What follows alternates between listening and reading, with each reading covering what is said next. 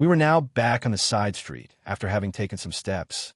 With the Thunder God retreated back inside his study, the students got to work and began mending the damage we caused. I did feel a bit guilty having done that to them, but being a prince of one of Zemuria's leading nations did have its perks. Just like entrusting Walter with my Mira, that car did have a limit. It's not like it contained the entirety of my current wealth.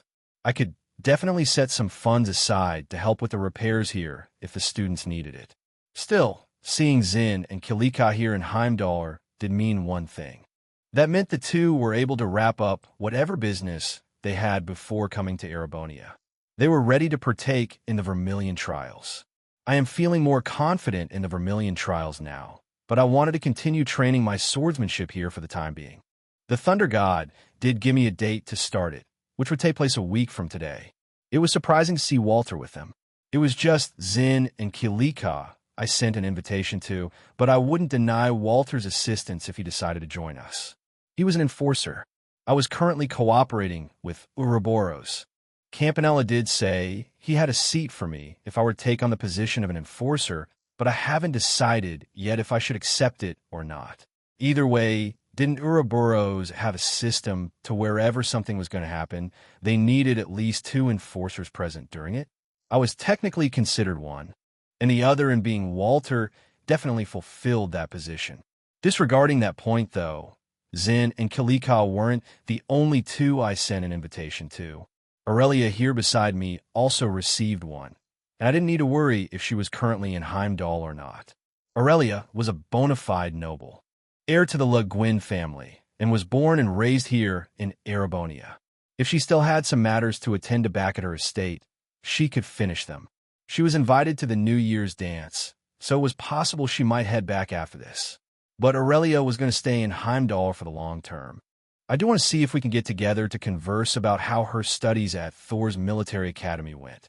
She was of the same students as Claire was, along with several other students who would eventually become teachers of Thor's when Reen and the other future Class 7 members enrolled, unlike Aurelia and Claire.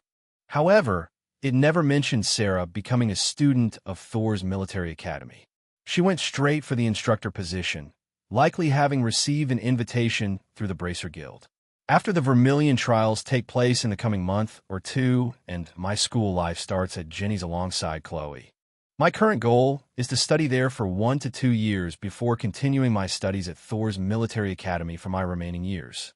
That time placement was crucial.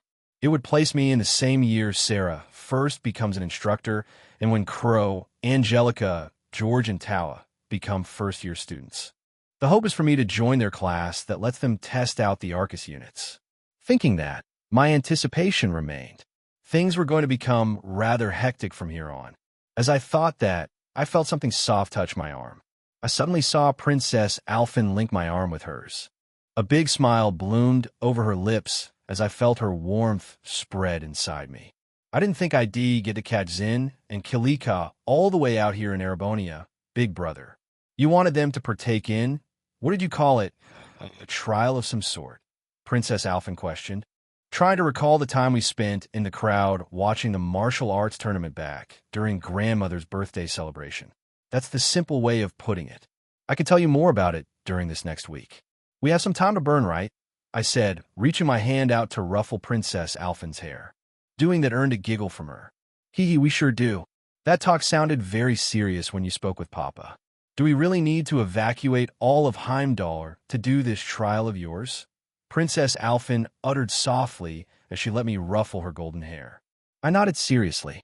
Yeah, you remember seeing that trapped knight beneath the palace, right? I plan to set him free.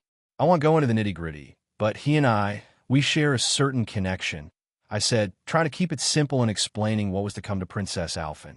That almost sounds like a prince going to rescue a captured princess. Princess Alphen happily chirped, clapping her hands together. Alphen, Prince Setter tried to say, only to shake his head, seeing his sister behave like this. I couldn't help but chuckle a bit hearing Princess Alphen say that. In a way, it was the truth, but the roles were reversed. I was a prince going to rescue a captured knight. Testarossa wasn't like the other divine knights. Due to its contamination of the dark dragon's cursed blood, Testarossa was sealed away. With Reen's actions, They were able to purify Testarossa inside the infernal castle, allowing Prince Cedric to pilot the Divine Knight. But this time around, I'm not going to let Prince Cedric do that. After all, I plan to pilot Testarossa if I can successfully free him. Seeing Prince Cedric's defeated look in his eyes, I chuckled. Disregarding my sister, what is this about going beneath Valflame Palace? I didn't know there was anything underneath it. Unless you are referring to that, Prince Cedric uttered to himself. Kurt's eyes wandered his way, seeing Prince Cedric become lost in thought. Your Highness. Kurt tried to call out to Prince Cedric. I was quick to interrupt him. Anything more on this topic may incite something to head our way, so why don't we continue this in Alphen's car? I decided to ask, drawing everyone's attention again. Before us, Princess Alphen's white orbital car soon pulled up to the main sidewalk as we continued to walk back in a Leica district. Several onlookers observed Princess Alphen's car with a surprised look, and it took them a good moment to realize who it was that was with us. I saw an icy blue-haired woman wearing her RMP uniform step outside the driver's seat, quickly rushing our way with a couple of officers with her. Welcome back, Your Highness. I take it your time spent at the Vander Dojo served its use? Claire said, welcoming us. Her eyes landed my way, and raised her eyebrows, seeing Cheryl on my back. Sure did. Hopefully you don't mind us bringing Cheryl back to the palace. Speaking of which, Aurelia, what do you plan to do? Do you want to come with us? I asked Aurelia. I currently don't have an immediate place to be. Would that be all right if I accompany you all? Aurelia asked. She looked at the two siblings. More the merrier, as they always say. Princess Alphen happily responded. I don't mind it, but I want to hear the details of this, Your Highness, Prince Cedric said with a serious look in his eyes as he looked my way. Of course. And what about you, Master? I looked at Rosalia, who remained quiet during this. Princess Alphen blinked her eyes, hearing me address Rosalia as Master. Master? Princess Alphen asked with interest. I have taught the boy and dabbled in some things here and there. Wherever he goes, I go. Surely you won't leave me to rot on the streets, will you? Naoto, Rosalia said with a playful smile. I don't think I would have it in me if I did do that, Master. You've already done so much. There's plenty of rooms to let Master stay in the palace, right, Alphen? I asked her. There sure is. I'd love to hear more stories about what you've done for Big Brother, Princess Alphen said while nodding her head. If it is all right with you all, I plan to stay here for the time being, Your Highnesses. After all, Mother did give me the task of remaining at the dojo to further strengthen my foundations. If you do need me, it'll be here, Kurt called out to us. Guess I'll be staying at the Vander Dojo. Prince Cedric glanced his way, but kept silent, and we all nodded our heads. Kurt bid us farewell with a salute before retreating the other way. For us, Claire opened the passenger door, and we all proceeded to step inside the car. Cheryl was still snoozing away, so I took a moment to gently place her onto the soft and padded leather seat next to me. With us situated inside the orbital car, Claire went back to the driver's seat, and it didn't take long at all for us to get on the road once again. And that was where the beauty of orbital technology came from. Nothing is gas-powered, and that meant no loud engines. Just a soft hum of the orbital gears grinding away as we sped off, back into the city and our destination, Valflame Palace. As nothing much happened this chapter, insert your favorite picture of Claire here. Chapter 281, Story Time. As always, inside Princess Alphen's orbital car, several figures could be seen seated inside. Claire was in the driver's seat. Prince Cedric, Princess Alphen, and Aurelia could be seen seated on the opposite end in front of me. I had gently placed Cheryl down to my side. Rosalia was also on our side of the seats. A look of disbelief appeared on the golden blonde-haired boy's face as his regal clothes shuffled around out of shock. His eyes turned wide the moment I uttered something to him. Aurelia also raised her eyes, not expecting me to hear what I had just said to Prince Cedric. You're joking, right? There's no way in Gehenna that I'm related to you, Prince Cedric yelled inside the orbital car as it sped into the heart of the city. I was surprised to learn about it after the New Year's dance, brother. This has something to do with those eyes of yours, right, big brother? Princess Alphen asked me, causing me to nod my head. That's a simple way of putting it, but you were right, Alphen, I responded. As I said that, The shock remained in Prince Cedric's eyes. I took a moment to glance out the window and to my left. I saw Walter head inside a local casino. His expression remained aloof behind those dark shades of his. Aside from that, there were crowds of people selling various goods and people out and about shopping. It was well into winter now, but because this was the heart of Erebonia's capital, that didn't stop them. And yet, back inside the orbital car, Rosalia took her seat where mine was. I felt her warmth as her back leaned up against my chest, sitting in my lap. A serious look appeared in her eyes, hearing Prince Cedric yell that out. "Watch your language, boy," Rosalia said with a harsh tone. Hearing Rosalia say that, Prince Cedric felt his blood run cold. "You do realize I'm a member of the imperial family, right?" Prince Cedric retorted. "And just who are you, anyways? You had the gall to sit next to the head of the Vander School, and now you're berating members of the imperial family." Prince Cedric questioned Rosalia after he regained his composure. Well, Prince Cedric had the right to doubt who Rosalia was. Her existence was interwoven throughout Erebonia's entire history. It was likely she existed even when the country came into existence. She has been around for centuries, watching the rise and fall of the capital city. I bet she was even present during the attack of the Dark Dragon that laid waste to the capital during the Dark Ages. So, just stay your tongue, young prince. I've been around for far more than you might realize. Or do you want to put your ancestors to shame? Rosalia retorted back at Prince Cedric. "You," Prince Cedric tried to say as anger grew in his eyes. Now, don't be like this, master. His Highness is just ignorant, that's all," I said, and proceeded to ruffle Rosalia's hair. Her hair color was very similar to Princess Alphen's hair. She didn't deny it either. True. They do say ignorance is bliss," Rosalia said, nodding her head. "It's only right for brother to be like this. He wasn't with us down there. That night looked very lonely and sounded like he was in pain. Are you saying only our imperial family can free him?" Princess Alphen asked as she looked my way. "Yeah, he's currently bound by a curse that's been plaguing this land. I plan to undo his chains, and the Arnor blood is needed for that. You could do it too, your highness, but it would seem this knight has already reached out to me," I said, giving a brief explanation as to what had happened, while remaining vague on the matter. "So because this so-called knight reached out to you, that confirms you really are of relation to us?" Prince Cedric uttered, catching on to it rather quickly. Hearing him say that caused me to smile. He then turned toward the driver's seat and observed Claire as she had her hands placed over the steering wheel. "And you were with my sister and his highness. You're the Chancellor's subordinate, right? Don't tell me. You knew about this too?" Prince Cedric asked Claire, showing eyes of doubt. "That is classified information, your highness. But if Miss Witch here decides to tell it, I will fall on deaf ears," Claire refuted, letting her eyes remain on the road. "This is something that even the subordinate of Chancellor Osborne can't say," Prince Cedric mused. "I feel it is right to tell his highness and Alphen, Rosalia. After all, this concerns matters of their blood, just like how the previous emperors were bound by it. It wouldn't feel right keeping them in the dark, even if I'm the one taking responsibility for it," I said, letting my fingers run through Rosalia's silky hair. Rosalia nodded her head. "'Tis only right for those of the Arnor bloodline to know what they have been cursed with. It is likely a secret passed down through one emperor to the next. So listen up, you brats. I'm only going to speak about this once.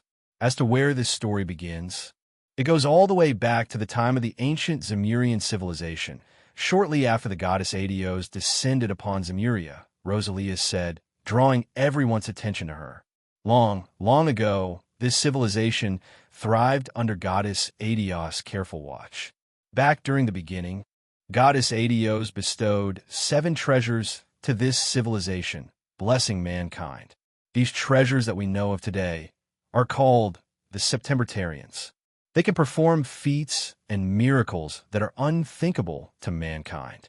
As a result of goddess Adios blessing mankind with these 7 treasures, it caused 7 clans to form, creating what we now know, the ancient Zemurian civilization, Rosalia began to say, starting the story of how Zemuria came to be.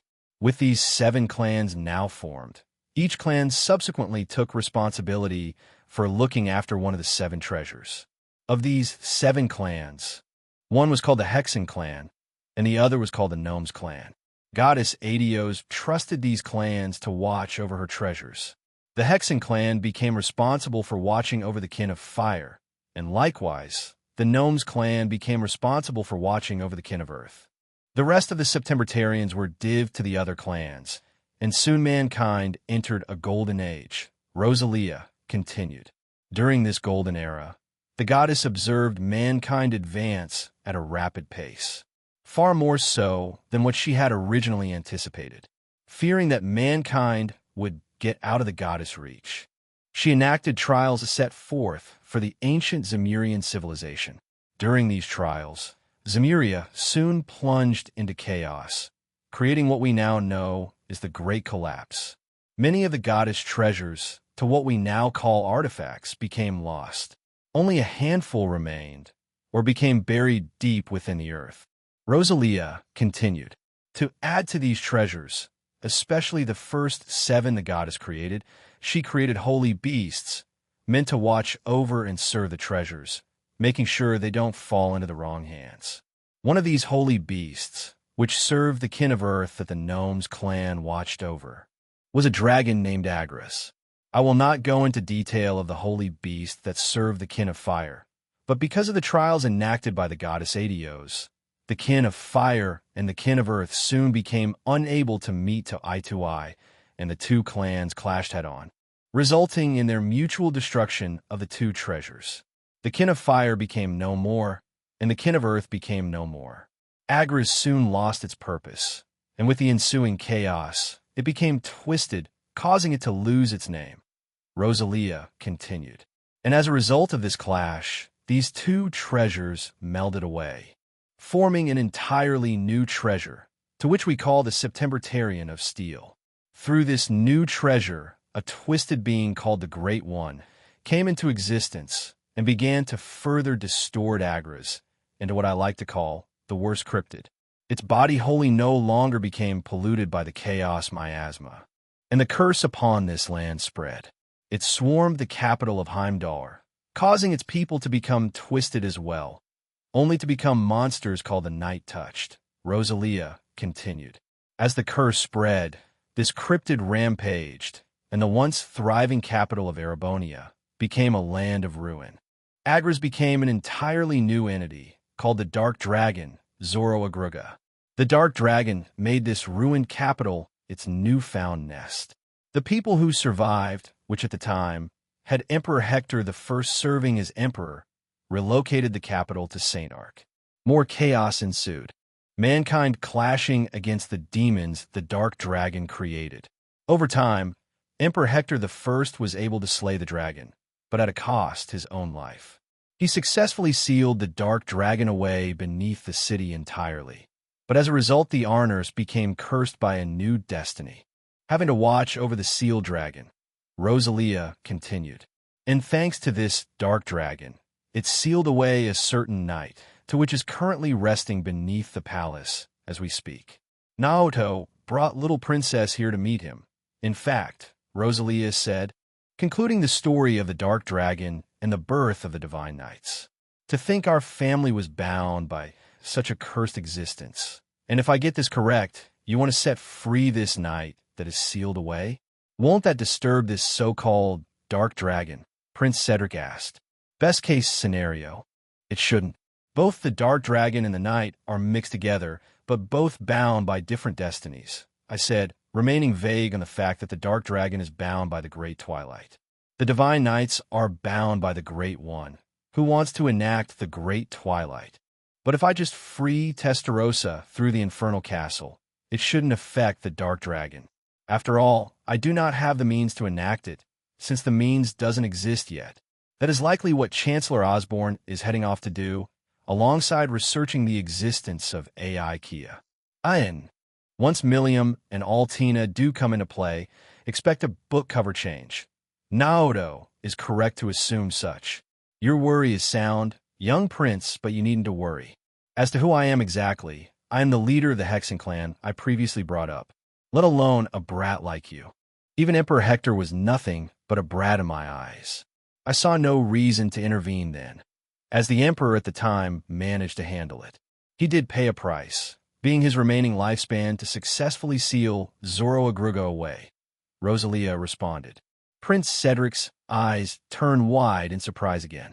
Princess Alphen's eyes lit up as Rosalia said that. Then that means you really are a witch who can use magic, Princess Alphen happily exclaimed. Omo. Plus I have taught Naoto here. He is my direct disciple. That was why you saw such flashy magic during that spar earlier, Rosalia said, feeling a sense of pride swell up inside her chest. That really was magic then, Prince Cedric continued to utter. That was rather a fascinating tale to listen to. It sounds like this story is only passed down through the imperial family. So I doubt most members of the imperial diet know of the dark dragon's existence. Aside from this tale, Your Highness, I too am capable of doing this, Aurelius said, drawing our attention to her. Oh, Prince Cedric mused, shifting his gaze toward Aurelia. We all saw a bluish glow of mana wrap around her body, which congealed into purple-colored lightning, the very same color that wrapped around my hand when I shocked Walter earlier. A somewhat loud, screeching noise echoed throughout the orbital car. Aurelia began to fiddle around with the lightning in her hand. Shri, you can use this magic too, Lady Aurelia? Prince Cedric said, uttering in amazement as purple lightning continued to wrap around Aurelia's hand. It was a constant screeching hum. It wasn't terribly loud. Aurelia managed to regulate her mana properly. I am even more anticipated now to see how she will use this lightning during combat. I'm also curious to see if she had any other elements too. Just please don't try to destroy the car we're in. I don't want to hear an earful from His Majesty later. Claire's voice called out to us. Hearing that caused me to chuckle. Fair point. It would be problematic to the people here if they suddenly saw an explosion, Aurelia mused. Thinking about that, who knew what would happen if that did happen? While I thought that, Aurelia ceased her mana, and the purple lightning vanished. Still, the story about this dark dragon miss, which relayed to us, did sound quite ominous. But from the looks of it, as long as we do our part properly, the dragon shouldn't get impacted by setting the night free. Princess Alphen tilted her head a bit as she asked. I nodded my head to ensure Prince Cedric and Princess Alphen's doubt. Yeah, we don't necessarily have to slay the dragon that's currently sealed away. This night can only be set free after Master's incantation is casted. Just through this alone is the reason we brought up the topic of a widespread evacuation protocol with Chancellor Osborne and His Majesty. Thankfully, they accepted it. The last thing I want to do is to endanger the lives of the people currently living here. I responded with a serious look. Prince Cedric's eyes turned wide in shock again hearing that. Wait, what? Prince Cedric yelled out in shock, not expecting me to say this.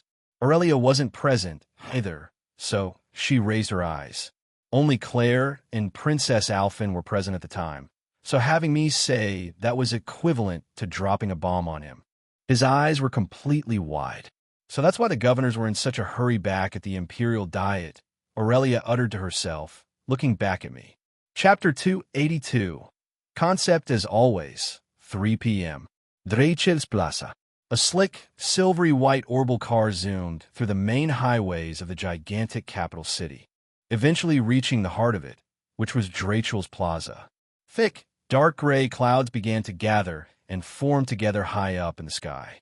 Some moments have passed after Naoto and his group left the Vander Dojo, enjoying the car ride that would eventually take them back to Valflame Palace.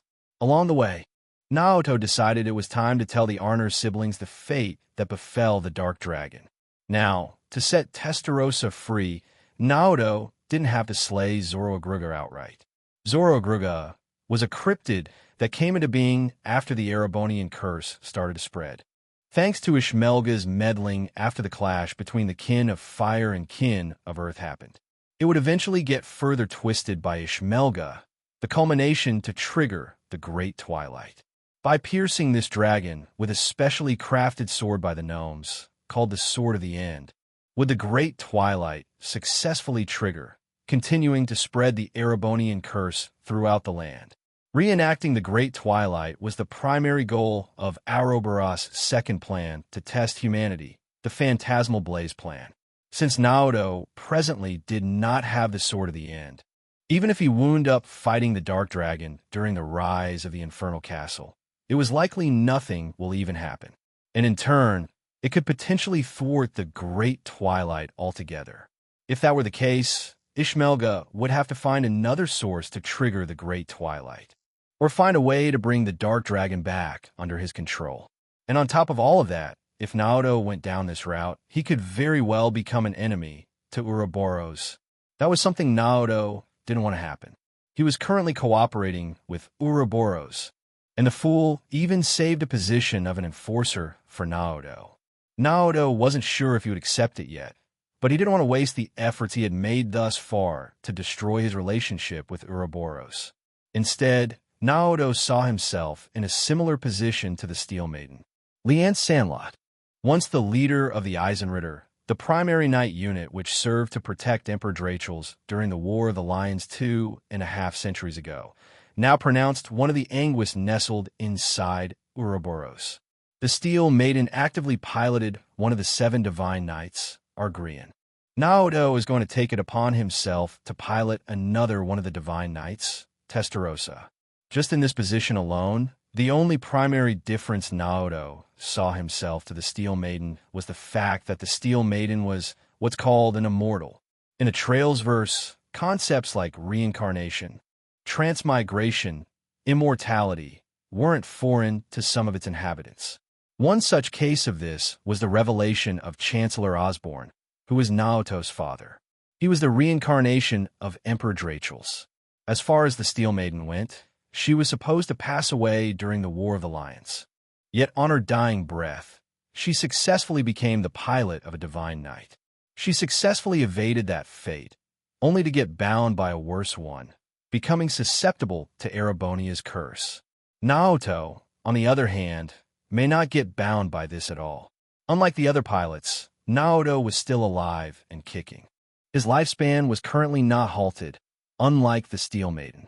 Naoto wasn't sure if he would get cursed by a divine knight's immortality. Instead, he thought of another similar characteristic that led him to thinking he still might be immortal in one way or another. And that was the gamer system. It lets Naoto continuously power up without any limits. It did impose a level cap on his stats, but it was very possible Naoto could break his limits and level up beyond the current cap of 250. Naoto wasn't sure what benefits he would receive by doing so, but immortality could become one possible scenario. Yet he would just be tied to his system and not by some curse bound by this land. Naoto wouldn't have to fear death once Reen's group cleanses the Great Twilight. As I pondered the story of the Dark Dragon and the Infernal Castle more during our car ride back to Valflame Palace, a couple hours passed by in a blink of an eye before we realized it. The dark gray clouds in the skies above began to spit out snow. One snowflake fell down one after another. A tiny layer of snow started to accumulate on the paved roads and sidewalks. Due to the snowfall, the people selling various goods through their stalls started to close up early for the day, and people began to disperse. Drachel's Plaza was still blocked off to the general public. Unless one had a special permit, they couldn't drive into it.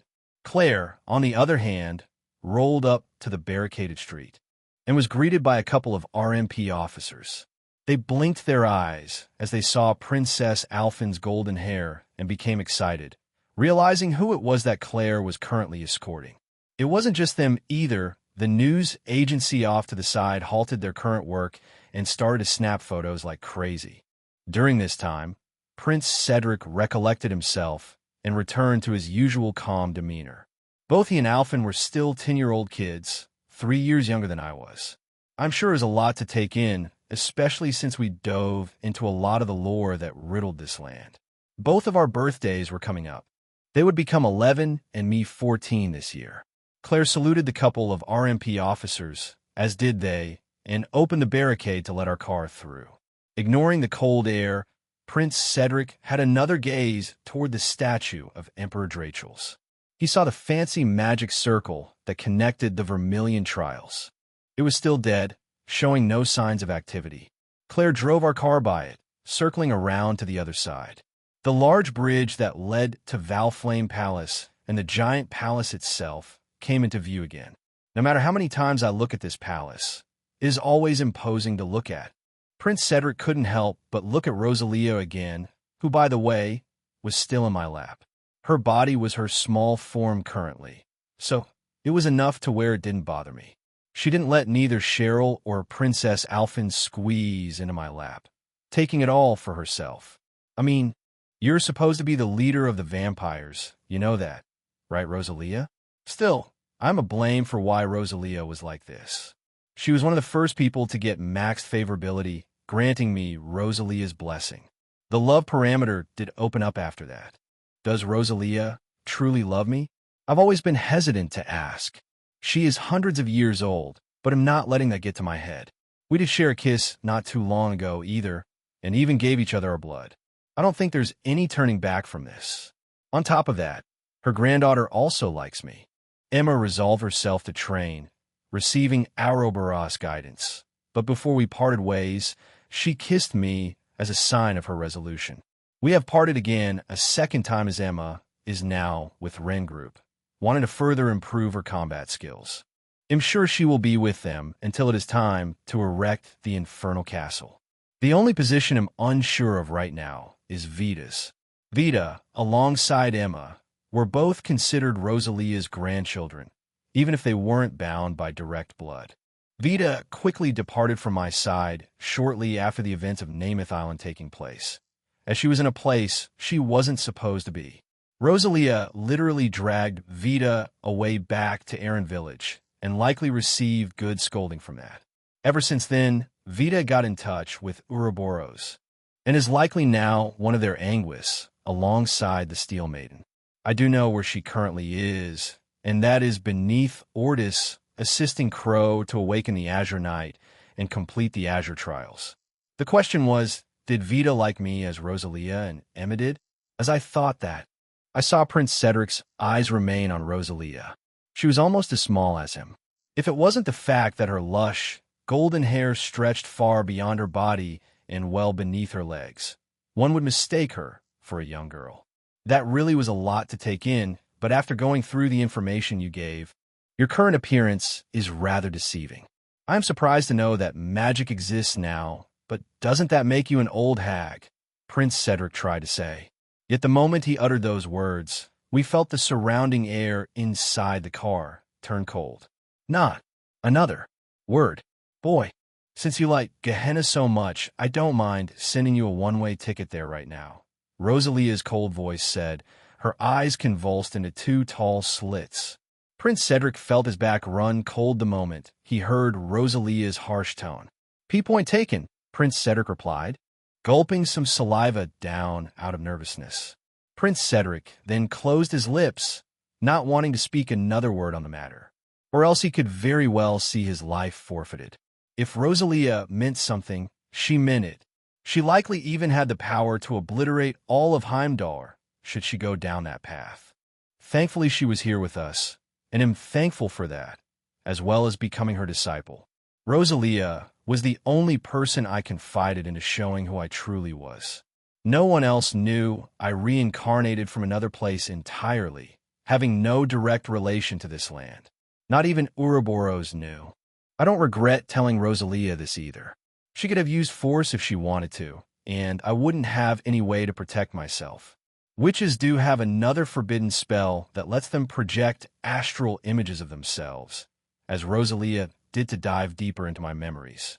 I saw Rosalia glance her eyes upward, and looked at me while tilting her head back a bit. Say, Naoto, me being here is mostly to teach you and Emma that incantation, but otherwise you're free for the most part, right?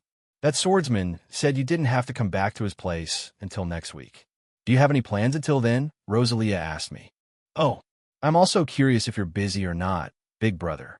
Now when I go back to St. Estrella, I really want to show you around Heimdall before I resume school, Princess Alphyn suggested. I don't see that being a problem, but I will be unavailable for 1 or 2 days at most. He'll be taking it easy today, but I want to head to Crossbell City tomorrow. I have some unfinished business to take care of there, I said, drawing everyone's attention again. As I said that, I looked down at the lilac-haired girl sleeping beside me. Rosalia was on my lap, so I placed Cheryl's sleeping figure to the side of me.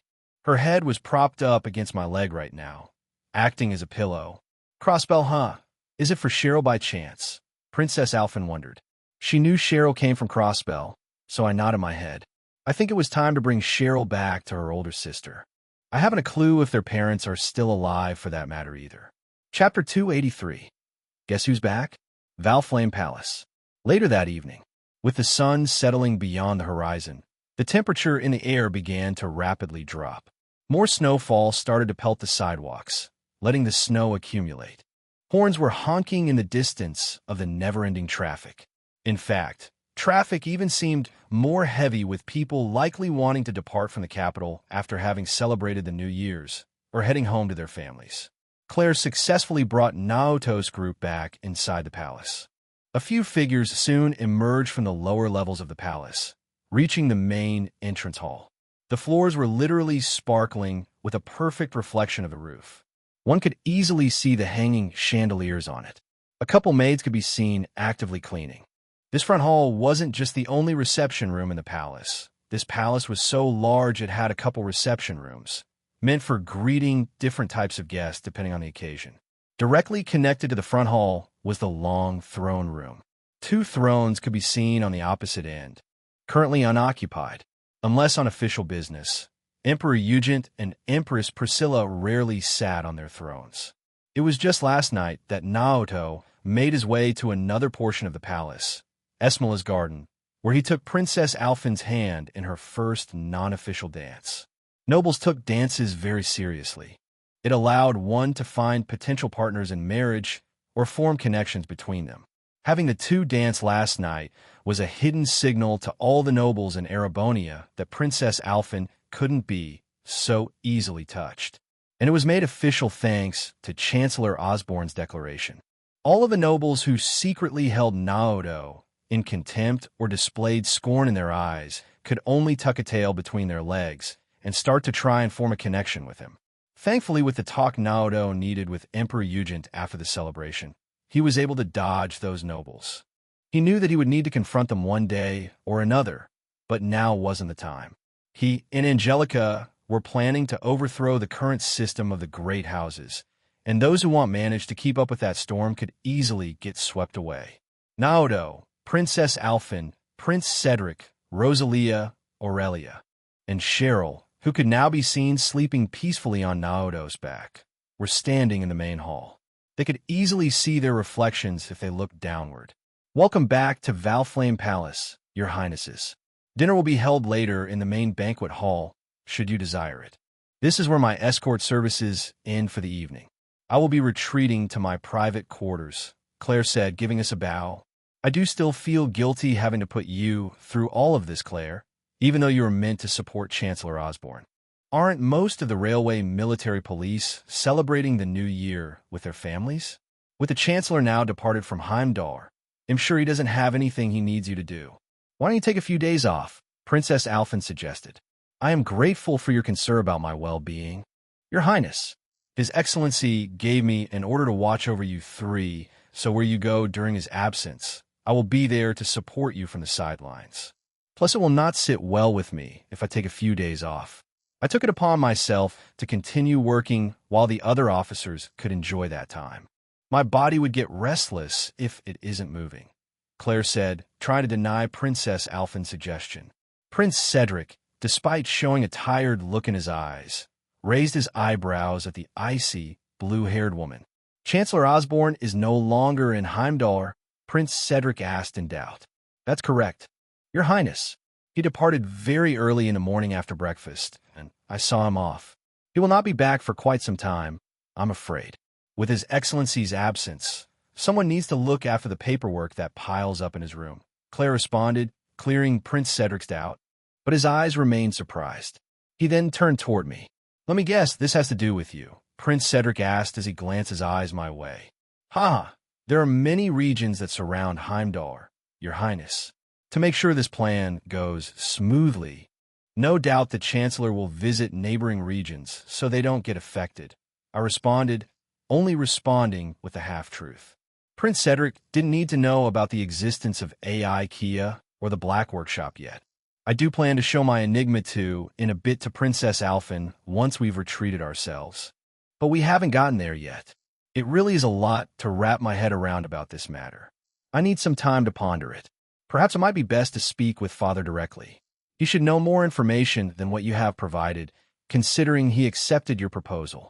I just didn't think it would result in Heimdall getting completely vacated. Just what on ADOs do you want to do? Prince Cedric continued to ask. No need to worry about such matters for now, young prince. Fernando here still has to do the hardest part, which is mastering the incantation. Before that process begins, I need to get in touch with that foolish granddaughter of mine to see how their progress is going. Rosalia said, nodding her head, informing Prince Cedric didn't need to worry about the infernal castle any longer. She was likely referring to Vita and her assisting Crow Durim the Azure Trials. Have they completed it by now? Also, I think I know where Rosalia's intent currently is when she said that to Prince Cedric. The rise of the infernal castle was set to happen, and it was only a matter of time. Why bother explaining the rest of it now when it will be visible for all of Heimdall to see in the next month? I smiled while I thought that to myself. I saw Claire nod her head too in response to our words. No doubt will it get busy in the coming month. Coming from being an officer myself, I would suggest you get all your current affairs in order. If you have anything you want to complete, now would be the time to do so, Claire suggested, causing me to nod my head. That's the plan. Since you weren't there during it, Claire, Lord Mattias is going to be creating a training program for me, which is set to start on the 8th. I'm sure we'll go on for at least a couple weeks, and it's possible we may or may not leave the city. Should that be the case, I do hope you prioritize Alphen's and His Highness' safety over mine, I said with a serious tone. Big brother, Princess Alphen uttered. A light blush appeared on her cheeks. True, it's not like you can be in two places at once. You were given an order by the Chancellor to watch over us.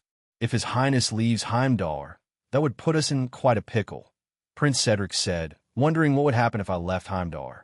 Moreover, I'm already planning to head to Crossbell City tomorrow. I'm guessing you must have thought about this already, Claire.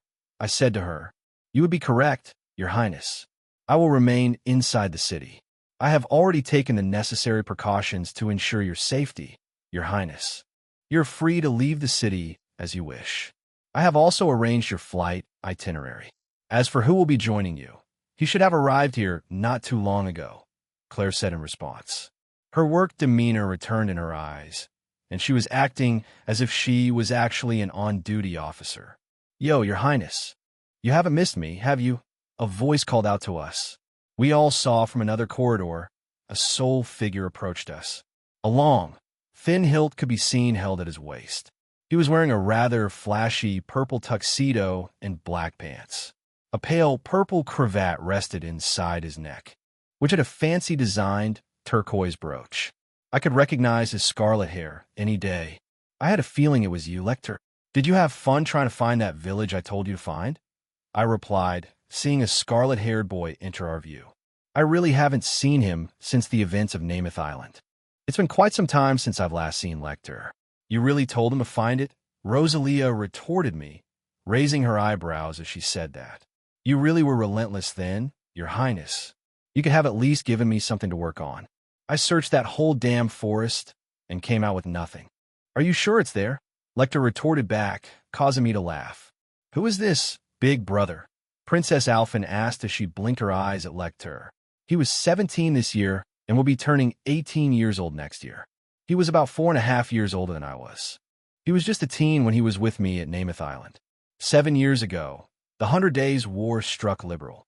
Lecter's father was one of the masterminds that twisted that tragedy, but Lecter himself was unaware at the time. Even then, Gilead saw Lecter's talents and recruited him into the intelligence division. I'm sure by then, the Iron Bloods were already born. Rufus was the first, Claire was the second, and Lecter the third. I'm pretty sure that's how it happened. And just like any day, Lecter still had that lazy look in his eyes. He had that unique air about him. Even if he didn't care about something going on, he had a special ability that if something was going to happen, it would.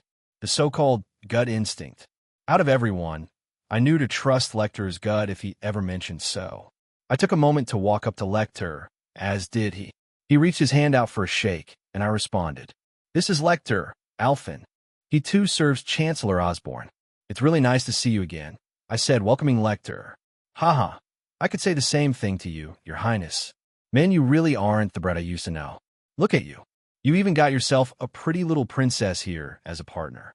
Trouble really does follow you in one way or another. Sounds like you're heading to Crossbell City in the morning, yeah? Lecter said, gripping my hand and giving me a firm handshake. This guy really was quite spunky and playful at heart. If I had to compare this guy to another, it'd likely be Prince Olivert's other persona, Olivier. Chapter 284. Testing as always the same evening. Crossbell City. International Bank of Crossbell, or commonly known as the IBC. Basement level.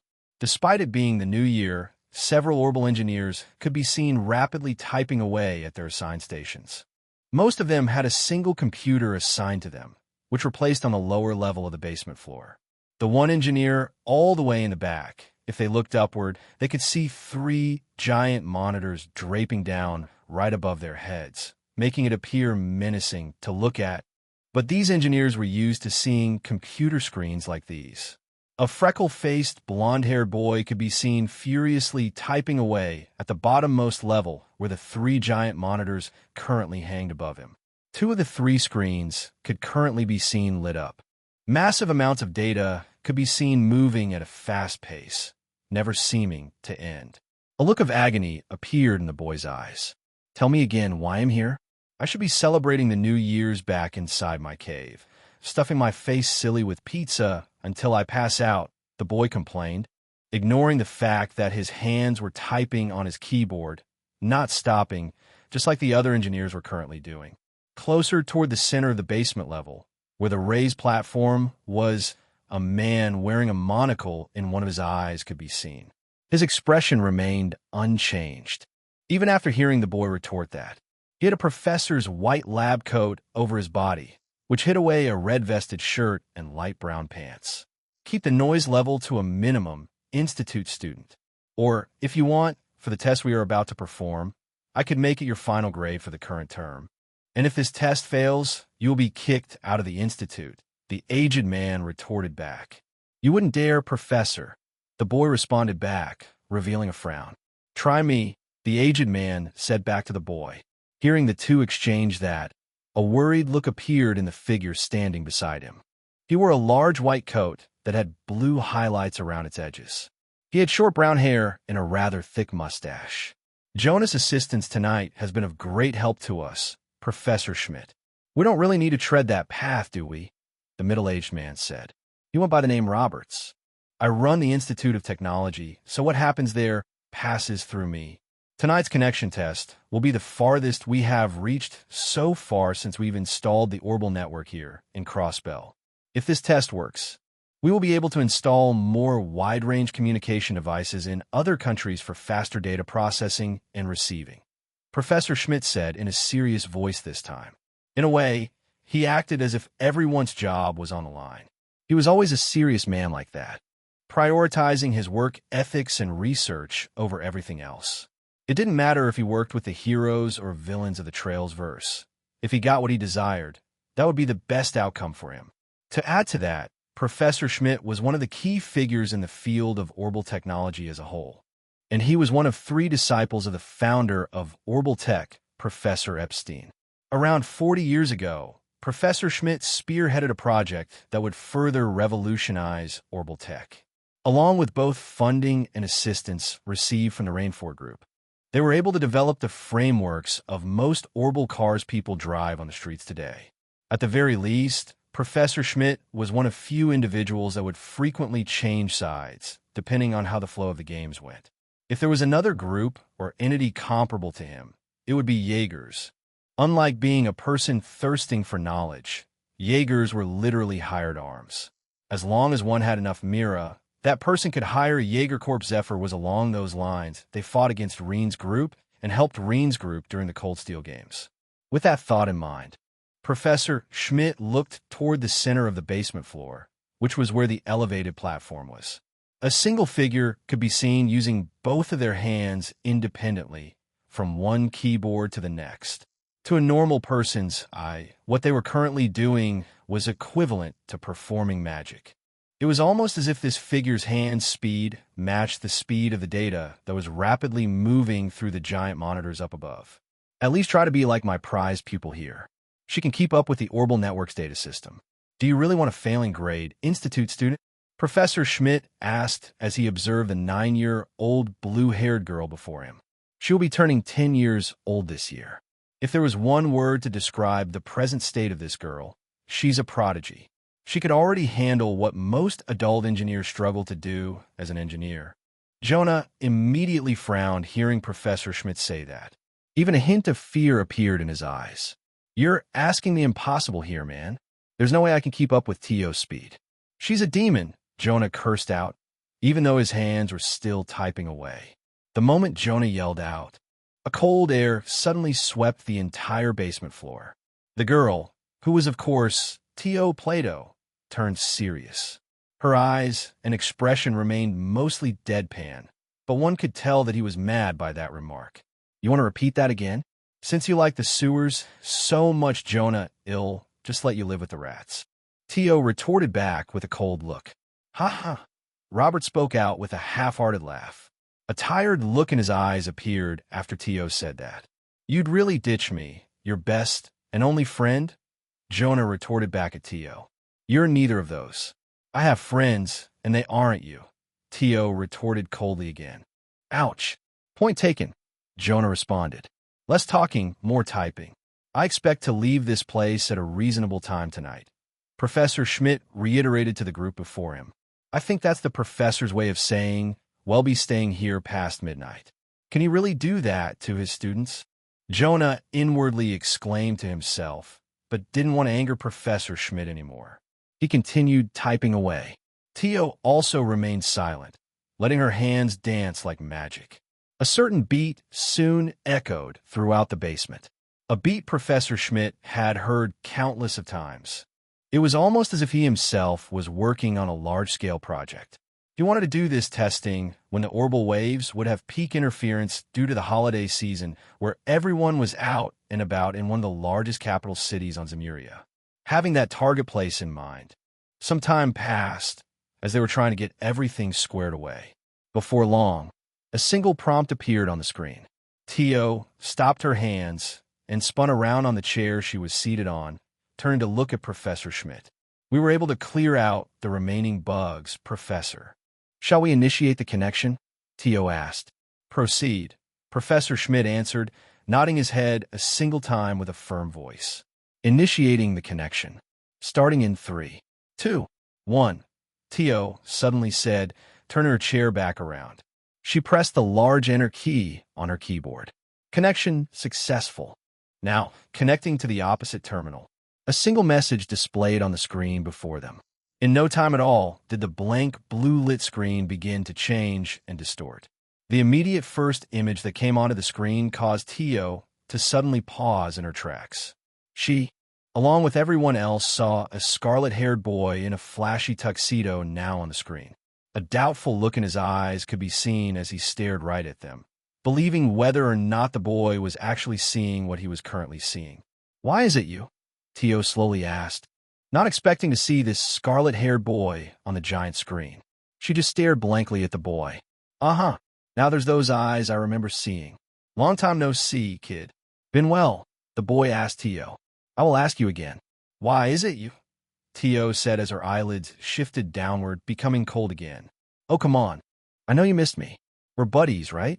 Please say we are. We went through that whole ordeal back on that island together, the scarlet-haired boy said, frowning. Island? Jonah questioned. What island? You went to an island, Tio. Jonah continued to question. Disbelief appeared in his eyes. You don't need to know, Jonah, Tio retorted Jonah. At this time, everyone present in the room heard a laugh, coming from another individual from behind the giant screen, likely where it was connected to. Haha, that's enough out of you, Lecter. It really is nice to see you again, Tio. Have you been well? A familiar voice said, only to bring a violet-haired boy with pure golden eyes on screen. They would only turn vermilion whenever he activated his skill. He was dressed in his regal robe. He opted not to wear any crowns, but he could if he wanted to. Tio happily responded, cracking a rare smile. She has been trying to smile more these days, and under the right conditions, this is what she would get. The violet-haired boy became happy seeing Tio smile like this. Looks like the connection test is successful. Good work, my prize pupil. Do you have any intermittent disruptions on your end? Naoto? Professor Schmidt asked. The screen to the left and the right continued its massive data flow, but it's been flowing smoothly without any errors. The violet-haired boy shook his head gently. Hearing that, the violet-haired boy raised his eyes. He wasn't sure exactly when Professor Schmidt started to address him by first name, but doesn't he only do that for individuals he respects? Perhaps he gained Professor Schmidt's favor the moment he introduced AI Kia to him. It left him thoughts to ponder. The only thing that didn't happen was the favorability meter. It has yet to be unlocked for Professor Schmidt. None that I can see, Professor. Welcome to Heimdall, I declared, seeing the Foundation's successful connection test to Erebonia's capital city. A smile appeared on my lips. After pushing Lecter aside, the boy who appeared on screen was of course me. Tio happily nodded her head in response to the successful connection. Chapter 285. Having a chat with Tio, as always, with the connection successfully established across the orbital network, I took a moment to pause, observing Tio's heartfelt smile. She would be turning just 10 years old this year, making Tio 3 years younger than me. She has come a long way, hasn't she? Just knowing that brought a smile to my face, smiling along with Tio. She was one of the few survivors of the DG cult. Now I know that Trails Through Daybreak was set to release, which would kick off the Calvert arc with a brand new cast of characters, but unfortunately, I was brought into Zemuria before I could dive into that portion of the Trails verse. I do not know if there were more DG cult survivors, but what I do know is what I currently know. Tio was one of the people I successfully brought out of that place. Alongside Tio, it was Enya, Cheryl, Van, and Ren. We were all subjected to the Gnosis drug during our stay in those caves. Among the side effects we received, Tio likely had it the worst. She lost most of her emotions.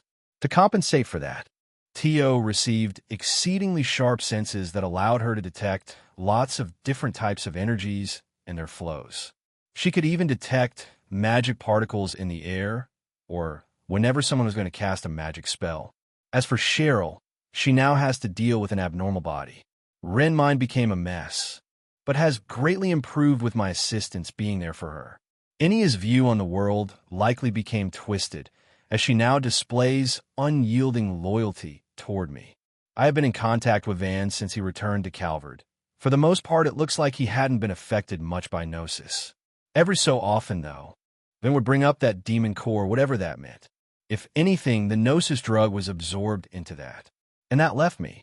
Most of the side effects of Gnosis thankfully got absorbed by the gamer system. It recalculated the effects the drug gave me, creating the endurance skill. I now take less damage no matter what type of attack I receive compared to a normal person. With my interference of the DG cult, things played out differently. I rescued everyone much earlier than the original time frame. Tio should have been rescued by Guy during the extermination in S1198, but she was already free by then. And on top of that, she was scouted by the Epstein Foundation earlier than anticipated. She did originally return to her parents, but they became quickly estranged with each other after seeing the effect Gnosis had on Tio, and Tio fled her home. This shouldn't have happened until S1201, but now I see Tio directly working with Professor Schmidt and the Epstein Foundation before my very eyes. Will this stop me from wanting Tio to continue down this path? Absolutely not.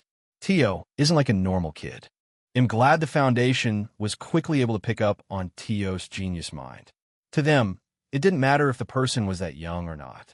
That place offered a great chance to let Tio continue to grow, to the point which had Tio collect practical data and experience by joining the SSS. I do hope that Tio will still get approved to join the SSS. That won't happen until another 4 years, so there's still some time before then. Keeping that to the back of my head, I suddenly felt my side get jabbed by an elbow, only to see Lecter drape his arm over my left shoulder. I could see a playful smile on his lips, seeing him, but into the screen again. Teos' expression shifted back into her deadpan, seeing Lecter do this. Get this kid, little Princey boy here, is looking to round up the old crew again. Even little old me wasn't left out. Pretty exciting, right? Lecter suddenly said, causing me to pause in my current tracks entirely. My eyes turned cold the moment he said that. I dare you to call me that again. Lecter, I retorted with a serious voice. Lecter couldn't help but blink his eyes at me, seeing me do this. Come on, man. Liven up a little. Oh, wait, you aren't a kid anymore, huh? Lecter replied back with a playful laugh. Just so, I'm set to debut into high society next year. So yes, don't treat me like a kid anymore. Get that into your head. I responded back. Roger, Lecter said, giving me a half-hearted salute. I could only shake my shoulders seeing this. High society, huh? Isn't that where all those fancy-dandy nobles attend those stuffy parties and all that? Gross, Jonas said, sticking his tongue out in disgust. Count me out. There's no way I could ever be a part of that life, Jonah continued. I know, right? I love the free life. I totally get your viewpoint, Lecter said, giving Jonah a thumbs up. Jonah just stared back at Lecter, seeing him act so carefree. Joking aside, is what this deadbeat said true, Naoto? Are you really wanting to gather up the friends we've made? Tio asked, garnering her interest. My gaze switched back onto Tio again, and I nodded my head. Ouch! Do I really look like a deadbeat to you, kid? Lecter asked with a frown while I answered Tio stout. We should have thrown you overboard, Tio retorted back at Lecter. Seeing the serious look in Tio's eyes, Lecter felt his blood run cold. His gut started to speak to him, and he knew to shut his mouth. So he did. Haha. It is true what Lecter said, Tio. I invited a few individuals over here, and I'm looking to round up our friends too. It's too much to explain just over this video call. But are you interested, Tio? I decided to ask her. Tio quickly nodded her head. Tio happily nodded in response to me, signaling that she wanted to come over here. Professor Schmidt glanced his eyes over toward the blue-haired girl before him. You really haven't mentioned many desires since the Foundation took you in, prized pupil. You have displayed excellent results since you've joined the Orbital Network project, unlike a certain institute student here. If you do want some time off, I can propose a draft to the engineers back in Lehman, Professor Schmidt suggested. You'd do that, Professor? Tio asked with surprise. I too became surprised hearing Professor Schmidt say that. It's the least I can do. It's not like I want to give time off to people who need it. More so, you've given me adequate data for me to continue my own research for the time being. The data we are receiving now is just icing on a cake, Professor Schmidt said, nodding his head in confirmation. So the professor says, which brings me to my next point. Where exactly are you anyways? I did see in the report that we'll be connecting to Erebonia. I think it mentioned the capital city too. It looks like you are in a bedroom of sorts, Jonah questioned, tilting his head to the side. I revealed a playful grin hearing that. We sure are in Heimdall. Let me introduce you all to someone. Now introducing Erebonia's greatest treasure, Her Highness, Princess Alphen, I declared, reaching off-screen to bring Princess Alphen over. Do we really need to do this, big brother? This is pretty embarrassing as it is. Princess Alphen's voice called out to those inside the basement floor of the IBC building. I pushed Lecter off-screen, only to bring in a beautiful golden blonde-haired girl beside me. Everyone raised their eyes, seeing the crown princess of Erebonia enter their view.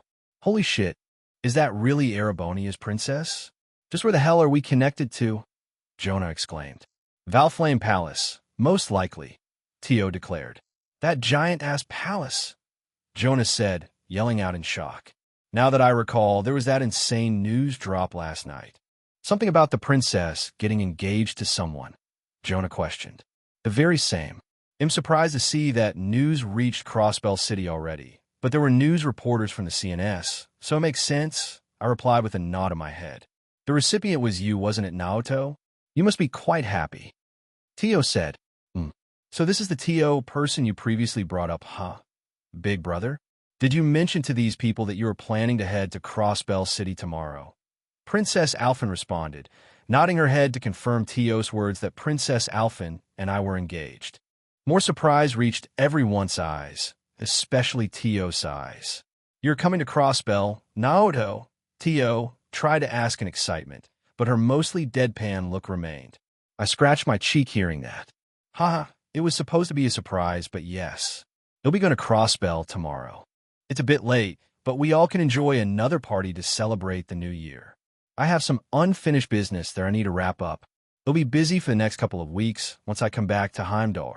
I may have restricted communications during that, I said, nodding my head. Should I put off requesting some time off until after those couple of weeks are done then? Tio decided to ask. That would be for the best. I know most should be able to come here after these next couple weeks. I'm not sure if Van will be able to attend.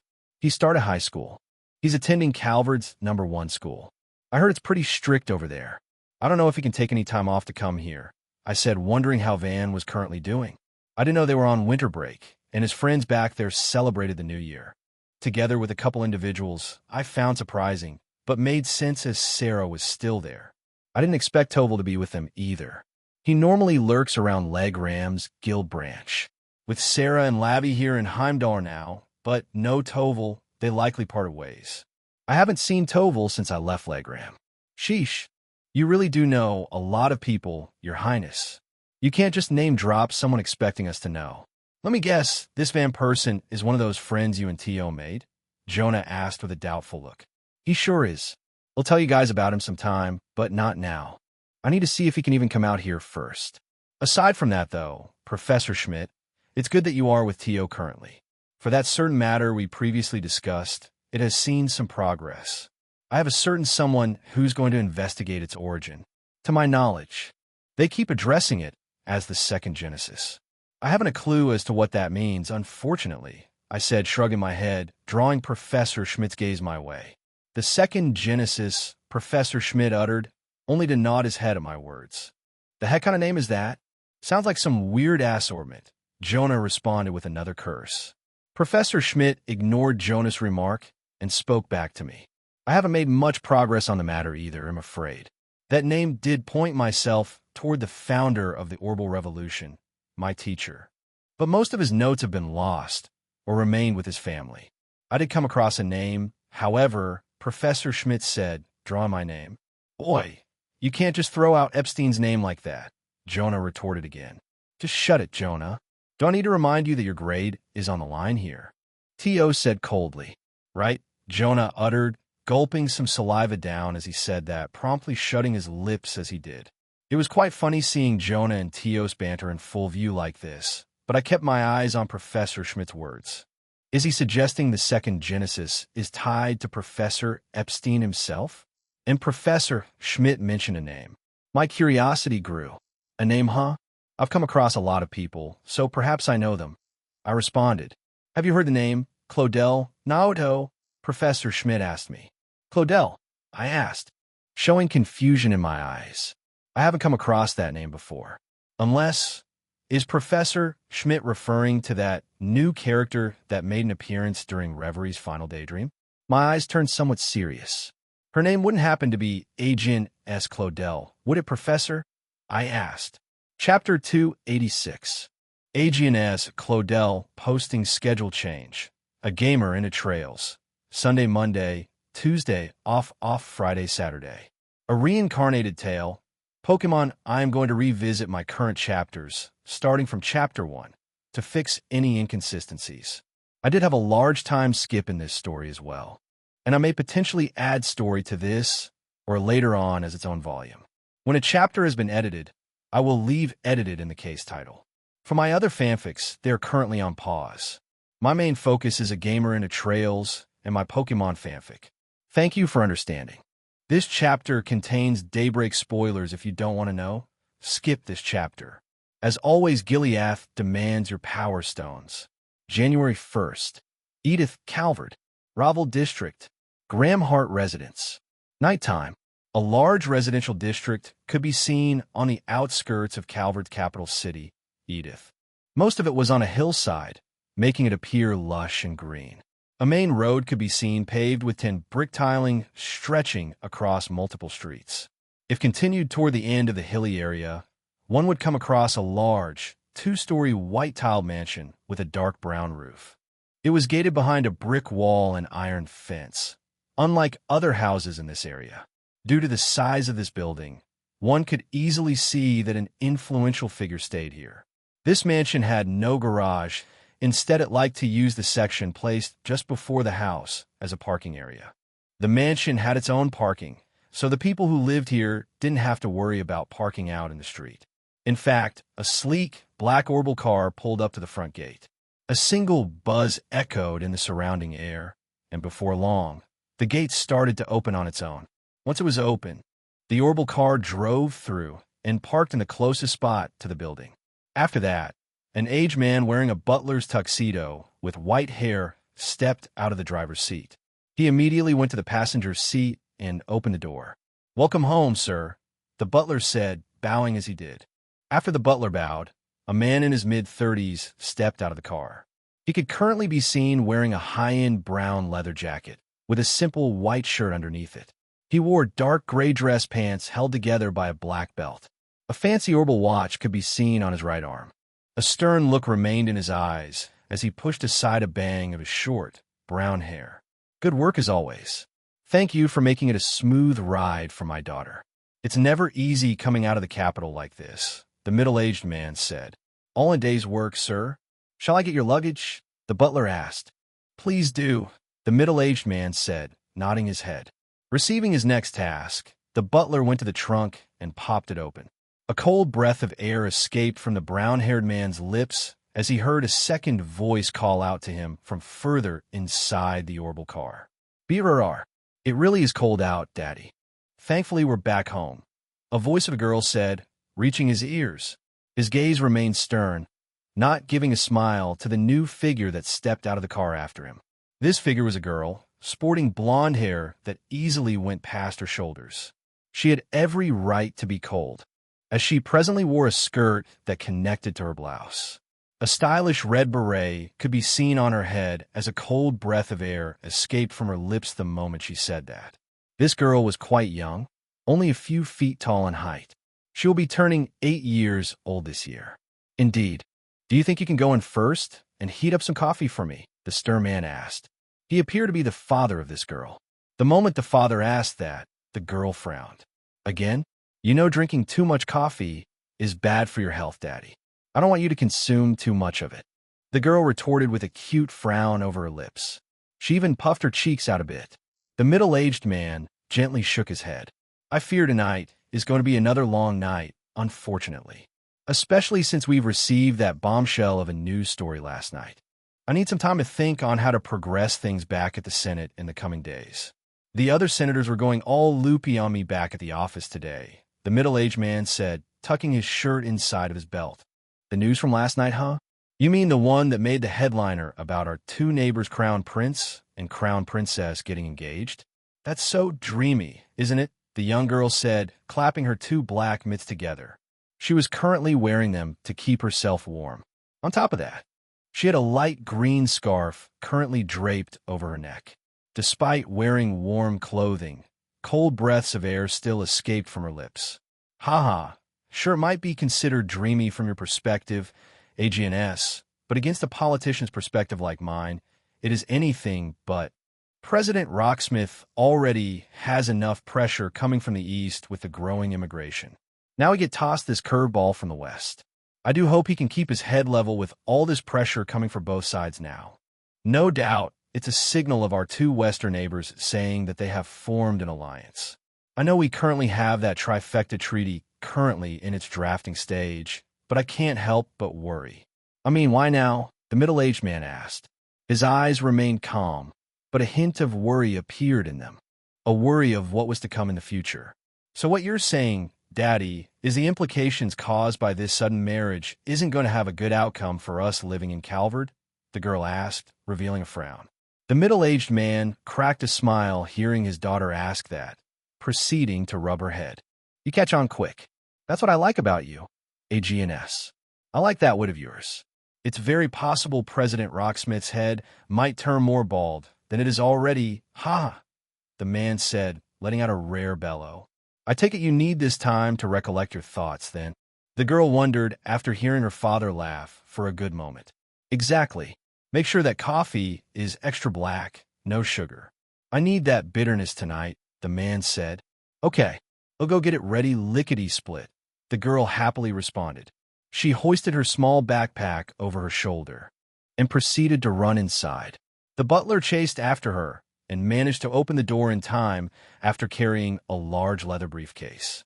Yet just as the girl was about to dash inside, the man called out to her. His eyes landed on the unique pocket watch-like device currently worn over her neck. It looked very ancient, and in its center was mostly blue. It had a plus pattern embedded in its center. Oh, and make sure you don't lose at what's around your neck. AGNS, all right? The man said, seeing the pocket watch-like device around the girl's neck wave back and forth as she darted away. The girl halted in place and looked back at her father. Okay, she said, nodding her head, seeing the seriousness in her father's eyes. The girl named AGNS reached her hand upward and secured the ancient pocket watch device currently draped over her neck. Yet the moment she clasped onto the device, her eyes watched on as it began to light up. A blue glow began to encompass its center, specifically where the plus symbol was. AGNS suddenly paused her running and came to a complete halt, seeing her device start glowing. Huh, AGNS tried to ask, blinking her eyes at the device, appearing to have activated, or at least in a partial state. She was under the impression this device lost all of its orbital energy to even power on. Is something wrong, young miss? The butler asked, catching up to AGNS. He too saw the device over AGNS's neck currently glowing, causing him to raise his eyebrows. Daddy, the weird device mother left me after her passing just started to glow, AGNS yelled out, causing the middle-aged man's gaze to turn serious. What? The middle-aged man asked, seeing his daughter turn around. He too saw the bluish glow now around her neck. Do you feel any discomfort? AGNS. The man continued to ask. His demeanor remained calm. Despite that, AGNS still became surprised hearing her father react like this. AGNS tilted her head to the side to ponder for a moment, checking herself to see if she felt any discomfort from the device's glow. She quickly shook her head, denying the man's worry. I don't feel anything weird. How strange, AGNS responded, which only sparked more confusion in her eyes. Hearing that, the middle-aged man soon turned silent, calmly observing the ongoing phenomenon. It's just like Claudel mentioned.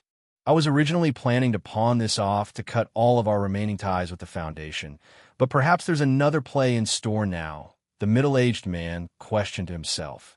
What did those notes that were left behind call these things? The October Jeanses, the middle-aged man continued to ponder. It's just as described in those notes, too. Claudel mentioned most of these devices were already lost. So why is the first Genesis activating? Does that mean there is now another one in play? The middle-aged man continued. As he thought that, the bluish glow continued, and he looked back at AGNS again. Are you sure you aren't feeling anything right now, AGNS? The middle-aged man asked again, wanted to see if his daughter had any reaction. AGNS pondered to herself a second time after hearing her father reiterate his question. This time, the feeling she soon felt became indescribable. It acted as if this strange device was starting to pull AGNS's body in a particular direction. With this new sensation, AGNS began to turn her body around. Strange. Now, I'm feeling as if this thing is wanting me to go somewhere. Would you happen to know where, Daddy? AGNS questioned. Which direction do you think this device is tugging you at? AGNS, the middle-aged man asked with a serious look. AGNS turned silent again for a moment and shifted her current stature toward a particular direction. Her back now stood against the mansion, which was also pointed toward Edith. With her boy now aligned, AGNS raised her finger only to point directly opposite to where her back was currently positioned. Her finger pointed toward the endless roaming lands before her. I think it's telling me to go this way. I have no idea how far, though, AGNS said, pointing toward a certain location.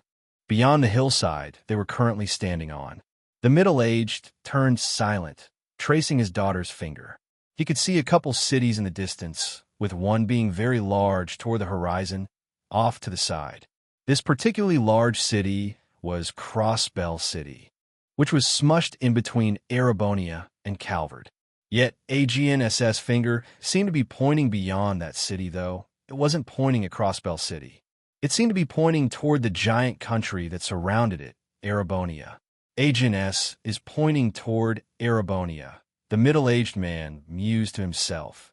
Is this device suggesting where another one of these so-called October Jeanses presently is? I recall seeing that mentioned in the notes too. How did that go again? When two October Jeanses came into play, they would slowly start to react to one another, making the other side aware. The man continued to think. If that really is the case, I probably shouldn't pawn this off. Just what an adios name are you keeping to yourself, Claudel? The man continued. The man then looked toward his daughter again. He knew she was becoming more distant with him as time went on. That was for good reason. After all, the man couldn't even raise his family as he focused mostly on work. Knowing that, he gave his own daughter up for adoption. After being guided by the Protective Services Program, his daughter found a caretaker, whose last name went by the name Claudel. With his daughter now under the care of that family, he solely focused on governmental work with Calvard's Republican office, being a senator. Yet to his wildest dreams, this man had no idea at the time that the wife of the Claudel family was in fact the granddaughter of the leading figure of the entire Orbital Revolution, Professor C. Epstein himself. The Claudel family knew of the existence of the October Jeanses devices. They were the very first prototype orbments created by Professor Epstein. Their sole purpose was to observe the state of the world. Through the efforts of these devices, most arts that are known today were successfully created. Sadly, Aegean SS' adoptive mother recently passed away, and the man began to focus his efforts on bringing his daughter back. He knew he was still a very busy man, so hopefully the maids and butlers he had presently hired could be enough to look after raising her. But he knew his distance between his daughter and himself was stretched. Yet the man felt grateful, even after these 7 or so years of absence. Aegean S still acknowledged the man as her father. Her adoptive mother left behind the first Genesis to Aegean S, which originally was supposed to be lost along with the others. But now, the man knew there is now a second October Genesis device now in play. The man could only ponder how to proceed with this newfound knowledge. Should he start trying to raise his daughter correctly, despite having clear signs of a wide bridge placed between the two? The middle-aged man shook his head, clearing those thoughts away for now. He knew the device around Aegean SS' neck was the first Genesis, and the fact that there were a total of 8 of them. The only question remaining was, which other of the 8 was now in play? He proceeded to look at Aegean S again, who still had confusion in their eyes. Observing the device that was now in a deactivated state again, he proceeded to yell something out at her, drawing Aegean SS' gaze back at him. Looks like there's nothing we can do for now, Aegean S, so why don't you go inside and prepare that coffee for me? The man yelled out, causing his daughter to nod her head. Okay, Aegean S happily replied. She then had one last look at the device around her neck. Seeing it unresponsive, she darted inside the large mansion. The butler looked at the man and bowed at him, before heading inside after Aegean S vanished from sight. The man was now left alone. Dark gray clouds began to gather around the skies. Before long, one snowflake after another began to fall, and it started to snow. A calm, observant look remained in his eyes, yet at the same time contained a hint of worry in them as to what was to come in the future. As to who this man was, he went by the name Roy Graham Hart. If there was any one person Naoto would have to worry about in the future, it would be this man standing here next to the orbital car. Presently, it was President Rocksmith who was Calvard's president. He would be in office for the next few years, until Western Zemurian Trade Conference kicked off in Crossbell during Trails to Azure. Roy would soon become discontent with President Rocksmith's half-hearted actions for Calvard during this period of time. In response to that, Roy would run for president, against Rocksmith's re-election. That was how it went in the original Trails verse anyways. With things now progressing into a new stage, Roy was unsure how the future will come into play now. Should he try to build the lost relationship he had with his daughter now that he had a more secure grasp of what these prototype orbments were? What Roy didn't know at the time was that his daughter, who went by the name Adrienne S. Claudel, would eventually become entwined with Daybreak's leading character, Van Arkwright. The two shared different last names, but that was because Adrienne S. kept her adoptive other's name, both serving as a memento of her late mother and to respect her mother's family. After all, Adrienne S. would be considered the great-granddaughter of Professor Epstein, albeit not directly linked by blood. And as the saying went, only time would tell if it would answer Roy's current doubt. Taking a moment to himself, Roy collected himself and headed on inside, closing the car door. The gate to their mansion began to automatically close, letting the family inside for the evening. Chapter 287. Black Workshop. Near the same time Naoto was convening with Tio through the Orbital Network. Northwest Erebonia. Somewhere located deep within endless roaming chasms buried inside the earth. Exact location, unknown. Oh ho ho, how splendid. A voice of an aged man called out, appearing to be in bliss. A face of an aged man grinning from ear to ear could currently be seen, observing something before him. Fascinating. Truly a fascinating little creature this one is. I see no divergent laws at play here. Just how did you come into existence? The aged man continued. This man appeared quite old. His blonde hair was currently in the process of having its color fade away, showing just how old he was. This aged man presently wore a stylish white leather coat that hid away a purple undershirt and teal tie, securing it in place. Most of his hands were hidden away by a pair of white gloves. As to where this man was currently located, it appeared to be a high-tech laboratory. Just as its name implied, most of the landscape was colored black. There were areas where it made use of its natural landscape of endless roaming chasms deep within the earth and was visible, but most of it was cloaked away within the heart of these mountains. This place was quite extensive, going on endlessly in multiple directions. Each section of this place was colored differently, which denoted the type of working being done. To say the least, it had many types of facilities available. This place had one name to it, the Black Workshop, home to the gnomes, the rival clan to the witches of the Hexen clan. The Hexen clan were renowned for their development of magic skills, while the gnomes went in an opposite direction. They were known as expert craftsmen. Little did most people know that most high-ranked weapons found in Jaeger Corps and other organizations using uniquely crafted weapons all originated from the Black Workshop. Rutger's Buster Glaive, the War Ogre's twin battle axes, even Randy's Berserker came from here, each one strong in their own right. This place oozed fantasy. Naoto wouldn't even come close to trying to find a place like this one in his previous life. These weapons were created in just one of many wings of the Black Workshop, aptly dubbed the Violet Wing. Unfortunately, the aged man's attention was held elsewhere in an entirely different wing, where many different creatures and monsters received experiments one after another, the biological wing, aptly dubbed the Blue Wing. This was the very same wing that the homunculus technology was currently being developed at. The aged man could currently be seen standing in front of a large examination table, clearly observing something before him. This man was none other than the main supervisor of the Black Workshop. Despite it being ruled by the gnomes, this man still watched over it. Adding to that, the Black Workshop was but just one of several workshops under a single organization. This organization rivaled that of Ouroboros, perhaps even being larger than it. It was a part of what was called the 13 Factories. While the Epstein Foundation was responsible for creating most of the common orbital gadgets and ornaments the marketplace currently receives today, the 13 factories were responsible for creating all of the out-of-this-world orbital tech and machinery. The largest manned airship known to exist, the Glorious, came from here. Many mechanoid dolls and automatons also originated from the 13 factories, coming in several shapes and sizes. The 13 factories not only had bases in Erebonia and Crossbell City, but also throughout the entire land of Zemuria. Its network was that extensive. It covered much, much more land than Ouroboros did. To date, only 2 factories have been named, the Black Workshop and the Rosenberg Studio.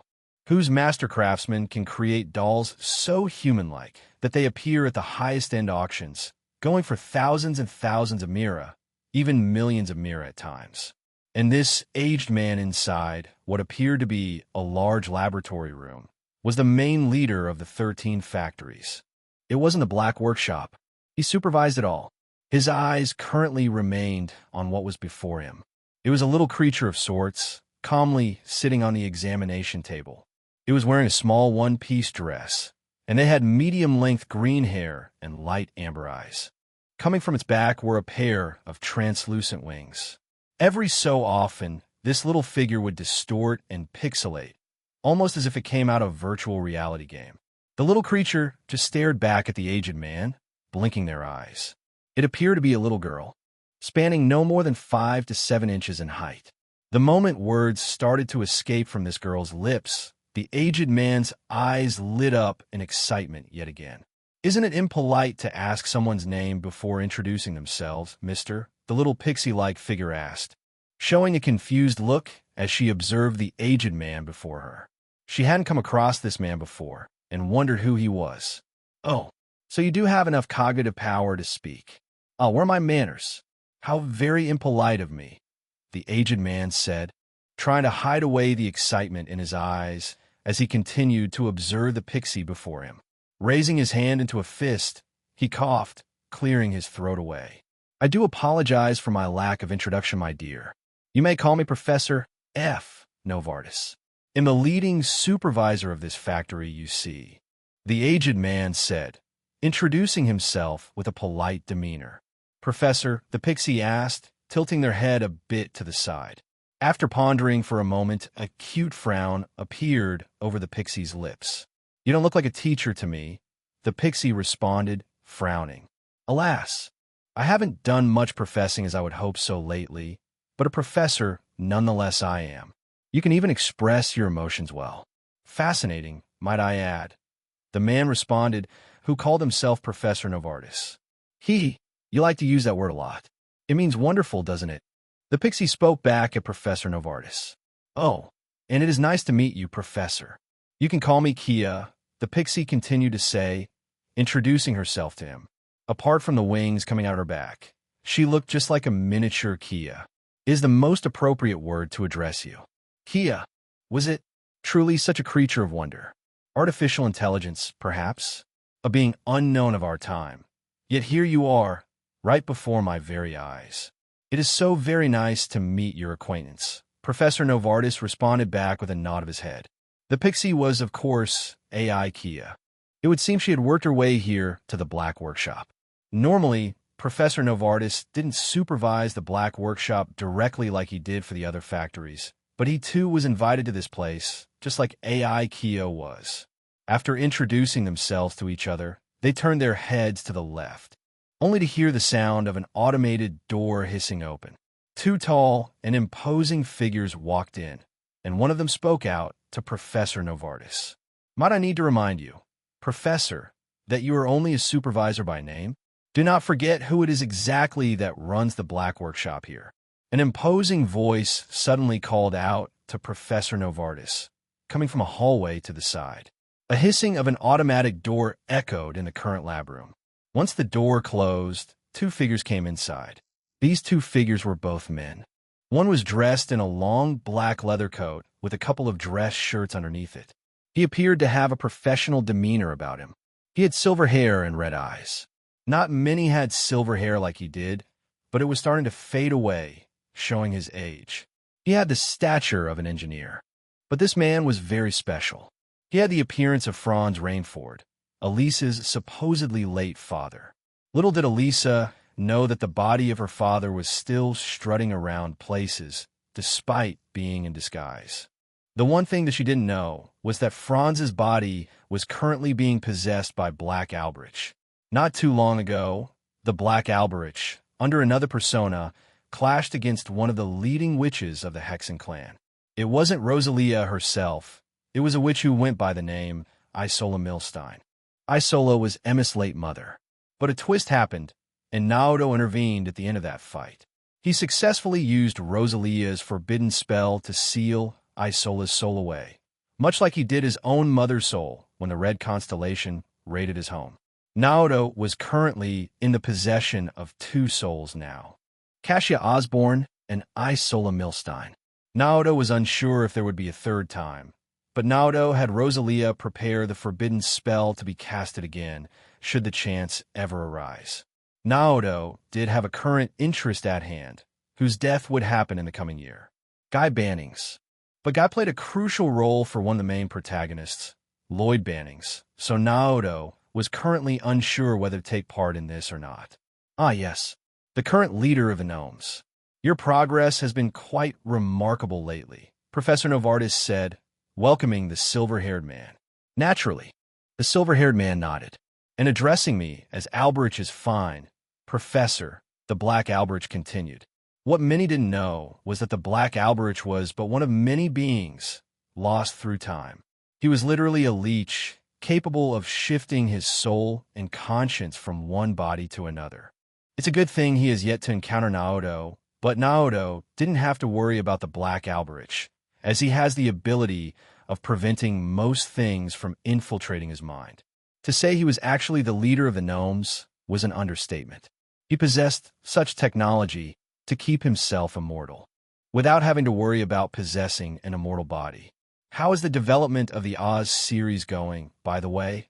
Professor Novartis decided to ask Black Alberich. On schedule. We are currently placing the final touches down. They should be the first of many naturally created homunculi to come. We ran through quite a number of prototypes, but I'm satisfied with the final results. Oz 73 and Oz 74 should be ready to set off in the coming year. Though if we increase our manpower, it is possible to shorten that time, Black Alberich explained.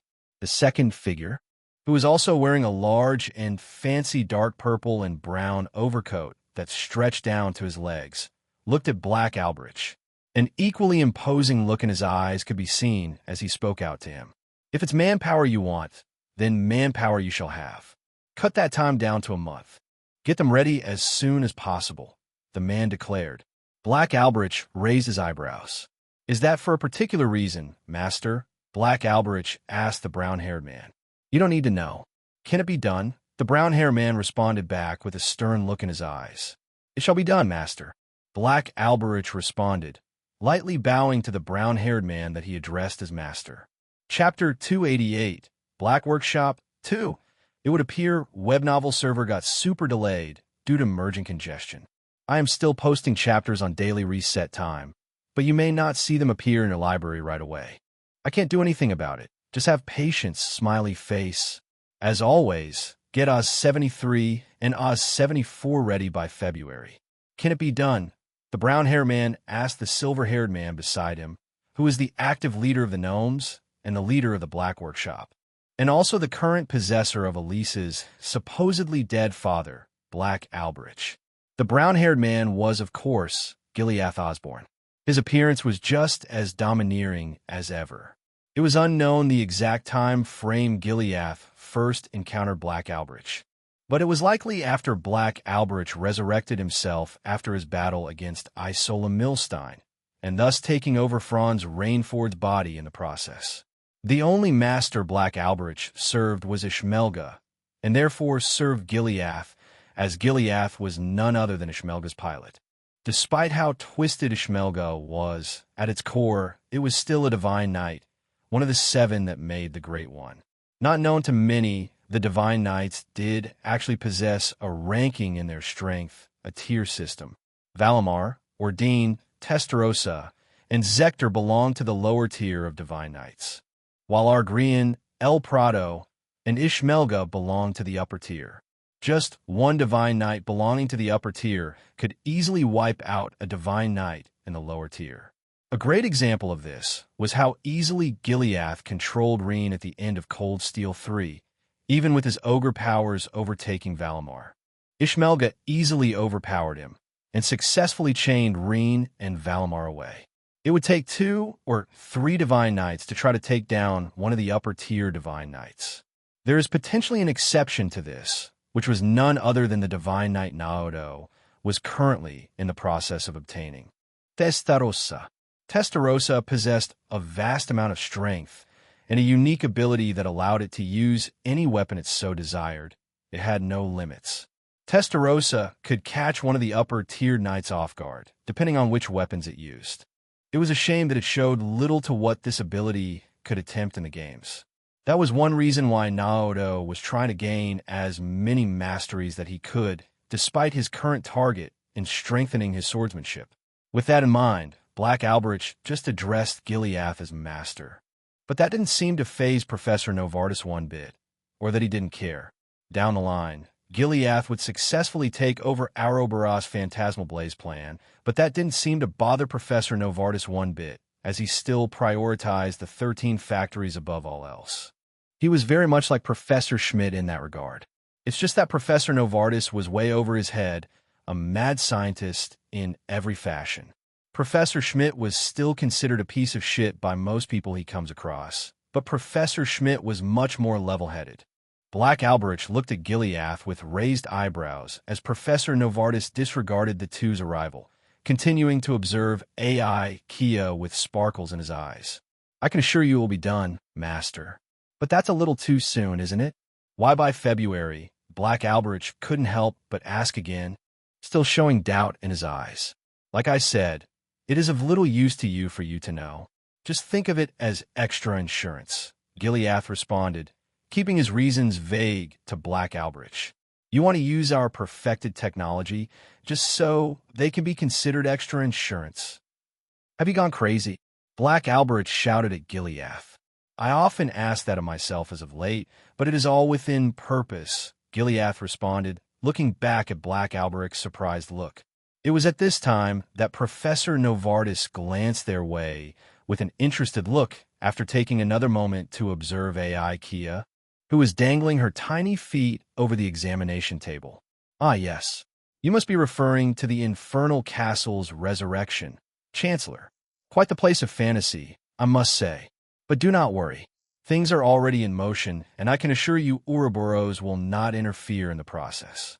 We too have our own plans in place to see the rise of that splendor. That much I can assure you, Professor Novartis explained, taking a moment to dust his knees off, stretching his limbs. He then approached the two and welcomed the Chancellor and Black Alberich. As he did, AI Kia tilted her head to the side, appearing confused, but doing that motion also made her appear cute. Infernal Castle, AI Kia doubtfully asked. It was a term she hadn't come across before. That is reassuring to hear, Professor, Gileath responded with a nod of his head. As he said that, Black Alberich frowned. The Infernal Castle. So the words we heard last night weren't just empty air then. That boy really must be planning to give rise to that accursed place. Is that why you are in such a rush to prepare Oz 73 and Oz 74? Black Alberich questioned himself. He didn't truly doubt Gileath's choice. He just wanted more of an explanation. You catch on quick, Alberich. The Infernal Castle should rise in a month's time, so that is why the schedule is tight. Still, even you must wonder who that boy is, yes? Gileath asked the silver-haired man. Isn't he of Liberals' royalty? Why is he of any concern to us? Wait, Black Alberich began to say, only to have gears start cranking inside his head. Wait, if this truly is the Infernal Castle we're talking about, he should have no reason to care for such a place. Just what connection does he have to it? Black Alberich continued. A family lost in time. The boy's blood mixed the worst of what you can imagine. But that doesn't sway the fact that he is still my son, Gileath answered, dropping the ball on Black Alberich. Surprise remained in his eyes. That boy is of your own kin? Surely you must be joking. Black Alberich retorted back at him. The Chancellor is many things, but a liar is not one of them. He is telling the truth, I'm afraid.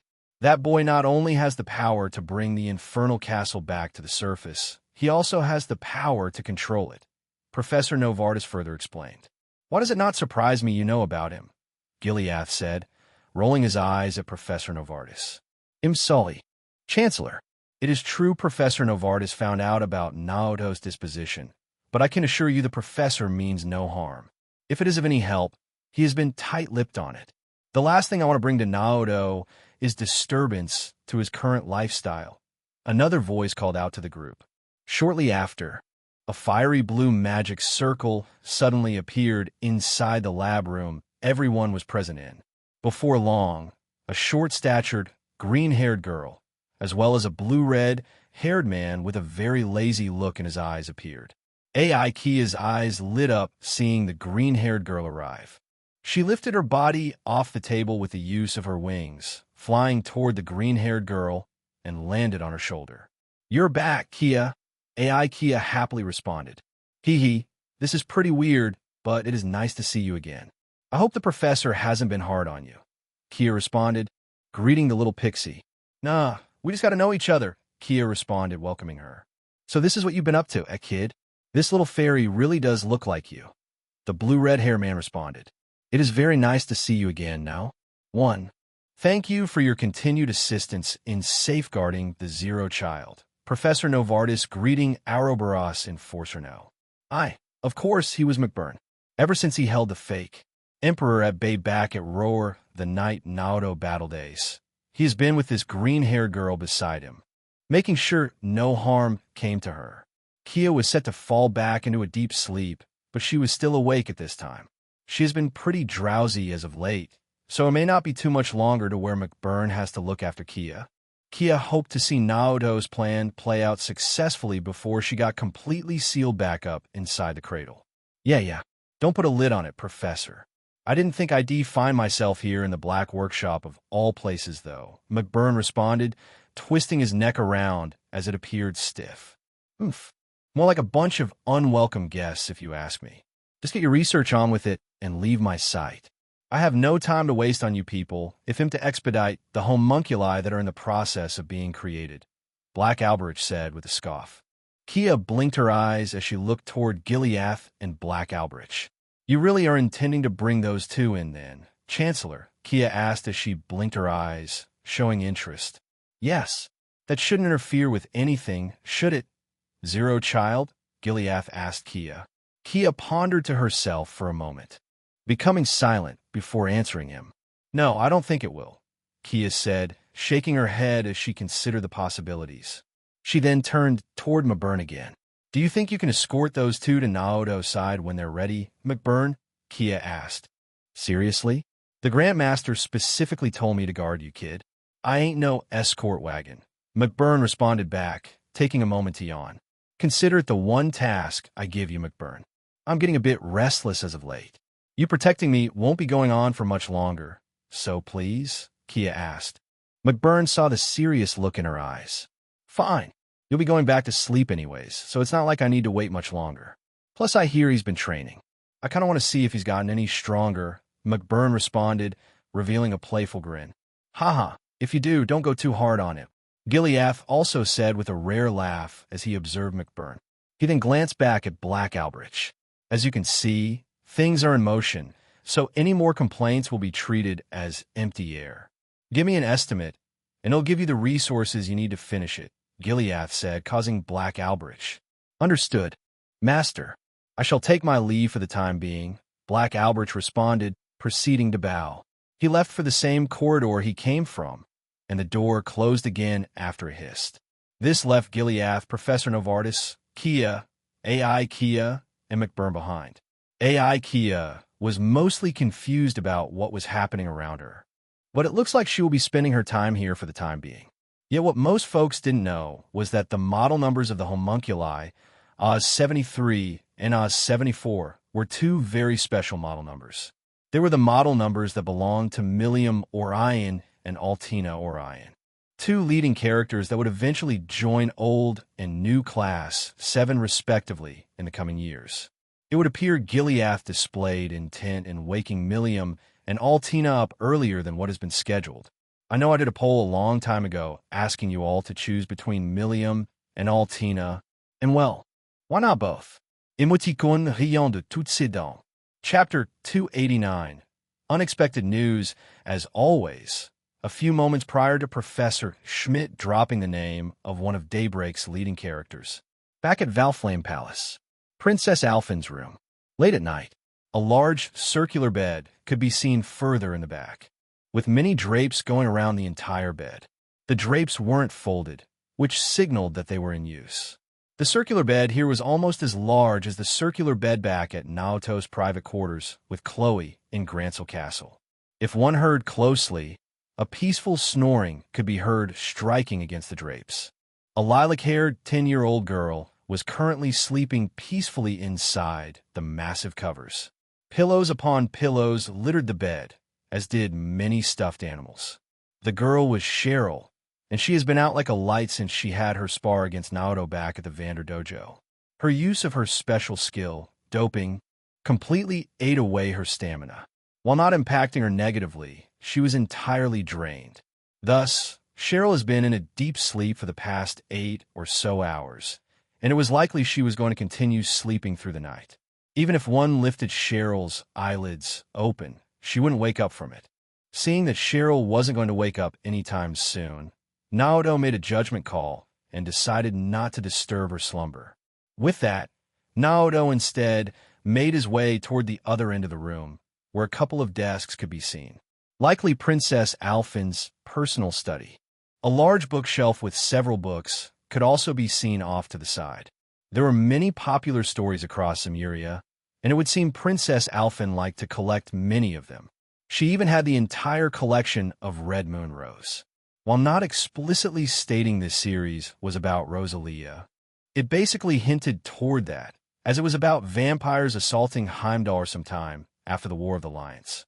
While Naoto admired Princess Alphen's book collection, he set up his Orbital laptop, letting out its vermilion splendor. The symbol of Liberal's insignia could be seen on the back of the laptop. Princess Alphen showed an equal surprise, as there weren't many Orbital laptops circulating the market as of yet. Orbital tech was still fairly new.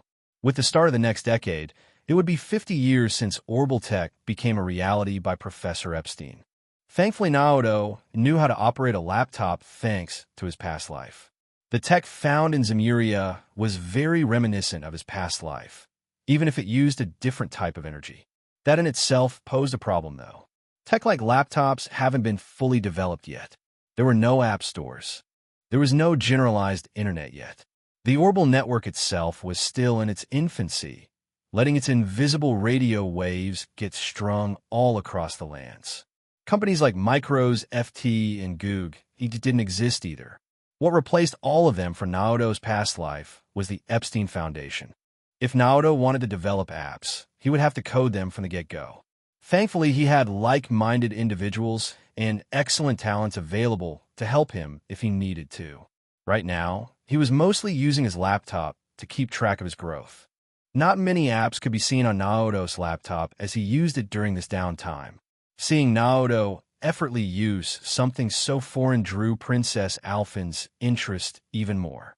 And just using it wasn't the only thing Naoto had in mind, as he was helping out a certain someone doing said connection tests when he found free time to do so. With Tio, Plato no less. Princess Alphen and Lecter just watched on as Naoto began to set up a wide-range receiver, only to start beeping not too long after. Rosalia just lazed away on the bed, but made sure to keep her actions to a minimum to not disturb Cheryl. And it was an astounding success. Naoto didn't need to utilize any apps. After typing away for some moments, the equivalent of a video call appeared on screen, and he was greeted with Tio's face. With another successful connection out of the way, Naoto and Tio were able to converse for a while, catching up on matters. Lecter did Lecter things again, blurting out unnecessary information, but in a way, it led to a good thing. Thanks to Lecter's persuasion, Naoto successfully invited Tio to partake in the Vermilion trials. His party was already starting to shape up. Naoto had also wanted to recruit his party he had previously gotten as well. The only variable that he didn't know whether or not that person would come or not was Van. But like this, Naoto and Tio were able to converse for a while, bringing Tio more joy, even though she wasn't directly there next to Naoto. Naoto also found Jonah's shocked look funny, as he knew Jonah didn't expect to get connected to Princess Alphen's room no less. Naoto took a moment to introduce Princess Alphen to everyone, which drew more surprise. Still, Naoto was grateful to Jonah, as while not appearing on the outside, he knew Jonah was a friend to Tio. If things played out as it did in the original games, Jonah would just become a recluse, likely getting fired from the Epstein Foundation outright, and became unable to finish his studies there. Tio was now with him thanks to being recruited by the Epstein Foundation early on. And since Naoto knew the two were acquainted, even though Professor Schmidt threatened to fail Jonah if he failed his testing here, he probably wouldn't dismiss Jonah from the Foundation. After all, Jonah's talents were still top tier, even if they weren't on Tio's level.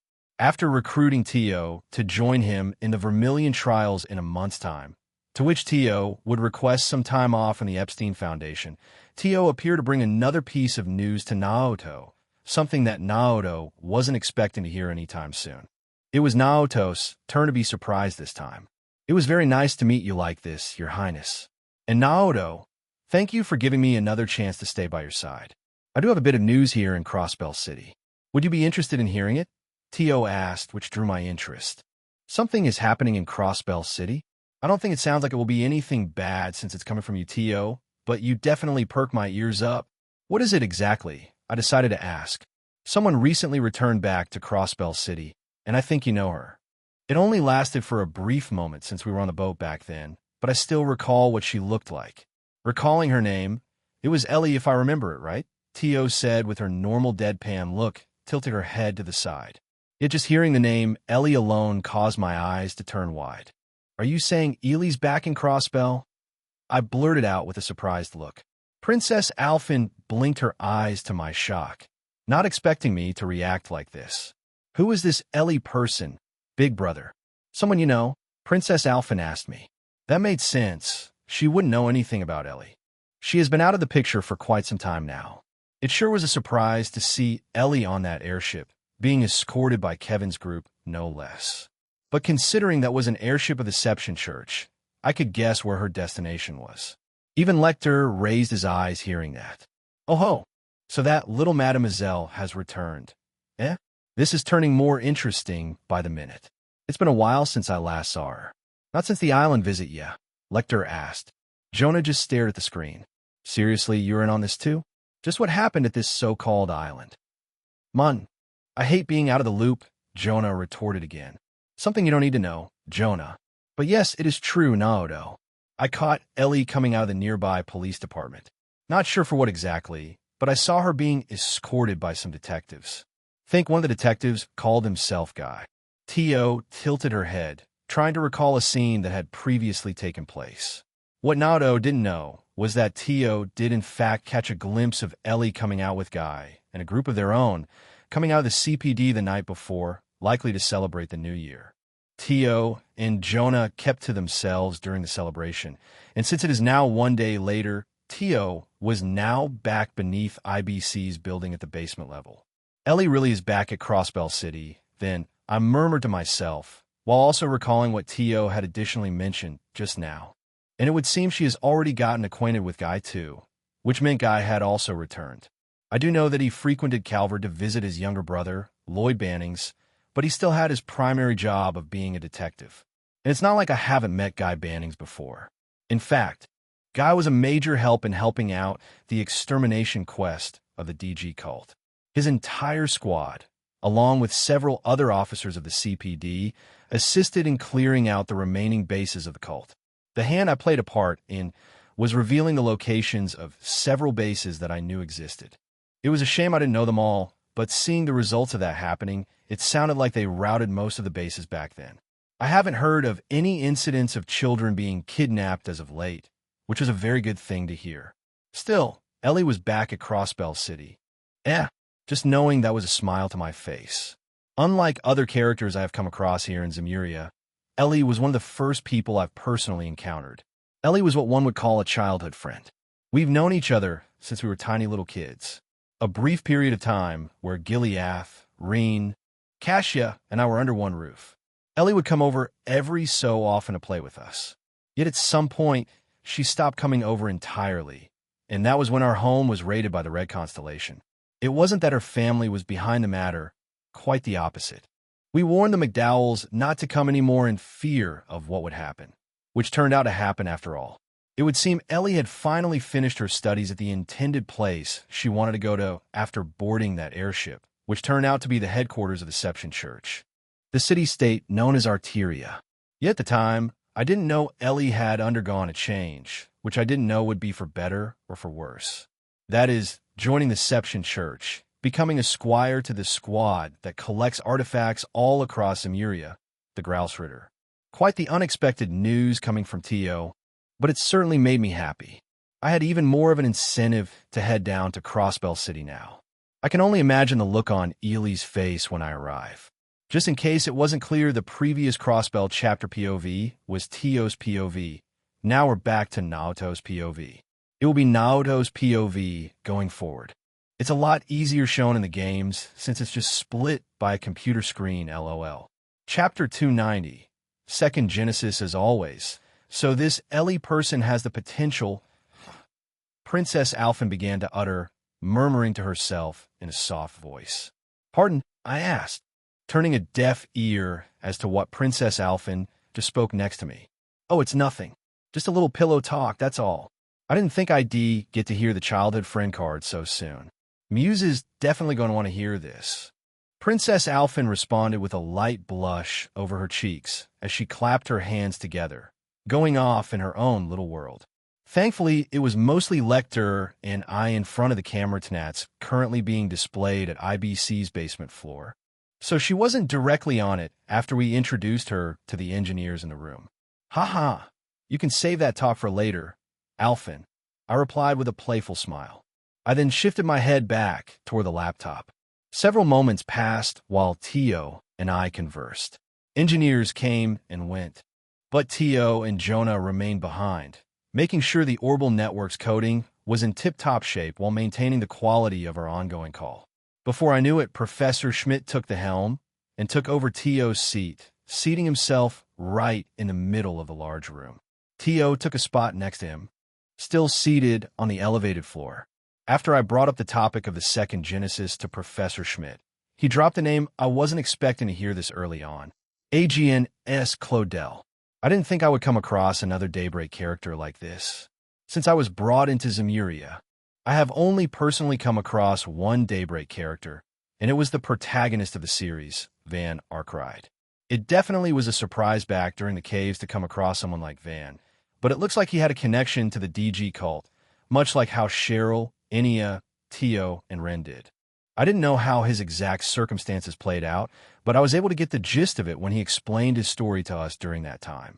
Van was orphaned at a very young age. Despite becoming an orphan, he quickly made friends with the daughter of one of the leading companies found not only in Calvert, but all across Zemuria, which was a famous confectionery. It was because of this confectionery business that Van eventually became a connoisseur of sweets, the Quincy Company. The daughter's father was the CEO of that company. She went by the name Elaine Auclair. Two very, very different backgrounds.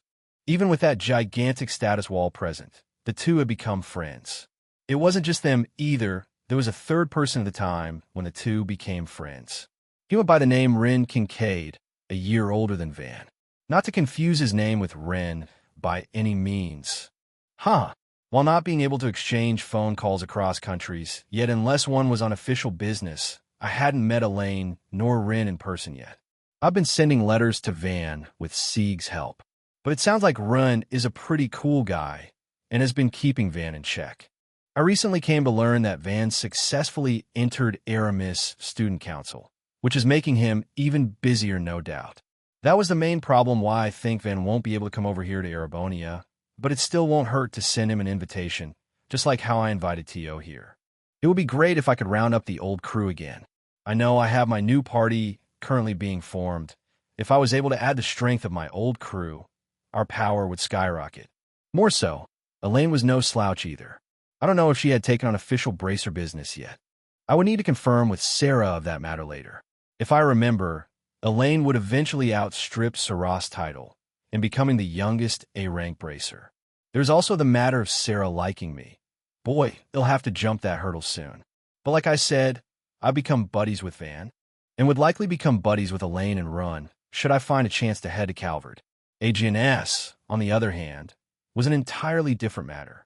For Professor Schmidt to drop Claudel's name like that, I could only take a guess that it was in relation to Adrian S.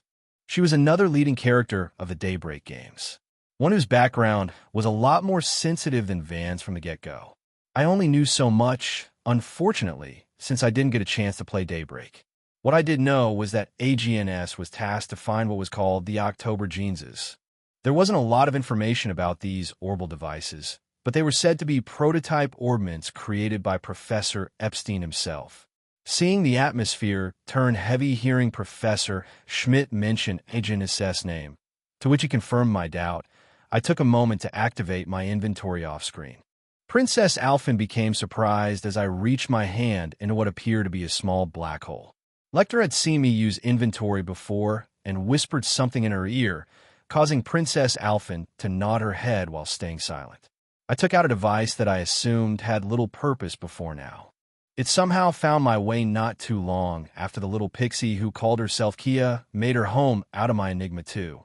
This device was definitely an orbment device of sorts, and I immediately saw a glint of light streak across Professor Schmidt's eyes the moment I showed this device on screen. It appeared to be very reminiscent of a fourth-generation combat orbment shown during the first chapter of Sky, but it had a weird symbol in its center, mostly painted red. So the second Genesis did wind up in your possession after all, Naoto. I had my suspicion it would, Professor Schmidt said, seeing the antique-like orbment now in my hands. You're saying as if you knew this would happen. I responded back, seeing the seriousness in Professor Schmidt's eyes. Taking a moment, Professor Schmidt reached inside his pocket and took out a cigarette and a rather old-fashioned lighter that opened up with a flick of his thumb. A small flame came out of it, and the smell of cigarette smoke began to waft around the basement floor.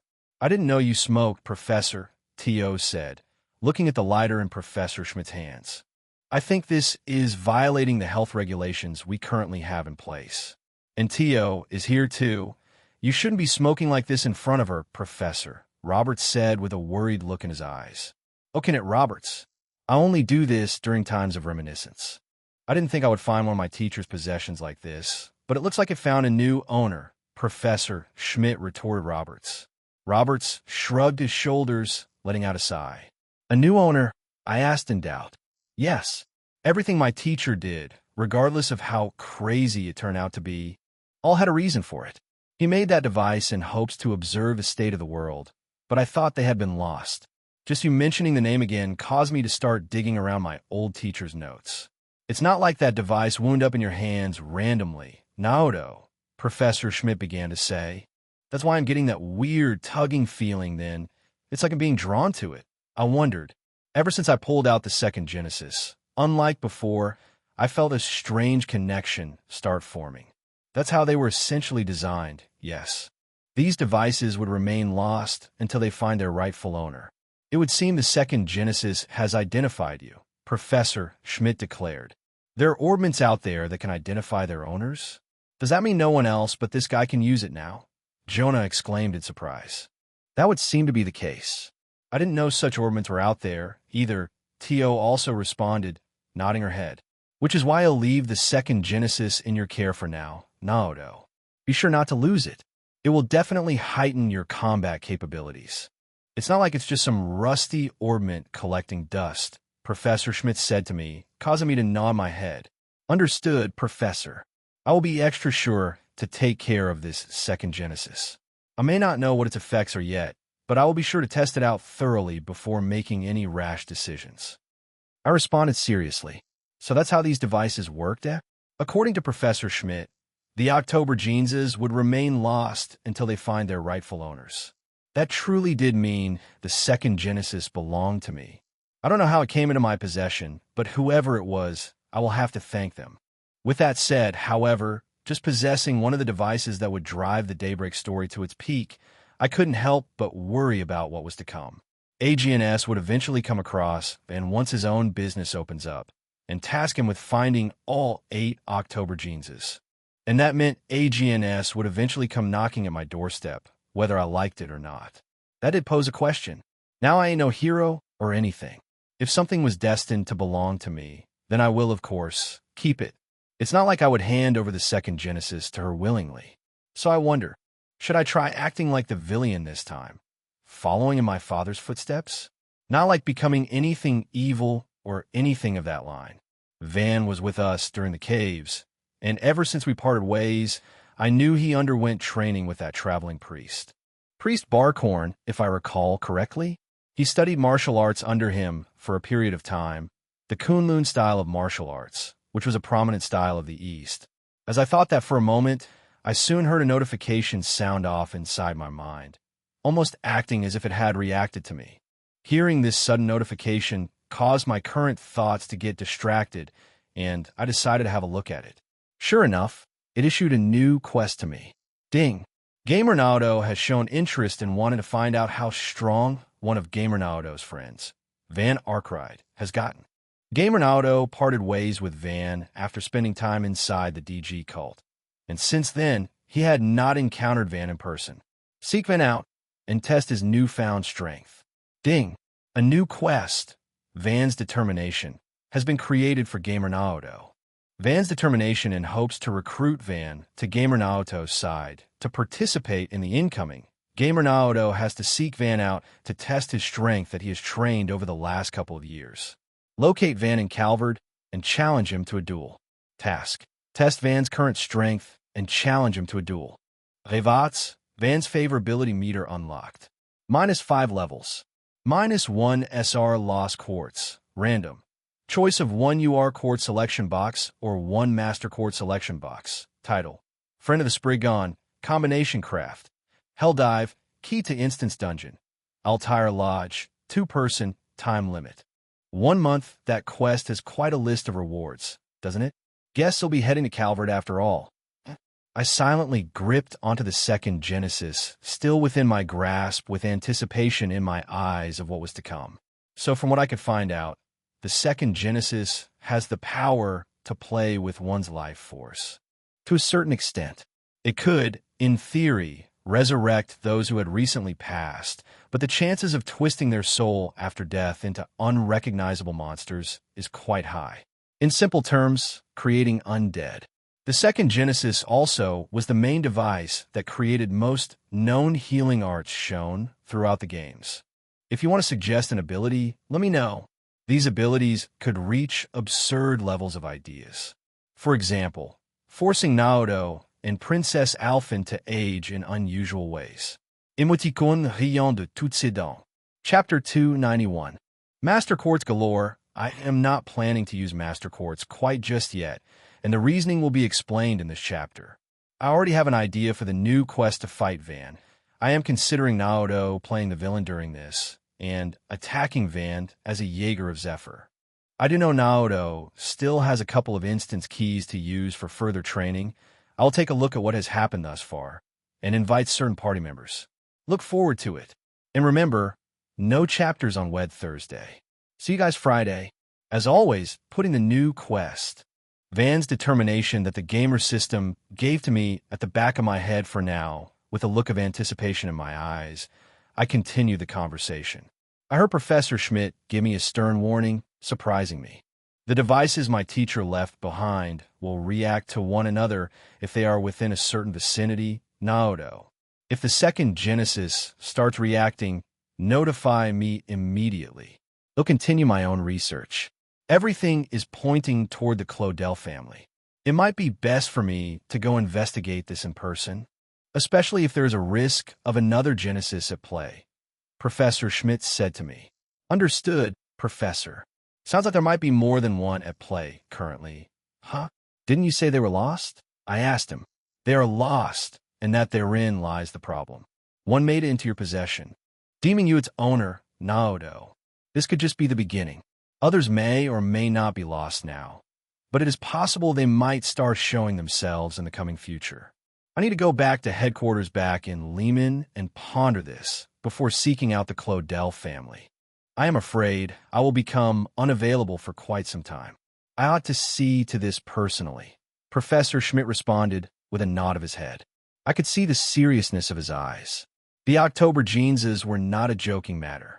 I do not know the extent of the powers they can achieve, but if it's anything like artifacts, the most potent ones even had the potential to rewrite reality. I am assuming that was why one of the Septembertarians' demiurgos was so sought after over the other Septembertarians, as it was the Septembertarian of Mirage, the most unpredictable element. Thinking that, I let out a chuckle. It was possible I might not even get to meet Professor Schmidt tomorrow, if he's going to leave for Lehman early in the morning.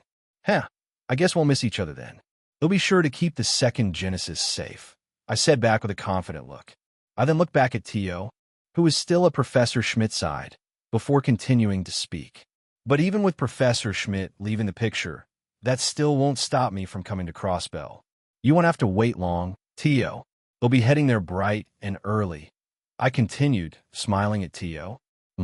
I will look forward to your visit. Naoto, Tio said to me, happily nodding her head. As Tio anticipated my trip tomorrow, we heard Professor Schmidt scoff at us. He still didn't get up from a main seat in the basement room. Some concern remained in his eyes. But going over the second Genesis wasn't the only topic I wanted to discuss with Professor Schmidt. He spoke to me, asking what I wanted to bring up next.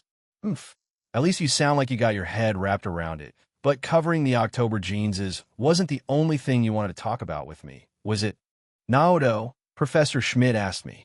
Correct, Professor. There was something else I wanted to show you.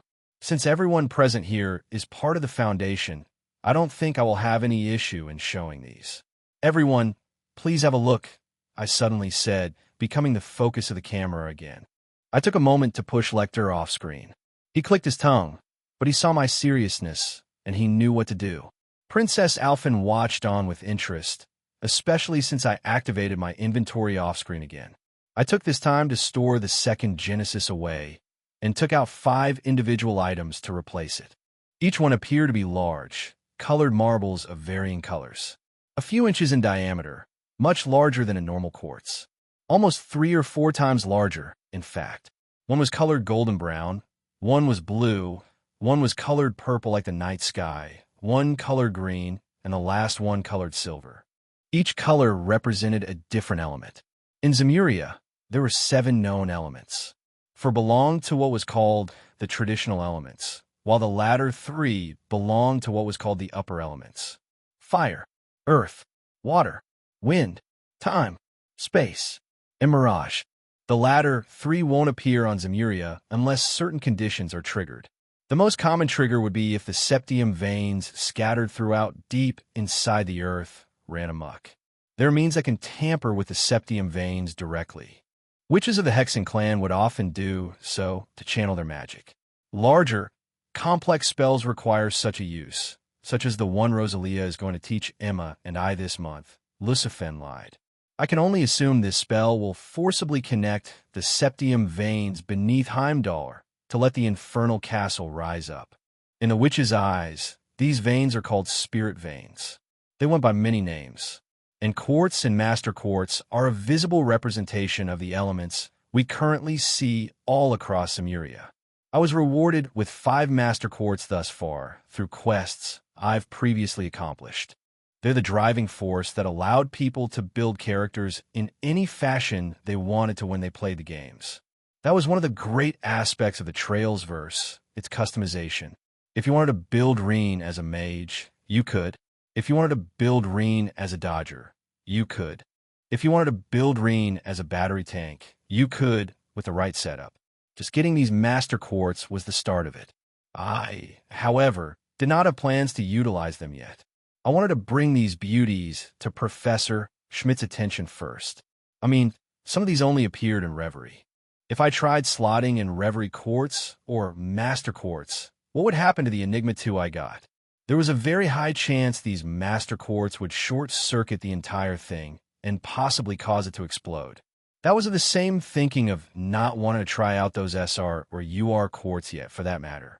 Too many unknown variables at this time. I really didn't want that to happen. And well, guess what? I have the leading engineers in my site that create these things as if it was eating candy to them. Tilting my laptop downward, it started to examine the desk before us. I placed the 5 marble-like spheres on top of it, slowly becoming visible to everyone present in the basement room. Jonah was one of the first in the room to raise his eyebrows. Are those quartz? They appear far too large to be your normal-sized quartz, though. Just what an Adios name is going on this time? Jonah responded. raising his eyebrows, seeing 5 large marble-like spherical objects before him. Our seniors back at Lehman have just started to produce prototypes of these spheres. They are meant to augment the combat orbments we still have in production, allowing one's skills to become honed even further and powering them up at the same time. These combat orbments haven't even hit the market yet, and will likely not for at least another couple of years. They were called Master Quartz, if I recall. Tio mentioned, trying to recall what exactly Master Quartz were. Just hearing this alone was good. It meant they were already known to Tio. It wasn't like she was completely in the shadows about the existence of Master Quartz. I knew Professor Schmidt knew of them. I did show one to Professor Schmidt back when the Enigma 2 was created, but Tio was still clueless about their existence then. Seeing her more knowledgeable about them now, I felt relieved. That would mean there was hope in wanting to ask something of the engineers present here. Professor Schmidt nodded his head at Tio, confirming her doubt. On that mark, you are correct, prize pupil. They are currently under strict watch back in Lehman, as we don't know the full extent of their latent abilities. The Master Quartz we've been able to produce thus far have gone through extensive testing. They haven't reached our quota of being passed off as finished products. Not to say that we haven't received adequate results. And yet, I see 5 finished products before me. Tell me, Naoto, did that damn Russell do this? Professor Schmidt asked me. As he said that, he proceeded to put out the cigarette off to the side. That's a good guess, Professor, but Miss Erica had no involvement in this. I cannot give you an explanation on how I obtained these Master Quartz, but it is as you see it. They are finished products. The only thing I don't know is how much orbital energy can be extracted from these things. I haven't done any personal testing yet. I was hoping you guys could create an inhibitor chip that could potentially restrict the energy being stored inside of them. I fear if I try using any of these Master Quartz in their present state, the Enigma 2 you worked so hard to create for me will potentially combust into flames. I responded, obviously worried about what could potentially happen if I decide to use these Master Quartz as is. For example, one of my 5 Master Quartz, Envari, only made an appearance in Trails to Reverie. By then, Arcus 2 combat orbments were spreading around the market like wildfire. Its orbital energy output was a lot higher than the Enigma 2. Arcus 2 devices could store so much orbital energy that it allowed users to utilize Submaster Quartz, effectively slotting in a second one. I only had an Enigma 2 combat orbment, which couldn't utilize such a high output of energy. One of my 5 Master Quartz, Phantom, came from Trails to Azure, so using Phantom probably didn't have any unforeseen issues, but if I put Anvari in there, it was possible my Enigma 2 could break down entirely. A test I wasn't willing to try out after seeing Professor Erica and Professor Schmidt worked on it through a collaborative effort. That doubt is sound. Any wrong move, and even Her Highness room could explode, leaving nothing left. It is good you reached out on this matter to us first. Professor Schmidt answered me. Princess Alphen immediately frowned, and Jonah became surprised. That doesn't sound good at all. Princess Alphen retorted, obviously worried at what Professor Schmidt just said. You saying these are ticking time bombs? Jonah also retorted in shock. Seems he hadn't come across Master Quartz yet, but in a way they were. It just depended on how much orbital energy could be stored inside of one. If handled incorrectly, yes. Which is why you did well to consult with me first on this matter. I take it you want me to take one with me to study it, I assume. Professor Schmidt asked me. I nodded my head. If you would, Professor. I was hoping we could catch each other as you leave for your flight tomorrow morning. We could do this exchange then. It won't just be one either. I will give you 2. One which I think cannot store a whole lot of orbital energy, while the other may potentially can. If you could somehow limit the power if it's too strong, and make them usable for the Enigma 2, that'd be fantastic, I replied. I'll see what I can do. I can take the 2 you mentioned with me, but as for the rest of this task, I may leave it to my prize pupil here. This would be a good challenge for her to continue her studies with orbital energy, Professor Schmidt said, looking at the small, blue-haired girl before him. Leave it to me, Naoto, Tio happily responded, nodding her head. Seeing Tio wanting to take charge of this, a smile appeared on my lips. Unexpectedly, I heard a notification sound off inside my mind, causing me to get distracted again. Ding! As a result of Tio showing newfound expectations of wanting to put her knowledge to the test, she has taken the initiative of wanting to make Gamer Naoto's Master Quartz usable. If Gamer Naoto tries to use the Master Quartz given to him through the quest rewards, there's a good chance that it will fail, causing Gamer Naoto's Enigma 2 to crumble. Tio hopes to prevent this, and is now looking forward to working with Gamer Naoto on matter. Ding! Due to Tio wanting to work alongside Gamer Naoto, Tio's favorability meter has been unlocked. Ding! Due to Gamer Naoto placing his trust in Tio on the matter concerning Gamer Naoto's Master Quartz, Tio's favorability has risen to 25. To leave off on a good note, insert your favorite picture of Tio Plato here. Chapter 292. Onward to Crossspell, as always, bye-bye Naoto. Tio happily responded to me, waving her hand toward my screen. Take care, man. You better keep an eye on those things until the professor looks at them, Jonas said, also saying goodbye to me with a warning. Do not make me wait long, Naoto. I am a busy man after all, Professor Schmidt also said to me, returning to his normal demeanor, one that was condescending. Says the guy who is going to make us work here all night while he gets to leave, Jonah uttered with a retort. Not another word, Institute student. Need I remind you that you are still being graded? Professor Schmidt responded with his usual tone. Seriously? It's clear we're over now.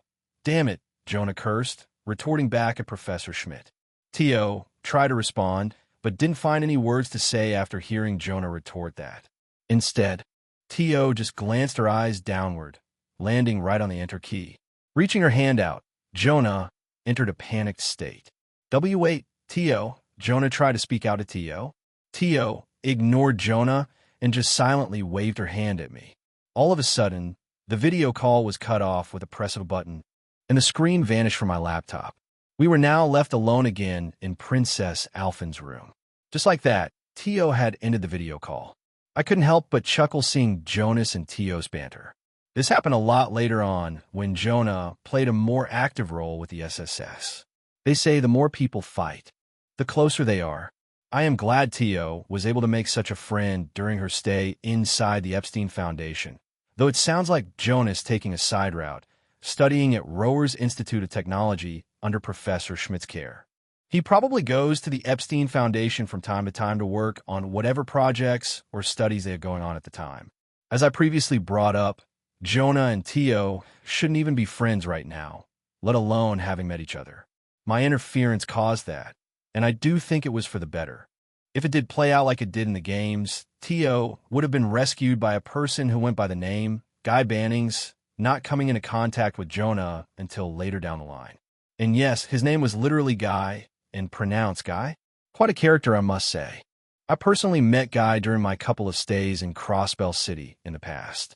I even received his assistance as a senior detective, along with many other police officers to locate and destroy the remaining DG cult bases.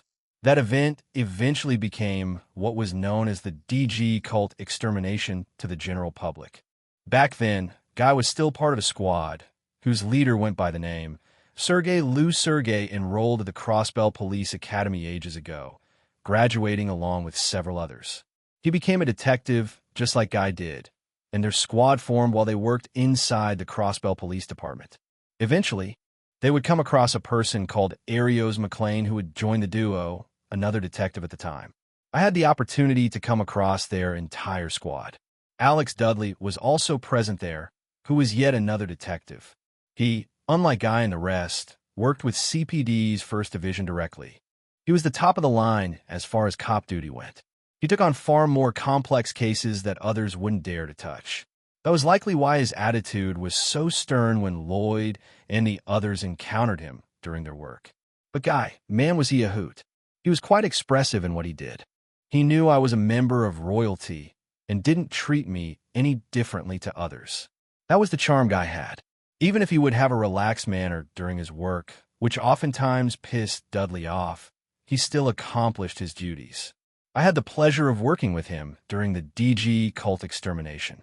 Over a year has passed since then. S1199 was likely a big year for Guy and the rest. If things played out as it did, Arios should have retired from being a cop by now. On top of that, Sergei's squad would get disbanded, only to transfer back to the CPA.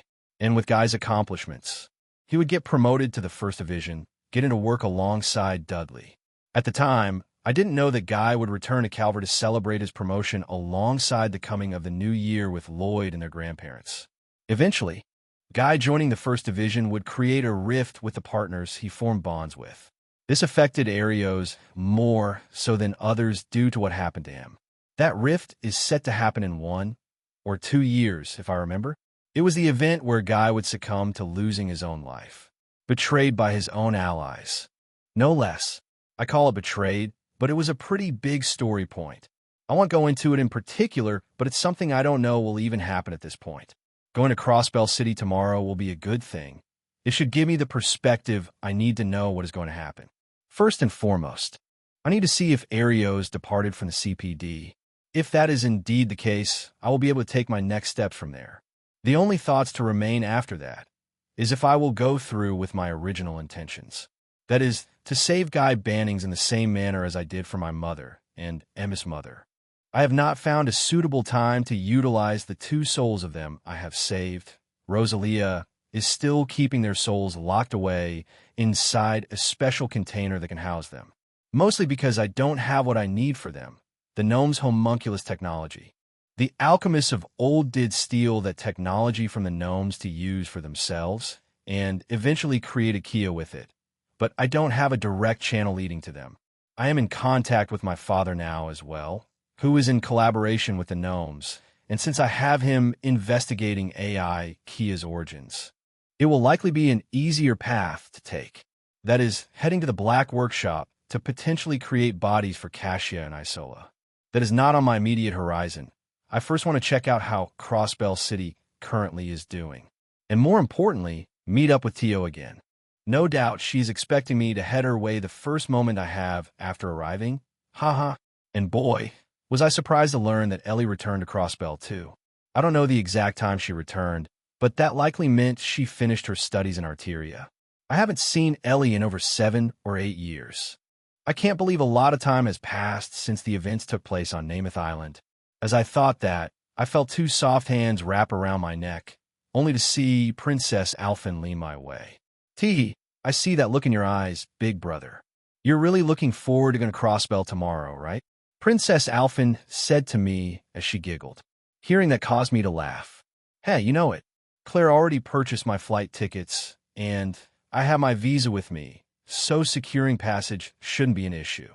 It's a bit different from members of royalty. It's not like we can just head anywhere, unless we disguise ourselves. For my intent and purpose of tomorrow's visit, I will be heading there as Liberal's crown prince. I just hope I don't make a big deal of it. I responded. I know, right? It can get so stuffy sometimes, especially if I want to go to a boutique store that I like to shop for clothes. It's easier when I'm in school uniform since many people recognize me like that, but Father always has his secret service in the shadows to protect me in times of need. It must be harder for you, right, big brother? You're all the way out here in Heimdall. No one is here to protect you like they do me. Isn't Grancel worried? Princess Alphen responded with a hint of worry in her eyes. That's a good premise to worry about, but you needn't worry, Alphen. I notified everyone ahead of time that I would be staying here in Heimdall for a period of time. I should have brought a couple of guards with me, but they do know I can defend myself. And well, with how things progress so far, I'm no longer alone, right? I said, looking back at the scarlet-haired boy in front of me. You know it, Your Highness. You can be rest assured, Miss Princess. Your new fiancé is safe in my hands. We'll be like 2 peas in a pod, Lecter said as he looked at Princess Alphen. Yet hearing that, my eyes twitched slightly. Why do I get the feeling you aren't putting heart in your words, Lecter? I retorted him. Hey, man, last thing I want is a whole country turning on me. Is that high enough profile for you? Lecter retorted back. Fair. If something happened to me, blood would get spilled, wherever that would be. Lecter knows his way around in a fight. I responded, proceeding to ruffle Princess Alphen's hair. I will also be with you, so no need to worry, Rosalia suddenly said, jumping off the bed she was lazing around on. As I heard that, my eyes raised. You're coming with me to Crossbell? I replied with interest. But of course, I have a personal matter to attend to there. Might as well. Rosalia responded with a nod of her head. She must be referring to Zeit then. Maybe taking some time to check in on him. I wondered for a moment. You're just looking to get a free ride? Arintia, Lecter said to Rosalia. What'd you just say, punk? Rosalia retorted back. Oh, nothing, Lecter replied with a playful grin, only to place his hands behind his hand as he stood back up. A lazy look appeared in his eyes. Anywho, that was a fun lecture about orbital energy and all, but I think it's time to hit the hay. I think the prince and princess need their alone time. Want to come with, kid? Lecter said to Rosalia. Clear anger appeared in Rosalia's the moment Lecter said that. I dare you call me that again, brat. I can head out on my own. Humph. Rosalia retorted back at him again. Disregarding him completely, we all saw Rosalia start heading toward the exit. As she did, I yelled out to her. Be sure to be at the airport by 7 a.m., Rose, I shouted at her. She waved her hand at me and vanished from sight. Lecter just blinked his eyes, seeing Rosalia suddenly do this before turning my way. Was it something I said? Lecter responded, confused. She's like over 1,000 years old, dude.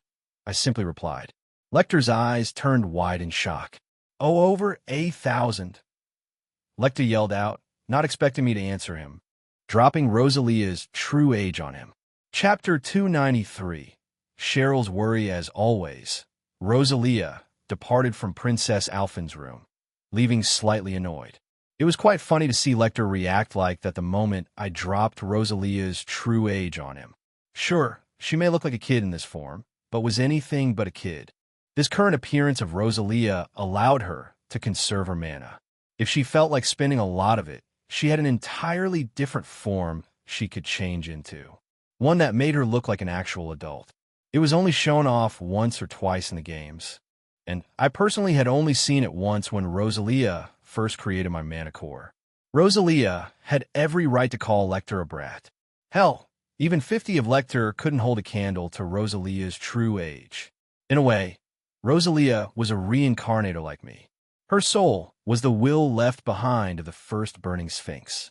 The first incarnation passed away, likely because of the clash against Lost Zem, and since then, she became Rosalia. The difference was, Rosalia became the burning sphinx, while I reincarnated as a human. Imagine a world where something like this happened to my soul when it was brought into Zemuria. I could have wound up as a second incarnation of the Divine Wolf, or something along those lines. Rosalia did express her interest in going to Crossbell with me. She will probably come across Zeit, the Divine Wolf I had just mentioned. He, too, was another one of the holy beasts. Unlike Rosalia, however, Zeit was a true survivor of the Great Collapse. As the original Demiurgos vanished alongside with it, Zeit was freed from his contract that bound him to the goddess. He would continue watching over the land that existed before Crossbell City was built. Eventually, Zeit would come across the SSS, assisting them as they took on work as detectives. I, unfortunately, did not get to encounter Zeit during my previous days at Crossbell. Perhaps this time will be different. I want to formally introduce myself to him, and not just him either. I also had intentions of meeting Ragnard, yet another holy beast the goddess created. He was tasked with watching the Aureole, aka the Shining Ring. This artifact still rested beneath Liberal, which was the focal point of the Sky Games. Unlike the other holy beasts, he was still bound by his contract to observe it. I think that was how it went anyways. That will probably be what I focus on doing after my matters here in Heimdall end. Princess Alphen and I saw a silent, yet dazed Lecter exit the room. Seems dropping a number on him split his head quite hard. Not literally, of course, haha. Ill. Be sure to make your way at the airport in the morning, Your Highness. I wasn't expecting this chibi to be, that, Lecter uttered. Heh, just be sure to make it. Well, ditch you if you're late by even a minute. You know how prompt Professor Schmidt is? I replied with a grin. Right? Lecter said back to me. He proceeded to close the door, leaving Princess Alphen and I alone. Princess Alphen realized she still had her hands wrapped around my upper body. Her arms felt really soft to the touch, and it was quite warm. Realizing she was still doing this, her cheeks turned rosy. You sure are enjoying this, aren't you, big brother? And is that little golden blonde-haired girl really that old? She showed up when we were down beneath the castle, too. She noticed Emma right away, too. Is she a witch like Emma? Princess Alphen wondered, asking me. She sure is. She's the witch of the witches. She leads them all as their leader. She rules the little village I keep having lecture or try to find, but with no luck.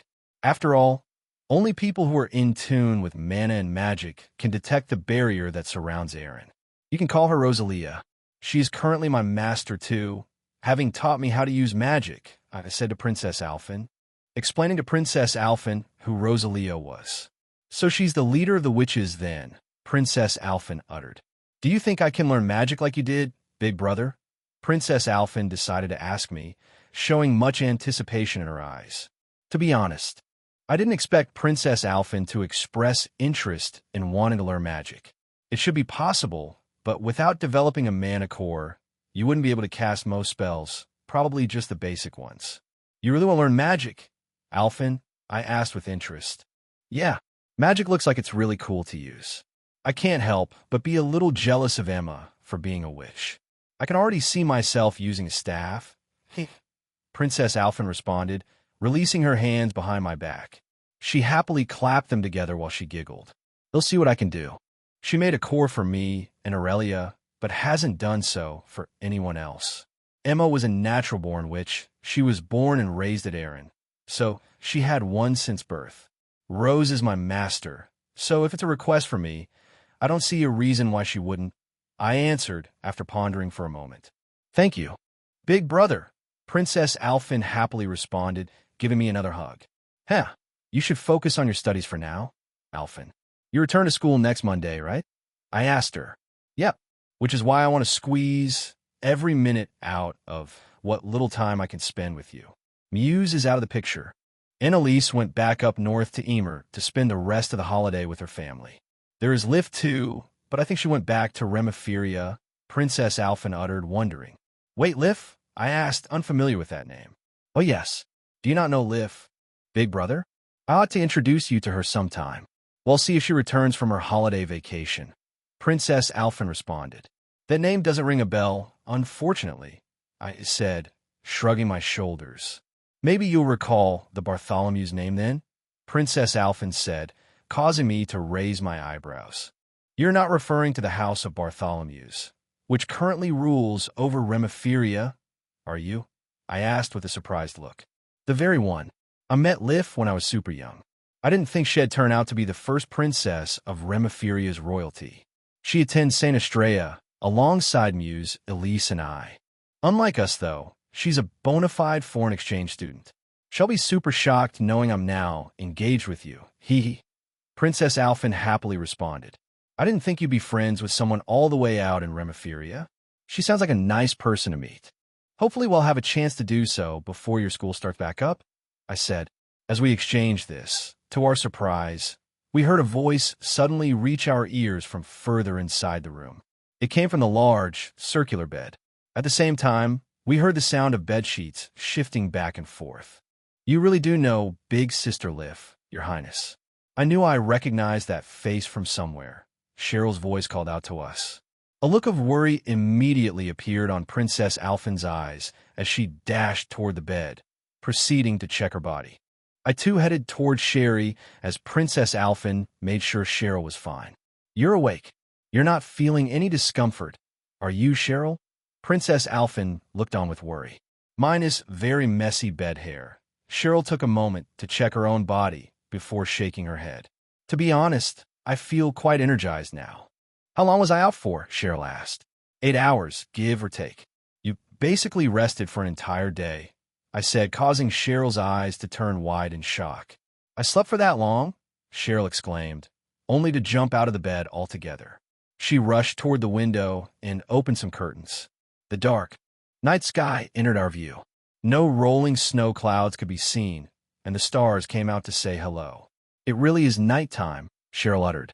And I take it we're back in Her Highness' room? Cheryl asked, turning her body back our way. Yep, we just got off a call with some friends Big Brother knows in Crossbell City. We had an early dinner before that. It's pretty late into the night now, and we're just about to go wash up and get ready for bed. After all, Big Brother is heading to Crossbell City tomorrow.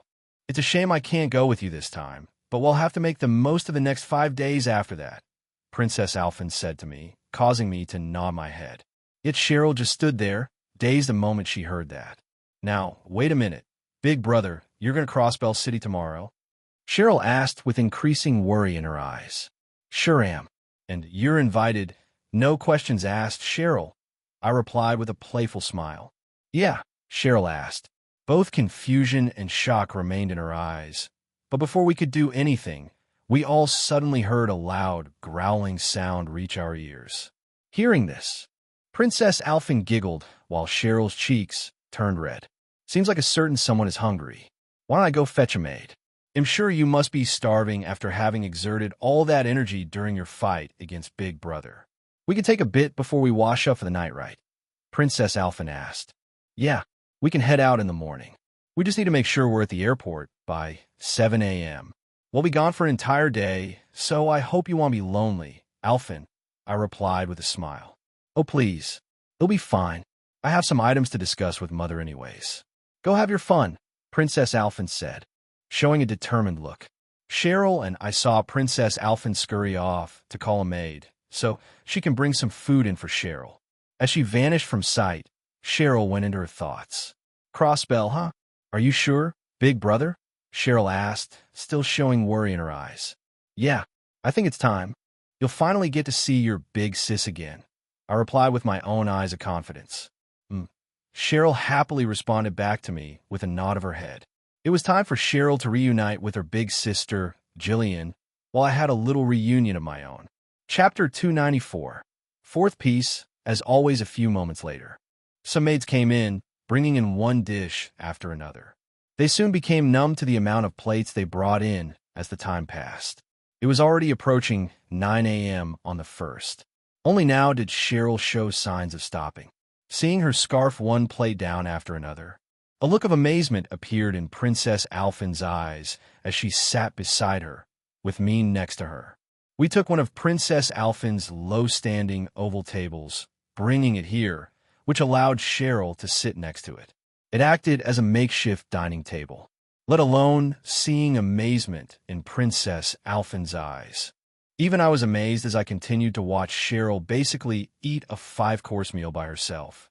Cheryl reminded me of a certain black, spiky-haired boy who was in a very popular anime back in my previous life.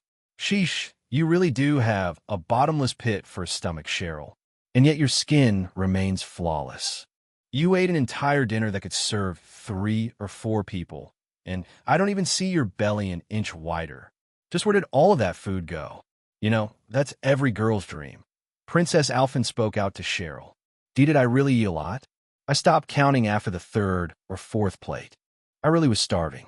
I'm sorry for intruding on you like this, Your Highness, Cheryl responded, feeling guilty seeing the maids do all of this for her. Oh, please, don't let it trouble yourself, Cheryl. You have to be well-rested and satisfied for your big day tomorrow. I know how tough reunions can get. Your big sis has been alone for a while now, right? Princess Alphen asked Cheryl. Cheryl nodded her head. That's right. Teacher did bring me to Crossbell once or twice during our travels, but I made him promise me not to get in touch with big sis. I knew the timing wasn't right. Now that I've made a public appearance thanks to those news reporters, there isn't a point in hiding anymore. That's why you're wanting me to take me this time. Right, Big Brother? Cheryl asked me. That's the gist of it. If it goes well, we can even turn our visitation into a date. Would you like that, Cheryl? I asked, recalling the reward sent to me. The quest did mention Cheryl would initiate a date with me. I just wasn't sure when this would happen. Seeing an opportunity, I decided to bring the topic up. The moment I asked that, Cheryl's cheeks turned red. Oh my, you're a sly one, aren't you? Big Brother? Going alone with just the two of you to one of Zemuria's most cosmopolitan cities outside of Heimdall. Now you're really making me jealous that I can't go with you. Hee. Princess Alphen retorted. See, cut that out, Your Highness. It's just a visit, nothing more, Cheryl responded as her blush remained. I expect full details when you two are back. Plus, I can go see if Liv has returned from her holiday stay. If she is back in town, they'll be sure to introduce you to her big brother. Princess Alphen responded, mentioning Liv's name again to me. A person I haven't personally come across. But it sounds like she's one of Princess Alphen's closest friends. She was likely part of the group she often formed with Muse and Elise, gossiping about all sorts of things. I just didn't think this Liv person would have the Bartholomew's name tied to her, let alone being the first princess. It's not like I haven't put aside my long-term goal, what Chloe had brought up with everyone else back at Grancel Castle. Even Rin was in on it too. It was what I like to call the Western Zemuria Unification Plan. Its initial planning came to fruition shortly after I had escaped the DG cult along with those who I now call my friends and even lovers. Me assuming my liberal heritage was the first step. My actual birth mother, who died giving birth to me, was Queen Alicia's sister by blood. She had given birth to me quite late in her life. If Chloe's father was still alive, I would be more of a brother than a nephew to him. But to not complicate things, Queen Alicia declared that I was her grandson, which made me eligible to claim the throne. It's not like I was some outsider to those matters. I had much more Auslese of blood flowing through me than a certain duke did. The second stage of that plan was to disrupt Northumbria from the inside out.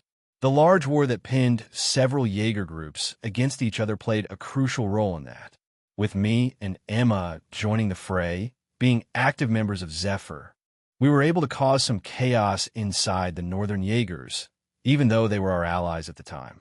This caused one of their highest seats to become vacant, a person who went by the name Jaina Storm.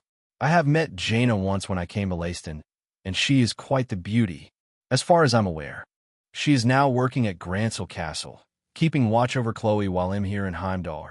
Northumbria is essentially a doomed country, unfortunately. It has both corrupt politicians from within its diet, along with Jaegers strutting the entire country. It would eventually become independent again after the Erebonian occupation, but it was quite ruined by that time. I do plan to work with Jaina sometime in the coming future to see if she can reclaim Northumbria into the unification I have set in mind. The third stage to the unification has yet to happen, which is what Angelica and I have been working on during our downtime while the two of us were back in Grancel before she shifted her focus to becoming a bracer. This will eventually topple the current system of the great houses, allowing the nobles to become a more centralized group, very much like that of a government. The names they hold will become a thing of the past. Angie and I aren't planning to take action on this until her rivalry with her father reaches its peak, which took place in Cold Steel I-2. And now, it looks like a fourth piece had just presented itself to me. I'm currently in good relations with Remephiria, as I personally met Albert during my little stay at Namath Island. It happened while we were sailing there, in fact. I have not taken time to travel to Remephiria, considering it was one of the northernmost continents. It was a stretch to get there. But since its princess is currently studying abroad here in St. Estrella, it was very possible I could become friends with her. If I left out Lehman and Ord, that would cover most of Western Zemuria.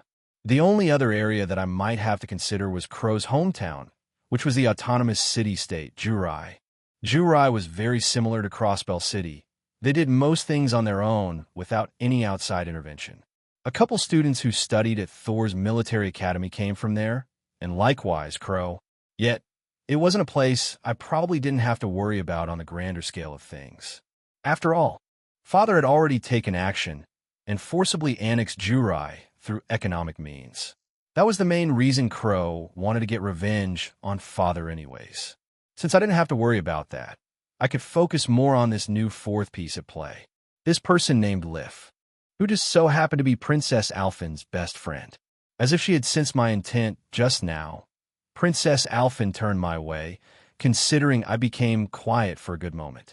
Something on your mind, big brother? Don't tell us you're getting all shy now. It's clear that Cheryl is looking forward to this date, you know. ITLL be your duty to make sure she has a fun time while you two are in Crossbell. And without me. Princess Alphen pouted as she said that. Hearing that, I smiled. Reaching my hand out, I patted Alphen's head, to which she accepted. Haha, it's nothing. It's only one day, so we'll definitely be making the most use of our time. I went silent, because I was thinking of who this Liv person was to you, Alphen. You may not know, but I did come across His Highness Prince Albert once. You were there too, Cheryl, I said. Recalling what had happened on that boat, we sailed in Calvert waters. I saw Cheryl nod her head. Uh-huh. I remember coming across Uncle too. Remember the time I told you that our family used to serve the Bartholomew's house before we migrated across Bell City? That is the main reason why I want to become a professional maid, to continue what my family used to do, Cheryl replied, nodding her head as she did. I just didn't think I'd come across Uncle's niece like this, and it's Saint Estrella no less. I knew I had recognized her from somewhere. Do you think she remembers me? Your Highness? Cheryl asked, placing her last plate down on the table, feeling stuffed. Oh, I'm sure she'll remember you, Cheryl. It's another thing I can ask about if she's back in town. We'll be sure for us to all meet up together and have a good chat. How does that sound? Princess Alphen asked Cheryl. That'd be nice. I really do thank you for taking some time to make this meal for me. Everything was delicious. I feel as if my body is teeming with energy now. It was as if the spar never happened, Cheryl happily responded, pumping her arm up, showing how much vigor she had compared to her back at the dojo. You really do look fine now. It's almost as if Big Brother never carried you on his back while coming back here, Princess Alphen said to Cheryl. Cheryl blinked her eyes at me before her cheeks turned red again. That happened? I'm sorry you had to do that, Big Brother, Cheryl said, feeling guilty again. It wasn't an issue at all.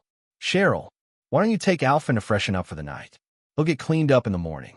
Lecter's pretty prompt when it comes to time management, so we'll need to act quick, I said, donning a more serious look. Okay, and you're staying here tonight, mister. I know I picked out a room for you, and all while you train with Sir Vander, but I'm not taking any note tonight. Besides, we'll have to get used to this eventually. Sleeping together more in the future, that is Princess Alphen happily teased, clapping her hands together. Right, I uttered. I could only nod my head at Princess Alphen. It's still hard to accept that this is reality now. But at least for now, let's freshen up, Your Highness, Cheryl said to Alphen.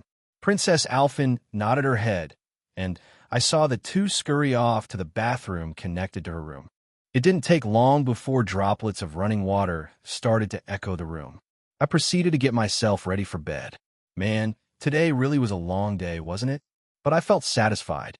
I feel as if I have a clearer path ahead of me. And after tomorrow's visit, I can devote my full time to training. I know I have some instance keys to use too, and I think I already have my first party member in mind to send an invitation out.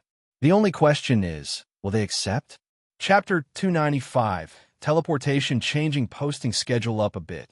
Sunday off, Wednesday, Thursday, Friday, Saturday. I will be posting another status window along with this chapter. Naoto's skills have been further tweaked and will be shown in this status window. Let me know if you like it. As always, the next morning, January 2nd, Valflame Palace. Main reception room, 6:30 a.m. Before long. A few figures came walking into the main reception room. It was as glistening as ever, its floors waxed and left spotless. Not even a single piece of dust could be seen on it. The shine could easily reflect anyone who came in here. From one corridor came Princess Alphen, Naoto, and Cheryl. Princess Alphen started to yawn as she rubbed her eyes. You really didn't have to see us off, Alphen. We'll only be gone for a day, I said, showing a hint of worry in my eyes. I know Princess Alphen should wake up pretty early due to going to Saint Estrella, but she's still on vacation. She should at least try to sleep in occasionally. You just had to mention you're going to try something out, Big Brother. I know it's pretty early even for me, but I want to see what it is that you're going to do, Princess Alphen said, trying to answer me as she yawned. Just even yawning like this made her even cuter. Uh-huh, you did say that, Big Brother. Doesn't our flight leave in a half hour? Aren't we at risk of missing it? Cheryl also asked, showing worry in her eyes. We did have a whole district to cross where the landing port was, but I did indeed have a plan in mind to get to the landing zone on time. We would only need a minute at most. As Cheryl showed worry in her eyes, we heard footsteps approaching from another hallway, likely from a different area of the palace that housed more bedrooms for guests. I saw an upbeat, scarlet-haired boy arrive, who appeared very out of fashion, acting as if he was ready to head to the beach. He wore a vibrant, violet shirt with a pink undershirt. Thankfully, it was buttoned this time.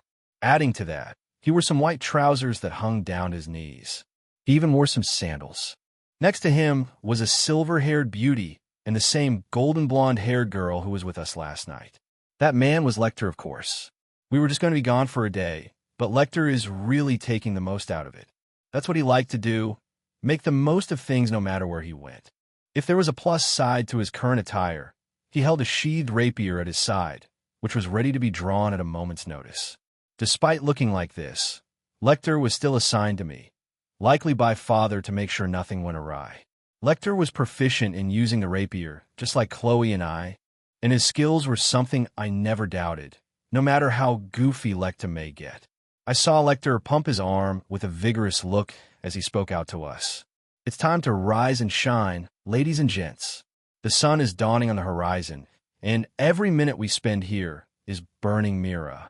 Lecter yelled out at us in a loud voice. Princess Alphen immediately covered her ears and looked at me. She even had a pillow in one of her arms, proceeding to grab it. "Can I throw this pillow at Lecter, big brother?" Princess Alphen asked. Maybe she really wasn't a morning person. Haha. Permission granted. Dude, you have way too much energy. Like seriously, how many cups of coffee had you had this morning? I retorted, seeing Lecter having too much energy. It wasn't even 7 a.m. yet. Princess Alphen hurled her pillow at Lecter, but Lecter easily caught it, showing his quick reflexes. Oof. I don't know. Maybe 3 or 4 cups. I stopped counting after the first one. Lecter responded back to me, making me turn silent. I glanced at the silver-haired beauty next to him. It would appear Aurelia also was invited to stay the night. "I'm sorry you had to put up with this clown, Aurelia," I said to her, scratching my cheek. Aurelia laughed as she heard me say this. "Haha, it's no trouble. I'm a bit worried about you not making your flight, though. Even if you leave now, you'll miss it. What's this about trying something out? Did you learn something during the time we haven't seen each other?" Aurelia asked, showing interest in her eyes. "Sure did. You might be able to learn it too, but it requires a lot of practice and precision. Considering the lines of your caliber, though, Aurelia, it should be doable, especially since your main element is lightning. It might prove a lot of use during battle too," I said, which drew Aurelia's interest. The spell I was referring to was indeed that teleportation spell, a spell that mages longed for. It was one of the most convenient spells a mage or a witch could use. Depending on how much mana one spent, it could take them from one place to another. I had finally perfected the teleportation spell not too long ago. This spell I was currently mastering outside of the various weapon styles I had previously trained in. I take it as a spell then, something that will allow you to move. That does sound right up my alley. I already move quite fast during battles, but it sounds like the spell could turn that up a notch or two. Aurelia mused, wondering what I was referring to. I was referring to teleportation here, but it wasn't quite just that for what I was explaining to Aurelia. It was a branch of teleportation, its own spell. Many fighters or mages often used it in popular anime in my previous life. It went by many names, and to be honest, it's a spell I should consider learning as well. I focus on learning teleportation first, considering how much I move about. But when I start taking lessons with Sir Vander, I might dive into learning this spell. The most common name for it is called Blink.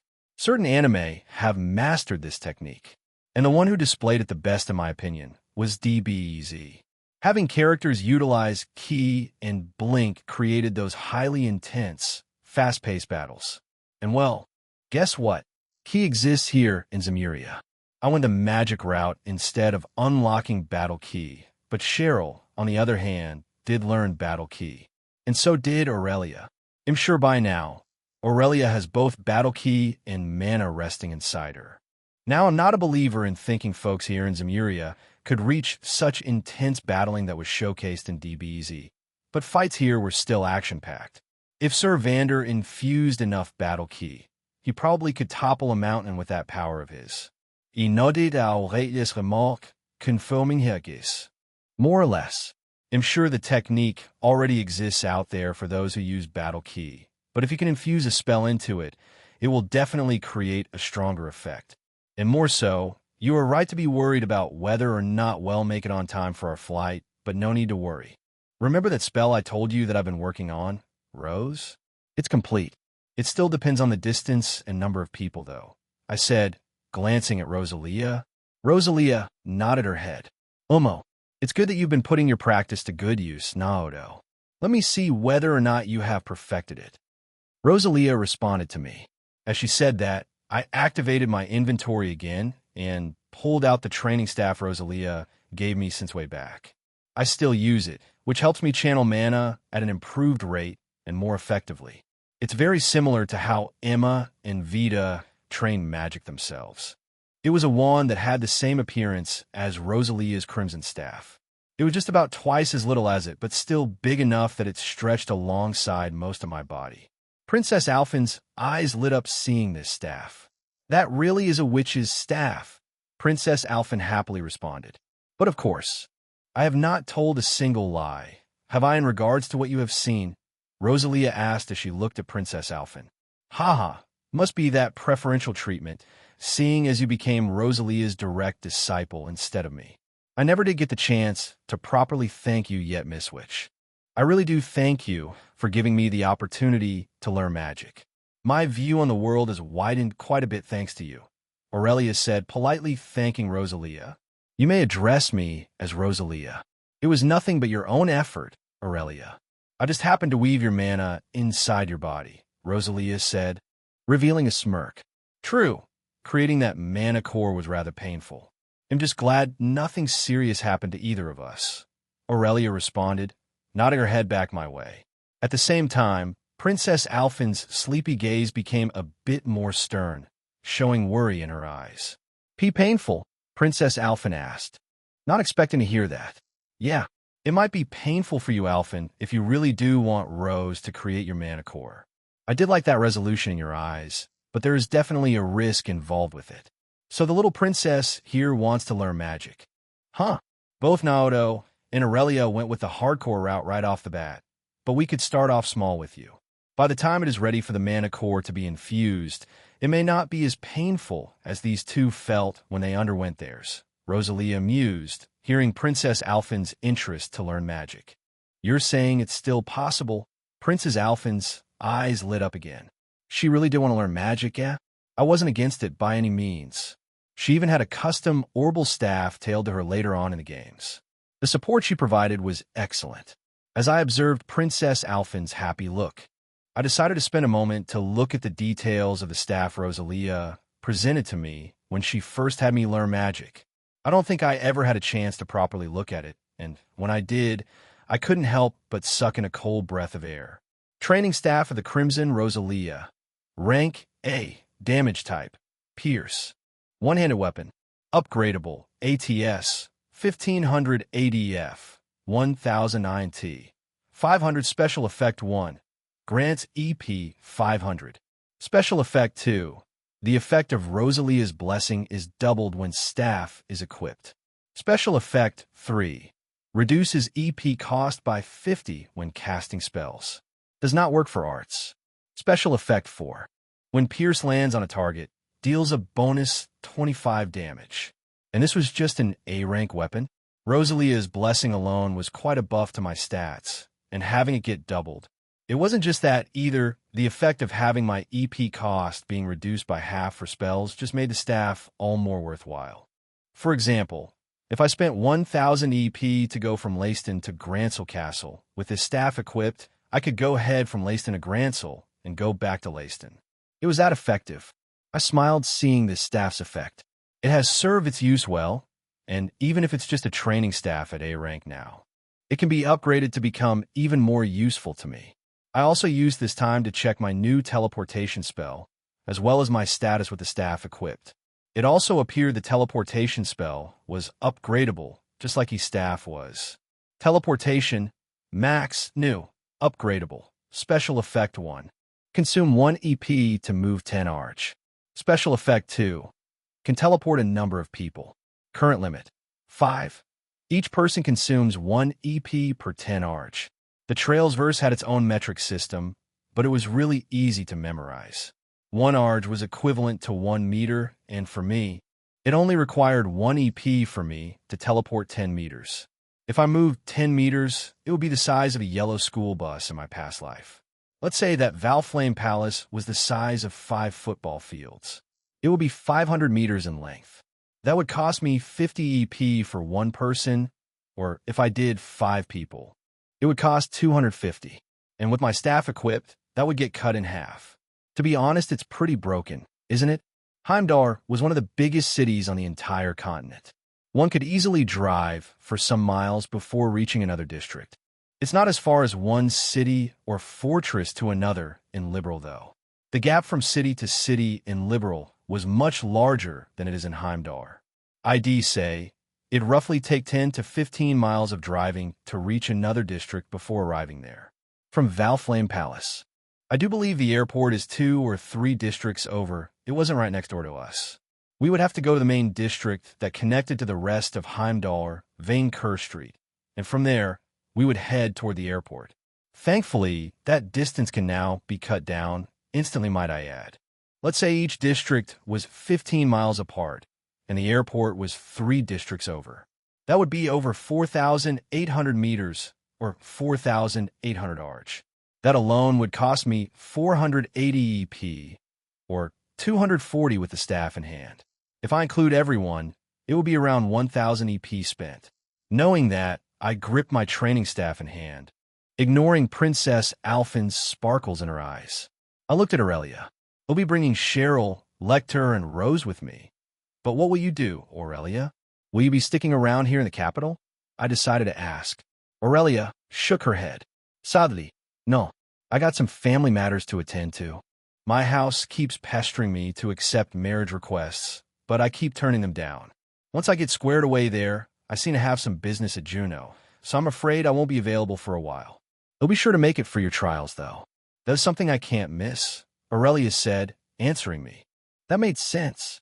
Aurelia was in her mid-20s now, and she was at the peak of her beauty. No doubt is she getting pestered by marriage proposals left and right. She enrolled at Thor's military academy around the time we watched the martial arts tournament during grandmother's birthday. Because her direct father passed away in the 100 Days War, the school allowed Aurelia to graduate in a single year. That was one reason why she was called the Demon of Thors, among many other reasons. Sounds like Aurelia wants to straighten her house matters too, which I'm not against by any means. Matters pertaining to nobles can be such a pain, after having dealt with it firsthand, being a noble myself, so I can get where Aurelia is coming from. And after that, it looks like she's going to head to Juneau Naval Fortress, huh? I'm currently being treated as a foreign emissary in Heimdall by paper. Perhaps I should get a chance to head to Juneau. I do have that instance dungeon key, and I think Aurelia will be an excellent invitation to that, even though it is meant for 4 people. For the one I have on Lohengrin Castle, I have already picked out my person of interest to invite. That probably won't happen until my training with Sir Vander is over. I guess you'll be on your way, Aurelia. Safe travels, I replied with a smile. Yes, the same goes for you all. I hope you have fun on your date, Aurelia replied, with a teasing tone, glancing toward the lilac-haired girl. Like I told Her Highness already, this isn't a date. Geez, Cheryl replied with a cute pout. Hee, don't forget to give me all the details later, Princess Alphin replied with a happy look as we watched Aurelia leave the palace. She walked for a bit before turning around again, as she said she wanted to watch the spell I was going to cast. Time's wasting, Your Highness. We're burning Mira every minute we spend here. How far can you take us exactly? Lecter asked with interest. Pretty close, I'd say. Everyone, please gather around me, I said, urging the 3. They nodded their heads. Omo, I can feel rather a large density of mana from you now. Just what'd you do, Naoto? Rosalia asked me with a look of interest. Haha, I'll tell you about it later, I simply answered. After saying that, I channeled my mana, and before long a bluish glow appeared all around me. I transferred the flow of mana to a single point, which was the staff that was now in my hands. As I willed teleportation, I heard a notification sound off inside my mind. Ding! Teleportation has been cast. Target: for people. Location: Heimdall Airport. Terminal: upper floor. Ding. For people detected. 1900 EP has been consumed. Due to having training staff of the Crimson Rosalia equipped, EP consumption has been halved. Current EP: 3,000 and 54,000. Just like that, 4 figures became engulfed in that bluish light as teleportation activated, and we departed Valflame Palace. Seeing this action alone left Princess Alphen dazed, not expecting to see 4 people really vanish from sight so easily like that. Aurelia just smiled seeing this, before she turned around and started walking out of the palace herself. Have a sneak peek at Naoto's status with his current equipment. HP, 48,500 EP, 4,000 INT, 1490 STR, 2180 DEF, 2,340 ATS, 3,900 ADF, 3850 AGI, 247 DX, 150. The status screen will get posted tomorrow. It's been a year or two since Naoto was in Crossbell Chapter 296. Status window, more tweaks to my liking. Let me know how you like this status window. As always, Naoto von Auslese age. 13, turning 14, job. Noble, true damper equipped job. Noble, max upgradable, minus 1000 HP, 20 STR, 20 SPD, 20 INT true damper. Max minus 2000 HP, 30 STR, 30 ATS special skill. Endurance, max, Gnosis effect. Special effect 125 DF, 25 ADF, special effect 2. Reduces damage by 30.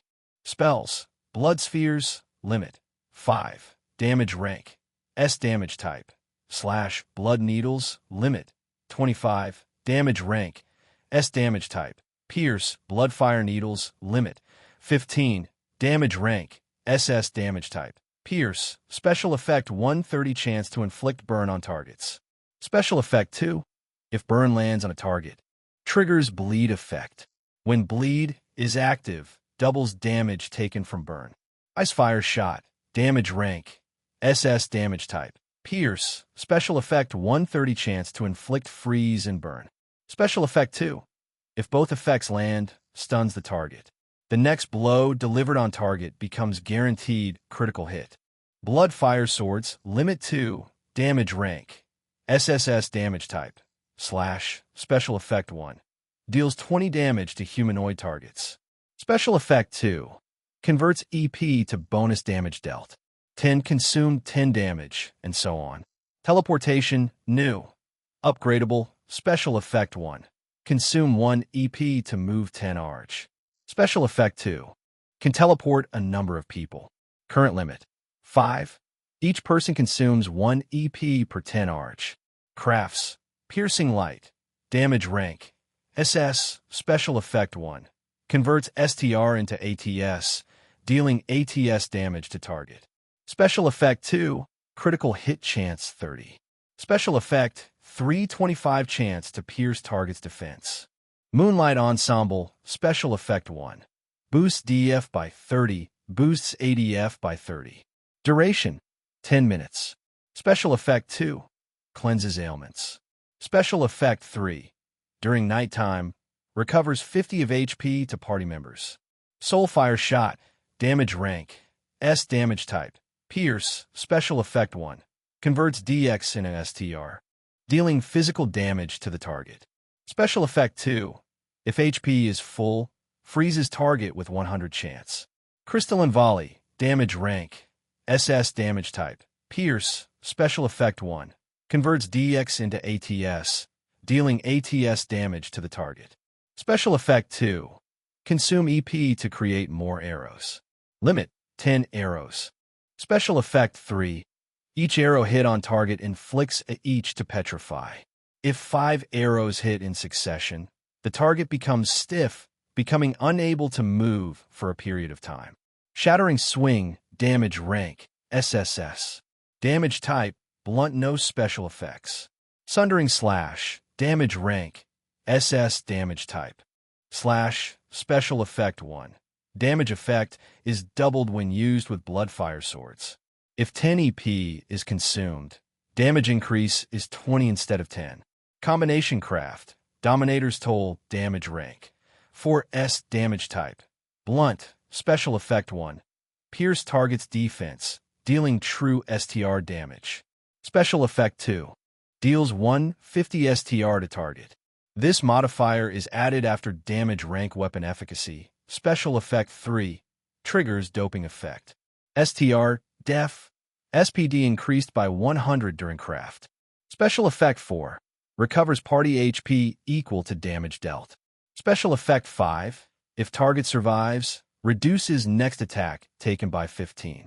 S-Crafts. Bloody Hearts. Damage rank. 4 S damage type. Pierce. Special effect 1. Converts STR into ATS, dealing ATS to target. Special effect 2. Consumes remaining EP to deal bonus damage. Damage scaled off EP consumed. Special effect 3. Makes target airborne. Special effect 4. If target becomes airborne, enemy cannot counterattack or cancel S-Craft. Eater of Chaos. Damage rank. SSS damage type. Blunt. Special effect 125 chance to ignore target's defense. Special effect 2. Upon piercing target's defense, inflicts 20 bonus damage. Special effect 3. 100 chance to impede target's arts and/or spells. Special effect 4. Upon impeding a target, reflects 10 damage back to the target. Limit: 3 per day. Enigma 2. Orbit lines, fire, water, space. Equipped: Inno Master Quartz. Anvari, earth. Magius, water. Woden time. Oberon, wind. Phantom Mirage, current combat arts. And AI Kia effects. Blessings: Aurelia's Blessing, 10 STR, 10 INT.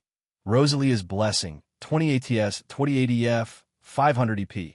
Angelica's Blessing, 10 DEF. Emma's Blessing, 10 ATS, 200 EP. Ennia's Blessing, 10 DX, 10 SPD. McBurn's Blessing, 10 all stats. Ren Blessing, 10 INT, 10 SPD. Cheryl's Blessing, 15 STR, 15 DF. Princess Alphin's Blessing, 10 ATS, 10 ADF, 100 EP. Sarah Valentine's Blessing, 20 STR, 20 SPD. Title combat effects. Harem Seeker 20 to all stats. Effect is multiplied per the amount of girls the player has in the party. A Witch's Friend, 20 ATS, 20 ADF. 500 EP, Otherworldly Slayer, 30 damage to angels, demons, monsters. Arts damage doubles when higher elements are in effect. Child of the Progenitor, ATS 50.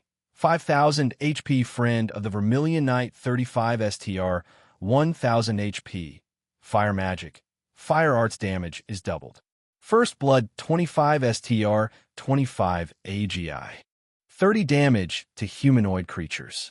Masteries: Rapier Mastery, 20 SPD Bow Mastery, 20 DX Sword Mastery, 20 STR Pole Mastery, 20 DF Changed Staff Mastery, 20 ATS New, 100 Form Military Combat, 10 STR, 10 DF, 10 SPD Miscellaneous Skills. Vermilion Eyes. Max creates minimap. Displays enemies' information. Determines allies and foes. Blood Drink. Max allows gamer Naoto to heal HP EP at a quicker rate while consuming blood. Meditate allows gamer Naoto to restore lost mana over time. Magic Core allows gamer Naoto to use magic and spells auxiliary skills. Pilot. Locked. Reading. Max. 5 int. Writing. Max. 5 int. Falconry. Max. 10 int. Running. Max. 10 SPD. Persuasion. Max. 5 int. Shading. Max. 10 dex. Chivalry. Max. 10 STR. 10 int. Undying Will. Max. 20 DAF. 20 ADF. Resistances. Fire resistance. Max. Reduces fire damage by 25. Mind resistance. Max. Prevents mind skills from peering into Gamer Naoto's mind, unless Gamer Naoto lets them. Water resistance. Max. New. Reduces fire damage received by 25. Bloodlines. Ozali's Bloodline. Allows Gamer Naoto to use the Shining Ring. Arnor Bloodline. Allows Gamer Naoto to pilot the Vermilion Knight.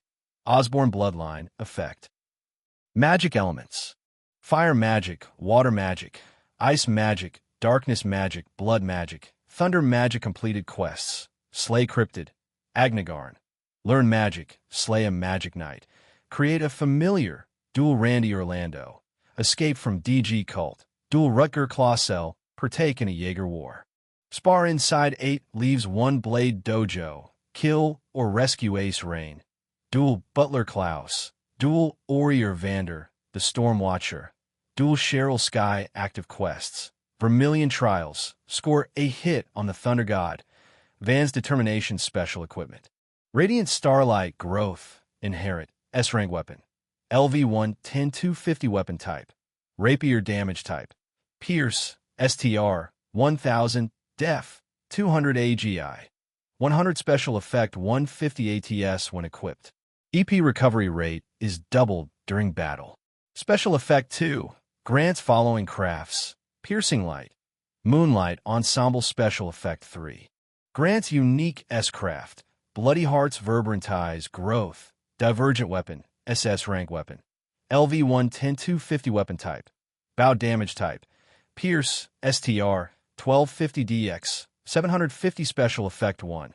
Grants following crafts. Soulfire Shot. Crystalline Volley Special Effect 2. Allows Gamer Naoto to hit any target. Higher DX improves shot range. Special Effect 3. Grants unique S-Craft. Locked. Phoenix Robe Growth. S-Rank Armor LV1 10-250 Armor Type. Body Def. 1250 ADF. 1250 AGI.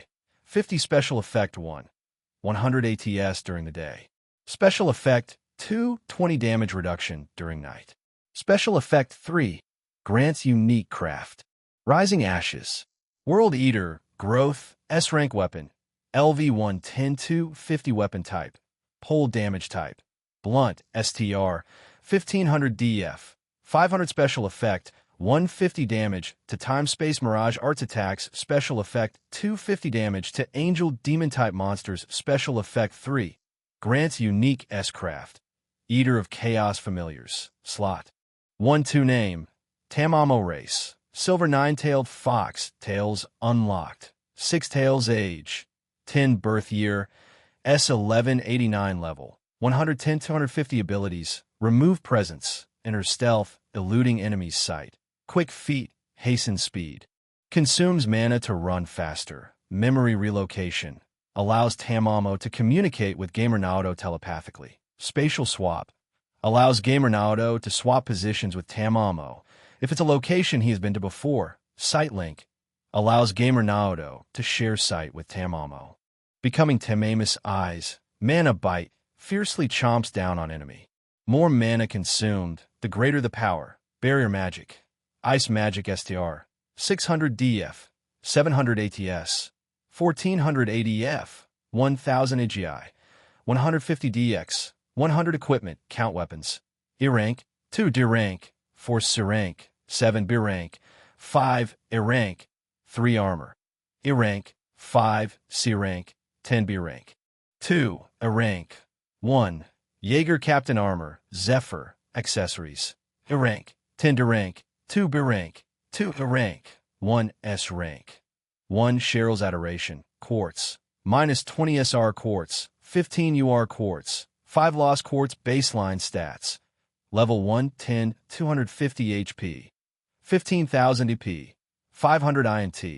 500 STR. 800 DF. 400 ATS.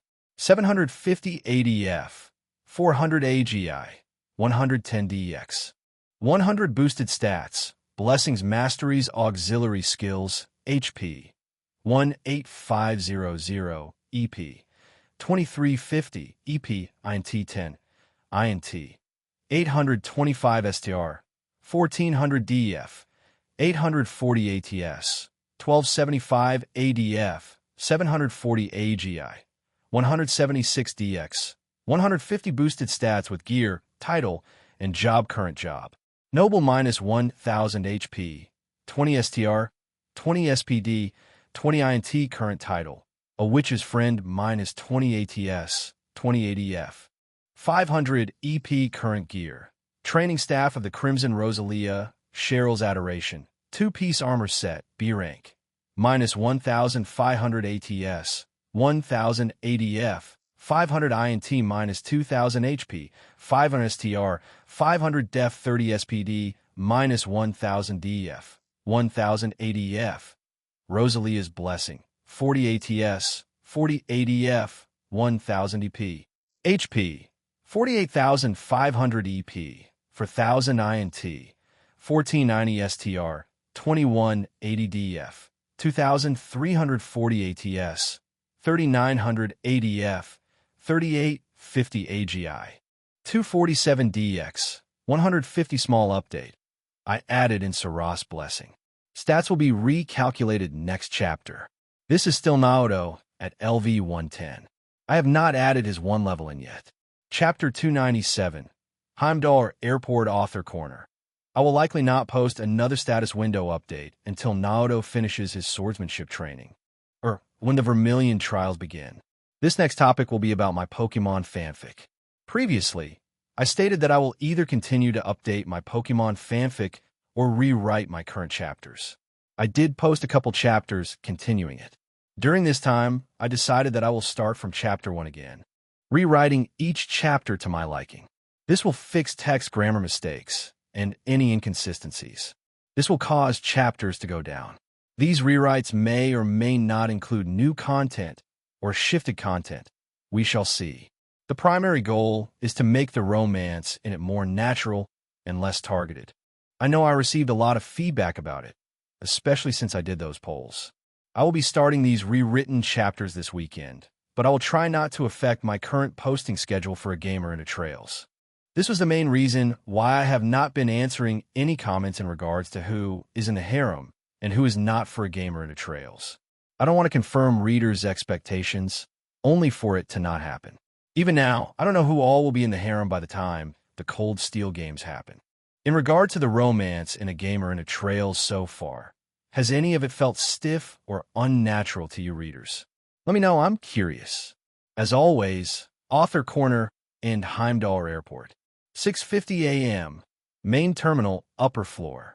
The upper floor of the main terminal was wide and spacious. Several fluffy and comfortable white-gray couches could be seen spaced apart. There were 1 or 2 people enjoying some relaxation, enjoying the view of a wide panel glass window that made the entire outside landing port visible. From the upper floor, one could easily watch orbital airships take off. The airport wasn't as expanded as it would become in the coming years. By then, there were enough runways to allow an airship to depart every 30 minutes. That didn't go to say there weren't any runways now. There were still plenty. Yet these runways were different from what ones in my past life looked like. The ones here were much more compact. They didn't stretch on for miles, and on flat surfaces for that matter. Some runways here even had diagonal slopes. That was all for a good reason. You see, orbital tech really was such a wonder. It did not require any propulsion movement to go at high speeds in order for a plane to take off into the skies. Thanks to the engine systems in place, it allowed airships here to glide along its designated path and lift off. Most of the time, you'll see airships lift off vertically. That was the beauty of the orbital tech. These runways were more similar to how drive-through car washes worked. With that in mind, in the upper floor of the main terminal, a huge pillar could be seen connecting the roof to the ground, one on the left and one on the right.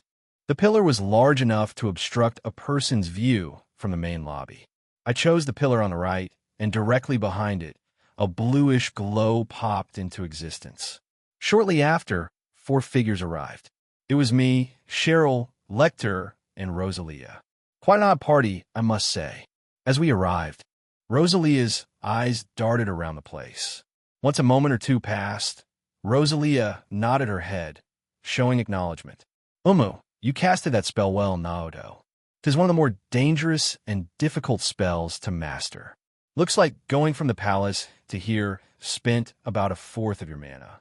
We didn't get vaporized into tiny particles either, Rosalia said, acknowledging my successful cast of teleportation. Now wait a minute, what you explode into tiny particles, you saying we could have died just now? Lecter retorted, hearing Rosalia say that in a calm voice. Indeed, either one of 2 things could have happened if Naoto wasn't confident in casting teleportation. 1, we would have wound up in an entirely different location due to a miscalculation, or 2, if Naoto's mana output wasn't stable the spell would have likely gone awry during the casting, and, as we were in transit, there would be a good chance we would have not come out of that alive. It is not a spell a beginner should treat upon in the slightest bit. I didn't say anything as it was clear Naoto was confident in casting it. Rosalia explained. You could still have at least warned us of such danger, Cheryl chimed in. Worry appeared in her eyes. Haha, I've done this plenty of times while I was by myself, so I knew I could handle it. At least for now, the maximum number of people I can move at once is 5. I would require further training if I were to try casting it on any more than that. I replied. Either way, well done. Rosalia responded to me. She then glanced at Lecter and Cheryl. Oh, and by the way, if you aren't used to such movement between spaces, those with a weak stomach may or may not get a sudden urge to regurgitate. Rosalia suddenly said. Lecter stared at Rosalia before realizing what she had just said. Right then, we all heard a loud sound that struck Lecter's stomach. You should have said that earlier. Damn it, Lecter shouted. He clutched onto his stomach and made a mad dash down some steps further into the distance. He did attract gazes from the crowd of people further in the lobby before vanishing off to a hallway off to the side where the nearest bathroom was. After we arrived, after those couple of moments, a swarm of people entered the lobby, likely wanting to get their tickets for the next flight. I'm sure compared to yesterday, this amount of people was a lot less, but there were still quite a few people looking to get on board the next airship. It was the holidays after all, a busy time for traveling. Our departure was only 10 minutes away, but thankfully I didn't need to worry about this long line of people. A certain privileged nobility and higher-ups of government or detective agencies could utilize the VIP treatment. Why don't we ditch the clown and go get in line to get our tickets? I asked the two, seeing as it was just us 3 now. Isn't Lecter supposed to be your bodyguard or something? Cheryl asked. It matters not to me, though seeing this crowd of people is unpleasant to my eyes. I prefer to be recluse. I shall remain here until it is time to depart, Rosalia said. Guess she'll be staying here, huh? The window gave a great view, so I don't blame her. Looks like she wasn't used to crowds of people either. Works for me. We don't have a lot of time to spare, so let's go. I urged Cheryl. Okay, big brother, Cheryl responded, nodding her head. Just like that, we left the upper floor and left Rosalia behind. She seemed to have entered her own thoughts as she gazed outside the giant window. As we walked, I had a look at the lilac-haired girl before me. She's supposed to be turning 10 or so this year, right? A couple years behind me. I will be turning 14 years old. With how things have progressed, I really haven't had a proper birthday yet, have I? I was brought into this world on January 31st. That meant my birthday was coming up in 29 days. I will be 15 years old before I start my studies at Jenny's next year. Taking a moment to observe Cheryl, she was in casual clothing. A light pink set of leather pants and a white blouse. Her chest was still pretty flat compared to other girls I've come across. So this outfit was likely very easy to move around in. It was pretty rare to see her not wearing her white GI for once. Cheryl did sense my gaze and proceeded to look my way as we walked. I don't look weird, do I, big brother? Do you think Big Sis will be able to recognize me like this? Cheryl asked, containing a hint of worry in her voice. Huh, you look fine, Cheryl. I was just a bit surprised, that's all. I know you recently started going to school at St. Estrella, so I thought you would prefer wearing your school uniform over something casual like this. There's a lot of girls who can't make it into that school, right? I asked. St. Estrella was an all-girls school, and one, if not the most competitive one out of them all. It's where the top of the nobles attended, including Erebonia's princess. It's not just like anyone could enter that school. I had teacher help me use the connections I previously had to enter ST. Estrella. It was a surprise to see Ren enroll too, but I hear she skipped 2 grades. She's even younger than I am, but we're already in the same class, Cheryl asked, praising Ren, despite their clear difference in ages. It sounds like the two were in the same class. And I bet they were in the same year as Princess Alphen is. So Ren really is attending St. Estrella along with you. She sounded a bit lost, but I'm glad she was able to come to this decision without needing a push from me. I happily replied. Yeah, I am curious as to where Ren and those other 3 headed off a couple days ago, but school will be starting back up next week for us, so I doubt they'll be gone for long. Still, I could say the same about you, big brother. You're looking pretty snazzy yourself. Are you really seeing this as a date? Cheryl said to me. As she said that, her cheeks turned slightly red. She turned her head down a bit and noticed I now had a ring on my middle finger. And that ring looks new as well. It looks pretty expensive. It's the same color as my hair, too, Cheryl uttered. The ring I had was quite exquisite. Its center stretched in a loop and was colored lilac, just like Cheryl's hair. This was, of course, the reward given to me by completing the quest to spar against Cheryl. It was a pretty amazing ring. I felt stronger the moment I put it on thanks to the stats it gives. And in the Trails verse, one could equip 2 accessory slots. I know I could put on a shit ton of more jewelry and accessories on my fingers and such, but I'm guessing it would only take the effect of 2 of them at a given time. Apart from wearing 2 accessories at once, there was a weapon slot, an armor slot, and a boot slot. I was, in fact, wearing a full set of gear this time around. I didn't go into the specifics, but it was based on Cheryl's comment just now, giving me that snazzy look. I currently had training staff of the Crimson Rosalia in my weapon slot, and my 2 armor slots were occupied by the 2 B-ranked armor pieces I had rolled with those equipment boxes a while back. To my surprise, it was a set piece. Its appearance was a long leather jacket, colored dark gray, with a light gray undershirt and brown pants. High-class sneakers came along with it, pitch black. It looked very similar to a certain Star-Lord of another series. I know he often appeared cocky at times, but man, did that outfit of his look good. I decided to take a moment to observe its stats, along with what I was currently boosted to. Guardian Armor, B-Rank Armor, 2-piece set minus 750 def minus 750 ADF Guardian Boots, B-Rank Boots. 2-piece set minus 5000 HP minus 25 SPD set effect. 250 def 250 ADF 800 ATS. Special effect 1. When both pieces of the Guardian Armor is equipped, grants craft, disable trap. Special effect 2. When both pieces of the Guardian Armor is equipped, grants craft taunt. With the recent level up and newly added blessing I received from Sarah, my stats further increased. I also had another look at Cheryl's adoration, and that had an additional effect I skipped entirely, and it was quite a massive one too. It doubled Cheryl's blessing. Thinking that, I now had a new look at my overall stats. HP, 53,500 EP, 3,443 50 INT, 1575 STR, 2455 DEF, 2,500 ATS, 4,000 ADF, 1950 AGI, 297 DX, 165 sure enough. These stats were definitely at Reverie levels, haha. I'm feeling pretty powerful with all of this equipped, but I doubt I could still match against someone like the Thunder God. I took a narcissistic moment to admire myself. These clothes really were fashionable, aren't they? You might look handsome, big brother, but don't let it go to your head. What would that Ellie person think of you if she saw you like this? Cheryl retorted, seeing me behave like this. I immediately snapped out of this stupor the moment I heard that. Huh, you're definitely right about that. I really do want to see the look of Ellie's face the moment she sees me. It has been quite some time since we've seen each other, I replied, wondering how Ellie looks now.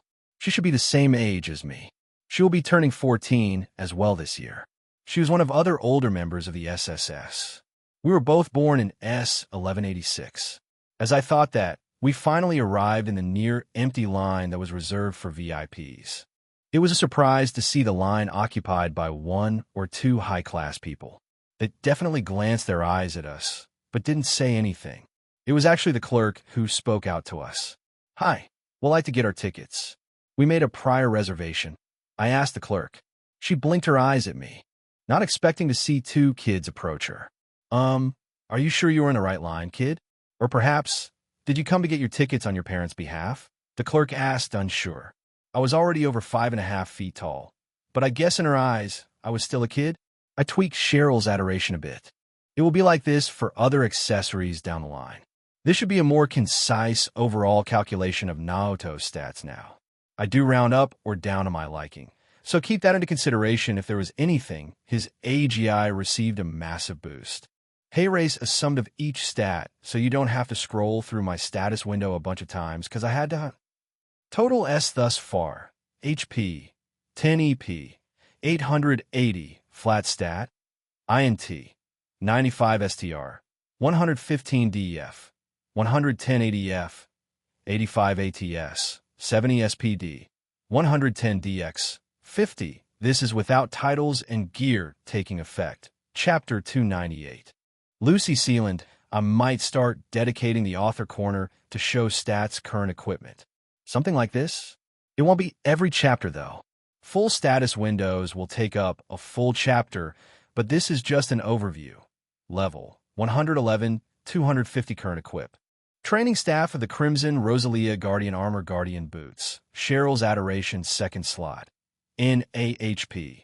53,500 EP. 3,443 50 INT. 1575 STR. 2455 DF. 2,500 ATS. 4,000 ADF. 1950 AGI. 297 DX. 165 as always. Hey there, beautiful. Did this brat cause you any trouble? A familiar voice called out to us. Cheryl and I saw Lecter approach from the side and quickly joined us in the VIP line. Despite his stomach being attacked just a moment ago, he now appeared fine and dandy, just like how Lecter was. A playful smile appeared on his lips, and he even slung his arm around my left shoulder, acting all smug. Be beautiful? Me? The ticket clerk stuttered, not expecting Lecter to say that. It made her cheeks become slightly rosy. I won't deny, Lecter is quite a playboy and a handsome man. He was taller than me too, perhaps by half a foot at most. But that made sense. With me turning 14 this year, Lecter was already 17 and would be turning 18. He was already 4 years older than me. And yet, for some godforsaken reason, he somehow found himself enrolling at Jenny's Royal Academy, out of all the schools he could pick. In fact, I do believe it was Lecter's 3rd year in that school already, and he would finish his studies next year. But if it went like the games did, despite becoming the student council president, he would drop out, thanks to Father's interference. It was approaching Lecter's time to join the Ironbloods. But with my presence, Father found out about Lecter much earlier than what had originally played out. So, I see no reason for Lecter to not finish his studies. If it wasn't for the fact Lecter was brought all the way here to act as my escort and assigned to protect me by my father while I'm here in Erebonia, he probably would still be back at Liberal. It was a shame it wasn't Claire, but I didn't want to intrude on her too much. Unlike other RMP officers, Claire was diligent, working through the holidays. If she was tasked to escort me instead of Lecter, she would probably be dealing with a lot more pressure. So Lecter had to make do for now, as much as I hate to say it. His skills were good, but he really can be too playful at times. Haha, why am I not surprised you're hitting on someone you just met? A voice called out to us while the ticket clerk. And why in Adios name are you dressed like a pompous fool? Is that thing at your waist real? The voice continued, which belonged to that of a girl's voice. Oh, it's as real as those pretty violet eyes of yours is. Lecter tried to respond, but he was cut off by the sudden stern look of this new figure that joined the line behind us. I dare you to finish what you were going to say, Lecter. Come on, say it, the figure said, revealing to be a rather pretty girl. Her hair color was quite the rarity too, which was a stark contrast to her violet eyes. She was around my height, perhaps a bit taller. She appeared 16 years old, 3 years older than me. Girl. She was currently wearing a white dress that was covered by a purple vest. It had a cute collar at her neckline, which was held together by a green gem. One could easily mistake a dress like this for being a noble, but it was anything but. This was the uniform girls wore at Jenny's Royal Academy, which would make this girl a current student there. Lecter blinked his eyes, not believing who it was that came into our view. Is that you, Lucy? The hell are you doing all the way out here in Erebonia? Lecter retorted, not expecting to see this girl before him. Her hair was long and a shining blonde color. Regardless of what I said just now, one could easily mistake this girl as a noble thanks to her beautiful appearance. I could say the same to you. Lecter, just what in Adios name are you dressed like one of those foolish nobles? If you're even going to attempt to impersonate one, at least be reasonable about it. Your clothes are all wrinkly, and your shirt is even sticking out in a few places, the girl retorted back. Started to go on and on about Lecter's current appearance. Most of him appeared proper, but some of his clothing was a bit loose, as she had just stated. "Hey man, that's just my style, no matter the time or place. And well, I do like to call it that I'm on official business. What about you? You did say you were going back up to Remiferia during the holiday, so guess you're returning?" Lecter asked. "Since when did you get a job?" "It's not like our school prohibits such a thing, but I didn't think you were the one to suddenly join the working class," the girl responded. "And you are correct. I am in fact returning from Remiferia.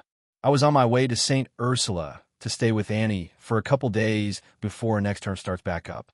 "Ugh, I just had to pick the worst slot to leave the capital," the girl retorted. "Haha, perhaps it's the best slot. Surely you've noticed by now I'm not alone. On guard duty, to be specific," Lecter said to the girl. She immediately scoffed at Lecter hearing that. "You a guard? Now you're just playing me a fool now," the girl responded. She had quite the tongue, I must admit.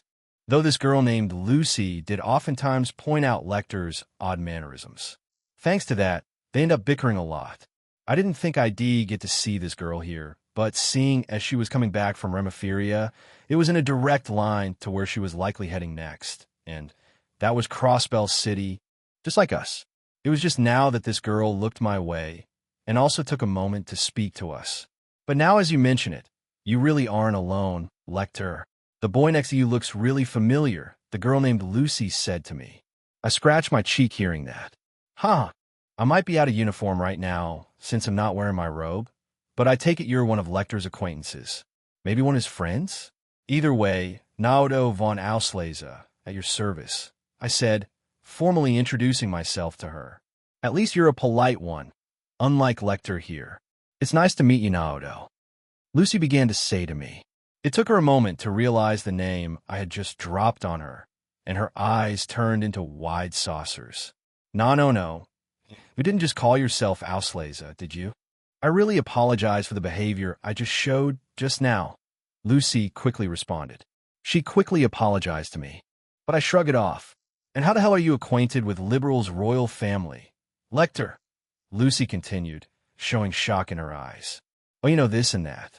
None of that matters, though. The jig I got is the real deal, and am here to make sure His Highness is safely escorted to Crossbell City.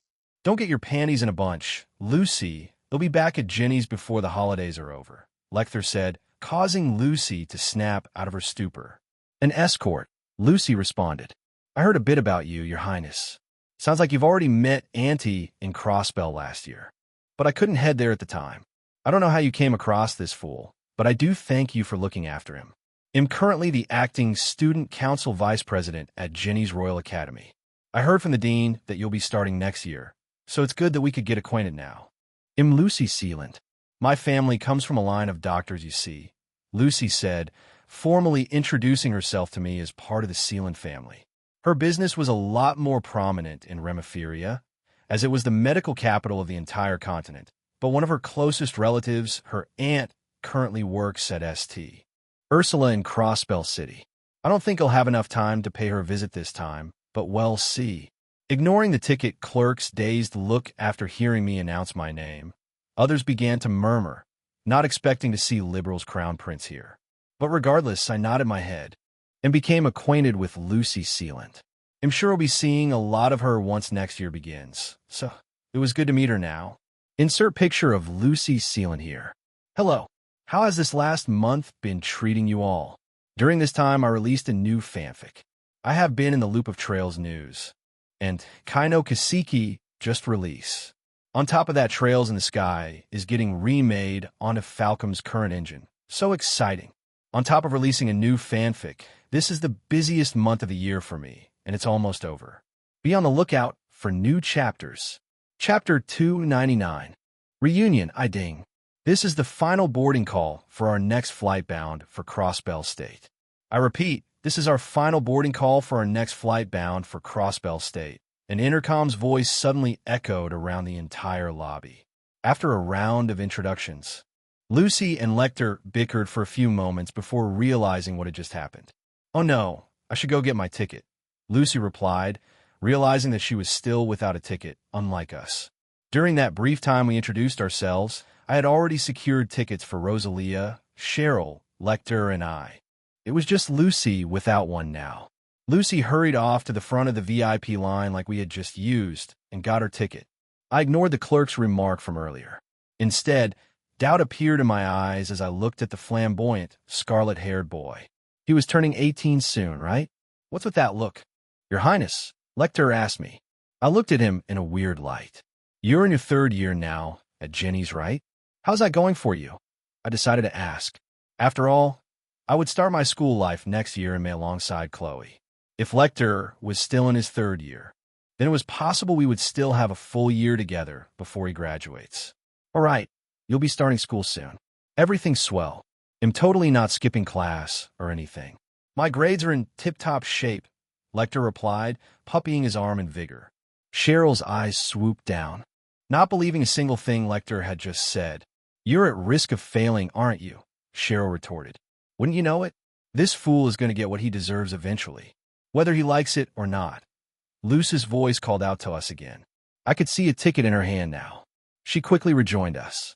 We didn't remain idle either, and quickly departed off to the side to where the outside docks were.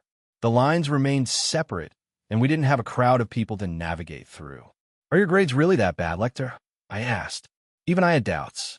I know Lecter often liked to crack jokes, and was an easygoing person, but he was the type of person I could trust without a shred of doubt. A part of that was thanks to his special ability, his all-knowing gut. Thanks to that, it was pretty obvious most of the time when Lecter was joking or being serious. Come on, don't sell me short, Your Highness. I'm not in dangerous territory. Not yet, anyways, Lecter nonchalantly replied, placing his hands behind his head in a casual manner. Yet, he says, Cheryl uttered. How in Adios name have you made it through 3 years of classes with this state of mind? Cheryl continued, also doubtful of what Lecter's grades were. Lecter might be an idiot, but he's a good idiot, sadly. He only does the minimum effort needed to pass. Why do we make you student council president again? Lucy retorted. Her eyes slanted as she became annoyed. Wait, this loser is the student council president at Jenny's? I asked. This guy's student council president? Cheryl also asked. Her eyes turned wide in shock after hearing that. Am I really that irresponsible? I only recently entered the seat, but I help out from time to time. Speaking of which, our annual festival is coming up in a couple months. The student council does a play each year. If you're around, Your Highness, you should come check it out. I'm sure just with your presence alone, ITLL increase its publicity by a good margin, Lecter said. A school festival, huh? I responded. That should come after the Vermilion trials, so I don't see a reason not to attend it. But I will be entering unprecedented times after the trial is complete. I don't know if Liberal will remain in peaceful times after, I thought to myself, trailing off after Lecter asked that. I'm sure having the Crown Prince will help the reception out if you do attend, Your Highness. All of its funding goes to local orphanages, which help them keep afloat year-round. If they know you're present, I'm sure the play will turn out splendidly, Lucy suggested. Tickets, please. The clerk nearby suddenly asked us after Lucy suggested that. We were continuously walking, and we flashed our tickets. I'm ill-considerate. I see nothing pressing I need to attend to, but I will be absent until the end of February. If the festival comes after that, you'll see if grandmother will allow it, I said, nodding my head at the two. As I said that, I saw the clerk raise her eyes at us.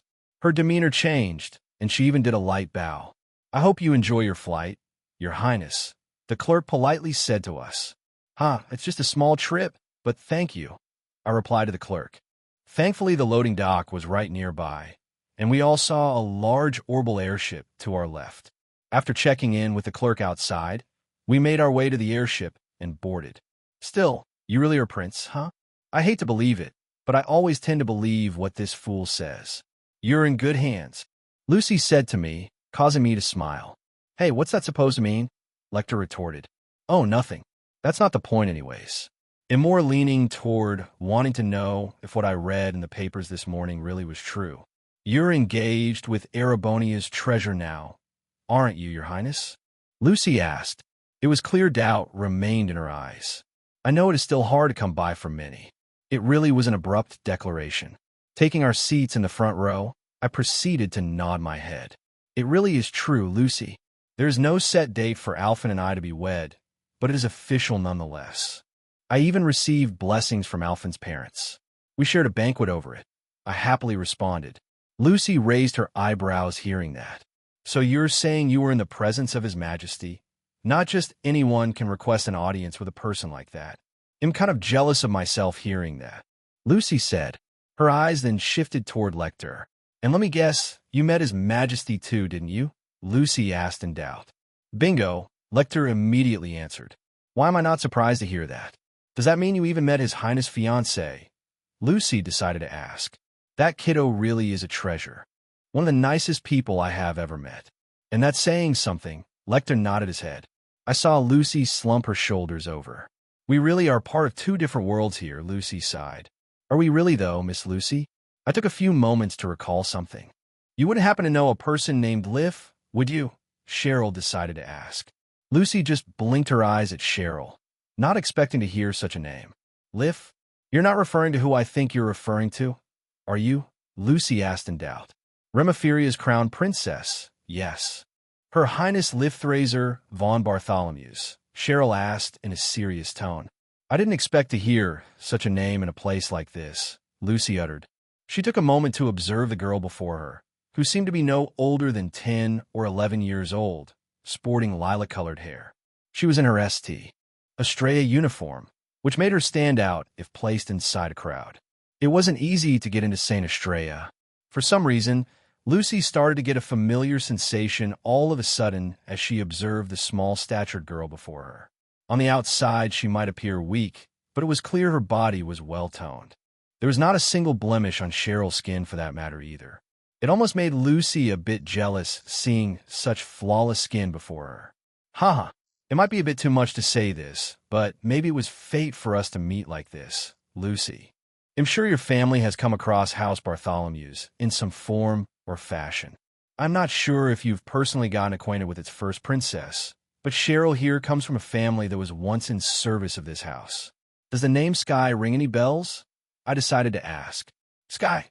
Lucy paused, before her eyes turned wide in shock again. She glanced at Cheryl again after I said that. As Lucy glanced at Cheryl once more, we all felt a jolt strike against our feet before a constant hum echoed throughout the spacious cabin. We had successfully taken off. No wonder why that name felt familiar. I sure do know the Sky family. Last time I checked in with Liv and Jill, though, Jill said she had a younger sister who was met with a tragic fate, Lucy uttered. It took a second to realize it, but her mouth soon formed an O shape, left agape as she stared at Cheryl. Hee, it really is a pleasure to meet you. Miss Sealant, it sounds like you've been under the care of my bigger sister. I'm Cheryl Sky. Cheryl formally introduced herself to Lucy. Even Lecter raised his eyes, seeing Lucy in a dazed expression. This was a nice way to kick off a reunion now, wasn't it? The big one was yet to come, though. It was time for a pair of sisters to reunite after almost half a decade. Chapter 300 already, woo! Hopefully many more to come. Crossbell City. 8 a.m. Times Department Store. Second floor. Several storefronts could be seen scattered throughout the entire floor. The center of the second floor had a wide gap, which revealed the first floor. More stores could be seen on the ground floor. The stores down here offered general goods and imported foods from all countries alike, Arabonia, Liberal, Calvert, you name it. The second floor offered a more higher-end variety of clothes and accessories or miscellaneous goods that were hard to come by. Many collectors like to come here. This was the largest department store in all of Crossbell City. Most of its citizens often did their grocery shopping here, if they were part of the Central and Eastern blocks. Crossbell's Western blocks had more targeted general goods stores, which allowed its people to shop there instead of here. At times, though, many of its goods were often bought at competitive rates compared to the other stores, so coming here was well worth it. It also allowed people to buy items in bulk. Toward the second floor and an accessory shop, 4 figures could now be seen standing in front of a branded glasses display. One was a violet-haired boy wearing a brown leather denim jacket and pants that matched it. He was presently 13 years old, but will be turning 14 at the end of the month. Next to him was a lilac-haired girl who was around 10 years old, a couple years younger than the boy. She had her hair tied up in a single ponytail, letting it flow down the back of her neck. She decided to bring along her St. Estrea's school uniform. An cute black beret sat on top of her head. Next to these two was a scarlet-haired boy in a lavish and flamboyant attire, a dark violet suit with red highlights. He wasn't in school uniform right now, but he was currently enrolled at Jenny's Royal Academy, as was the girl beside him. She appeared to be 16 to 17 years old, a year younger than the scarlet-haired boy. She currently wore the standard uniform of Jenny's Royal Academy, which was a white pleated skirt covered by a purple vest. This outfit signaled that she was also a student there. The violet-haired boy, who was of course Naoto, was currently looking through the glasses selection. His golden eyes definitely stood out from the normal crowd, and he figured getting some glasses to hide them was the best thing. He could go through his list of accessories, but he didn't have a need to. Naoto had the money, so why not splurge a bit? Can you bring this pair out? I asked, pointing at a thin-frame pair that was slick and modern. Its lens was pitch black, but not too black. It could hide my eyes away. Underneath this pair of glasses, I saw the price tag, and it read labeled 30,000 mira. Lecter whistled, seeing me not even bat an eye as the woman clerk took out the glasses for me. She had a wide smile over her face. It was obvious she could tell that I came from a lavish background.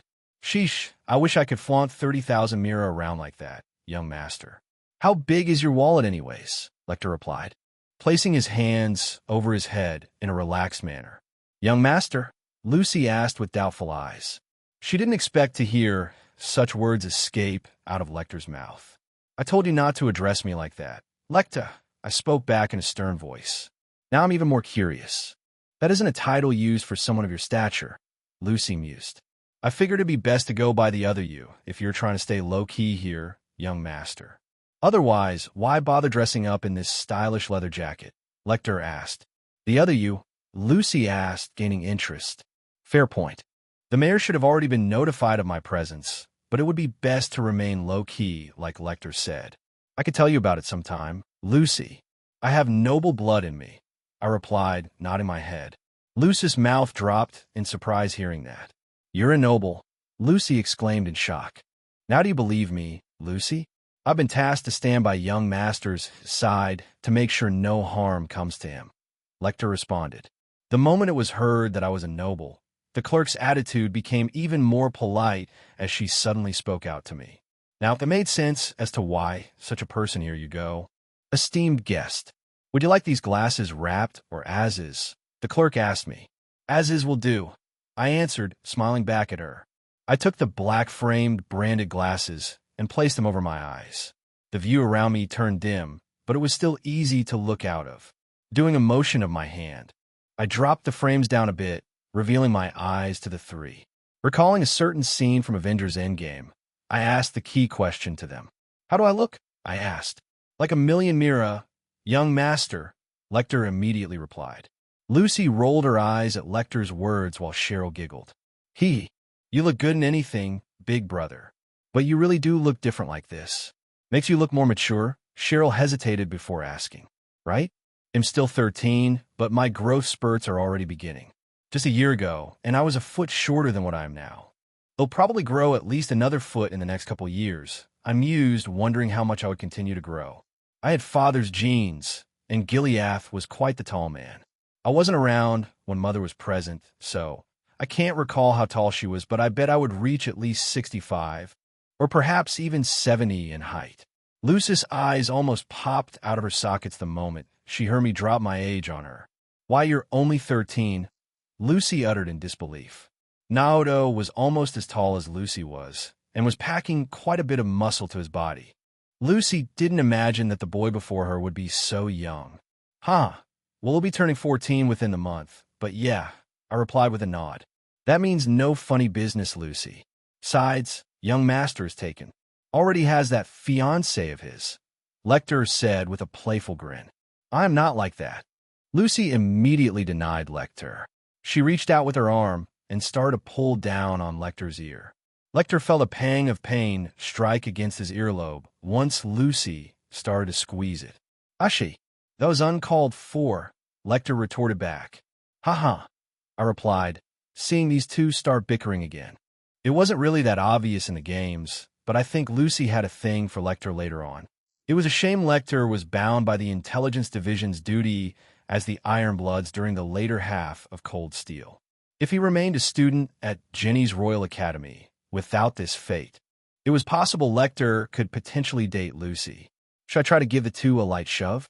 Thank you for your patronage, esteemed guest. The clerk called out to me as she rang up my black gold bank card.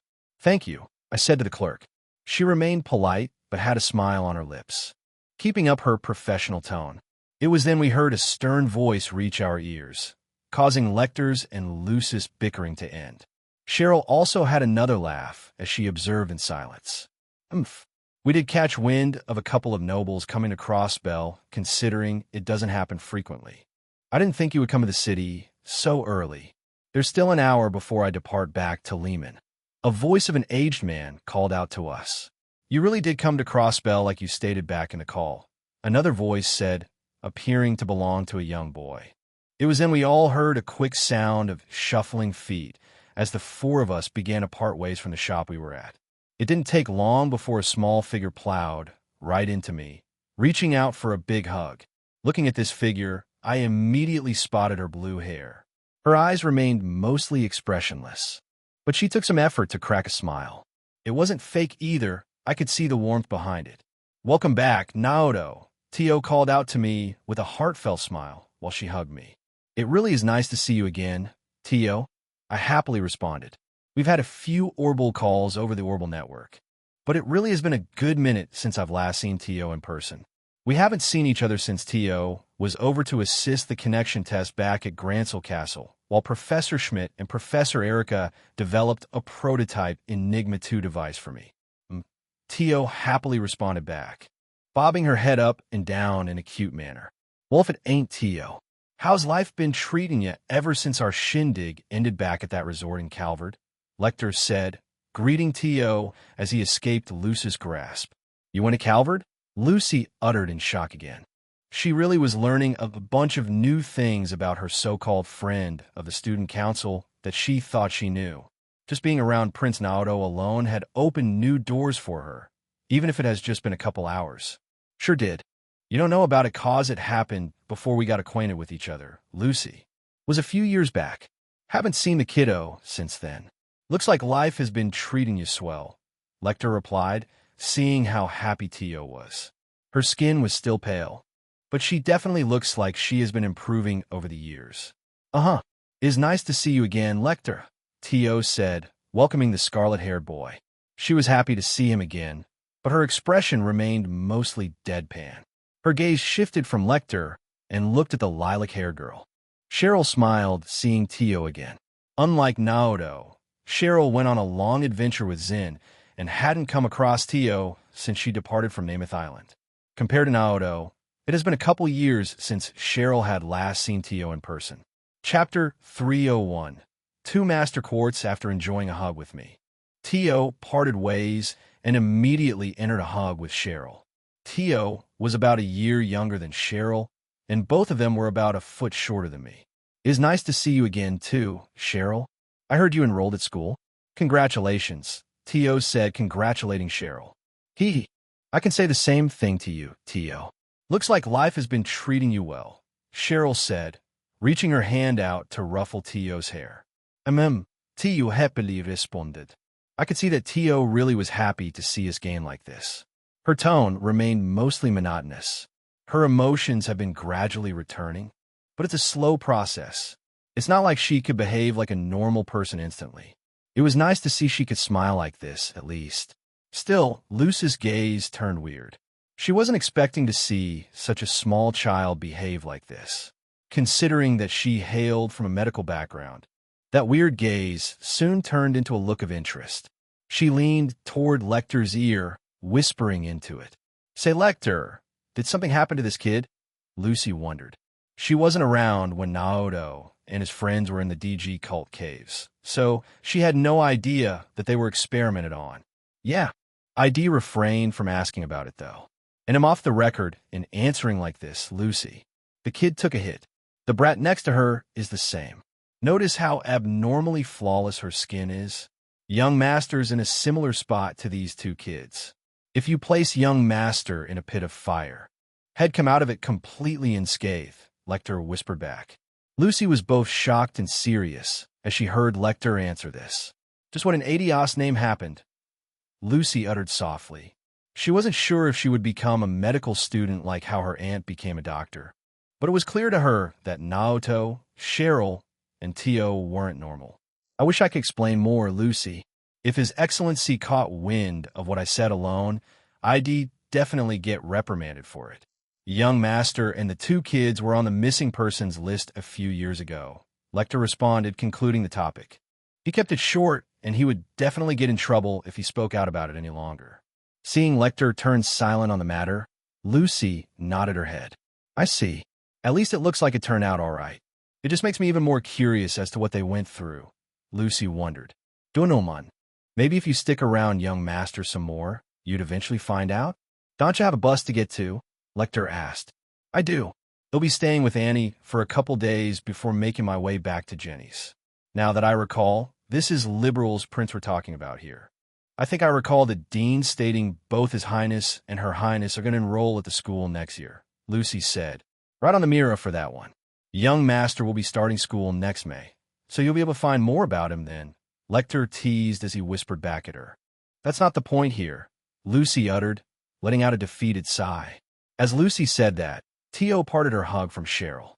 I could see that Lucy wanted to ask about Tio, but she remained quiet as she exchanged some quiet words with Lecter. I for one am not indulgent at partaking in reunions. I take it you have procured the ornaments you have mentioned in our call. Naoto, Professor Schmidt said, taking a few steps to approach us. I haven't seen Professor Schmidt since he built my Enigma 2. Ashi, you're not even going to let me get a word in. Old man, you guys keep talking about this island while leaving me out of it. I want to know what it is, a third voice said, belonging to a dirty blonde bespectacled boy wearing thin, clear glasses. Mine were dark and shaded. I chose mine based on its style, while the boys in front of me had a practical use. I do believe his eyesight grew worse as time went on, so he had to wear glasses, unlike me. Haha, we can go over that later. I did bring what you wanted, Professor. I didn't see you at the airport, so I thought we missed each other. Guess you're taking the next flight out. I wondered before taking out 2 brown and sealed padded envelopes from my possession, handing it toward Professor Schmidt. More or less. The window was pretty tight, and it's not like I was on a really tight schedule. I'll mostly be studying what you were presenting me now back at Lehman, Professor Schmidt said, taking the 2 sealed padded envelopes. So now you say that. You even made us stay up till midnight last night. The blonde-haired boy immediately retorted as he yawned. Of course, this boy was Jonah, and he seemed to be a year or 2 older than Cheryl here. He was still younger than me, though. Not another word. Institute student. You'll be able to blabber all you want once I depart in an hour. But for now, I want to make sure this is the real deal, Professor Schmidt retorted back. Oh, trust me, Professor. They're definitely genuine articles. I could try to describe how I acquired them, but I doubt you would believe it, he answered Professor Schmidt. This drew Jonas and Tio's gazes to the 2 envelopes. Even Lecter and Lucy were drawn to them. Thankfully, we all wandered away from the accessory shop clerk toward the north end of the 2nd floor and made our way to an empty area that had some comfy couches. Most shoppers remained on the ground floor unless they wanted to shop at the higher-end stores up here, so there weren't many shoppers nearby. We did receive a curious look or two, but they kept to themselves, wandering away to other shops. Of course, Tio did what Tio wanted to do, and she took the best seat in the house and plopped her black skirt right before me. Tio was still small enough, so doing this was fine for her, and she didn't obscure my view. Sheesh, you really have no shame, do you, kiddo? You don't know how many enemies you just made by doing that, Lecter said, sitting beside Professor Schmidt as Jonas sat to the opposite side of him. Lucy sat beside me. Tio's eyes squinted, slowly shifting her gaze toward the scarlet-haired boy. We may no longer be sailing Calvardian waters, but how about we take a boat out into Lake Elm and I toss you out inside those waters, Lecter? Tio said in her nonchalant tone. Her deadpan look made her gaze appear even more serious. Lecter's gut reacted immediately, and he knew Tio was telling the truth. Are you seriously still hung up about that? Lecter questioned, shuddering a bit. He recalled the first time Tio offered such an action and it was shrugged off, but I could tell Tio was being serious here. If we got on a boat right now, no doubt would Tio grab Lecter and throw him out of the boat. Ha! Don't take such things to heart, Lecter, I said, before turning toward my right to look at Lucy. Jokes aside, are you fine being here still, Lucy? Don't you have a bus ride to catch soon? You're heading to St. Ursula, right? I asked. It was shortly after 8 a.m. now, after having finished my shopping and coming to Time's department store. The flight we were on didn't even last an hour. I didn't see Professor Schmidt hanging around the airport, so I had assumed he had left the flight already before I could give these two master quartz to him. But turns out that wasn't the case. He had stayed behind, likely by Tio's request. I could see the happiness in her eyes. She really wanted to meet me again, didn't she? Oh, I still have some time to spare. The bus station is right south of Central Square. It's only 10 minutes at most. I could still make it if I leave in a few moments.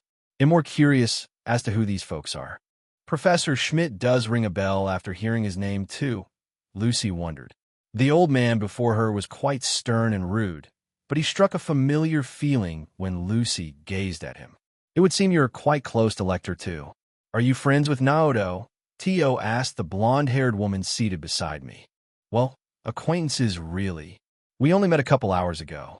You may know me by my family name. I'm Lucy Sealand. It is nice to meet you all, Lucy politely said, introducing herself to the group. Professor Schmidt raised his eyes, hearing Lucy's family name. So you're of the Sealands. I heard that they had a daughter recently. I've personally worked with the Sealand Company on numerous occasions. They work directly with us back at the Epstein Foundation, Professor Schmidt mused. You're from that family of doctors, right? The ones who are said to produce the best orbital medical equipment in all of Zemuria? Jonah also mused, not expecting to see such a person sitting across from him. That's right. I'm currently studying abroad in Liberal, but we currently have winter vacation underway, so I'm going to be visiting Annie at St. Ursula for a couple days. I didn't think you all would be so directly tied to the Epstein Foundation. We've had a good partnership for quite a few decades now. Lucy responded. Well, that is natural. I am one of teacher's disciples after all. I found tutelage under Professor Epstein himself. Professor Schmidt answered Lucy's doubt. Lucy's mouth went agape again in shock. Why you studied under Epstein himself? Now that name makes sense. I didn't think I'd come across one of his disciples like this, Lucy said with a look of interest. O&TO and Jonah here have been working with Professor Schmidt, mostly on the installation of the Orbital Network, but they're students of the Epstein Foundation. I'm just here with a little bit of some cooperation with them. My part is pretty much wrapped up with this delivery, though. I explained. You two study at the Foundation? That's quite a feat. You two seem quite young, Lucy responded. I will be turning 10 in a couple months, Tio answered. She was very close to Cheryl in age, but was behind by a few months. Still, once Tio mentioned her age, Lucy's shock remained in her eyes. I wasn't expecting you to be that young, Lucy uttered. Age matters not as long as one can explore their talents back at the Foundation. I say that, but we do have our limits. We aren't irresponsible when it comes to recruitment or enrollment.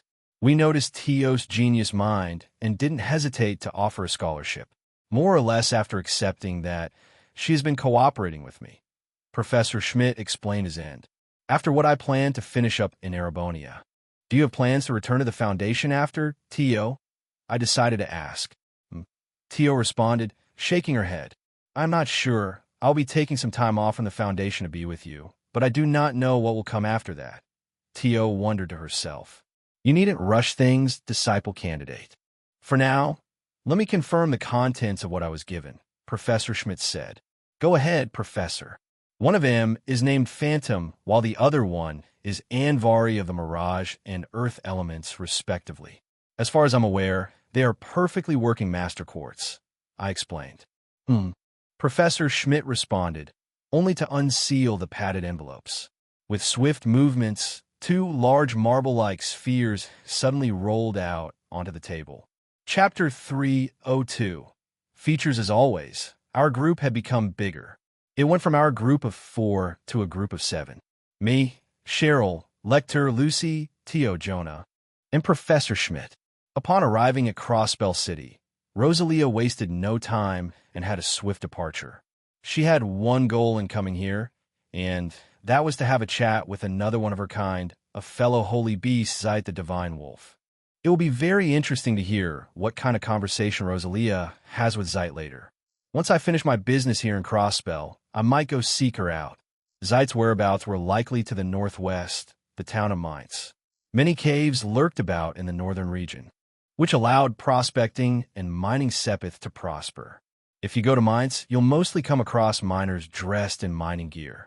And speaking of Sepith, all of our gazes were currently drawn to what Professor Schmidt was currently doing.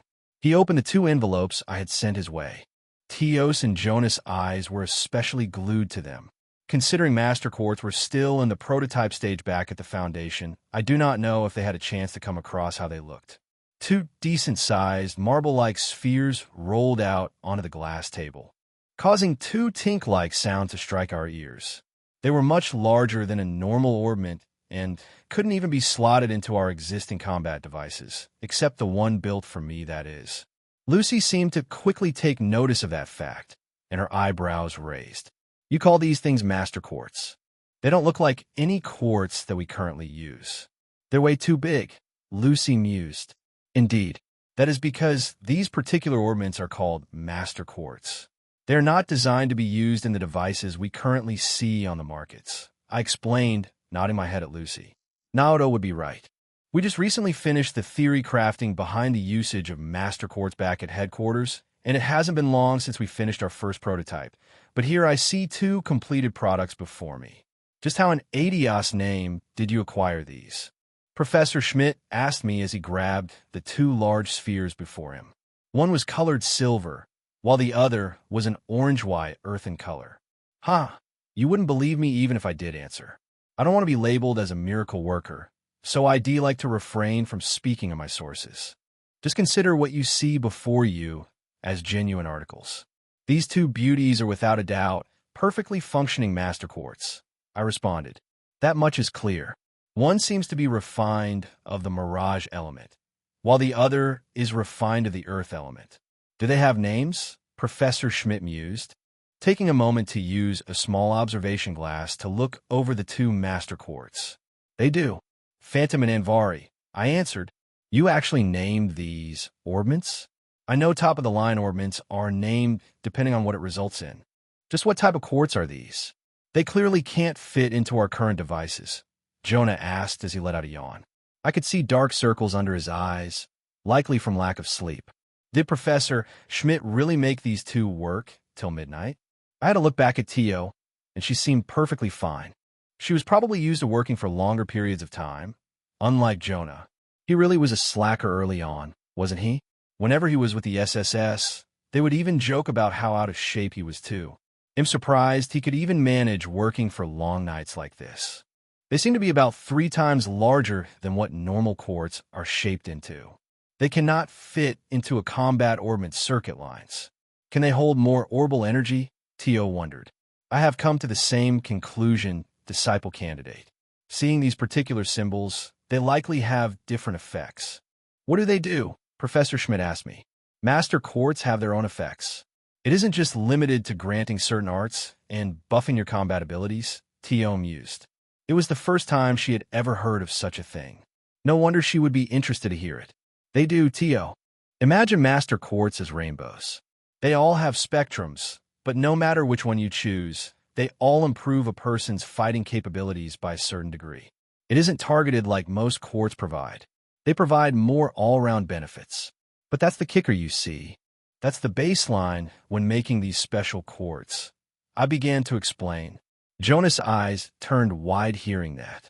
This thing took a quartz's foundation and improved its specs by several folds. Just what in Adios name are you cooking behind those doors back at the lab, old man? These totally aren't safe, Jonah complained.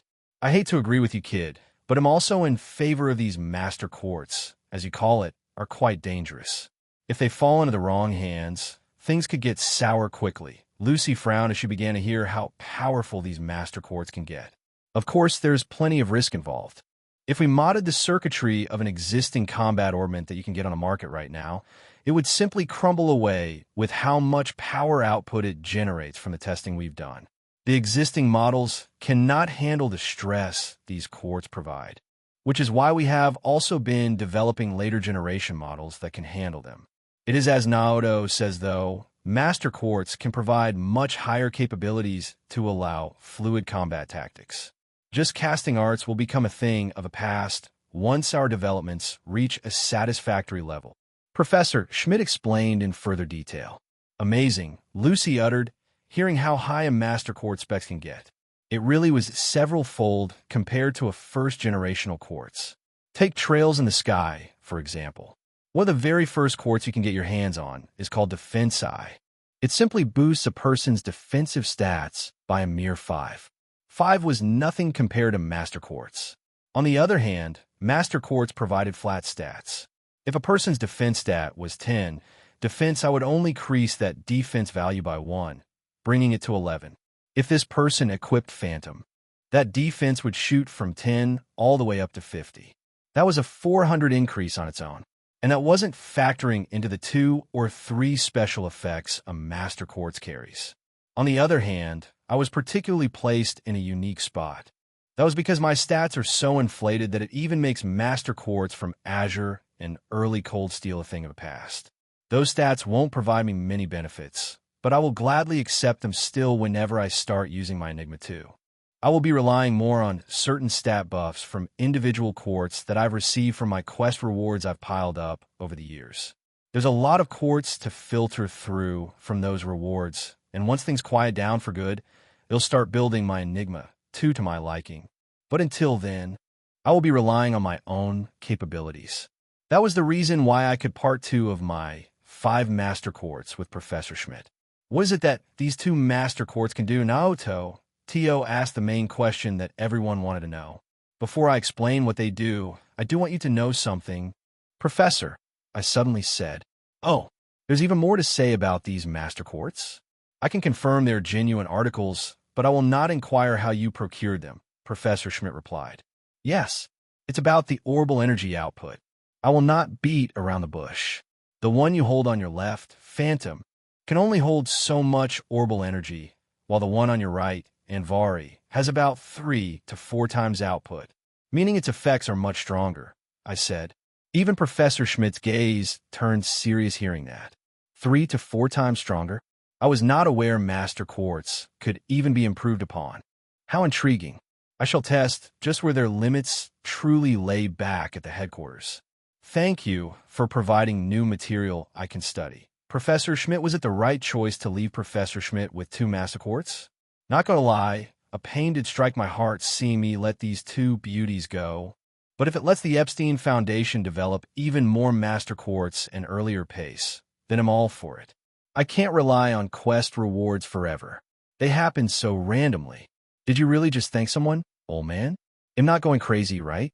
You all heard that, Jonah retorted, not expecting Professor Schmidt to thank someone.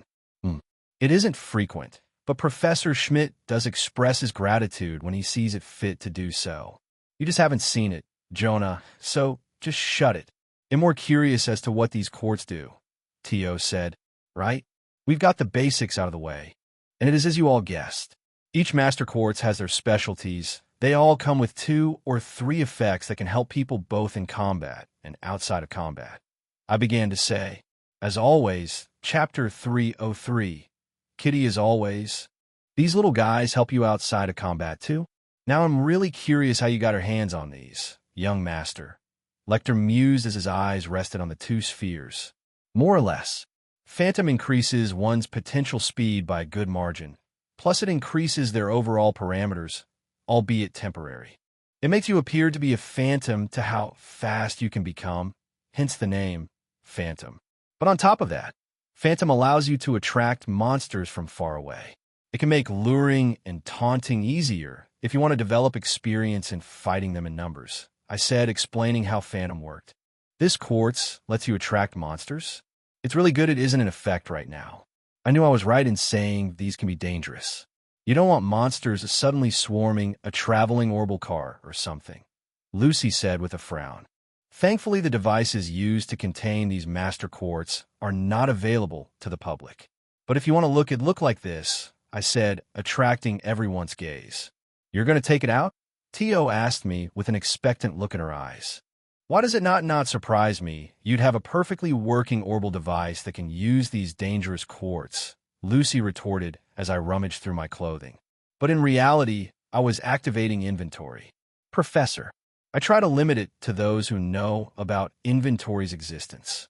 I've been alive for 13, almost 14 years now, and the only person who knows about my entire system is Rosalia, only because I allowed her to see it.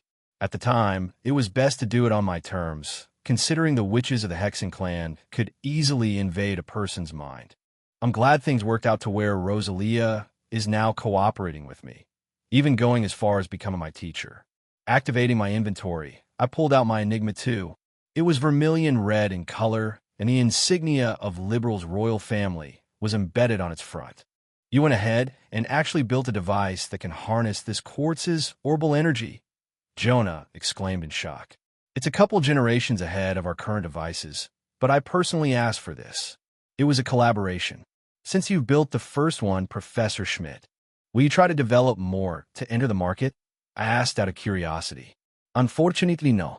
We still lack the means to mass-produce these on a larger scale. They require top-notch engineers to craft such a device.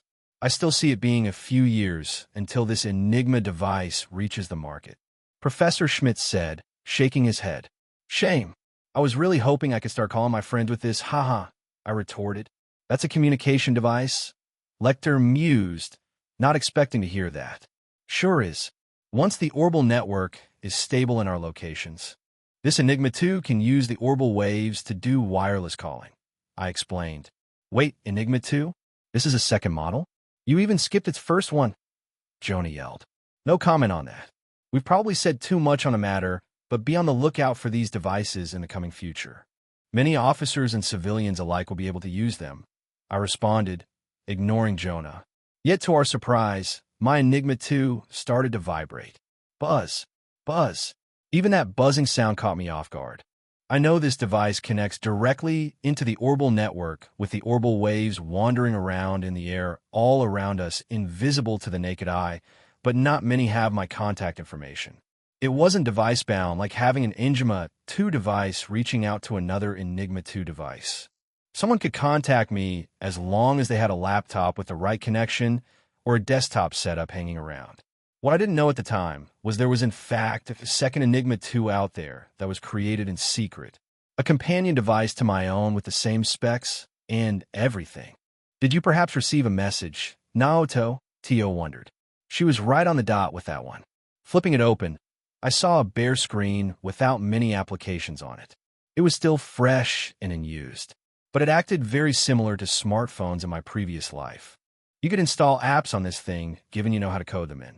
There isn't any standard yet, though, considering it's merely a completed prototype. All it had on my background was the insignia of the Auslese royal family. Once the Enigma 2 devices that could feature these apps reach the common markets, no doubt the Epstein Foundation will install standardized apps to allow its users to perform mundane tasks to help them. It wasn't completely bare, though. I saw a phone icon and a mail-like icon on the bottom half of the screen. This screen was unique to the Enigma 2, and it wasn't available on the original Enigma device. On the bottom half of the device, 7 notches could be seen, which were big enough to slot in quartz. In the center was a much bigger notch, about 3 times as big, which allowed its user to slot in a master quartz. I could only dare to attempt to slot in Phantom at this time. If I tried to put Anvari in there, the Enigma 2 would likely crumble away, as Professor Schmidt stated. That was a Reverie quartz, not found until 7 to 8 years down the line. It could store and output much higher orbital energy than Phantom could. To my surprise, I saw the message icon blinking. It was a very early version of the messenger function I had in my previous life. It displayed a list of contacts, and it could send/receive messages.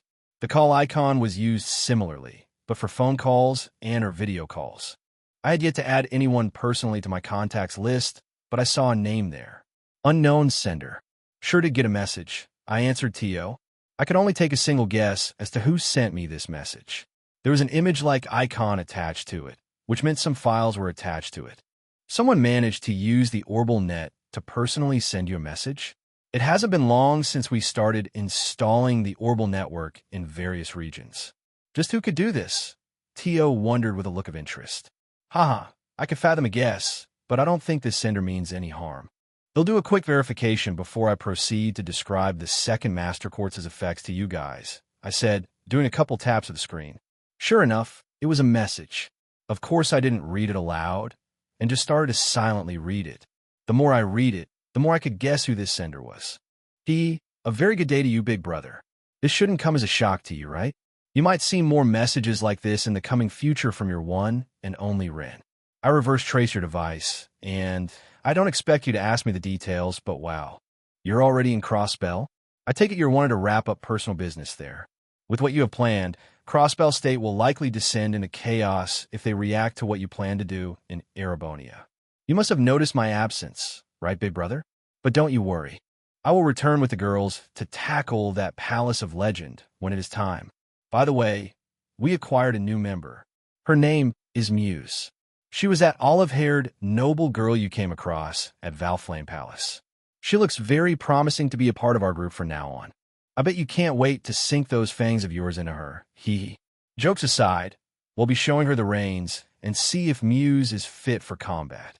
We'll be exploring the sealed area beneath Grancel City, but Big Brother Loey already warned me not to venture too deep with a risk of awakening the Oriole. That would ruin the professor's plans. We will be gone for a few weeks, but you'll be occupied with that little princess of yours, right, big brother? This month will blink by before you know it. P.S. I attached a few photos for you in hopes to fill that void your heart might bear during our absence. By the way, big sister Emma's boobies have been growing at a rather alarming rate. I think no matter what she eats, all that nutrients is going straight into them. These photos were taken at Valeria Lakefront, after stopping by the Bright House. We had some fun to ourselves. I had no involvement with these photos and bear no responsibility for them. Take them as you see fit.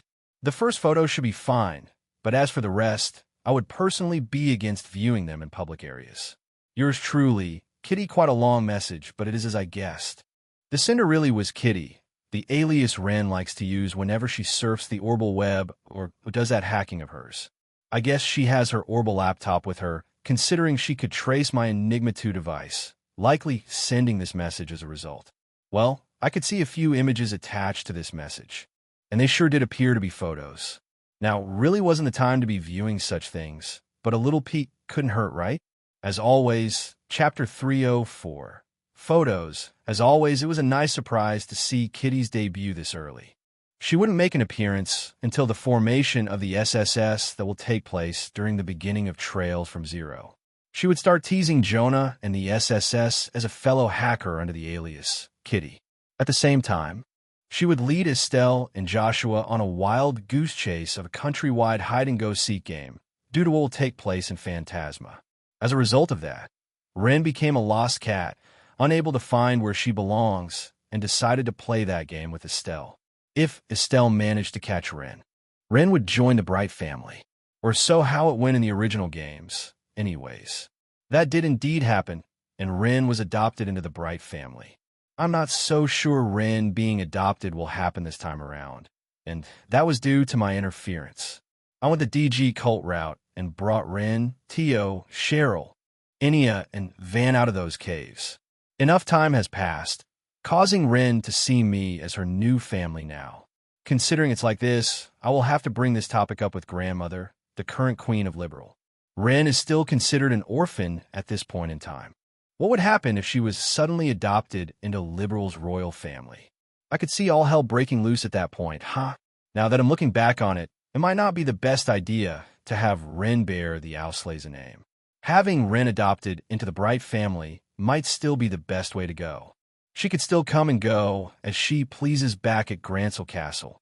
All that will really change is her last name. Sounds like Ren and the girls are having fun at least. Especially since they have a new party member now, Muse. I'm curious to see how she will fare against fighting monsters. Right now, she is just a meager, noble girl with likely some marksmanship training behind her. She hadn't gone into any practical combat training yet, not until the latter half of Cold Steel. Will Muse be able to hold up against Ren, Emma, and Phi? We'll see. Looks like they had a bit of fun at Valeria Lake without me, a girls' outing on its beaches. They even had enough time to pay Estelle and Joshua a visit. I just didn't think Rin would use her moniker Kitty to send photos of their trip my way. But curiosity got the best of me. Rin did advise against opening most of these photos in public places. I can fathom a guess as to why she stated that, considering they likely took some photos together at the beach. It did say the first photo was fine to look at, so I did a tap of the screen and opened it up. Yet just this first photo alone brought me a nice surprise. With the glistening waters of Lake Valeria in the distance, a couple green trees could be toward the front side of the photo. Underneath the shade of the closest tree in my view, I could see two figures currently in an embrace. Both of them were girls, and their breasts were currently pressing against each other. On the left side was a plum-haired girl who appeared around 13 years of age, perhaps closer to 14 now. Her plum hair was tied into a single ponytail, which accompanied a two-piece pink swimsuit. She was currently wearing glasses, too. Her body was pointing in my direction. I could see a deep blush on her cheeks as she did a cute motion of her hand, blowing a kiss my way. It was clear to see this girl was embarrassed to be doing this. Her breasts being pushed up against the other figure's breasts. I could see the size was comparable. No, perhaps even a bit larger than the other girls. Rin did make a retort on how fast Emma's breasts were growing, but it looks like she really was telling the truth. Ha ha. Of the cold steel cast, this girl definitely had the largest bust, even though it was often hidden by her outfit. Who was it? It was Emma, of course.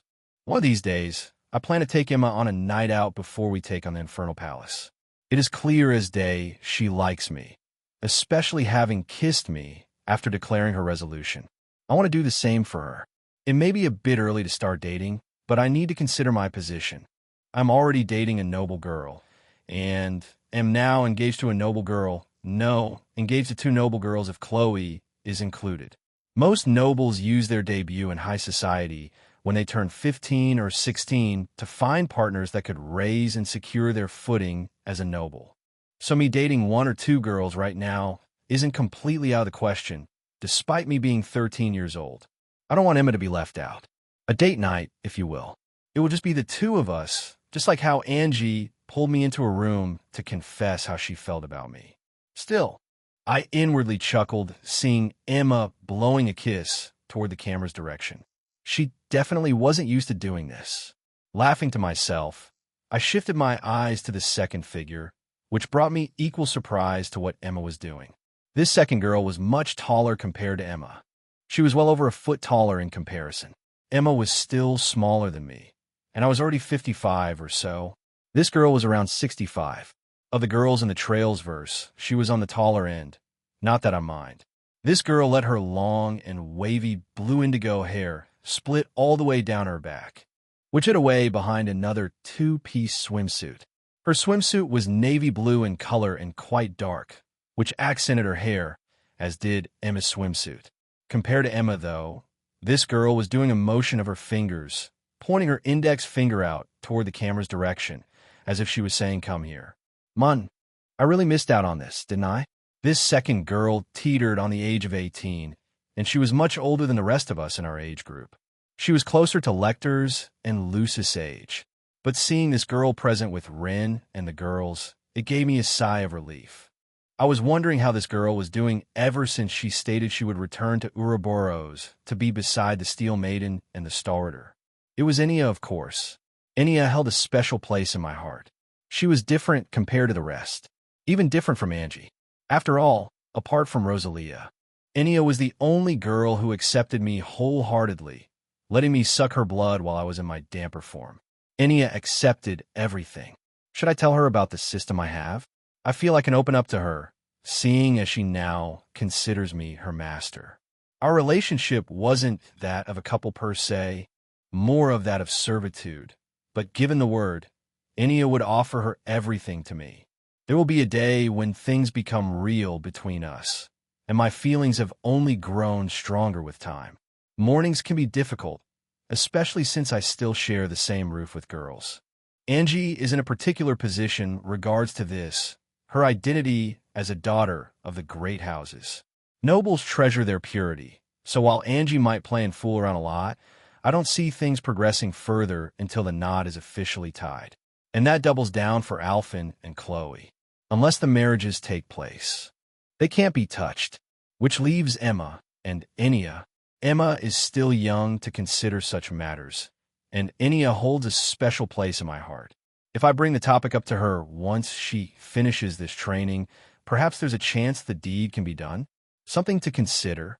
But it brought me a sigh of relief seeing Enya now in Ren group. I know they're in good hands, and I don't need to worry about something going awry with her mixed in now. That meant I could divert my full attention to the upcoming training I have myself with Zemuria's strongest swordsman. I know his training won't be easy. With some doubts cleared up, I took a moment to admire the first photo. It looks like there were 5 photos attached altogether. I did a really quick motion of my hand and swiped to the next one, and my eyes almost popped out of my sockets, immediately prompting me to swipe the image away. Of course, I didn't visibly show that reaction to the rest of the group I was with, as that would raise alarms, but I burned the photo that I saw for a split second into my mind. It showed Emma and Enya in a similar pose, but they were in a deeper embrace, stark naked. Emma's but pointed out to the left, while Enya's but curved outward to the right. Their breasts were pushed up against each other even harder and had their pink buds peeking out to say hello. An even deeper blush was present on Emma's cheeks, and even Enya had a tinge of red to them. Both of their privates were tucked away, hidden from view by their tangled legs. How daring. It really must have taken Emma a lot of courage to strip off her bikini, leaving herself naked. I'm sure Enya was used to basking like this, and probably coaxed Emma into doing this with her. But still, I only glanced at it. But Emma's figure really is turning out to be something. Maybe she is ready? As always, Chapter 305. Bright House, too. As always, earlier that day. Roland. The Bright House. Oh my, that certainly was a lovely breakfast, Mrs. Stell. I didn't expect you to be such a good cook. Muse praised as she placed her silverware back down to the sides of her plate and proceeded to clean her lips with her napkin. I know, right? I'm pretty good at making scrambled eggs. Normally we assign cooking duty to one of us, but since it's just Joshua and I here most of the time, we alternate every other day. Estelle said, puffing her chest out. She wasn't expecting to suddenly serve a full table of guests, but it looks like it went well. Everyone present at the table could be seen with satisfied looks. We weren't expecting to have such a full house for New Year's. First it was Dad and his military friends, and now you girls showed up out of the blue. Estella's been worried, you know. Especially Rin. You went quiet these last few months. She hasn't gotten any letters from you, Joshua said, observing the violet-haired girl next to him. Estelle nodded her head to Joshua's remark. I know you have your own things to attend to, Rin. But a big sister can't help but worry about her little sister, you know, Estelle asked as she also looked at Rin. Rin tilted her head a bit as she observed Estelle, who was seated next to Joshua. Big sister, Rin asked. Oh, I realized I didn't bring it up to you. I was considering making you my little sister. You're just so adorable, Estelle happily replied, clapping her hands together. Rin pondered, turning quiet for a moment. Estelle became a bit worried, seeing Rin not immediately answer her. Do you not like it? Estelle frowned. Oh, nothing of the sort. I just have a big brother already. I suppose I can accept you as my big sister, Miss Estelle, Rin answered. Estelle smiled hearing that. Perfect. And you can drop the miss part. I'm not much for formalities. The same goes for the rest of you. Estelle urged the rest. Works for me. I'm pretty direct when I address people, Phi said, nodding her head. I'm in the same boat, even though I'm a noble. I only address people in certain ways when I need to. Thank you for having me, by the way. I'm glad I was able to squeeze in some time. When Rin dropped by the guild house, I didn't think she would make some room for little old me. Angelica happily replied. More the merrier, as they say. Rin spoke back at Angelica. Is it all right for you to be absent like this? Angie, aren't you in the middle of your studies? Enya asked, who was seated beside Angelica. Shara allowed me to have a bit of time off to enjoy the New Year's. Most of the guild is only operating on minimum staff right now, so they can be with their families. My studies will start up again once I return in a week or two, Angelica explained. Speaking of which, You really are learning under Shara, huh? It's a small world out there. We were learning under her not too long ago ourselves. Shara concluded our progress was satisfactory, so we returned to Roland. I'm sure she'll check in to see how we're progressing in this next year. We plan to take the bracer exam in 2 years' time, Estelle explained. Estelle would be turning 14 this year, so by the time she takes her bracer exam along with Joshua, she would be 16 years old. Angelica nodded her head at Estelle's words. It is never good to rush these things. You need to be prepared to become a bracer. As for me, I plan to take the test at the start of next year. That way I'll be able to have a year's worth of work under my belt before my school studies begin. My time used as a bracer will become much more limited then, Angelica said, drawing everyone's interest. School studies, huh? You know, if Joshua and I weren't already prepared to become full-time bracers, we would probably enroll at a nearby school. I know Chloe plans to attend Jenny's next year, but that school is for the liberals' rich folk and top-class nobility, right? I don't think I could stay inside in such a place for that long, Estelle giggled. Many of liberals' top class does indeed attend Jenny's each year, but it isn't solely restricted to them. It is open to the public. But I hear its tests are quite rigorous. You need to study for long periods of time to advance onto the next grade. No ifs, ands, or buts, Angelica explained. I've heard Jenny's is pretty strict too. School studies back at my school in St. Estrella are also similar.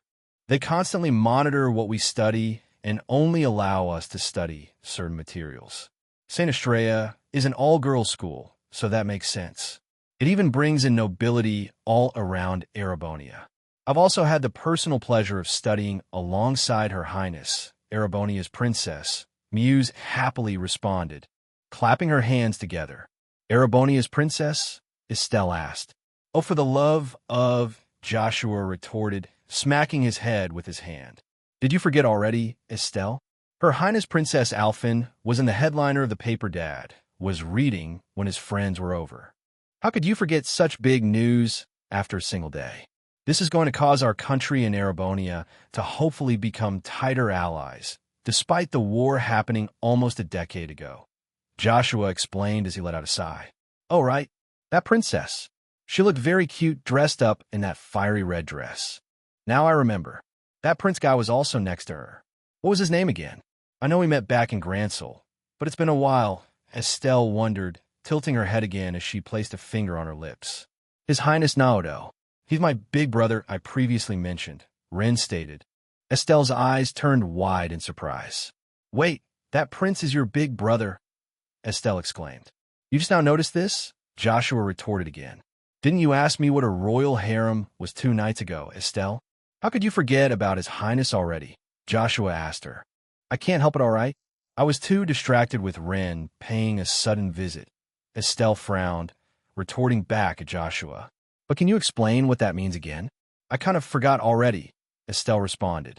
Joshua tried to say, unable to find any words for Estelle's comment. Ha ha. It is a pretty foreign term to commoners like you guys. I don't mind explaining what it is, Angelica began to say. There is a reason behind why I address Naoto on a first-name basis. You should know his standing as Crown Prince to Liberal, right? He is set to take over Her Majesty's spot in the coming future. We just don't know when that will happen, Angelica continued. Uh-huh. Most people address royalty by their title, right? Isn't it against the rules, or something if you call them by direct name if they don't personally allow it? Estelle asked. More or less. It hasn't been formalized by Her Majesty. But Naoto did accept Ren here to be part of his family. That is why she addresses him as Big Brother. Me, on the other hand, am a tad bit different, Angelica said. Oh, how so? Estelle asked with interest. I'm currently dating him. We've gotten quite close to each other to address each other like that, Angelica teased. F you, Estelle stuttered as a light blush appeared on her cheeks, not expecting Angelica to say that. You're dating a prince, Angelica? Estelle exclaimed. Oh my, now that is an interesting story. Muse also mused. Tales of His Highness Royal Harem announced by Her Majesty have reached as far as Erebonia. I'm sure many invitations have been sent out, but I don't think His Highness has accepted anyone yet. I didn't think he'd have girls inside it already, Muse continued. Are you suggesting the prince can date more than one girl like this? Estelle frowned. That's a very simple way of painting the image, but in a way, yes. The sole function of a royal harem is to ensure a royal family's lineage doesn't die. It is to produce heirs, Angelica explained. That's more or less the gist of it. I didn't expect for you to have such a standing, Angelica. Did the guild allow it? Joshua wondered. Oh, Elman knows my present relation to the royal family, and I hope you all won't be distracted by it either. I try to make it so it doesn't get in the way. I don't have any official duties or the likes. I will become a bracer before departing liberal to enroll in my school, Angelica said, nodding her head. This sounds like it's way too complicated for my liking, Estelle frowned again. Her eyes started to spin as she continued listening to Angelica's explanation with how matters were back inside Grancel Castle. It's nothing for you to worry about yourself, Estelle. You're my friend, and I hope you continue to treat me as such. This shouldn't impact you, unless you personally express interest. Angelica replied. Estelle said. Her lips curved up into a heartfelt smile, hearing Angelica say that. You needn't worry about me either, Estelle. My standing isn't so much at the castle compared to Angie. I do apologize for not being in contact these last few months, though. I was a bit preoccupied. Big Brother took me to explore some ruins south of Bose, Ren happily said. Exploring ruins, huh? Isn't that dangerous for a little girl like you? Estelle complained. Big Brother is super-duper strong, you know. Ren was completely safe and unharmed, Ren replied, ensuring she was safe. Enya looked at her in a weird light, but remained quiet. If you say so, Estelle uttered. As always, Chapter 306. A new member is always, as Estelle said that.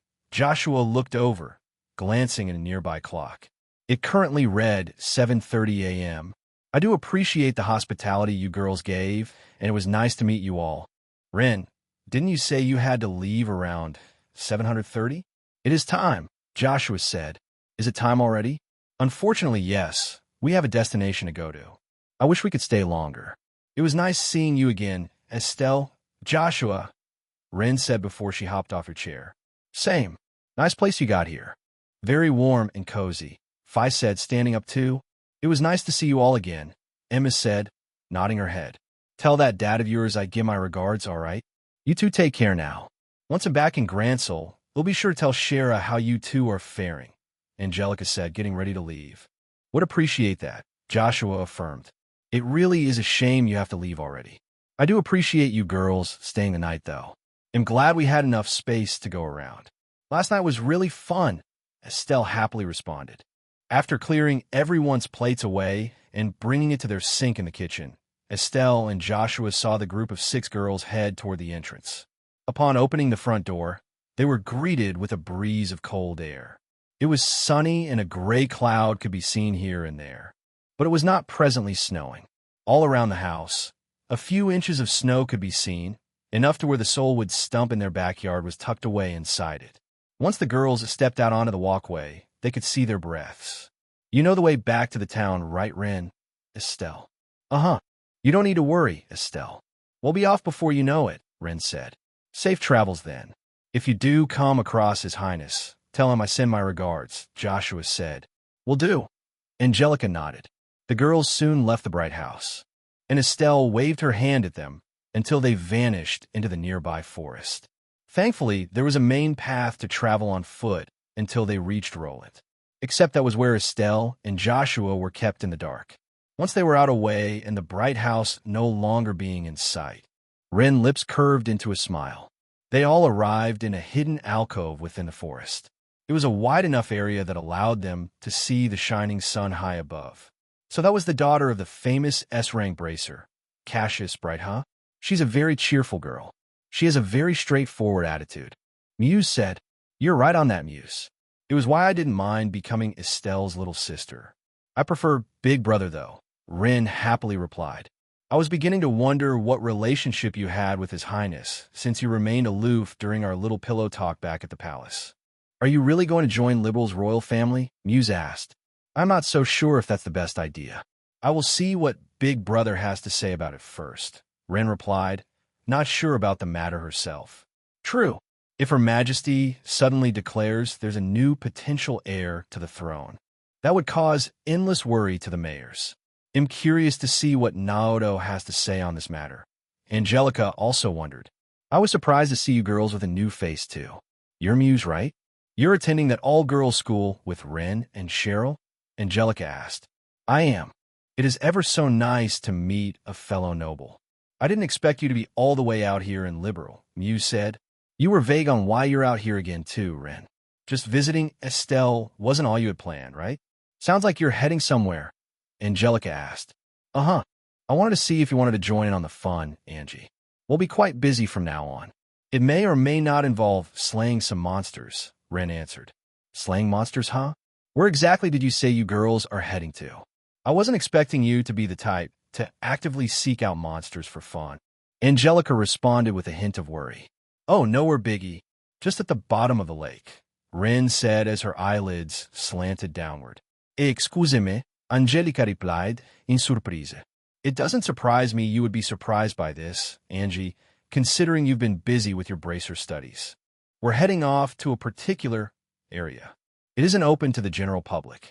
It's enough to mobilize Ren, Enya, and I. Fi here is just tagging along for the experience, while Muse is the new girl of the group. We'll be testing out her combat capabilities. If you don't want in, now is the time to tell us. Emma explained the situation at hand. After all, the destination Ren had was none other than the sealed area. It was an endless labyrinth situated beneath the entirety of Valeria Lake. The only known entrance to this place recently got unlocked by the cooperation of 4 enforcers that belonged to Ouroboros. Its entrance was situated inside Grancel Castle, but Ren had an idea to test Emma. She wanted to see if Emma could scout an area inside the lake without having to go directly beneath the castle to do so. Its depths were quite a ways down, but Emma wanted to try this out. This would help expand her mana pool if she could travel to and fro from the sealed area back to the outside. Hopefully, it will give her enough mana to teleport their entire group, just like how Naoto has been secretly practicing his teleportation. He could easily travel from Leiston Fortress to Zeiss, then to Grancel Castle, or from Heimdall to Heimdall Airport. Naoto could likely go all the way from Heimdall to Crossbell if he was alone, but he didn't want to risk it since he was with his group. Instead, Naoto opted to travel by airship to Crossbell City to avoid the risk of mana burn. And well, Ren had another particular area she wanted to visit to start testing this out. It wouldn't be at Grancel Castle. But before the girls would depart from here, Ren wanted to ask if Angelica wanted to join them, which would make them a party of 6.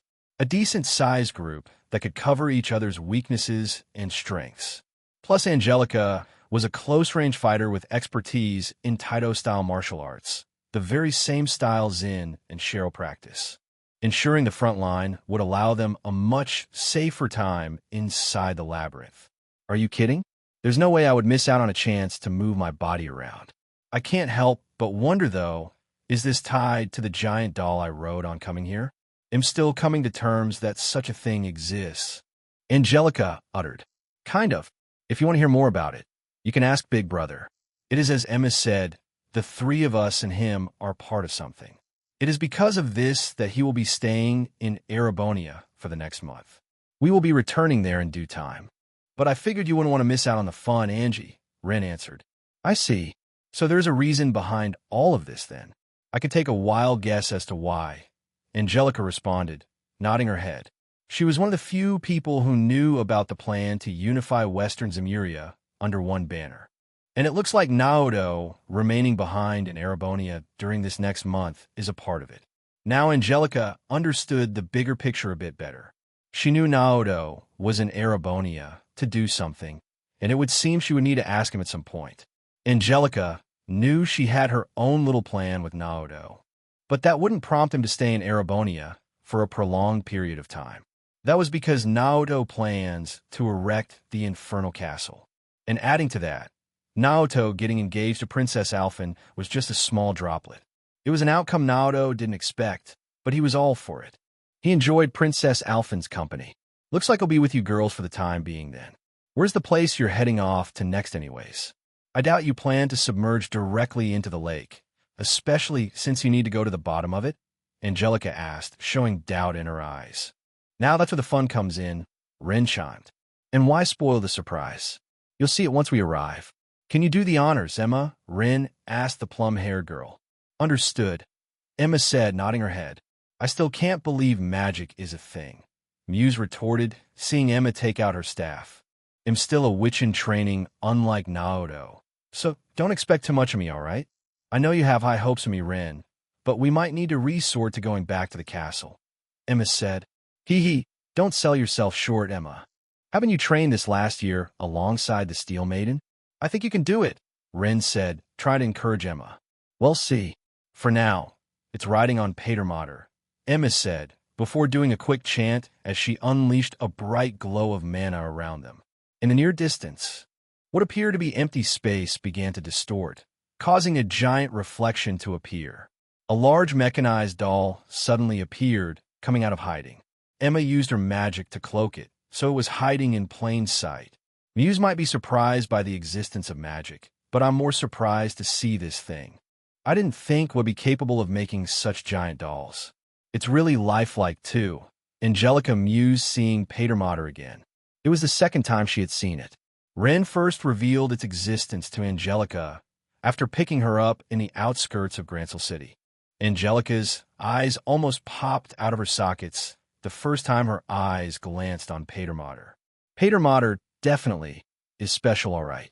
And the only one that can pilot Patermater too, Rin answered.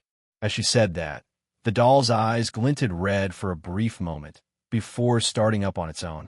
It was an autonomous doll that could perform several actions as long as Rin told it what to do. It was still early in the Trails verse, though, and Patermater's maker hadn't installed a self-awareness program yet inside. That wouldn't happen until Rin takes Patermater back to Rosenberg's studio for repairs during Zero. Still, Patermater began to kneel down, making cranking-like sounds as it knelt. Its large hands turned flat, allowing the girls to jump on them. 3 girls on the left and 3 girls on the right. Once everyone got settled onto Patermater's hands, Rin yelled out their next destination. Patermater, onward to Bose, Rin declared. As always, Chapter 307, A Tale, Sensitivity Warning. As always, here are your girls. Welcome to Valeria Lake, Rin happily said to the group as a vast, glistening lake appeared before them. Patermater finished its descent, its thrusters turned off. Its giant figure landed on the rooftop of a pearly white mansion. The mansion appeared to have 3 floors to it, and a veranda on the roof. Including the veranda, the roof even had a decent-sized pool. Thanks to Patermater's thrusters, it created small ripples in the pool's water nearby, but it was subtle enough to where it didn't spill any water off to the sides. Toward the other end of the veranda, a hanging garden could be seen with several potted plants and various exotic fruit trees.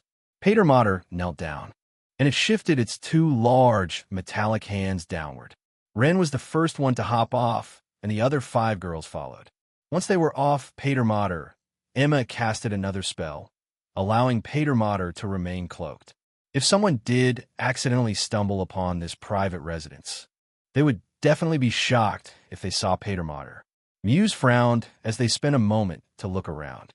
We aren't intruding on someone's villa, are we, Rin? This place looks quite vacant. Muse frowned with a hint of worry in her eyes. Teehee, this is the surprise I wanted to show you girls. Big Brother had this place built in secret, you see. It wasn't until recently that it was completed. We can use this villa as our base of operations and have some fun at the same time. Killing 2 birds with 1 stone, Rin explained with a playful smile. Now that you mention it, I do recall Naoto saying he had a side project he was working on. Was this it? Angelica mused. Sure was. This place was entirely commissioned by Big Brother. I do feel a bit guilty since he wanted to surprise you all, but things change, you know? He picked the best spot he could find. We can rest easy without any prying eyes here, Rin answered. His Highness really knows how to spend his mira, Muse teased. That's for sure. This place is pretty extravagant. How much did it cost? 3 for million mira, Phi asked with interest. Within the ballpark. Big brother currently has another person managing his finances. She isn't with us, but I wouldn't be surprised if we come across her here and there, Ren said. Oh yeah, the secretary Naoto recently hired back at the castle. Her name is Jaina, I think, Angelica wondered. She had come across Jaina a few times, but she always seemed busy, so their conversations were kept short. Jaina? Now, why does that name ring a bell? Muse wondered. You may or may not have come across her name before. Big brother poached her from the Northern Jaegers. She used to be their vice commander, Ren answered. Ah, yeah. I think I came across her when Naoto and I were in Northumbria. So that's what happened, huh? Fire replied. His Highness traveled to Northumbria? You did mention he partook in Jaeger activities, but I'm still having a hard time trying to wrap my head around that. Muse frowned again. It wasn't a lie when Phi and I introduced ourselves as Jaegers back on the glorious Muse. Zephyr is currently occupied with a new contract, but I wouldn't be surprised if they start patrolling this place, considering Naoto's current standing as a member of Zephyr. Emma responded. Haha, we can talk conjecture all we want, but I'm surprised Naoto could flaunt several million mira like this. This place is quite nice. I could totally see myself coming here to relax on the beach during summertime. Angelica mused. That is the main purpose of this beachside villa, after all, Ren explained. You don't mean? Emma uttered. A light blush appeared on her cheeks. I think I know where you're getting at. Enya responded. It is to let Naoto's royal harem have some fun and relax here, right? Enya pondered. Bingo. Which is why you won't see me here much. I am way too young to be considered for such matters. Apart from us using this villa as our base for the next month, that is, Ren replied with a playful grin. You are indeed quite young. Too young, even. You're even a year younger than me, but you still jumped grades to be in my class, Ren. 2 grades for that matter. You're a really smart cookie, you know that, right? Your mental fortitude isn't something a little girl like you should have, considering you don't have a noble background. Must doubted. Ever since she became resolute on joining this group, Muse was beginning to question Ren's intellect. It wasn't something a little girl like Ren should have. Ren was even younger than her. Muse was different. She had standing and stature. She was born into a family and wealth who had high expectations, being a daughter of one of the great houses. She had to strive hard and study hard to live up to those expectations. Muse's curiosity of Ren's disposition only grew more and more. Coupled with that, the girls who were with her too. They were similar in age, and she saw that Phi was maybe a year older than her at most. But she's already experienced the life of the battlefield, and as a Jaeger no less. It was definitely something extraordinary. But Ren's position, Muse found different. She gave off a different feeling than the rest. Muse's eyes remained on Ren as she pondered that. To Muse's surprise, Ren stayed silent. Instead, she turned her body around and began to walk a few steps forward, parting ways from their group. After taking some steps forward, she paused. You know, Ren didn't always used to be this way, Ren suddenly said. Hearing that, Enya's eyes turned downcast. Ren, Enya uttered. Unlike the rest, she knew what had happened to Ren. Emma joined after, and Phi only had glimpses of what had occurred back at Paradise during that joint operation as she fought alongside Naoto. Naoto's group had infiltrated from the inside, while Zephyr attacked Paradise from outside. Enya tried not to recall such a scene, as it was quite gruesome, even to her. And Ren was at the crux of it all. Muse felt the atmosphere turn weird and frown again. I didn't tread on something touchy, did I? If so, I do apologize. Muse apologized as she saw the girl's expressions change. Ren simply shook her head. It is of the past, and it no longer haunts Ren. I don't mind telling you, Muse.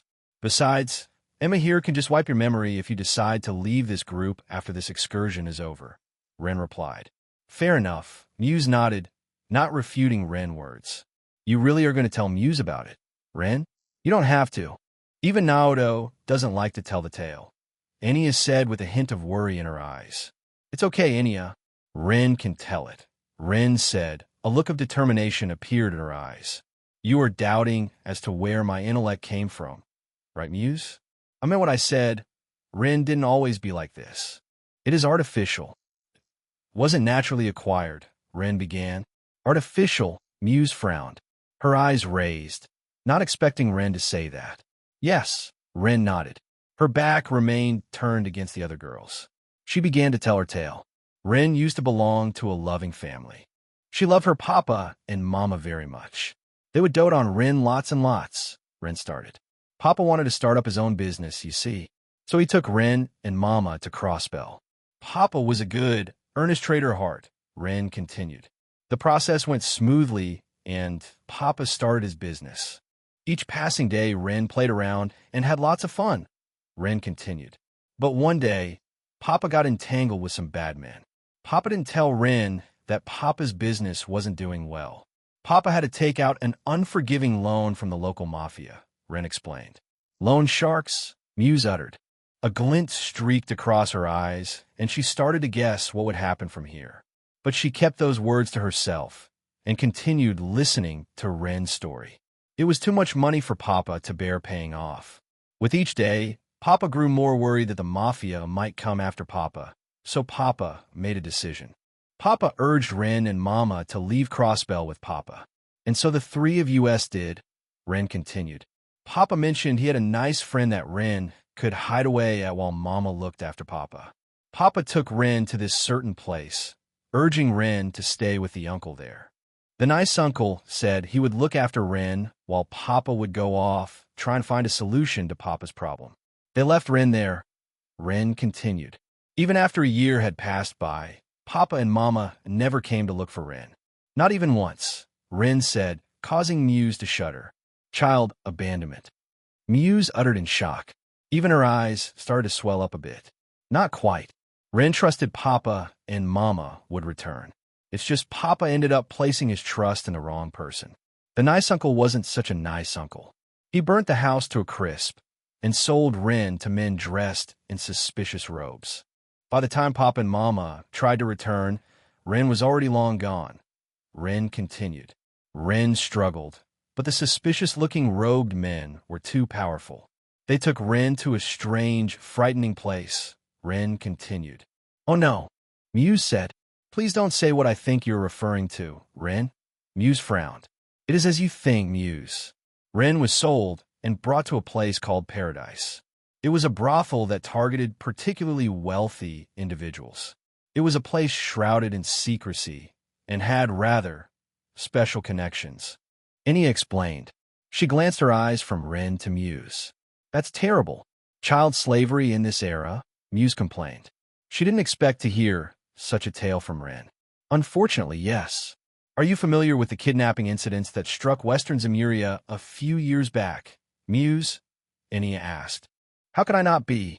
That was a rather hot topic going about the nobles. It eventually reached my ears, even though I was still quite young, Muse answered. Yet as she said that, she turned quiet for a brief moment. Her eyes turned wide. You must be suggesting Rin was part of the kidnapping, Muse uttered. She was. And it wasn't just her. I was too. And so was Naoto, Enya replied. Muse's shock remained in her eyes. Both you and His Highness were part of the kidnapping incidents, Muse exclaimed. Now it started to become clear, Muse uttered again. Rin was part of the testing. That is why Rin intelligence is on an unnatural level. But you needn't worry about Rin, Muse. Big Brother swooped in and saved Rin before anything truly nasty was done to Rin. Rin happily responded, with her tail ending. A smile bloomed on Rin's lips, prompting her to turn back around. Rin, thank you for telling me this. It must have been painful for you, Muse responded, also revealing a smile. Rin doesn't mind. It is a thing of the past. I see Big Brother's family now. He also introduced me to Big Brother Loey and Big Brother Joshua. Rin happily chirped back at Muse. Loey and Joshua, Muse asked, tilting her head in confusion. Oh, you'll come and get to know those two in due time, Muse. The Blade Lord is currently assisting Weissman in the gospel plan, and you met Joshua last night. He's that black-haired boy that was with Estelle, Emma explained. I see. At the very least, that group aboard that gigantic airship seems to be rather eccentric. They don't seem all that evil to me, though, Muse wondered. It's only because of the common person's lack of understanding of the world. I do thank you for listening to my tale, Muse. Rin giggled. Hearing that caused Muse to smile. Muse took a few steps forward, approaching Rin. Ren became surprised as Muse went in for a hug. But Ren accepted it. It was a blissful moment shared between the two. A smile appeared on the rest of the girls' faces as they enjoyed a cold breeze of the wintry air that struck against their faces. As always, Chapter 308. Fee's position. As always, thank you for telling me this, Ren. They'll be sure not to let you girls down. I'm even more pumped now to see how well I do in some monster hunting, Muse exclaimed, pumping her arm in vigor after parting ways from Ren. Ren giggled seeing Muse do this. I'll be sure to use you well, Muse. You have some marksmanship training, right? You mentioned something about handling orbital rifles, Ren asked, wanting to confirm what type of weapon Muse uses. I'm most comfortable with mid-range orbital rifles. I even have a trick up my sleeve to hit a target's blind spot, Muse responded, hinting at the S-craft she will eventually develop later on. She was referring to the spontaneous creation of 6 or 7 rifles in one go, spreading them out before her. This allowed her to shoot many targets at once, or strike with keen precision. Is that so? You can take after Emma then. Emma also dabbled in using an orbital rifle this last year, courtesy of being trained by Ouroboros. Her rifle, though, Ren trailed off, recalling how big a gun Emma likes to use. It is probably best just to show you, Muse, Emma said. She did another chant, the same one that revealed Patermater's figure when they were in an alcove back in Roland earlier. Yet this time, the spell targeted Emma's back. Muse's eyes wandered, seeing a large, wrapped piece of cloth start revealing itself after Emma's mana fluctuated for a second. Seeing the cloth continue to get revealed, Muse's gaze turned from interest to shock, seeing a towering object now over Emma's back. Oh, Adios, just how big is that thing? It has to be 4 times the size than the orbital rifles I use for target practice. Muse frowned, seeing Emma's specially crafted orbital rifle. It wasn't known to many, but Emma used Rosalia's connections to craft this for her, while Rosalia fine-tuned it. It was on the same level as S-weapons, which all originated from the Black Workshop. After all, the S-weapons were a gnome's specialty. They weren't just known for their research in biology. That biological research happened in one of the wings in the Black Workshop, while the creation of the S-weapons happened in another wing. Both were managed by different scientists, but still waved the same banner. Rosalia had to go undercover considering she was quite hated by the gnomes. But due to her efforts, it resulted in the gigantic orbital rifle currently hanging over Emma's back. It doesn't really have a name, but this is indeed the weapon I use, mostly from long range. I haven't found a distant target I can't hit yet, Emma responded, effortlessly taking off her rifle from her back. Compared to Emma's height, who was of similar height to Naoto, this rifle was at least 2 to 3 feet taller. The only one who came close to its height was Enya, but it was even taller than her. That sure is a beauty. How much does that thing weigh? Angelica mused, seeing this rifle taller than her as well. Can I give it a try? Muse wondered. Her eyes were glued on the rifle. She couldn't part ways from it. I would advise against that. I still have trouble trying to carry it for long distances.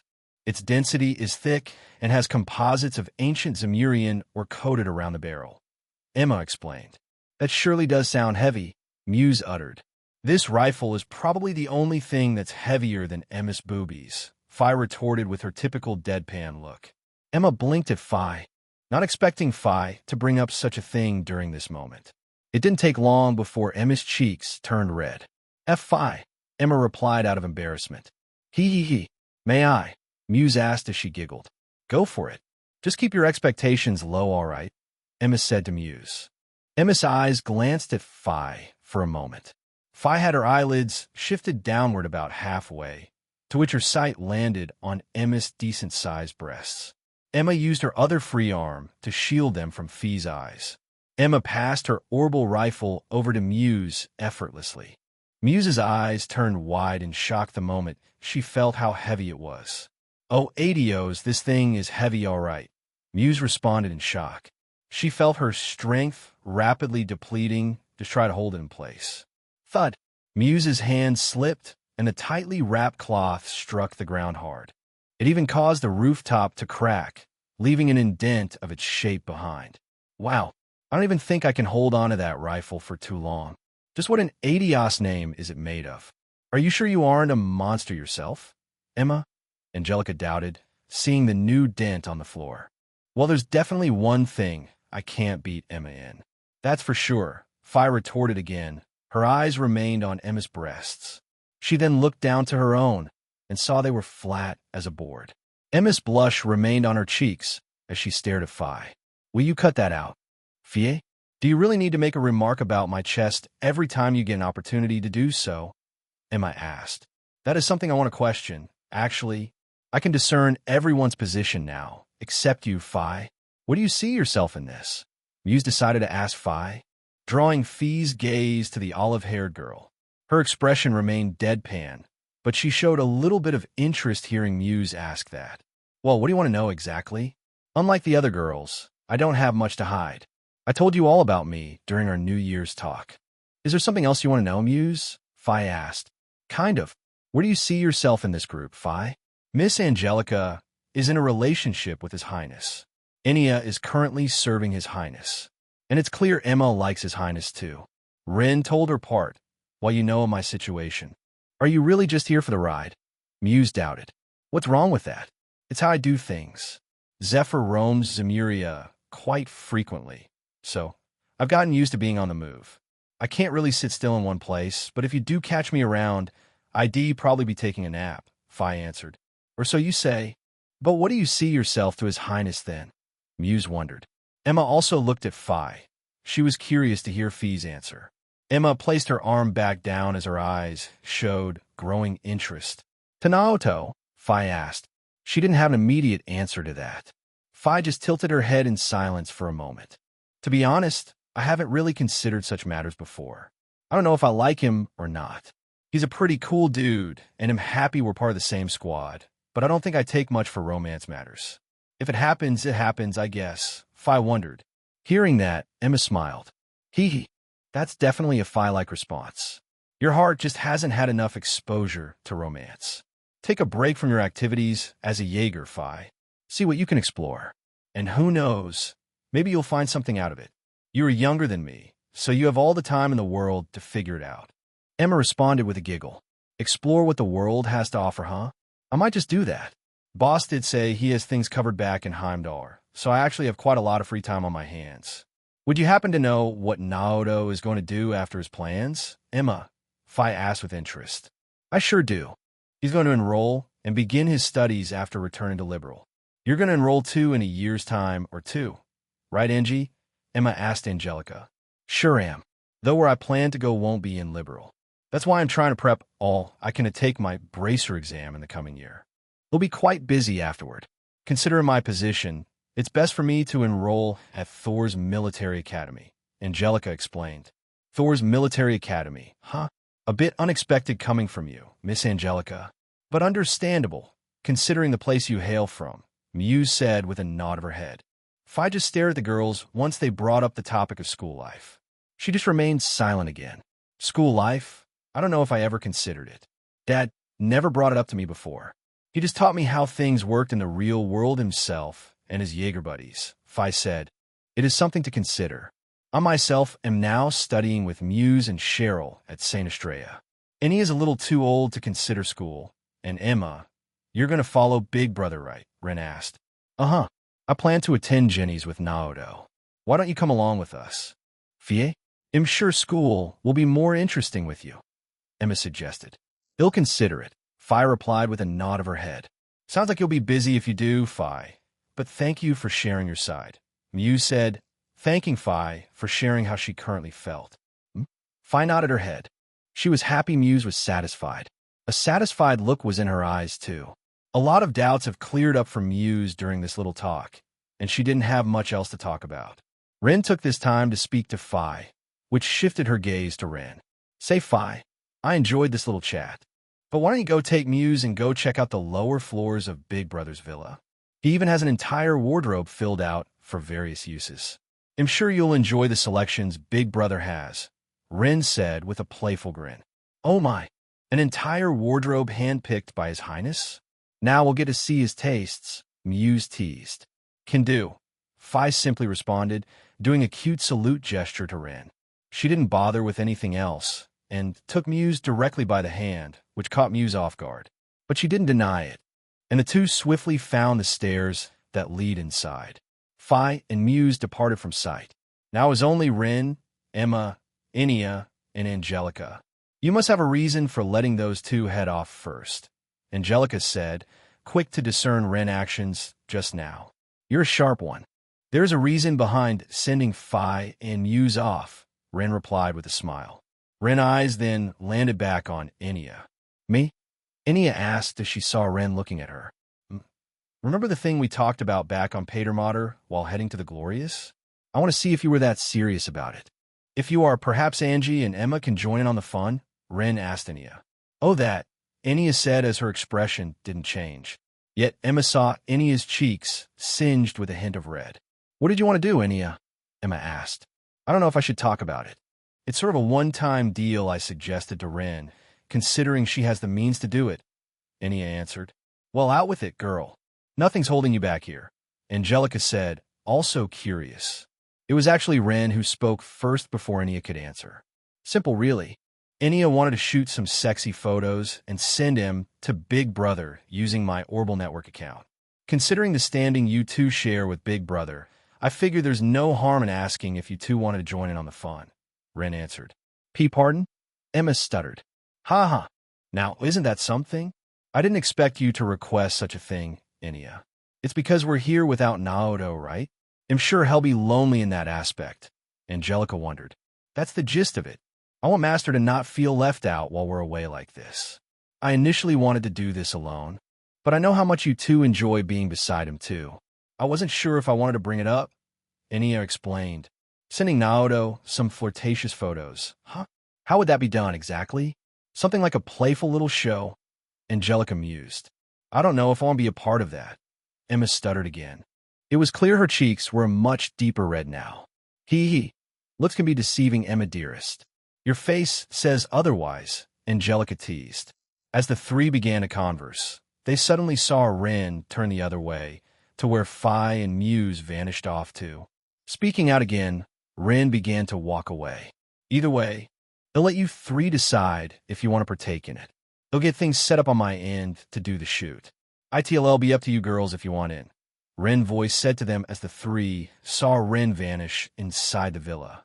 Enya, Angelic, and Emma were now alone and remained on the roof.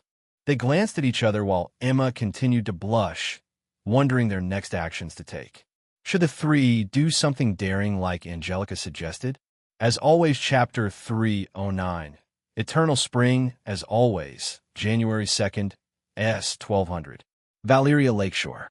Beachside Villa. Achtua Malden's Kajak. Toward the villa's entrance. The two large wooden doors that were painted white suddenly began to open.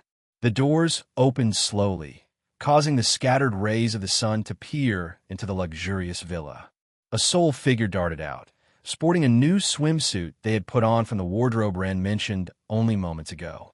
If one looked closely, the insignia of the Auslese royal family could be seen on the center of the open doors. Muse was the first to dash out of the entrance. She had changed her outfit. She previously wore her Saint Estrella uniform, but she was now in a one-piece lime green swimsuit with a cute wave design going across her waist. A cold breath of the wintry air escaped from her lips, causing Muse to remember the time of month it was. I had my doubts at first, but then Rin said it was fine for us to change into swimsuits. It's pretty cold out, Muse uttered as she enjoyed the sun's rays striking against her. Still remained on the doorstep. Muse looked around and began to observe how big the courtyard was. She could see many snow-covered trees surrounding the villa too, but strangely enough, there wasn't a single snowflake or wet spot on the pavement before her. As for the courtyard itself, there were several planted trees going down each side. Filling the center, a large open footbath that allowed several people to use it all together could be seen in between the trees. It was constantly releasing steamy air, signaling that it was filled with hot water. His Highness installed a footbath out in the open like this. I heard the one back in Emer is quite popular. Did His Highness perhaps go to Emer? Its style looks similar to it, Muse uttered, seeing the large, low-raised bath before her. It was elevated enough to allow people to sit around the bath, letting them dip their feet into it and relax. Back in Emer, a bath like this was available for all of its people to use in the town center. Emer was quite cold for several months, considering its position in the mountain ranges, so this foot bath allowed its people to relax and warm up at the same time. After observing the foot bath in the distance, Muse looked back at herself and took a moment to observe the new swimsuit she was in. Her breasts were still budding, and it revealed her slim figure. Her head slanted, and she revealed a smile as she placed her hand over cheek. Still, His Highness really had a wide variety we could choose from. He really prepared a lot for this villa, didn't he? It is to be expected if His Highness really intends to use this place for that royal harem of his, Muse uttered, pondering for a moment. Well, that is a given. There's only a couple girls in Big Brother's harem, but it will for sure expand in the future. That's why this villa is so big in the first place. Ren's voice called out to Muse, causing Muse to turn around. She now saw Ren standing inside the open doorway. Emma, Enya, and Miss Angelica, right? And that new engagement announcement with Her Highness. But considering Her Highness' position, she most likely won't enter His Highness' royal harem unless she decides to manage it herself. Do you think Her Highness will, Ren? Muse asked Ren. It's a toss-up. I'll have to introduce you to Chloe sometime.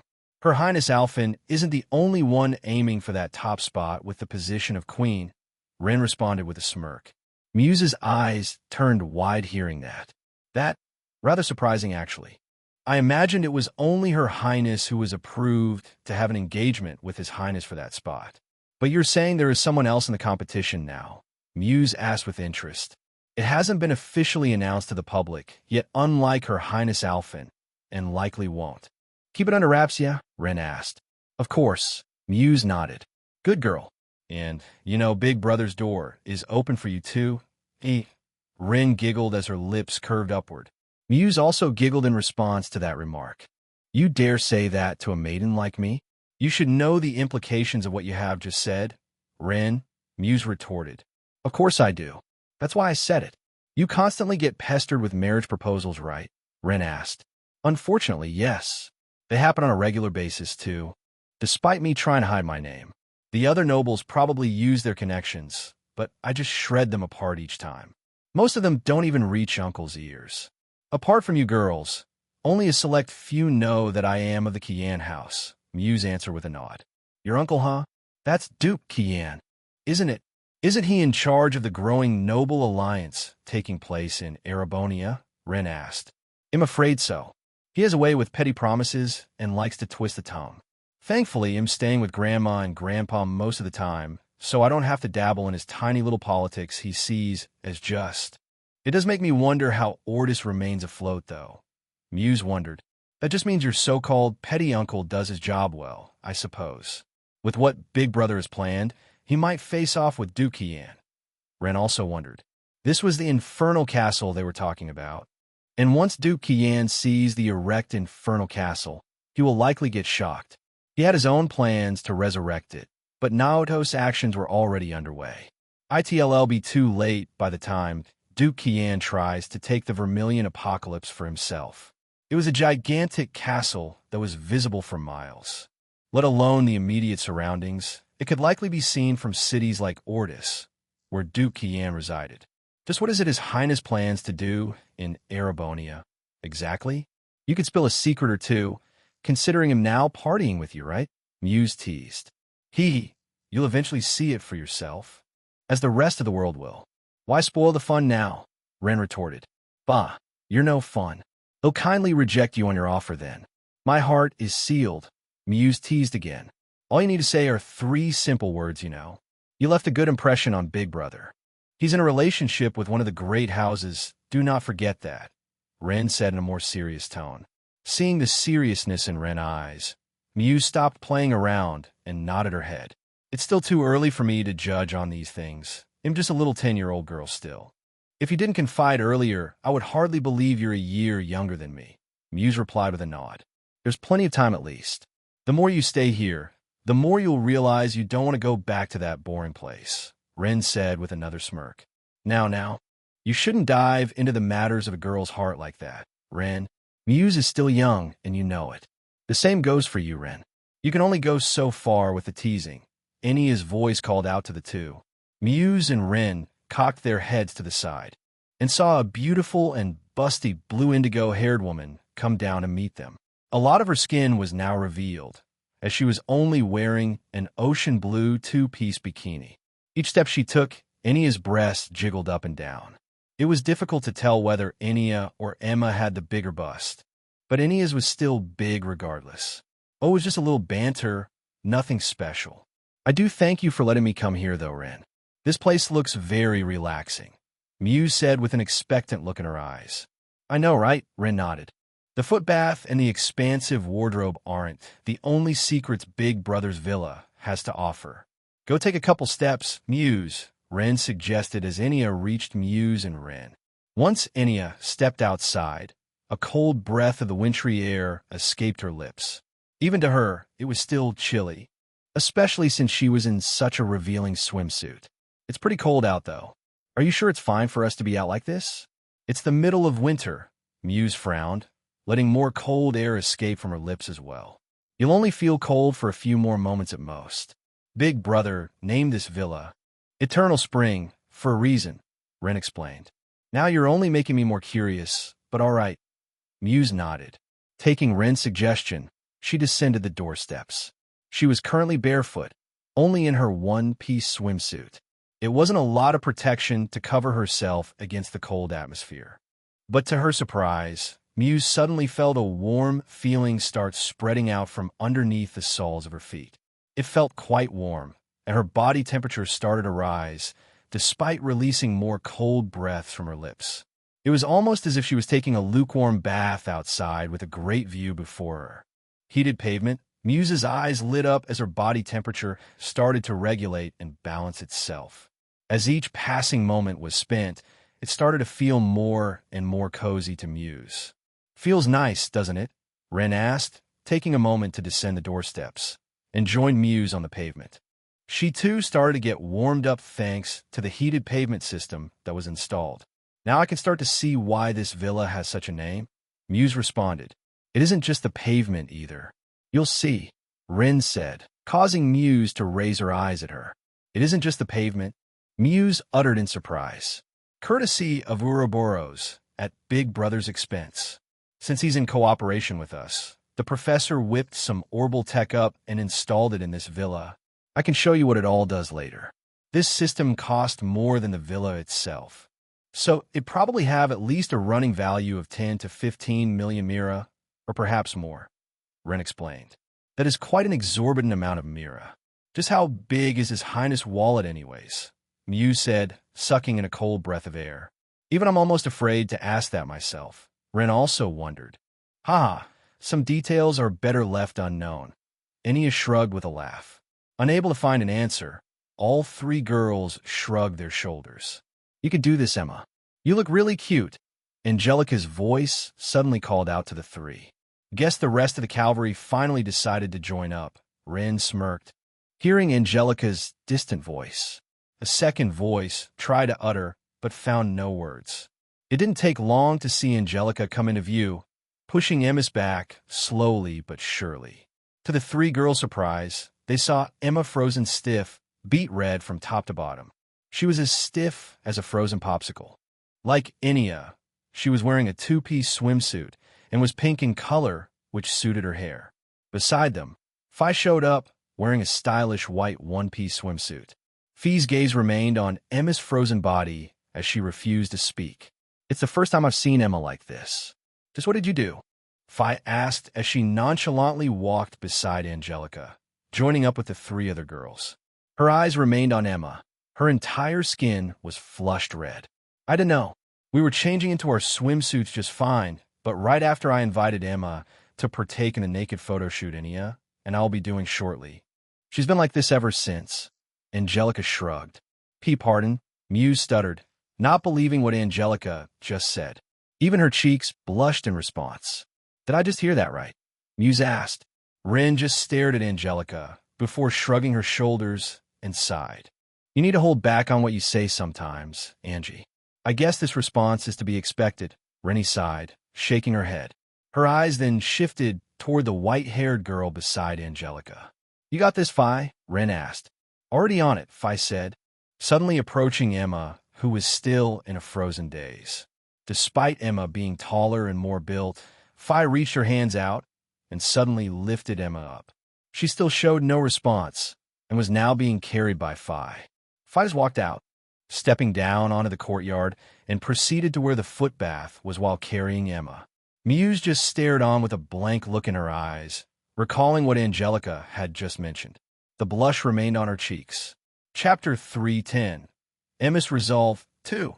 Actual lemons might not still be for a while, but the earliest one may be right before Infernal Castle trials. Splash, splash. Phi suddenly, yet gently tossed Emma into the knee-deep foot bath. The warm water splashed across her back, and Emma suddenly found her body warming up. Ashu, Emma uttered, realizing she now had her but planted onto the smooth, marble-like surface beneath her. The warm water splashed around, sliding against her body and gently pushed against her swimsuit. Time to rise and shine, Emma. If you dawdle any longer, your boobies are going to start floating on the water, Phi said with a deadpan look in her eyes. Emma's gaze became clearer, and she saw a white-haired girl in a stylish one-piece swimsuit. Is it you, Phi? The last thing I remember is putting on my swimsuit while Ren said it was fine for us to take a dip. Where are we? This water feels nice too, Emma asked as she regained her clarity. She found herself in an open area in the middle of the courtyard. Apparently, this place was built by Naoto. We're in the courtyard.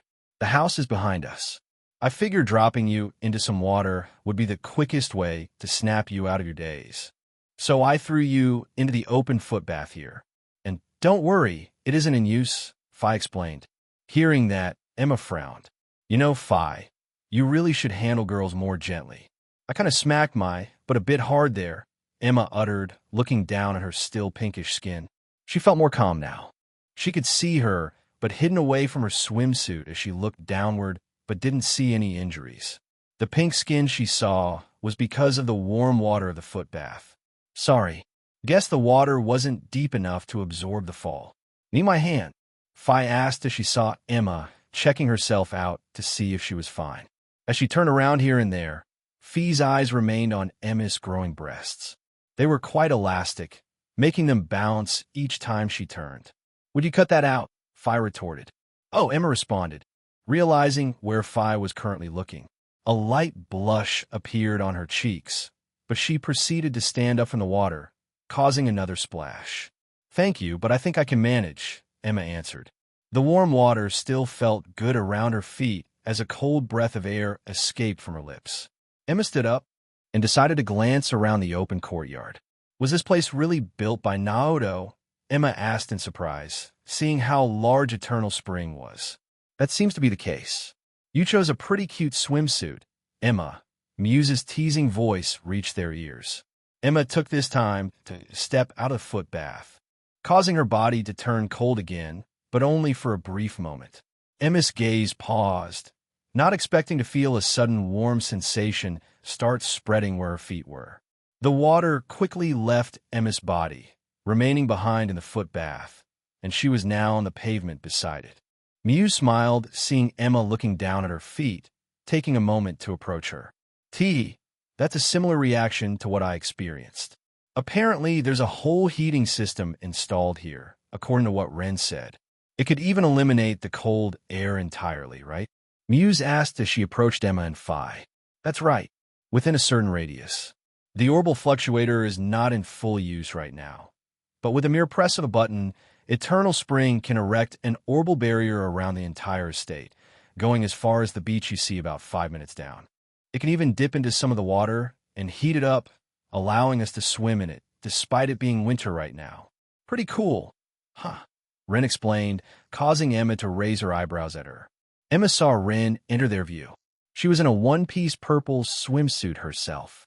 Unlike Phi and Muse, Ren's body was more underdeveloped, likely thanks to being suppressed by Gnosis. But Ren didn't seem to mind wearing a swimsuit, though. But if you feel like you want to enjoy the brisk air that we currently are feeling and want to enjoy a dip in the foot bath, that too is an option. There's really a lot of scenarios we can play around with this baby in place, Ren continued. Naoto sure thought of a lot of opportunities when he built this place, huh? Emma mused after hearing that. Indeed. But at the end of the day, this estate serves one purpose and one purpose only. Muse. Fi and I are definitely out of the question, but you were brought here with that potential purpose. Emma, considering the current relationship you share with Big Brother, Ren said. Why you don't mean, Emma uttered, realizing what Ren was hinting at. A blush appeared on her cheeks. Having children together. Fi directly answered with her typical deadpan eyes. Fifie, you don't need to be so direct in answering a question like that. And how do you even know about such a thing? Emma frowned, still being embarrassed at the matter. Dad already gave me a good explanation on how the world works, so take it as you will. Fia replied. You really are not to be underestimated. Are you sure you're younger than me? Emma retorted back. Turning 10 this year.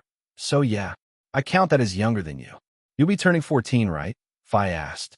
In a few months, give or take. Emma responded with a nod. I thought you'd at least be a year or two older than that. Your looks can be quite deceiving, you know. Muse teased Emma. I'm a bit self-conscious about that, but as long as we keep the teasing to a moderation, Emma replied, darting her eyes back at Fi. What? Fi asked, pretending not to know the teasing she had done earlier. Do you just not care? Or do you pretend to not care? Emma decided to ask. Let's go with the second one. Fi simply answered. Emma tried to reply back, but didn't decide to further fan Fi's remarks. Hearing this earned a giggle from Muse. Tee, I haven't gotten to know you too much yet, but you two seem much closer than the short friendship I've developed with Ren and Cheryl, Muse said with interest, looking at the white-haired girl and the plum-haired girl before her. Well, we've fought in a party on a number of occasions by now. But the party member we're used to fighting with isn't here. I don't think we'll see her for a while.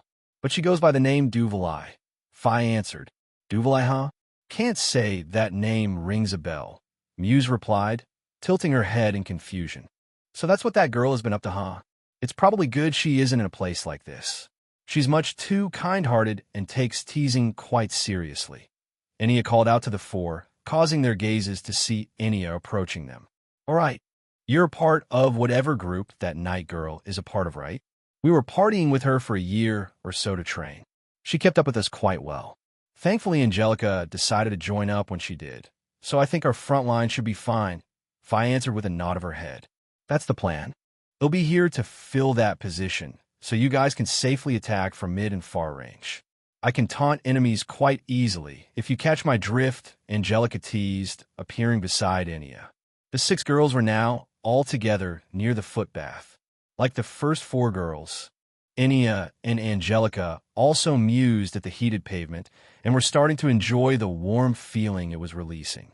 As the girls regrouped inside the courtyard, a look of worry appeared in Angelica's eyes, taking a moment to observe Emma. Emia's beet red skin from earlier had died down thanks to having this conversation with the rest of the girls, but she called the days she was in that lasted for some moments after having changed into these swimsuits.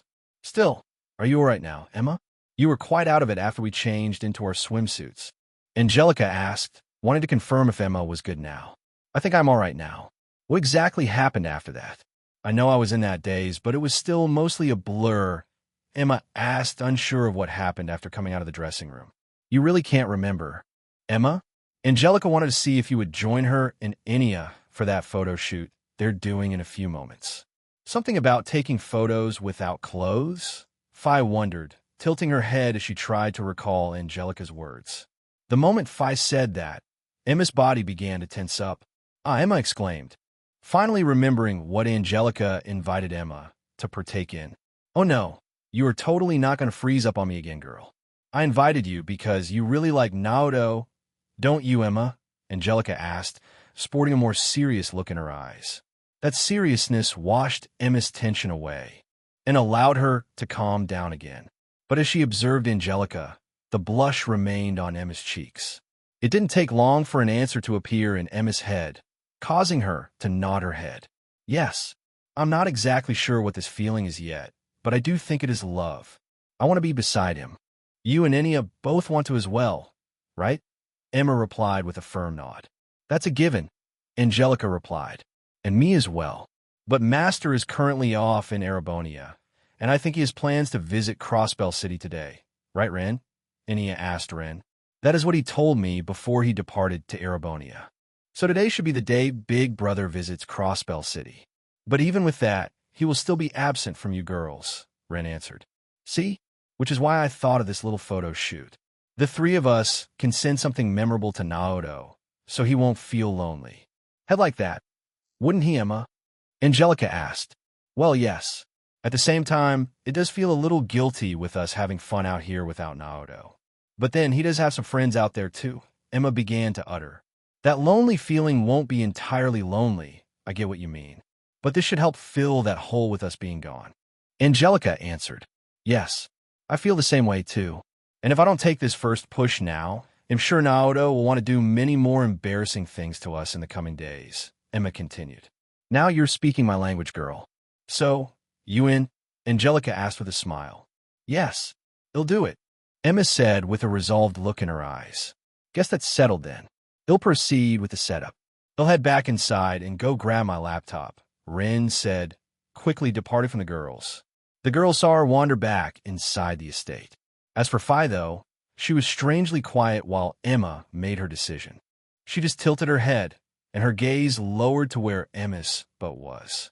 It was hidden away by her pink swimsuit, but if one traced Phi's eyes, she was looking at the string that was currently tied against her waist. Would it be something like this? Phi asked, suddenly reaching her hand out. Emma tried to say, only to see Phi stretching her arm toward her butt. All of a sudden, in one fell swoop, Phi's hand grabbed a hold of the tied cloth.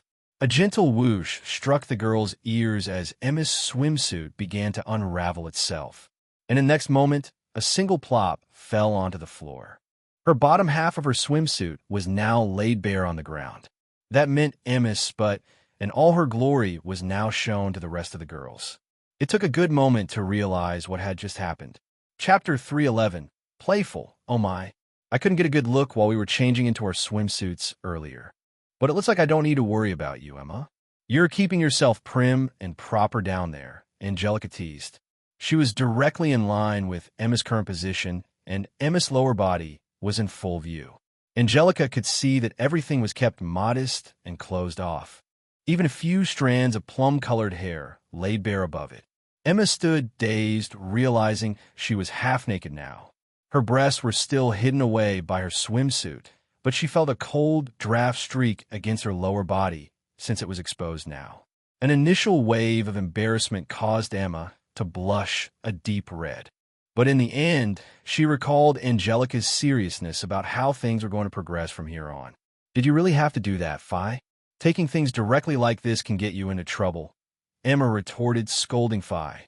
That's what you'll be doing in a bit, though, Phi asked, tilting her head as if she didn't have a clue to what just did. Sometimes being direct can be the answer to things, so I like Phi's approach. Looks like you're already well underway in puberty. In fact, I might join you, Angelica teased again. Emma wasn't the only one who was presently blushing as Angelica said that Muse was also present nearby.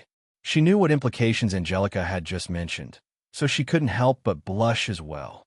You're not going to do what I think you're going to do, are you, Miss Angelica? Muse asked. Yet before Angelica could answer, the five girls suddenly heard a soft hum strike against their ears. It was reminiscent of a heater being turned on, and the soft noise stretched all around the estate. The girls blinked, not expecting to hear this, but it was enough for Emma to return to her usual demeanor. Phi's gaze drifted toward Emma again as she watched Emma kneel down to gather the lower half of her swimsuit.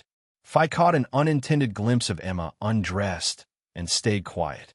She made a quiet mental comparison, noting how different Emma looked from herself. It was a fleeting thought, and then Emma drifted in her own mind.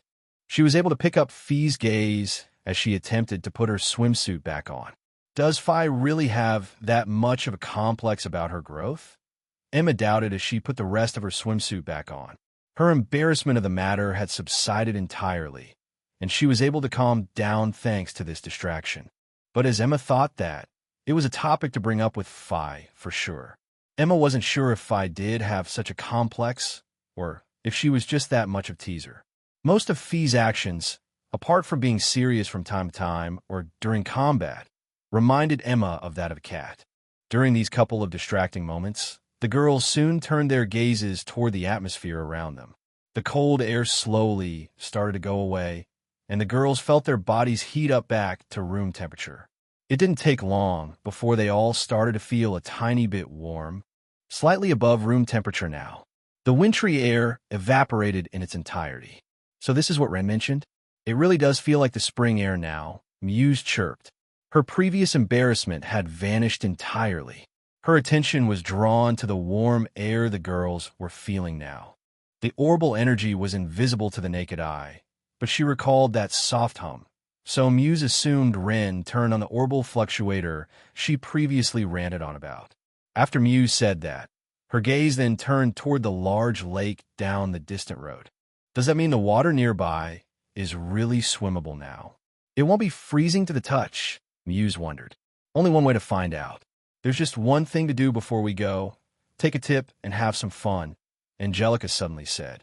As the girls' gazes changed back to Angelica, they all saw Angelica fumble around her own person.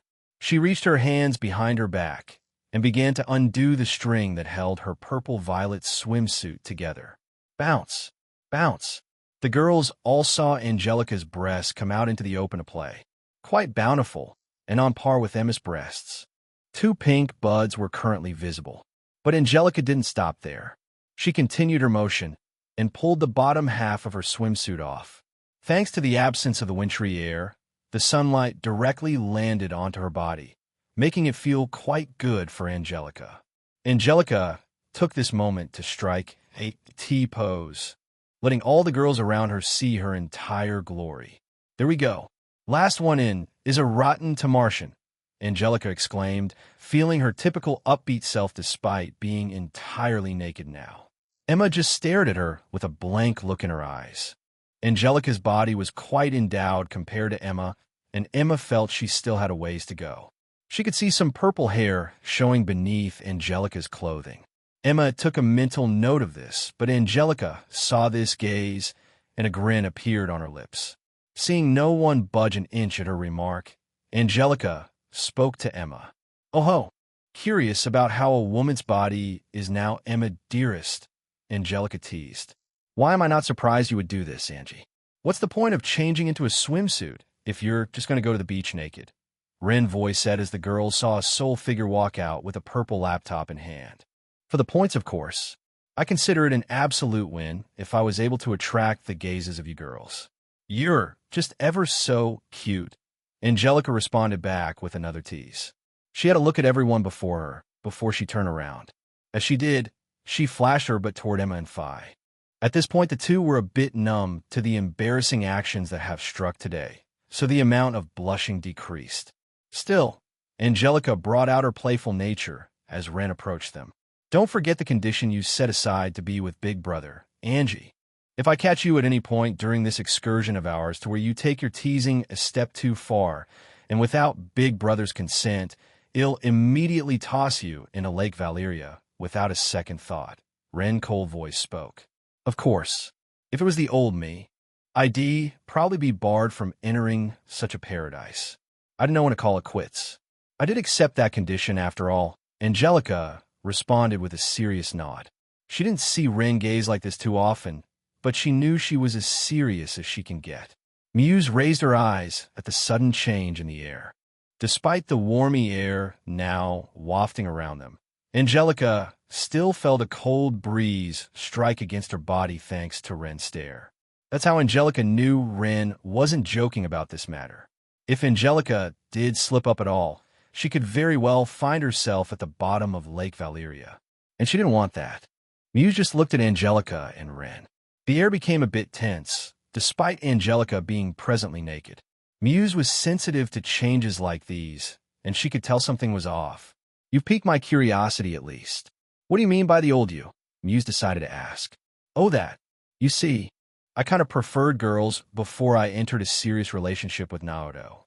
He gave me a single condition on the fact that I would change my preferences. I accepted that wholeheartedly, and we started dating. If you girls saw the old me, I wouldn't be anywhere near this place, Angelica said with a more serious look. You prefer girls? Muse uttered in surprise. Now that, I didn't expect that from you. Now it makes more sense as to where that playful nature of yours comes from. The question still remains, though, why exactly are you naked? Muse frowned. She saw how beautiful Angelica was. She had every claim to have that well-crafted body. It feels nice, you know. I enjoy basking in the sun every so often. ITLL help promote a tan too, if I decide to get one. I don't expect you to follow in my footsteps, at least for most of you girls present. Minus Enia, Angelica said with a playful smirk as she changed her gaze to the blue indigo-haired woman. Of the group, Enia was the only woman older than Angelica, and she was just a beautiful woman as she was. Not sure about that. I did enjoy that resort with Master, relaxing under the sun, but I wasn't naked then. Does it feel that good? Enia asked with a doubtful look. Don't try to persuade the girls, Angie. You should know better. It's already enough having you be naked like this, but if you're just using that to enjoy the sun, I won't be against that. We're already burning daylight, and I want to send those photos to Big Brother within the hour. So let's hop to it, Ren urged the girls, causing Angelica to nod her head. Hearing that, Angelica turned around again, causing her breasts to sway. She looked at Emma and spoke out to her. Say, Emma, why don't you take Phi and Muse to the beach? I want to ask Enia something, but we'll follow right after you three, Angelica suggested. Sure, just don't be too late, all right, Emma responded. I might go run on the beach for a bit. It could be good training. It'll show you, Muse. Phi said before reaching beside Muse and grabbed her hand. Running on the beach counts as training, Muse wondered, letting Phi grab her hand. Like that, Emma, Phi and Muse departed from sight, leaving the courtyard behind. They left the estate entrance and entered the paved road. To their surprise, even the paved road before the entrance was all heated too. It didn't get cold one bit. Enia remained behind, and she observed the naked, purple-haired girl before her. So, what'd you want to ask me, Angie? Perhaps it has something to do with what you requested of Ren here, Enia guessed. It does. Angelica nodded, before looking toward Ren. I don't plan on inviting Emma into this segment considering the fact she's still blossoming, but I figured you might be interested, Enia, Angelica answered, looking at the beautiful woman before her gaze changed back to Ren. I'm curious as to what it is you want, Angie. Spill it, Ren mused. Does that laptop of yours perhaps have the ability to record video and audio? Angelica asked. Chapter 312. Video Crossbell City, some moments later. 8:30 a.m. Some time has passed since I've arrived here at Crossbell City, only to meet up with Professor Schmidt's entourage. It was a benefit that I didn't expect. I was able to unlock favorability with Professor Schmidt, and at the same time, I'll be able to test out those 2 Master Quartz I lent him. Hopefully, anyways. Master Quartz made their first appearance in Trails to Azure. The orbital density these Master Quartz could withstand paled in comparison to Master Quartz that appeared in Trails into Reverie. To give it the easiest explanation I can give, Master Quartz in Azure only goes up to level 5. In Reverie, that capacity is increased thrice, allowing people to level them up all the way to 15. Not only that, Azure Master Quartz only contained 2 beneficial effects, while the ones in Reverie contained 3 effects. In short, the ones that will appear several years down the line will be much higher sought after, and I only have 5 to work with. Personally speaking, I will likely rely on using Anvari over my other Master Quartz because of the density it can withstand. Not that I won't use the rest. Azure Master Quartz especially, they have a neat little effect whenever higher elements are present. They can cast wide field effects that last for a period of time, providing various effects. Considering there won't likely be any of these elements during battle, I am curious to what these effects will convert to. The only one that might stick around is the Rune of Affection, which heals everyone's health by 50 upon activation. And well, Tio mentioned she would be in charge of handling my Enigma 2 from here on. If my Enigma 2 does require any further upgrades to handle more orbital energy, it'll leave it to Tio. I'm sure she'll do a fine job. Back to the present, though. Lucy had departed from our group for the time being. Lecter remained behind, which surprised me a bit. Since he did, I chose to berate his actions of not escorting Lucy out to the bus. Her safety is far more of a concern than mine presently is. That bus travels on the road to St. Ursula, which poses a risk of encountering monsters. An example of this was when Estelle and Joshua first met the SSS when they assisted in a civilian rescue of a bus that was held hostage by rather large ape-like monsters. Lecter could see the seriousness in my eyes as he initially tried to sway my opinion on the matter.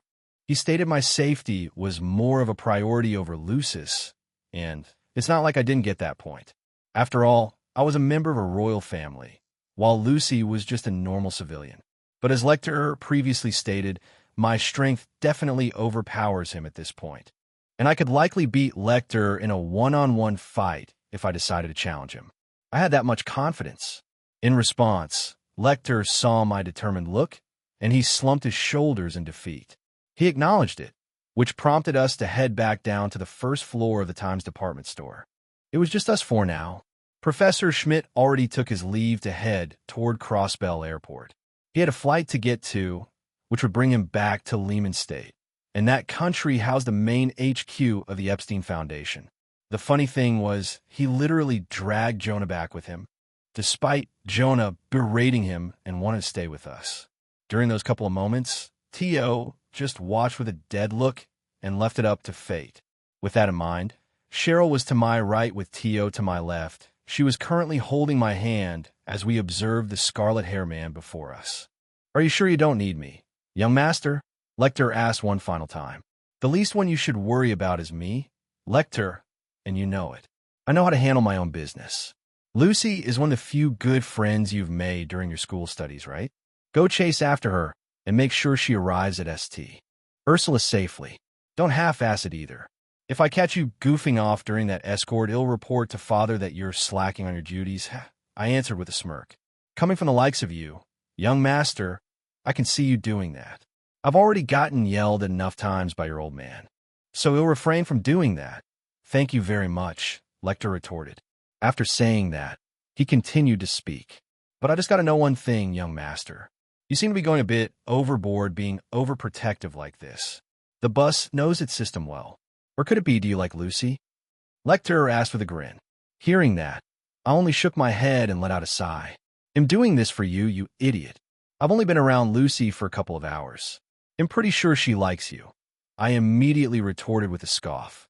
"Huh, now that's the best joke I've heard all day. There's no way an adios named Lucy would like a slacker like me. But if you insist, I'll make sure Lucy makes it to the hospital. Don't do anything world-ending during my absence, all right?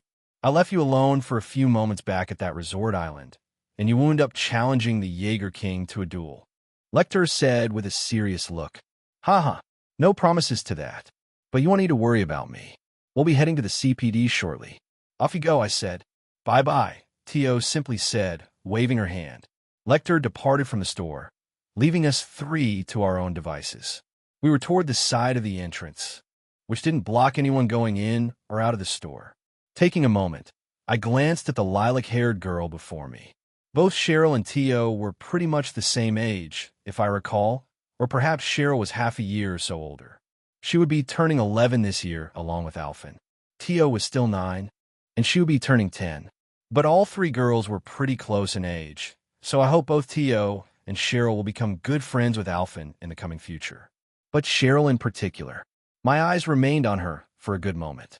"Are you having doubts, master?" Cheryl asked me, which distracted me with her phrasing. I could only blink at her as she addressed me like this. "Master," I mused. "Uh-huh. I know I'll be absent during my studies of Street Estrella, but I can start addressing you as such, right? I don't think it's appropriate to address you as young master, as Lord Lecter does. That's more of a house thing, isn't it?" Cheryl asked with a doubtful look. "That's more or less true. Nobles of the great houses place far more importance on how they address someone in particular ways compared to royalty. We just have one title we typically go by." I responded with a nod. "Your case is different, though, right, Naoto?" T.O. asked. "Yeah, the blood running through me is rather abhorrent. one of the mightiest figures in Erebonia married into the bloodline of a monarchy, who just happens to be part of a noble family that got wiped away during the War of the Lions. Sometimes, it's hard trying to figure out who it is I really am. I answered in a low voice.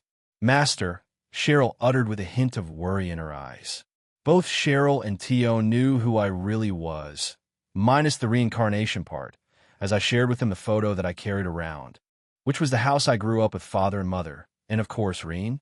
Tio just looked at me with her dead eyes. Naoto is Naoto. You're my friend, and you saved me from that terrible place, Tio replied, revealing a warm smile. Ha! You always seem to have the right answer, Tio. I'm glad you're my friend too, I replied, seeing Tio with that smile across her lips. She wasn't her usual cold look. I could see she was truly happy. She was starting to express her emotions better now. Tio nodded as I patted Tio's head and ruffled through her hair. Shall we go, Master? You wanted to drop by the CPD, right? Cheryl asked. Yeah, this is for you, Cheryl. If you want to stay hidden in the shadows, now is the time to let me know. But you don't want to keep your big sister waiting, right? I asked. I saw a smile bloom on Cheryl's face, and the gaze she showed me was a look of determination. I'm ready, Master. I don't want to keep Big Sis waiting. I'm sure she has suffered enough. I would like to learn the state of my family, too. I am not sure of my parents' whereabouts, Cheryl responded with a firm nod. Great. Let's go set off then, I tried to say to Tio and Cheryl. The three of us were suddenly distracted by a buzzing sound. I felt a couple vibrations strike against the inside of one of my pockets. Tio raised her eyes as she was close enough to hear this. Another message, Naoto, Tio wondered. Sounds like it. I didn't think I'd get another one, but I'll double-check it so it isn't important.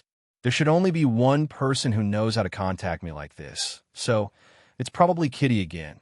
I wondered to myself. Kitty, Tio utred. That has to be Ren, right? Tio asked.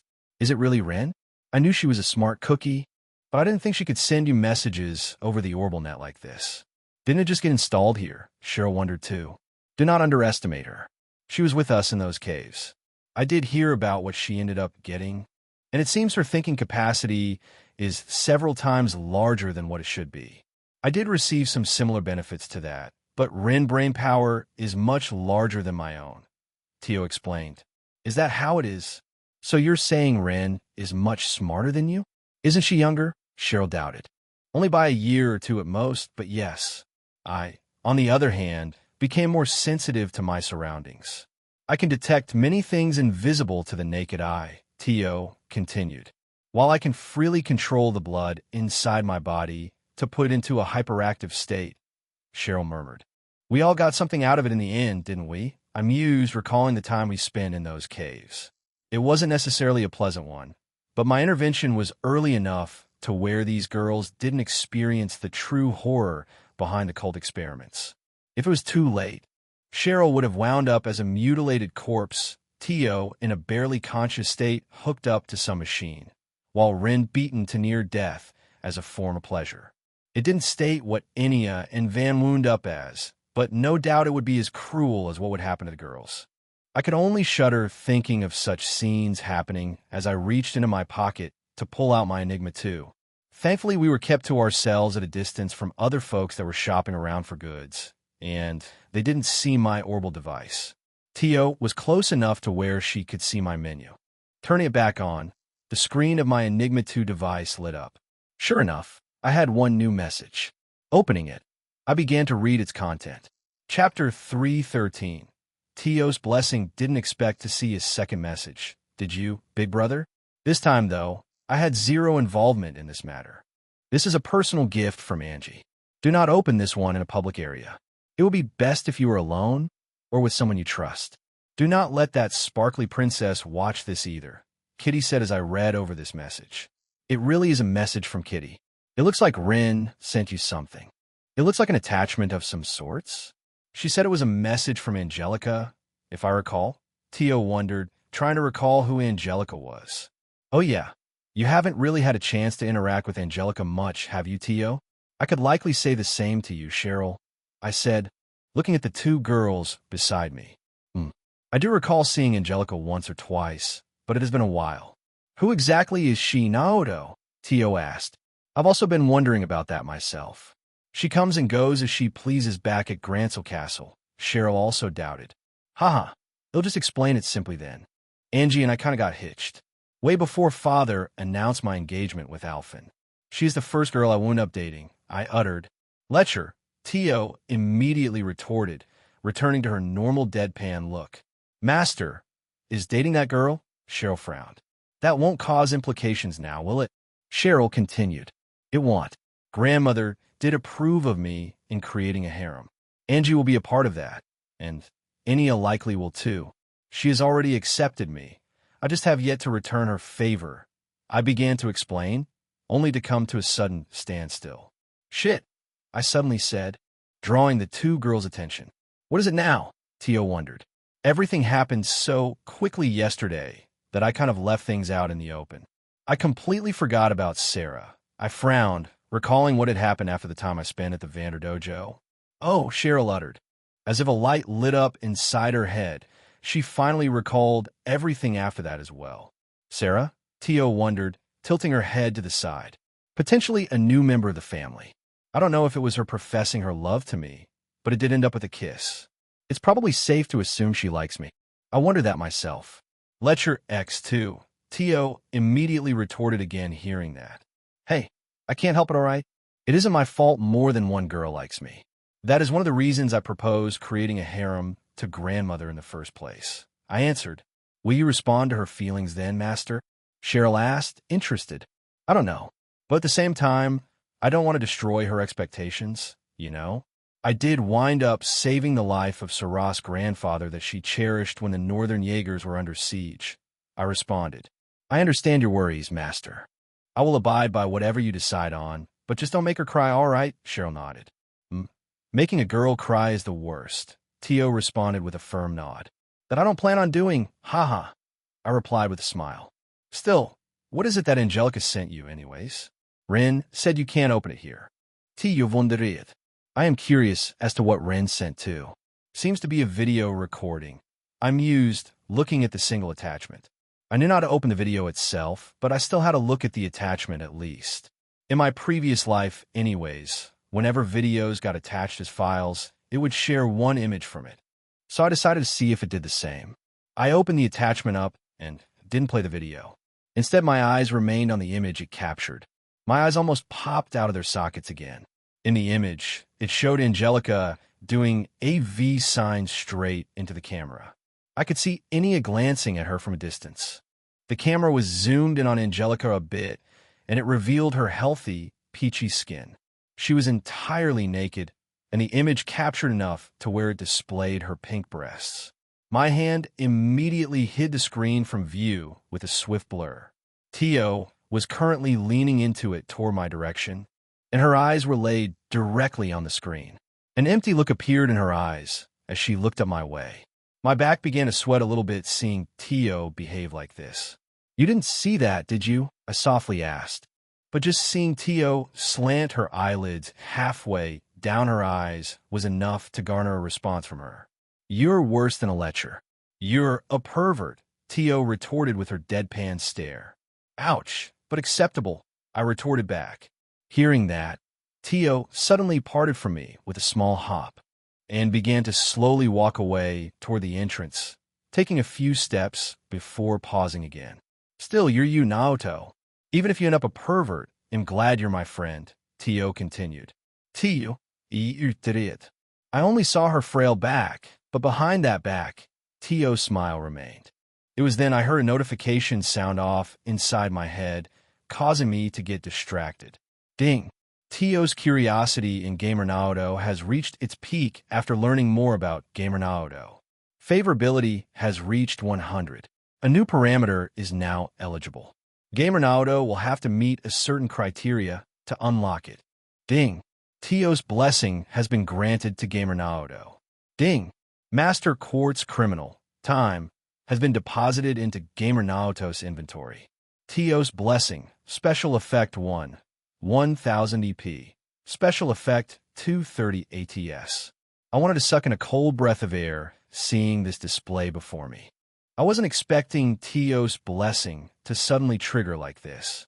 My favorability with Tio was already pretty high, but just having this short conversation and the fact I returned here to Crossbell City to see Tio again was enough to push it to the max. Huh. Or maybe Tio just really wanted to see me again. Doesn't matter either way. I enjoy being around Tio, but it did irk me of that second line the system gave. What did it mean that I have to meet a certain criteria to progress the favorability with Tio more? Perhaps it was because Tio was still too young to be considered a romance partner. I couldn't help but wonder. Still, her blessing gave me quite a spike in power. A full 30% to boot. That was reminiscent of how strong Tio was in the games. She peaked in Azure. She was by far the best caster in Azure. It took several games to nerf Tio down to where she wasn't used much anymore. She sat on the bench by the time Reverie came, which was one of the series' greatest disappointments in my opinion. Thankfully, I don't have to worry about any power creeps. Well, maybe I'm wrong in interpreting it that way.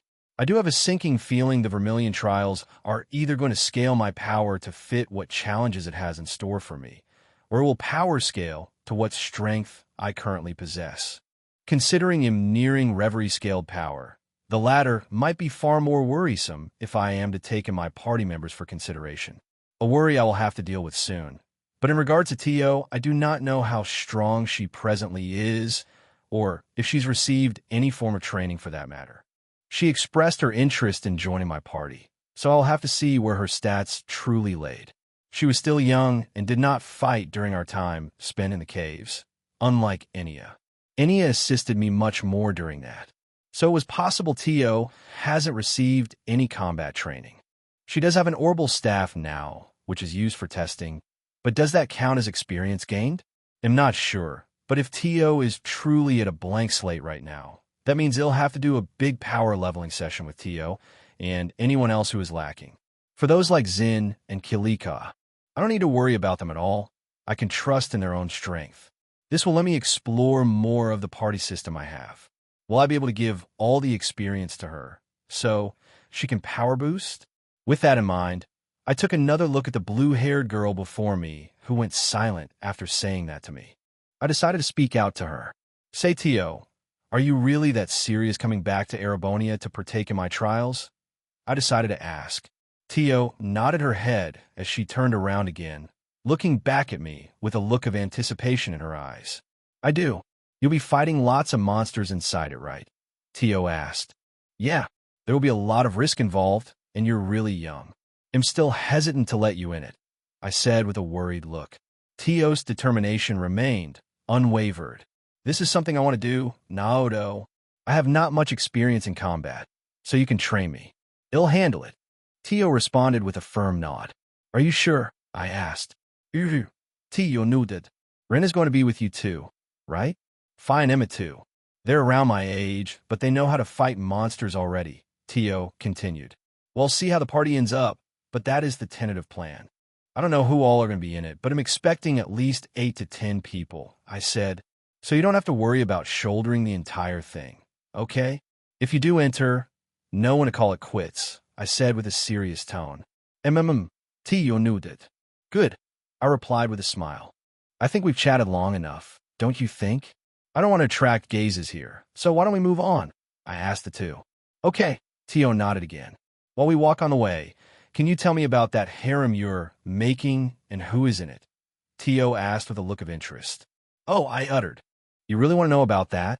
I asked with a hesitant look again. Tio responded. Well, all right, but let's get Cheryl first. You with us, Cheryl? I said, only to turn toward my right, only to see Sherry's head turn toward an entirely different direction. Chapter 314.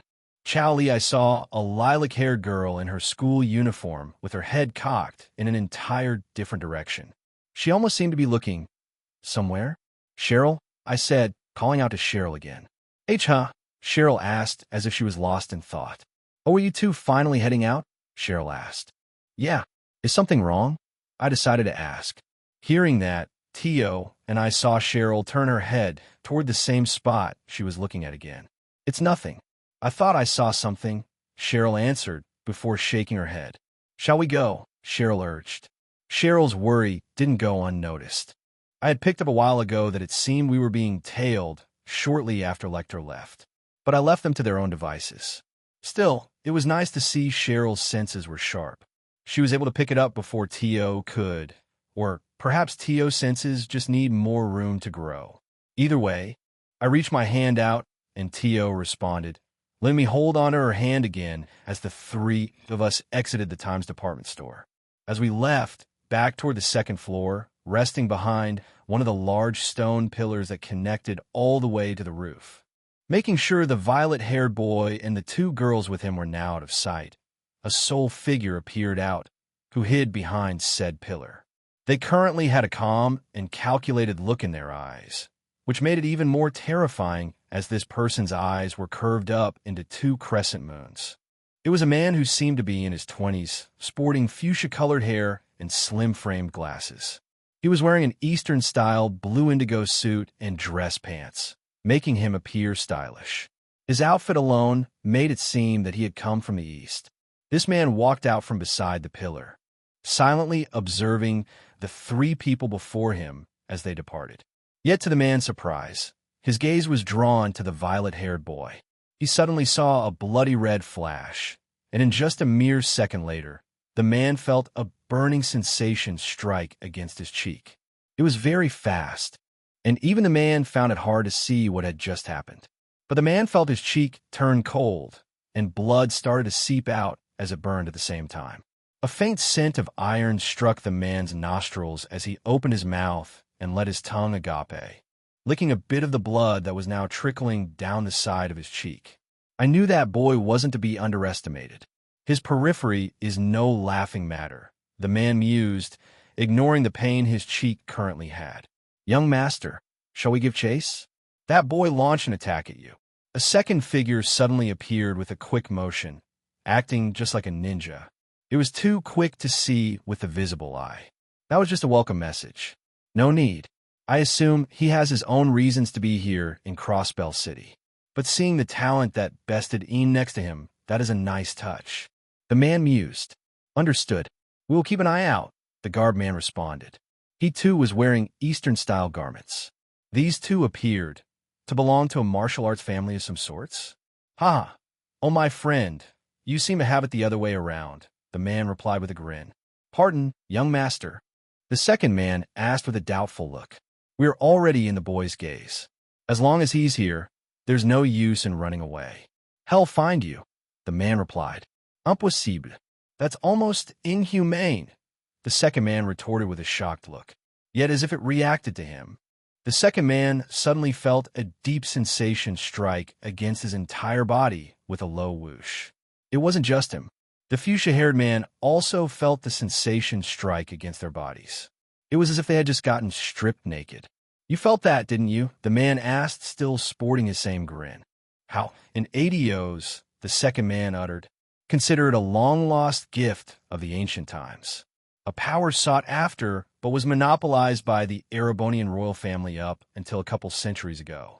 Our Lu family tried to grasp its power for our own, as its powers enabled one to carry out the best of the best espionages.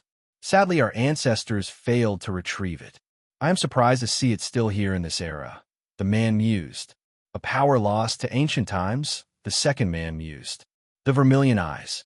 I will warn you only once. Never lie in front of the boy. Otherwise you'll find yourself a one-way ticket straight to Gehenna. The man responded with a serious look. I will take that to heart, young Master Chow. Shall we mobilize Ian? The second man asked. No need. Let her enjoy some time off. Besides, she's still in Erebonia, if I recall, Chow replied. The second man replied and vanished without a thought, acting like a ninja again.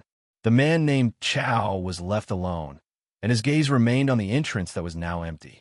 The boy and the two girls with him were now long gone. A smile appeared on Chow's lips. Such talent cannot be wasted, even if you have a power that was said to be lost. We will have Cheryl join the Lu family.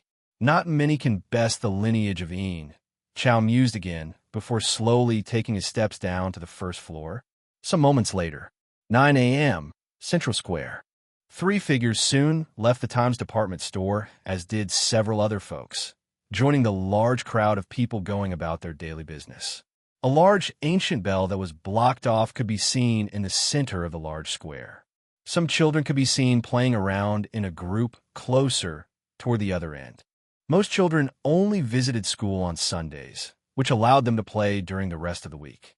The three figures that walked out were a violet-haired boy sporting a dark gray denim jacket and black pants, a lilac-haired girl who presently wore a one-piece black skirt and a beret over her head that was part of the school uniform, and a blue-haired girl who was wearing a one-piece blue-white skirt that matched her hair. The boy was also presently holding hands with the blue-haired girl. That was me, of course, and we had finished up our business inside the department store. I had equipped my dark shades again, making my appearance even more stylish. Thankfully, we weren't sticking out like a sore thumb. We just stood off to the side to observe the ongoing crowd of people. It was the middle of rush hour, and unlike other areas, Crossbell City didn't have any transportation systems, as all of the districts were within walking distance.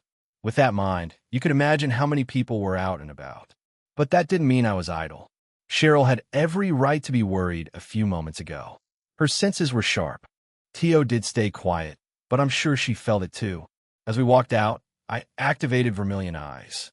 Whenever Vermilion Eyes activated, it released a hidden energy that I could target at will, making said target feel stripped as it allowed me to observe their details. I didn't observe the man in question directly. Instead, I sent him a welcome gift. On the mini-map display inside my head, his tiny dot wasn't colored green or red, nor purple or black. It was yellow, signifying that he was neither an ally or foe. It was more of a taunt, really, sending him a warning not to mess with me or my friends while I'm in Crossbell City for today. I didn't think I'd catch him lurking around during my short stay, but he was one of the more fearsome Trailsverse characters whose strength remained in the shadows. He went by the name Chao Li and was the head manager of the Heiyue. Heiyue fought and stood by both sides during the happenings in Zero, Azure, and beyond. Just that fact alone was what made Chao a scary figure to deal with. He could become an ally or foe, given enough persuasion. He purely sought after what benefited him the most. In a way, Heiyue worked like Jaegers, but they weren't swayed by Mira, only what they sought for to keep their influence in check. On the outside, Heiyue was a black market, but deep down they were a crime syndicate that was on par with the developing mafia here. And on top of that, Chao Li himself was of the most influential families that made Heiyue. He belonged to the Liu family. This Liu family did not have much influence in western Zemuria, but they held an iron grip over the east. They were more prevalent in Calvert and beyond. It really was a shame I was reincarnated before I could read more of Daybreak. Down the line, Chao does befriend the SSS to a certain degree, as they would eventually partner up with Ian. Ian was hired by Heiyue to do their dirty work. And guess what? That was the same Ian Cheryl here defeated in the martial arts tournament. It was obvious that Chao wanted to recruit Cheryl, but I had no plans to make that happen. My worry was apparent, and Cheryl was quick to notice my gaze. "Is something wrong, Master?" Cheryl asked with a hint of worry. "Don't stray from my side today, okay, Cheryl? You did well to notice some unwanted attention. I cannot determine if they are a friend or an enemy right now. But if you see a suspicious man approach you while I'm not around, just run," I uttered with a serious voice. A suspicious-looking man? It wouldn't happen to be him, would it? Cheryl decided to ask, letting her eyes wander back toward the entrance of the department store. She raised her hand and pointed toward what appeared to be a soul figure walking out with a calm demeanor, and his hands were presently placed behind his back, hidden from view. I had turned my Vermilion Eyes off a couple moments ago, but I didn't think I would see this man take such a direct approach. He let out a laugh as he approached us three. "Haha, it is a bit rude to call someone suspicious, is it not?" The man said as he came into view. "Now that you brought it up, you look a bit familiar." "But I don't recall where exactly," Cheryl responded, tilting her head. "I was among the spectators watching you fight a couple years ago during Her Majesty's birthday celebration." "It was a splendid match," the man replied. "Oh, so you were a spectator watching that, huh? I won't lie, that Rixia fellow proved a worthy opponent. She is probably the toughest person I've fought, and I've encountered quite a few this last year or so with teachers in," Cheryl answered. "Oh, so you've apprenticed yourself already?" It would seem I'm a tad bit too late then, the man said, letting out a sigh. That isn't stopping you, though, is it now? I replied with a grin. Very true.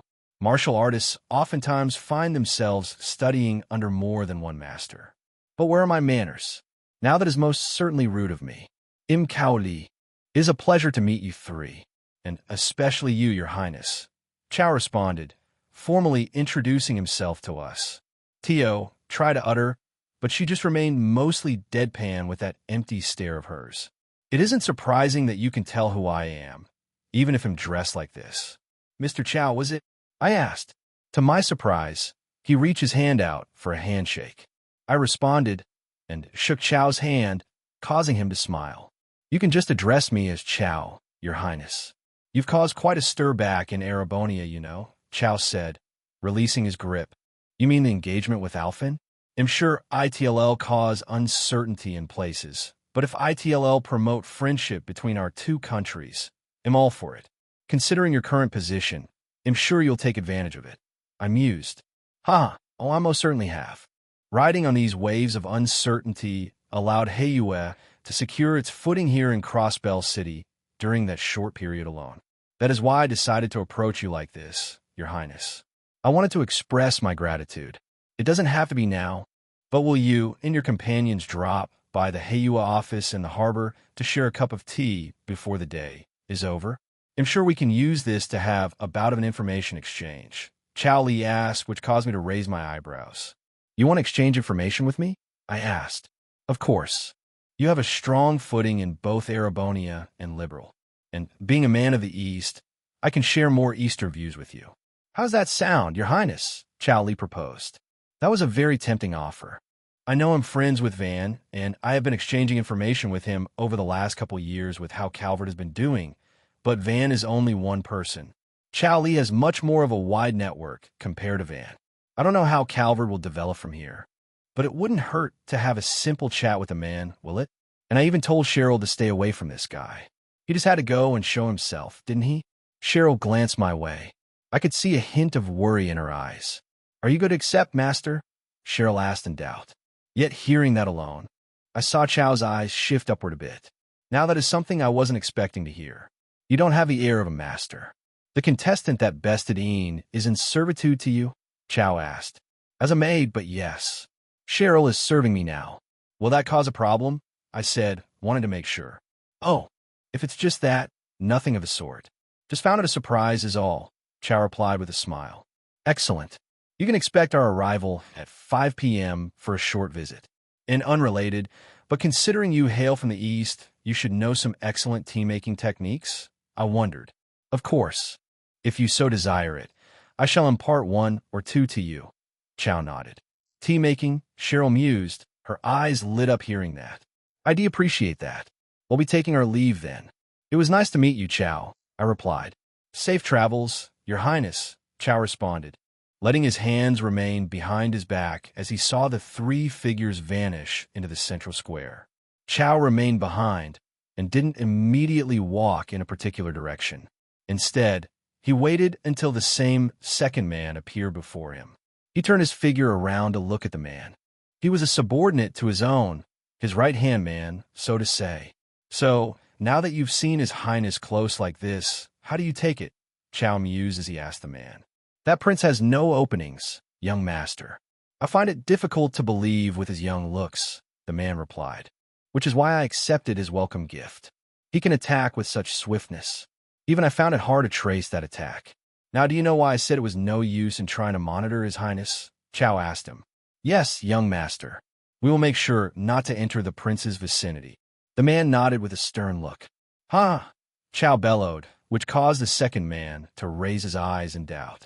Now that is where you are wrong again, my friend.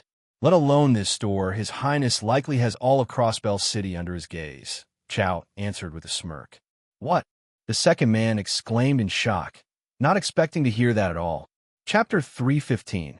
Guess who's back? A half hour had passed since we exited the department store, reaching the central square again. I did not expect Chow Li to come out in the open like that. But in the end, I guess that is the type of personality he has. If he deemed it fit that it was best to approach me directly like this, then that is what he would do. He is one of the scariest individuals in the Trails verse, known to be manipulative. And on top of that, he has the intellect to back the way he does things. He can change his affiliation with friend or foe depending on how much he can gain from it. Chao is as slippery as a snake as one can be.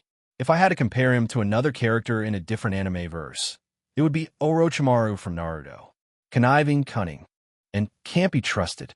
Or the entirely opposite, I could trust Chao Li to a certain degree as long what I do benefits him.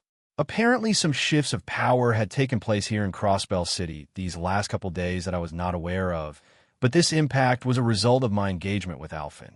Perhaps Heiyue took this period of uncertainty and gained a foothold over their rival here in the underworld. That rival being the Mafia, Revake.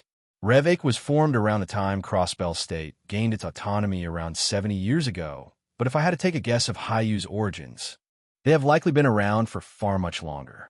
I know they have deep roots in Calvard. Not only that, Heiyue consisted of 9 families, each housed with different styles of martial arts.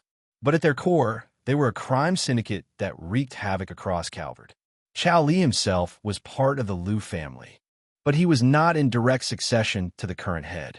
He would simply become a branch manager here in Crossbell City. Down the line, a boy known as Exine Liu would drop by Haiyu's branch office here in Crossbell in 5 to 6 years during Azure. This boy was the direct grandson of the current head of the Liu family, who came here to broaden his views. The SSS would interact with him on occasion during this time. But that's pretty much all I know on the matter of who Chao and Heiyue were.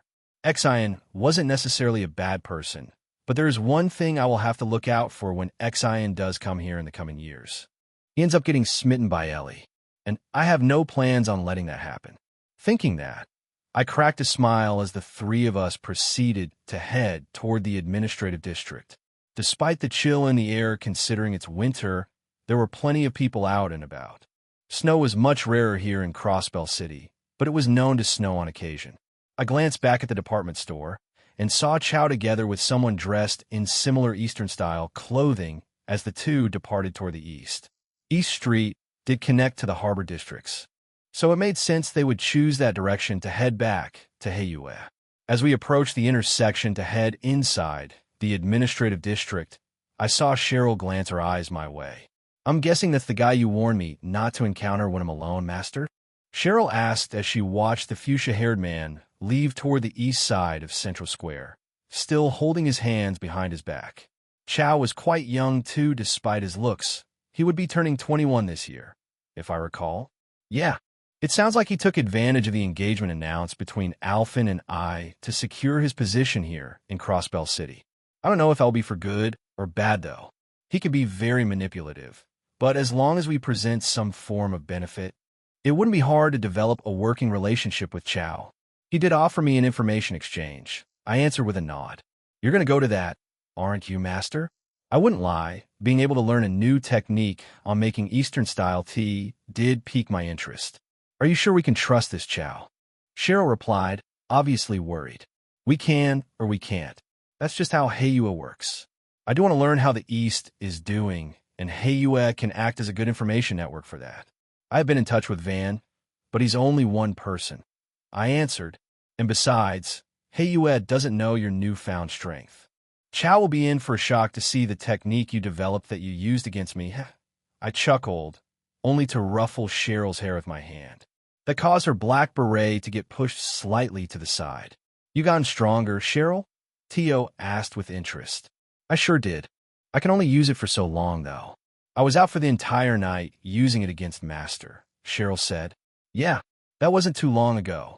How is your body holding up now?" I asked. She slept most of the day and the night after that spar, so I was still worried about Cheryl being out and about like this. "I've never felt any better. It just drained all of my stamina.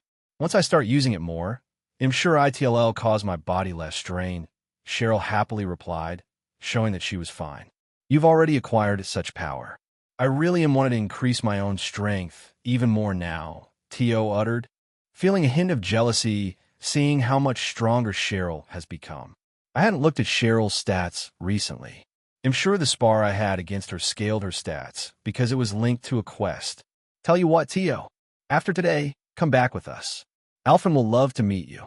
We'll be spending this week having some relaxation and fun around Heimdall before I depart with Master Vander starting Monday. I personally will likely be unavailable for a week or two, but before then, I can take you around Heimdall's vicinity to slay some monsters. At the same time, I can see if Alphen wants a window of opportunity to get stronger too. She is likely in a similar spot to you, Tio. Little to none experience in fighting, I said with a smile. Idea like that, Tio replied with a nod. I can also give a pointer or two, considering I'm a practitioner of Taito now. But my body is a lot more durable than yours, Tio. You still look pretty frail, so it might not be best to dive right into fighting monsters with a body like that, Cheryl said, taking a moment to observe the small girl before her. I was around 5.5 feet tall, and Cheryl was about a foot smaller than me. Tio was even smaller by a couple inches than Cheryl. She was pretty small on top of appearing frail. Yet Tio just shook her head in response to Cheryl's worry. You needn't worry about that, Cheryl. The Epstein Foundation recently finished its prototype of what's called the Orbital Staff. It allows its users to attack monsters from a safe position, letting it cast arts. It can directly link to a combat ornament to cast those arts. That is the only thing I presently lack, Tio answered. An Orbital Staff? Cheryl wondered, raising her eyes at Tio.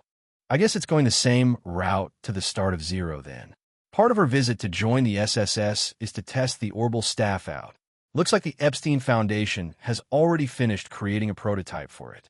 Maybe this is a little butterfly effect with the creation of the Enigma 2 this early?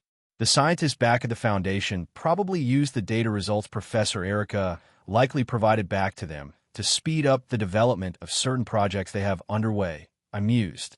I wasn't expecting to hear such a thing now, but sounds like you've your own plan to tackle this, Tio, I said, proceeding to ruffle her hair this time. Tio replied with a smile.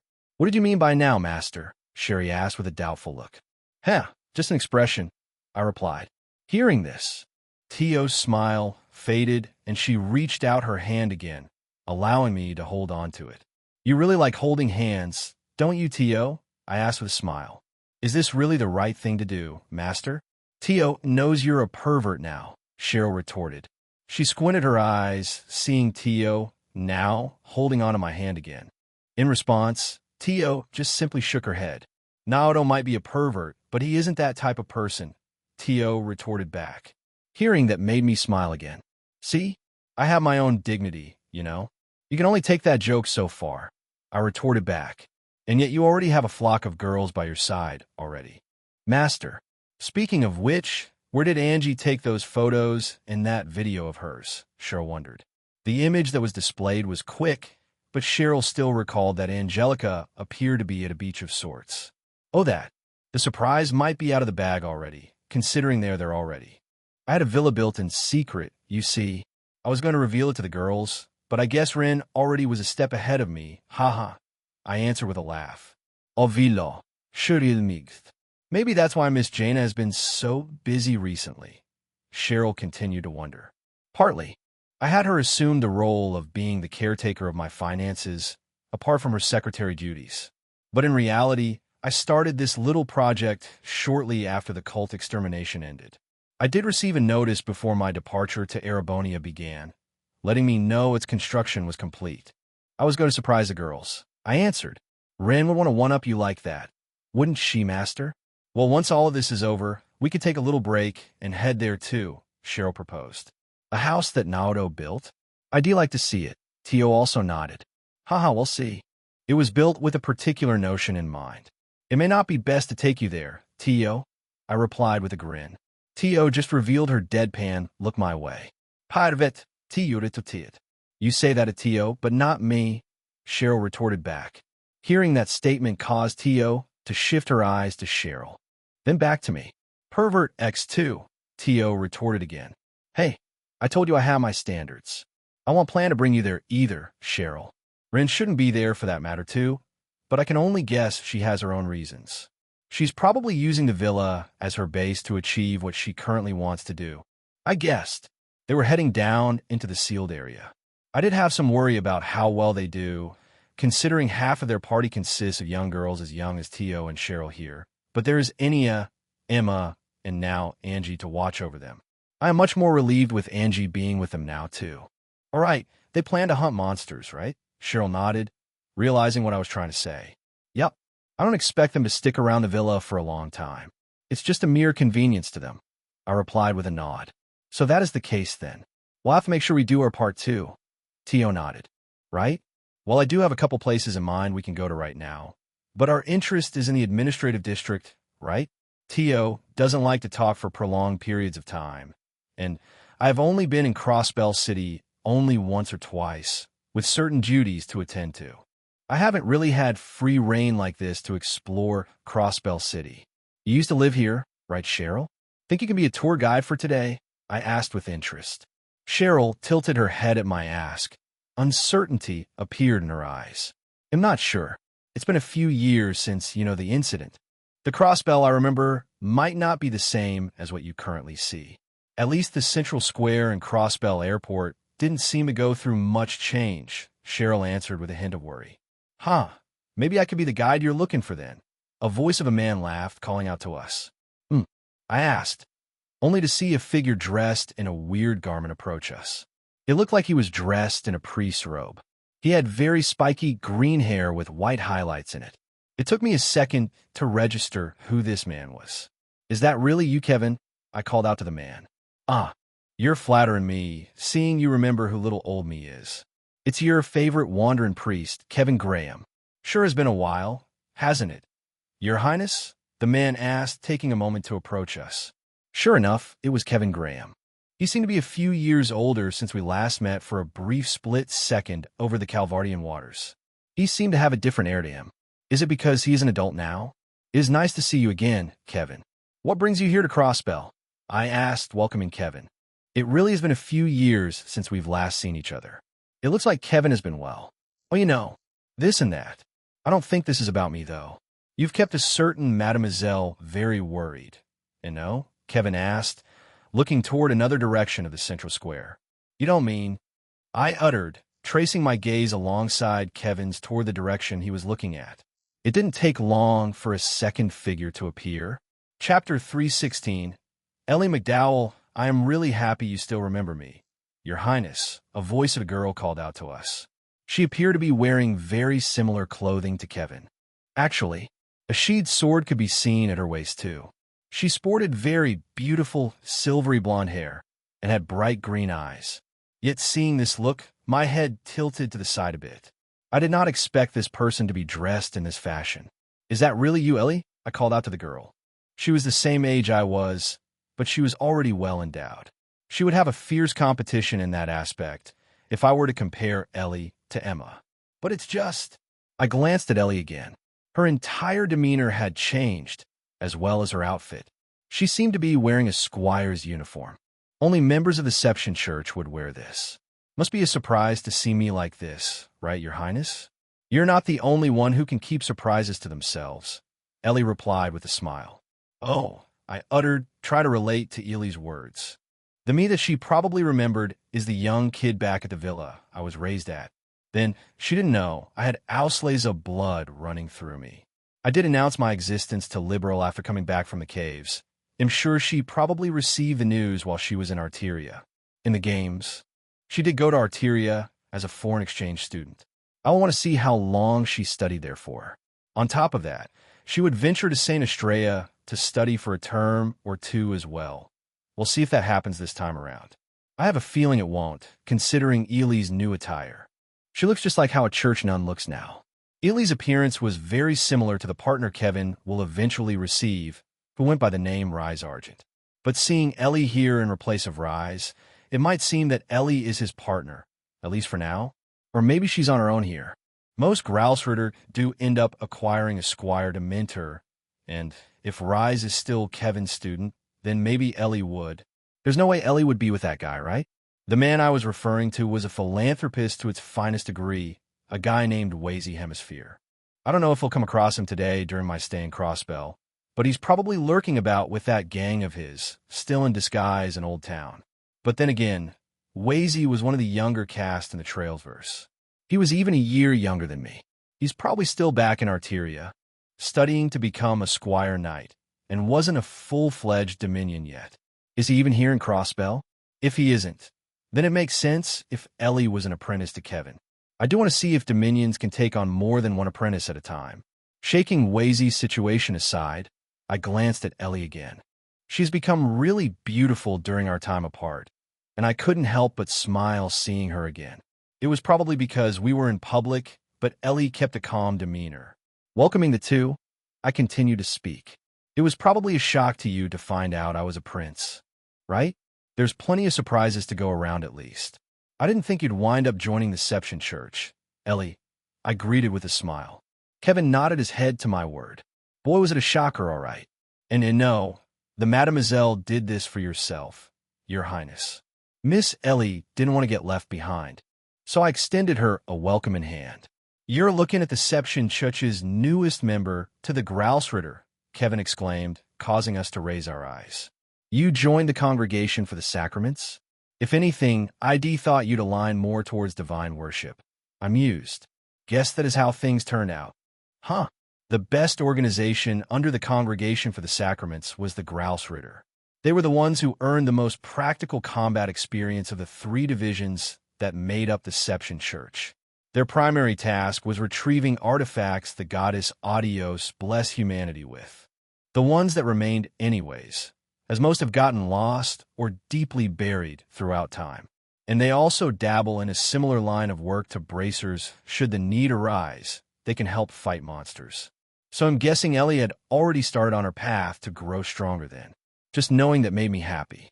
Yet as I shared a happy moment from this, Tio's eyes squinted halfway down, revealing her deadpan look as she observed the big-breasted, silver-haired girl before her.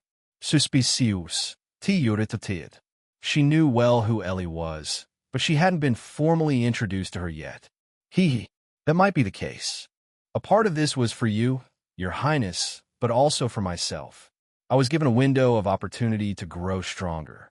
The only condition grandfather gave me was to not have this cut into my studies to become a politician.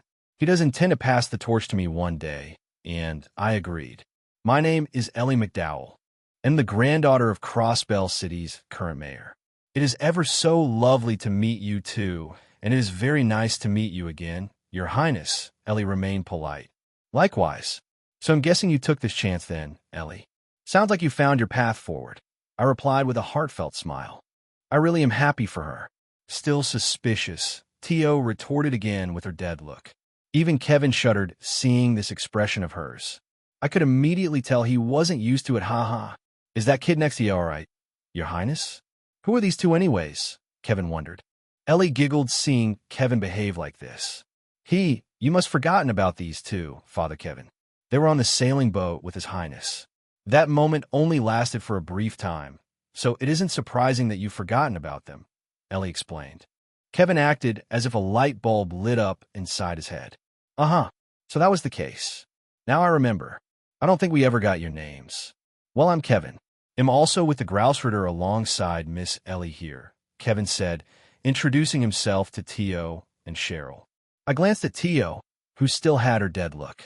I could only shrug my shoulders with a sigh. You'll introduce yourself, right, Tio? It is impolite to behave like this, you know. I retorted Tio's current gesture.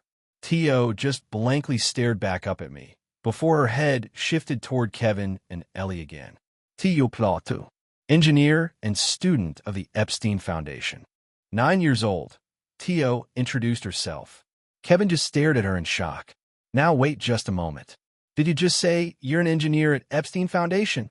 Kevin exclaimed in shock. Tio is not a liar. I currently work there. Tio nodded in affirmation. But I'm now on break. He'll be with Naoto for the time being, Tio explained. Now, just hold a minute. Just why in Adios name are they letting someone as young as yourself be working? Kevin retorted. Tio's been helping install the orbital net around this place, as well as a couple other projects. I know far more than you do. Weird priest, Tio simply answered. Vous priest. Do I really look that weird? Kevin complained, looking back at Ellie while he checked over himself. No comment, Ellie replied, giggling. Don't do that, Tio. She could be a handful sometimes. Sorry about that. And the Epstein Foundation does have Teos' interests at hand. She's not being forced to do anything she doesn't want to do. Let's just leave it at that, all right? I said, trying to end the topic of Teos' young age. She is a couple years younger than how the original games went. She wouldn't be recruited by Epstein Foundation until she was 11 or 12, and then joined the SSS when she's 14. But Teo is 9 years old right now. It would look suspicious to other folks like Kevin if she was found to be working. So I just wanted to leave it at that. I know the Epstein Foundation has Teo's best interests at heart. Well, that's all right, I suppose.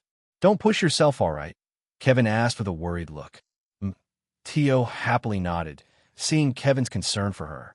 Ellie glanced her eyes back toward us, only to see the small blue-haired girl beside me. But just who is Teo to you, Your Highness? Ellie asked, wanting to find out. Teos like family now, I simply answered. In response to that, using her spare hand, Teo raised it outward and did a V sign at Ellie, acting as if she had a victory lap over her. Teo's been in Naoto's home once or twice, too. She doesn't have any siblings, so Naoto, in a way, I can see him as a brother, Teo wondered to herself, tilting her head my way. A brother, I see, Ellie uttered, going into her own thoughts for a moment. Your home, eh? That would be that fancy castle in Liberalia, Kevin asked. The very same. It's been a few months since I've been home, but grandmother knows I've left the country. I will only be gone for another month or so at most. I explained my situation. Well, that explains why you're out in this neck of the woods. But why Crossbell City in particular, if I can inquire? Kevin asked with interest. I too would like to know. I wasn't expecting to see you here in Crossbell City, Your Highness. Ellie nodded. Also wanted to know why I'm here. I didn't immediately respond. Instead, I looked at Cheryl. I saw Cheryl nod her head, who had stayed quiet during this conversation. Seeing the confident look in Cheryl's eyes, I looked back toward Kevin and Ellie. Would the name Sky happen to ring any bells? I decided to ask the two. Sky? Ellie pondered before her eyes darted toward Cheryl in a fervor. Why you wouldn't happen to be? Ellie began to ask. Hearing that earned a smile from on Cheryl's lips. My name is Cheryl, Sky. It is nice to meet you, too. It sounds like my big sister, Jill, has been in your care as of late, Cheryl replied, introducing herself to the two. Kevin's gaze turned more serious as he observed Cheryl. Now that does ring a bell. Sky, Kevin uttered, before his eyebrows raised in surprise. Weren't you on the CPD's presumed dead list? Kevin uttered in a low voice, before he darted his eyes back my way. Just what an adios name did you do? Your Highness, Kevin exclaimed, still keeping his voice down. I simply smiled, seeing his reaction. I had a feeling you'd react like this, Father Kevin. We have a bit of catching up to do, don't we? We were about to head to the CPD to let Cheryl see her big sister again. I answered, also keeping my voice down. Kevin just stared at me with an incredulous look in his eyes as he shifted his gaze back toward Cheryl, acting as if he had seen a ghost. Chapter 317. Juna Crawford Administrative District.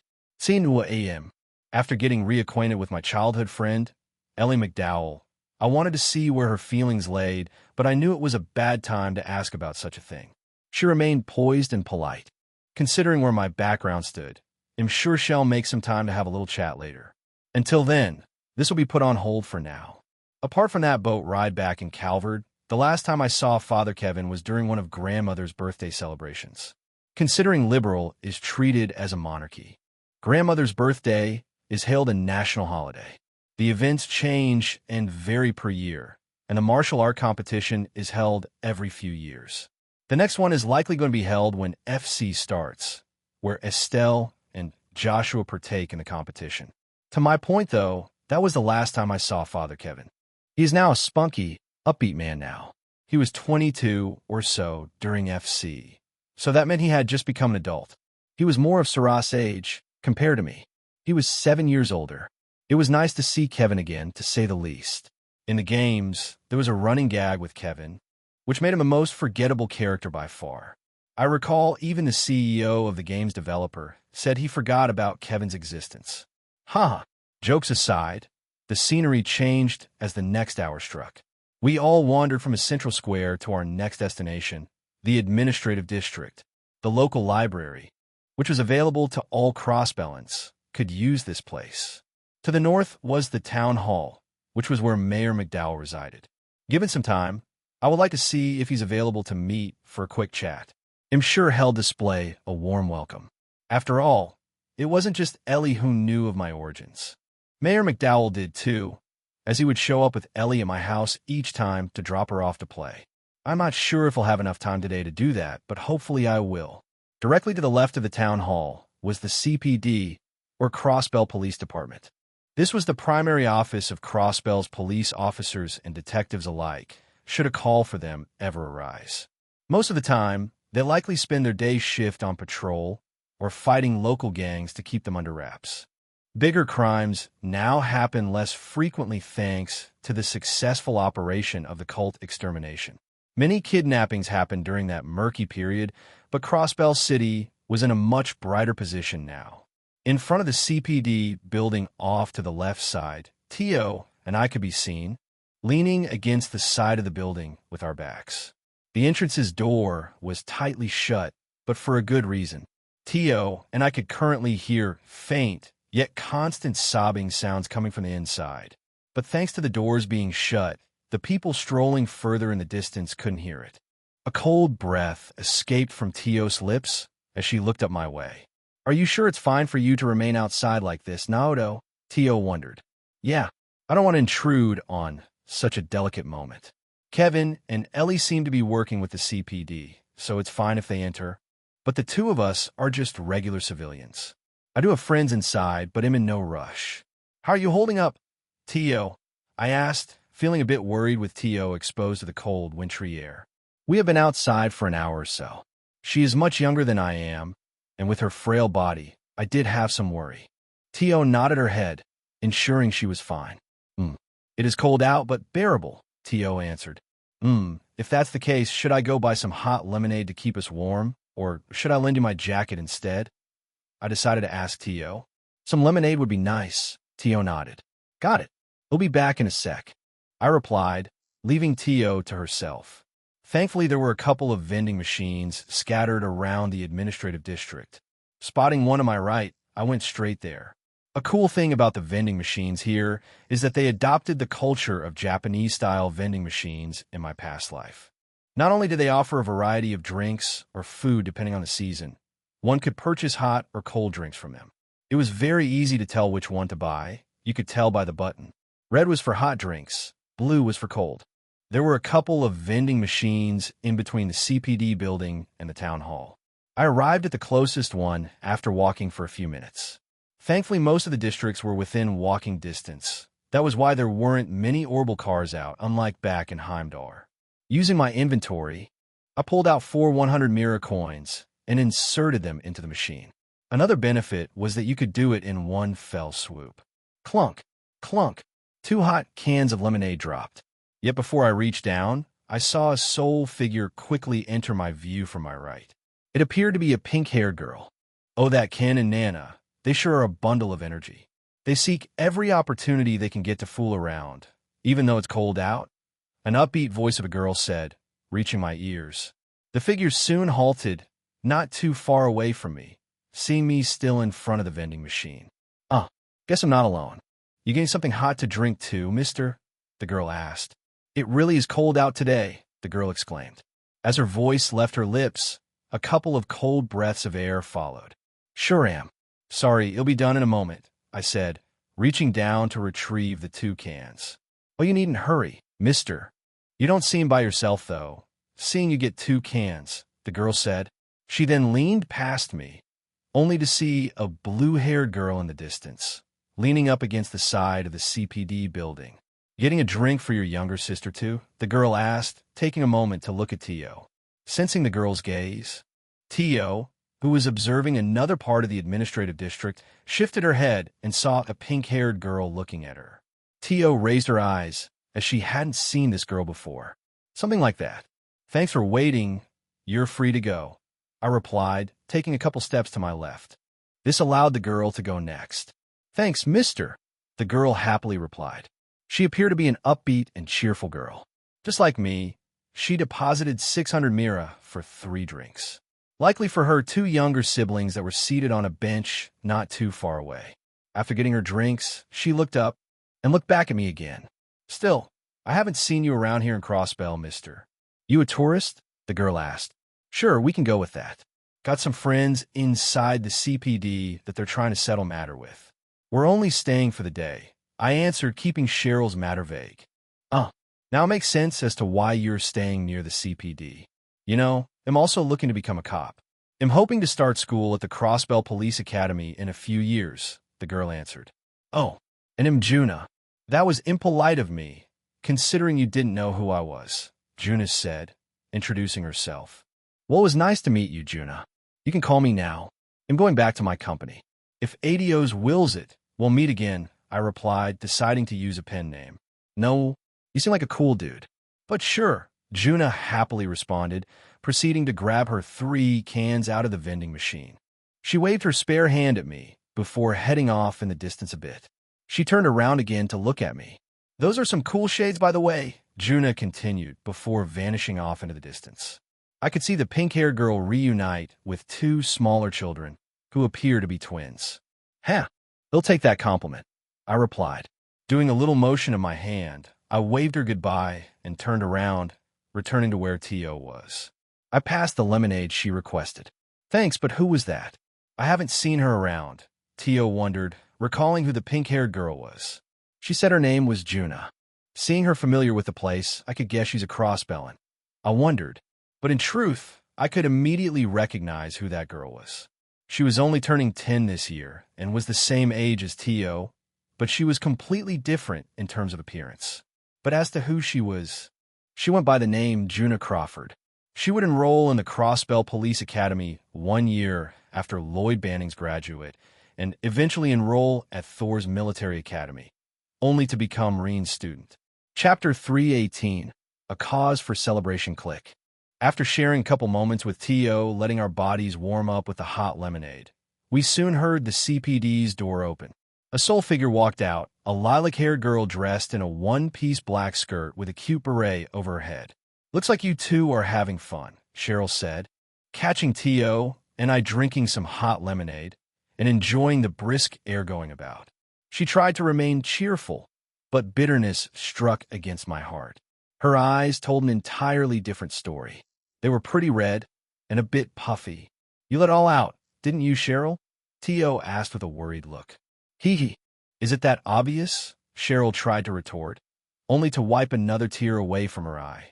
It is much better now, at least. Big Sis is now expecting you, Master. Thank you for your patience, Cheryl said. I guess we'll head on in then. I'm glad we're able to enter the CPD like this. You're done with your drink. Right, Tio? I asked Tio. Her cheeks were a bit rosier now, thanks to being heated up by the lemonade. It was delicious, Tio happily nodded. Reaching down, I grabbed Tio's empty can, adding it to mine. I walked a few feet away, reaching the nearest recycle bin, and tossed the 2 cans inside. I glanced toward my right again, and the bench that was occupied by the 2 pink-haired twins with Juna standing next to them, who were also enjoying some hot drinks, were no longer there. It would seem they have departed from the administrative district, likely heading someplace else to have fun. Still, it was nice to meet another person belonging to the Trailsverse. Juna Crawford. She would become one of the playable characters once the 3rd entry of the Cold Steel game started. Right now, though, she appeared to be just a 10-year-old girl, very similar to Cheryl here. There wasn't anything keeping us waiting, so Tio and I followed Cheryl inside the CPD, closing the door behind us. Welcome to the CPD, a cheerful voice of a girl called out to us, which drew our attention. Manning the counter with an orbital computer situated behind her, I saw someone I didn't expect to see so soon. Moreover, she was quite young. She almost seemed my age. Why is someone as young as her working behind the counter of the Crossbell Police Department? I took a moment to observe the girl who greeted us.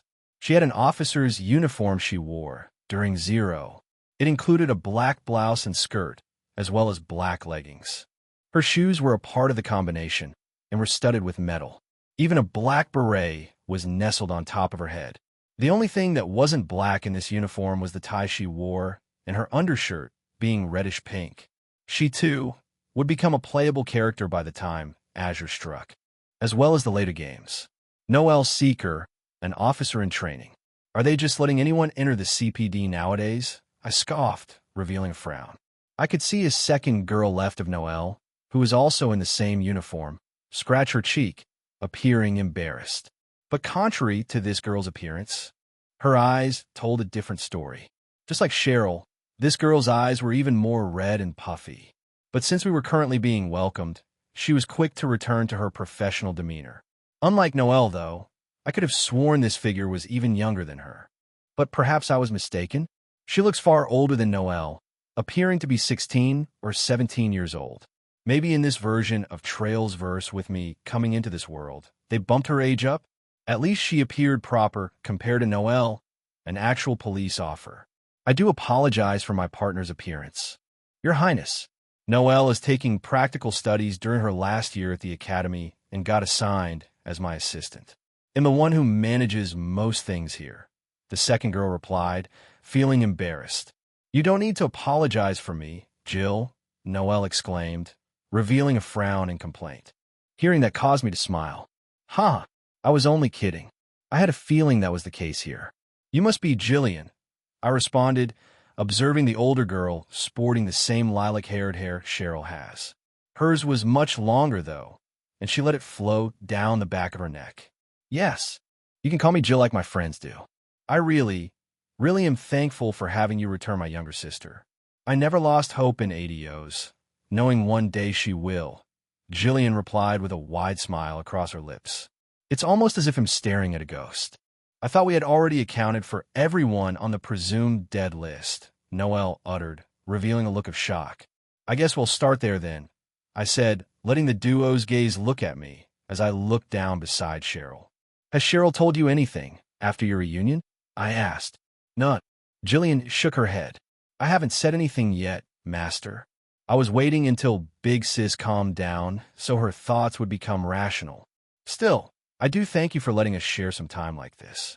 I don't think I can cry anymore, Cheryl replied, cracking a smile. I reached down and ruffled her hair. But as I did that, Jillian just paused, looking at us. Master, Jillian frowned again after saying that. She quickly darted her eyes toward Cheryl. You haven't done what I think you have done. Have you, Cheryl? Jillian doubted. Cheryl didn't hide her subservience to me. She nodded her head. Yes. You wouldn't know what it was like to be in that place, Big Sis. Master gave me a roof to live under, and I was able to find my own way forward thanks to it. It is regrettable, but I won't be chasing after your dreams, Cheryl answered. Is that so? Jillian uttered. Both surprise and shock appeared in her eyes. It didn't take long for a smile to bloom on her lips again. It doesn't matter at this point. You've returned, Cheryl, and that's all that matters. I can only thank ADOs for this day, Jillian happily responded. You won't even ask me why I'm with Master now? Cheryl asked, raising her eyes. No need. I saw your photo in the paper the other day. At first my eyes deceived me, but I was able to piece things together. Your eyes showed much clarity then. You don't have the eyes of a lost kitten, Jillian replied, shaking her head. You brought that up once or twice, haven't you? Jill, something about your family being maids back in Remiferia? Noelle asked. I did. So it isn't all that surprising to see Cheryl walk that path, Jillian said, nodding her head. She then looked back my way. But now I can keep my head raised high. I leave Cheryl in your care, Your Highness. Be sure to look after her properly, all right? Jillian asked me in a stern tone. I nodded my head with a serious look. Of course. Once Cheryl finishes her studies, she will begin her training under Hilda. You can rest assured, Hilda is the best maid I have ever known to exist. I assured Jillian that Cheryl would be in good hands. All's well that ends well, right? Kevin's voice called out to us. We saw Kevin and Ellie come to us from the hallway further inside, where several briefing rooms could be seen. That was pretty quick. Done making your reports? I asked, welcoming the two again. That's right. There wasn't much to report with anyways.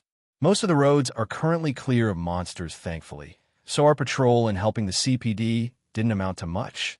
Ellie nodded. Huh, I guess I had all the excitement then.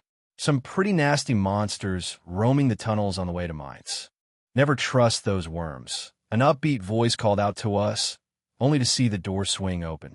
A soul figure approached us, shutting the door behind him. Oh, already back from your patrolling, guy, Jillian said, welcoming the rather built man. Unlike other officers, this person wore a large jacket, very similar to mine in fact. Sure am. Didn't think would be housing guests today. I see a familiar face too, the man replied, walking up to me. I looked upward and saw a towering figure over me. He was well over a foot taller. Almost 2 years now, hasn't it? It is nice to see you again, Guy. You seem in good health. I happily replied. Of course, the man before me was Guy Bannings. His death would strike in 1 year's time. But who am I counting? I have to make each day worth it. During the cooperation between the 3 countries, the CPD, Bracers, Seption Church, and even nobles like me all cooperated together to take the DG cult down. I befriended Guy then. It has been almost 2 years since we last met. Well, if it isn't the Crown Prince. Didn't think I'd catch you back here, Guy said, welcoming me. Just for a day visit. We had a matter to attend to. But it's good that you're here. You were aware that Jillian had a younger sister, yes? I asked Guy. Only made conversation. But yes. Is that this brat? Where'd you come sprawling out of? Guy responded, letting out a bellow. Cheryl smiled as she watched Guy laugh. She did a curtsy of her skirt. I wasn't around when Master assisted the cops a couple years back. I was traveling around Zemuria with Teacher. It is nice to meet you, Guy, Cheryl said, introducing herself to Guy. I really feel this isn't a place for me to be in right now, Tio retorted. She hadn't come across any of these people yet. Apart from Kevin and Ellie. Boy, you and me are the same kiddo. Feels like we're intruding on something, Kevin also retorted. It was only then Guy took notice of the blue-haired girl standing beside me. Tio was more of a ghost right now than Cheryl is. So who's the kid with you, Your Highness? Guy asked with interest, finally taking notice of Tio. This is Tio. She had a similar circumstance to Cheryl. Part of why I'm here is so we can finalize those reports. She was also one of the kidnapped victims.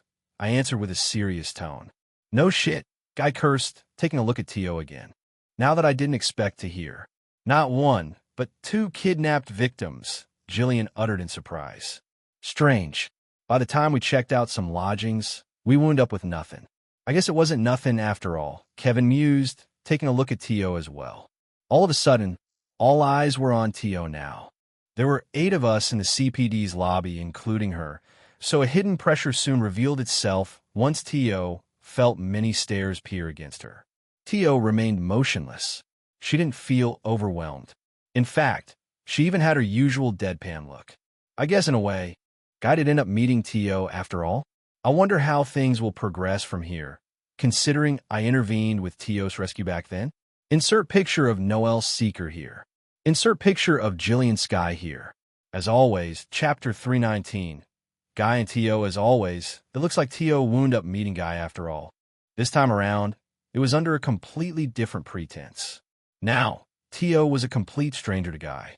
Perhaps she might have seen him going about Crossbell City while on his police duties, but there likely were no interactions shared between the two. So it made sense as to why Tio fell out of place here.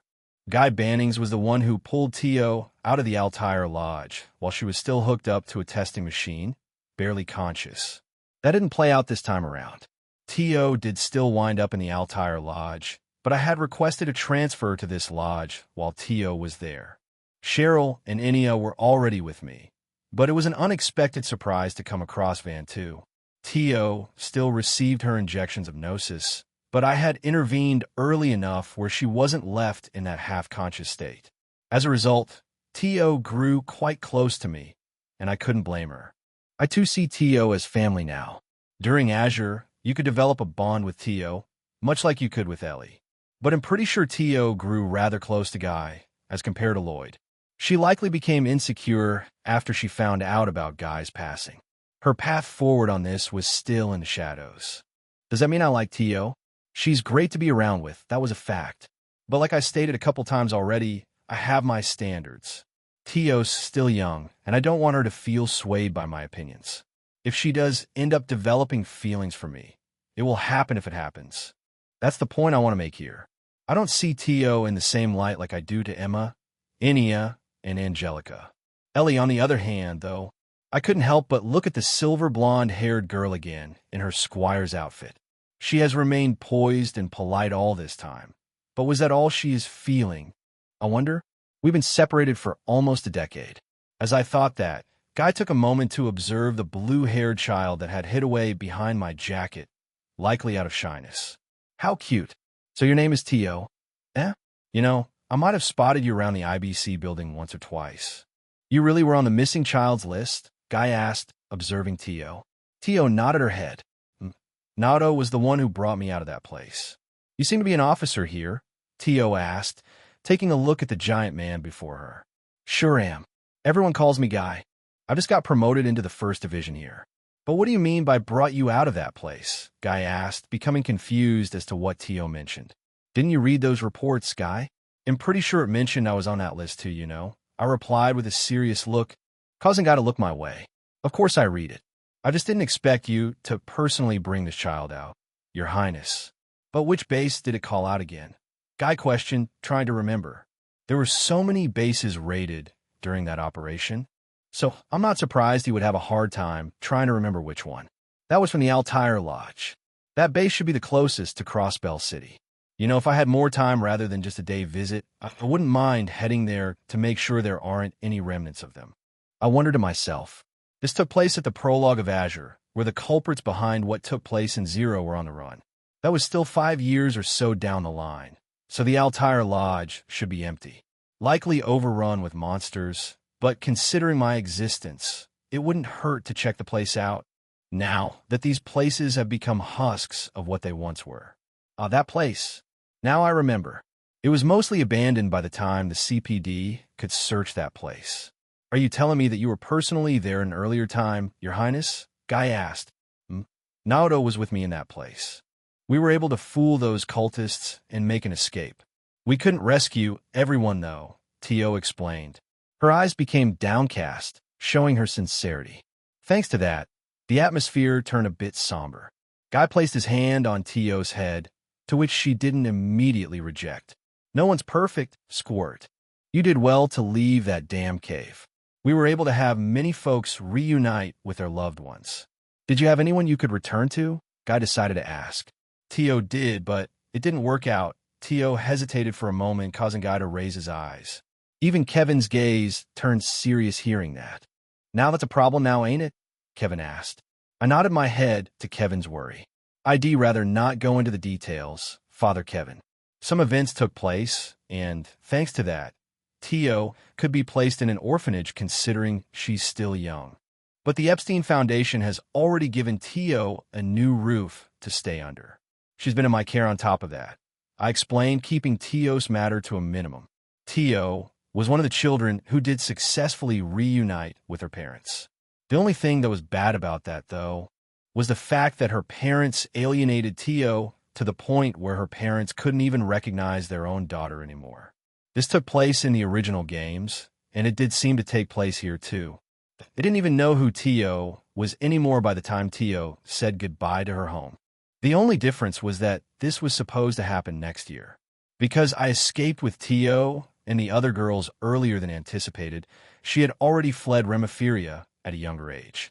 That was why she was 9 right now. Thankfully, the Epstein Foundation still took Tio in. I actually don't know if this will have any implications down the line. At the very least, it is attracting worried looks from those present in the lobby, especially Father Kevin's. Well, I won't get in your way if you think you got it handled, Your Highness. I'm sure those back at the Foundation have also been looking after the kiddo since you all fled the cult. I won't press this matter further. Just know the doors are always open at the church if you do want to be placed under the care of a loving family. All right? Kevin asked, letting his gaze ease up. His eyes remained. I will take your words to heart, Father. Tio happily nodded. Well, don't push yourself, all right, Squirt. My home ain't used much, but you're always welcome. Guy also urged Tio that she was fine. Thank you. I will be departing with Naoto once today ends. Tio will be in Erebonia for a while. Tio explained it. So you did decide on that, huh? Cheryl uttered, looking at Tio. Looks like Tio was adamant on going back with me to Erebonia, not that I don't mind. If Tio had not received any combat experience yet, it would be a good time to dive into that. As Cheryl said that, she actually looked my way next, which drew my interest. Say, Master, would it be all right if I stayed in Crossbell City while St. Estrea's winter break is underway? Cheryl asked. You want to stay with Jillian? I take it? I responded with interest. Cheryl nodded her head. I do. I still have a lot of catching up to do with Big Sis. Cheryl happily responded with a smile. Cheryl, Jillian uttered. A smile also bloomed on her lips. Granted. Just keep in mind what I warned you of, all right? I answered. Of course, Master. Thank you, Cheryl affirmed. Looks like Cheryl will be staying here for a week then. This will be good for her, allowing Cheryl to catch up with the lost time she had missed out on with her big sister, Jillian. I'm not sure if Rosalia will return with us, so it might just be Tio, Lecter, and I. I haven't forgotten about Lecter either, despite a couple hours having passed since I assigned him his task. That meant he took it seriously, and I'm all for that. If he really did do it half-fastly as I had retorted earlier, he would have likely been back by now. Perhaps he had already made it to St. Ursula, and Lucy was now showing him around? With that in mind, I glanced over at the nearest clock, and saw it was already noon, causing me to raise my eyes. Is it noontime already? I asked, which drew everyone's attention. Guy let out a bellow. Time sure flies, huh? It's still the holidays with people celebrating the new decade and all that jazz. The CPD has been closing early this week, so folks can spend time with their families. I can't make the call, but we can at least go out for a bite to eat, yeah? Guy asked everyone. We don't have anything pending or to report, so we can temporarily close the lobby to grab a bite to eat. Jillian nodded. Then why don't I make a suggestion? You need to remember your status, Your Highness. Grandfather has been too busy in the town hall today to make your acquaintance, but I can do it in his stead and welcome you, Ellie suggested. Lunch at the Mademoiselle's place? I'm feeling a bit peckish myself. Beats surfing the streets for a good stall, Kevin replied. Ha! You just don't know the good spots, Father.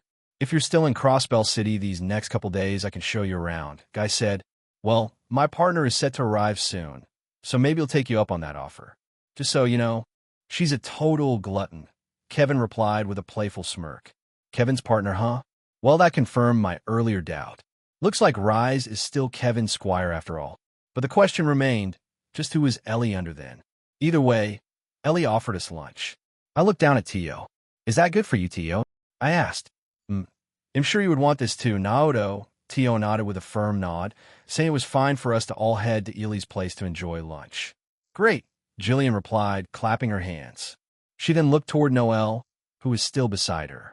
They'll leave the shop to you then, Noelle, Jillian continued. Eh? I really have to close today? Noelle frowned. Ha ha ha. Don't comprends Noël. It'll help you, Guy replied, causing a wave of laughter to spread in the lobby. Seeing everyone start prepping to leave, I took Tio to the side and watched on. Jillian took this time to leave the counter, only to enter another room. I could only assume she was going deeper inside the CPD to inform her superiors. There was a particular nasty and stern deputy officer here that typically remained in his office unless he was personally bothered. I don't know if I could personally work with such a commanding officer, but hey, I'm sure Jillian has gotten used to him by now. I don't really recall his name, but I remember he had one hell of a wife who almost left him.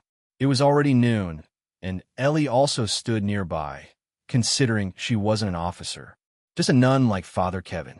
Kevin already started yapping away, making Ellie stay silent during most of his chatter. She did look my way once and revealed a gentle smile. Just based on the expressions I've noticed from Ellie. She didn't forget, did she? As always, Chapter 320.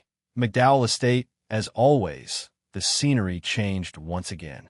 Our little group of three suddenly expanded by triple the size. To begin with, it was Tio, Cheryl, Lecter, Rosalia, and I. Rosalia departed right off the bat, and Lecter soon followed, completing the assignment I had given him. Our group decreased to 3 people, but Father Kevin and Sister Ellie, I guess I can start addressing her as such now, joined. After that, a few members of the CPD joined our group after Cheryl reunited with her big sister, bringing in Guy, Jillian, and Noelle. What once started as 3 people was now 8. Me, Tio, Cheryl, Kevin, Ellie, Guy, Jillian, and Noelle. It would be 9 had Lecter returned, but unfortunate for him, he wouldn't be joining us for lunch. Thankfully, Ellie sent a notice during the CPD's cleanup. The McDowell estate, for sure, was the biggest house on the block. That didn't mean the rest of the houses didn't pale in comparison. The other houses all had similar decor, They were just more compact in size. There was one particular building that was closed off, which was just as big as McDowell's estate, but it had been abandoned for some time, or that what it appeared to be like an abandoned state. It was the complete opposite. The house to the north of the McDowell estate was owned by a rather famous politician within the Republic of Calvert, whose last name was Campbell. His daughter often visited this estate, and apparently he had a lot of influence within Calvert's government. He wasn't brought up much during Zero and Azure, so I wonder if he'd be a character we'd come across during Daybreak. If only I had the knowledge of what would happen Daybreak and beyond. Damn it, maybe you'll get that knowledge in a quest reward in the future? We'll see. But thanks to that notice sent ahead of time, the 8 of us were warmly greeted by a butler that manned the estate. He went by the name Helmer. It isn't often the young miss brings guests over, especially someone of your stature, being the crown prince of Liberal. I welcome you to our humble estate in Master's stead, Helmer said, bowing at us as he glanced his eyes my way. It was under the radar, so I do apologize if I couldn't send you a warning ahead of time, making you prepare on such short notice. I apologized. You needn't apologize, Your Highness. We already have lunch being prepared, but it will take some time. Your guests are welcome to stay in the dining area. It isn't a traditional banquet hall you might be used to using, as Master often welcomes guests. There will be a couple couches to where you relax until the meal is ready, Helmer explained. This estate has a rather home-wife feeling to it anyways. We can kick back and relax, Kevin responded to Helmer's words. You're speaking right up my alley, Father. I'd assume would have to be super formal being this is the mayor's house and all, but color me surprised. I'm sure we can find a good way to pass time here, Guy also said with a nod. Yes. Grandfather built this place with that in mind. It is not too stuffy, and the staff here does frequently clean our home, so I do hope you all make yourselves comfortable here. Ellie happily nodded. Well, that'll make it easier for us. Do you have some books we can peruse? Or maybe we should talk about upcoming events? Jillian pondered. Oh, I'm sure preparing lunch won't take too long, but there are some spare bookshelves for you all to read if that is what you want. I just want to borrow a bit of His Highness' time as you all make your way there, Ellie said, glancing her eyes my way. Guess I'll be busy for a bit then. You all can have your fun until lunch is ready. I nodded in response. T.O. remained silent, only to glance her eyes to Ellie, then back to me. Suspicious, T.O. retorted, slanting her eyes down at us. I couldn't help but scratch my cheek hearing that. Will you cut that out, kiddo? Those eyes of yours are too creepy when you do that, Kevin retorted. He wasn't used to T.O.'s stare, huh? Cheryl just raised her eyes, as she could probably guess what Ellie wanted to converse with me about. At least I'm guessing it's a private talk. After all, we hadn't seen each other in so long. Looks like she does want to meet with me, after all. We won't wait on you two then, Your Highness. Let's go to the dining area. I'm curious to hear more about your story, Squirt. Guy urged the group to enter the dining hall. T.O. simply nodded her head. She did glance my way one last time, but she didn't keep everyone waiting. T.O. joined Cheryl's side, and the rest wandered off. Shall we? Ellie called out to me. I nodded. Then I shall inform you when lunch has been prepared, young Mississippi. Your Highness, Helmer said, bowing to us, walking past the head butler. Ellie took the stairs to the left. The second floor was pretty spacious as well. A chandelier rose high up in the air. It was currently off, as it was still daytime. Ellie remained quiet, but she guided me to the room on the left. There are only 2 rooms on the second floor, so I could only assume one belonged to hers, while the other one belonged to Mayor McDowell. And seeing how colorful this bedroom was and the large hanging mirror that was built in tandem with its dresser, I could only assume this room belonged to Ellie.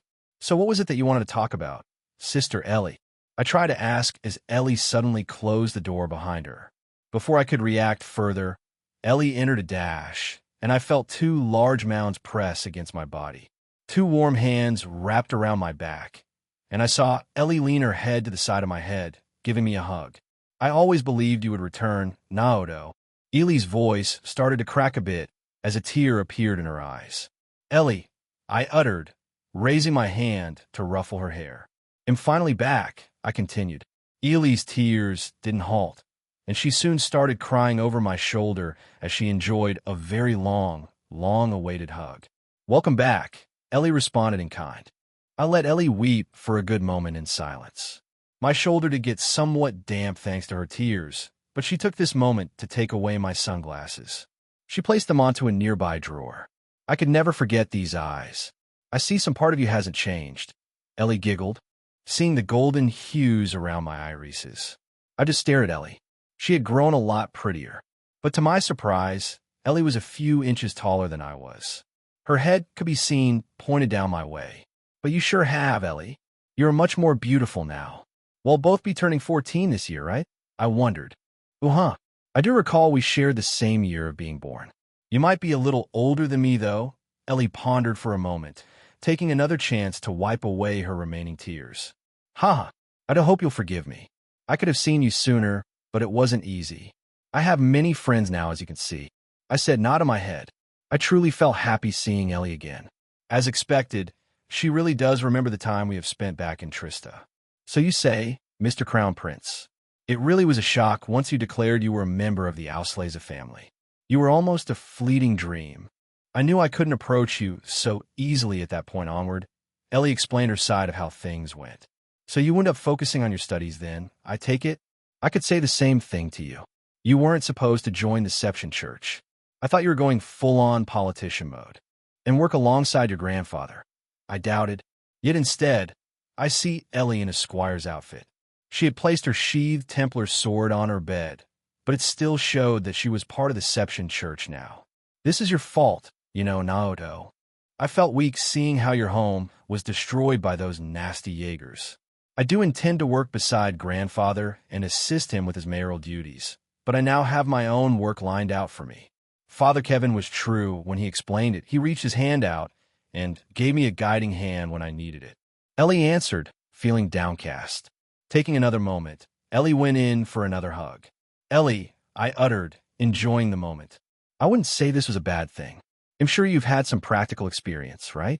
You'll definitely grow stronger at this rate. I don't need to interfere, I happily responded. My left hand was over Ellie's back as we enjoyed this embrace, and my spare hand ruffled her hair again. Yes, I've already grown stronger. I could even help you out? Ellie asked me, ending the second hug. Help me out, huh? I think I've most things covered for what I have planned in the coming month. I will be forming a party, and it's likely around 10 people already. Father Kevin will be overseeing it from the Seption Church's viewpoint. I'm sure he will have his squire with him, so a third member of the Seption Church likely won't be needed, I explained. But I was one of the first to know of the plan you'll be doing, Ellie retorted, puffing her cheeks out, appearing cute.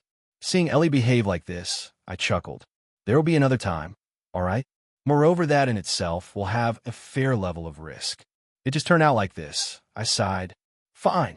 I know you're worried about me and my current situation now, Naoto. It really is nice to see you again. Ellie smiled. Her heart became warm. It really is nice to see you again, too, Ellie. Just like how Cheryl has time catching up with her big sister, we'll have all the time to do some catching up ourselves. I replied with my own smile. Idea like that, Ellie nodded. And don't just say that because you have that harem of yours forming, mister. You already have a few girls swooning over you, right? Even Erebonia's treasure was announced to be wed to you in the coming future. Ellie frowned. Oh, I replied. So you know about that, huh? I won't lie. Each girl that likes me, I do really like them back. Everything is mutual, and there isn't any favorability shared between them. I nodded. Well, that's good to hear. One less burden off my shoulders, Ellie answered. Care to elaborate on that? I asked, not understanding what Ellie fully meant there. Is it that oblivious to you? You may like those girls, but I can't lose out either, you know? I have my precious childhood friend status to consider here. I can be selfish, even just for a moment, right? Ellie tried to explain.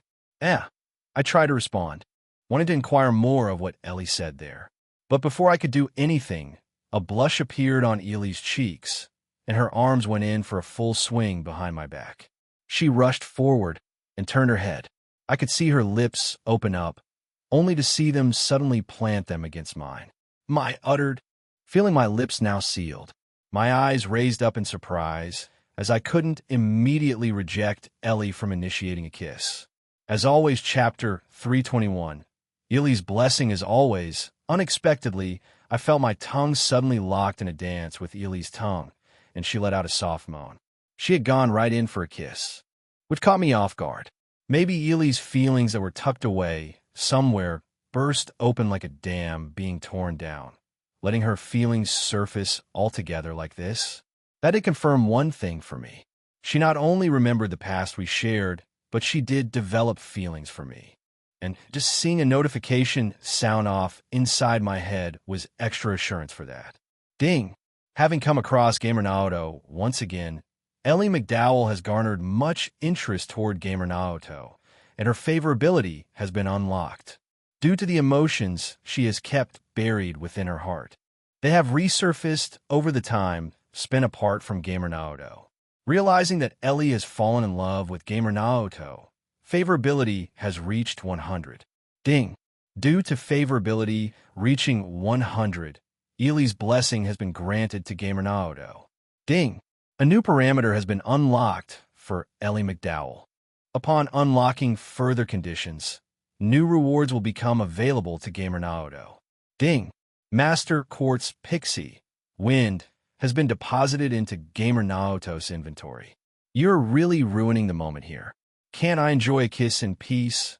I inwardly retorted, seeing these notifications appear. But any shred of doubt I had left concerning Ely's feelings toward me were washed away when I saw them. I willed those notifications away. I will have to see what Ely's blessing did later. To respond to Ely's kiss as our two tongues danced around, I reached my arms out and brought Ellie to my embrace, causing her eyes to raise. Ellie tried to respond, only to feel my mouth close in on hers. Our speed hastened, and Ellie began to pan a little. Her cheeks turned rosy, feeling my arms now around her back. I could also feel Ely's breast press up against my chest, and holy, were they insanely soft. Huh! I suddenly gasped, releasing my mouth with Ely's. A string of drool could be seen dripping from her tongue as I savored the kiss we shared. Ely's blush remained on her cheeks.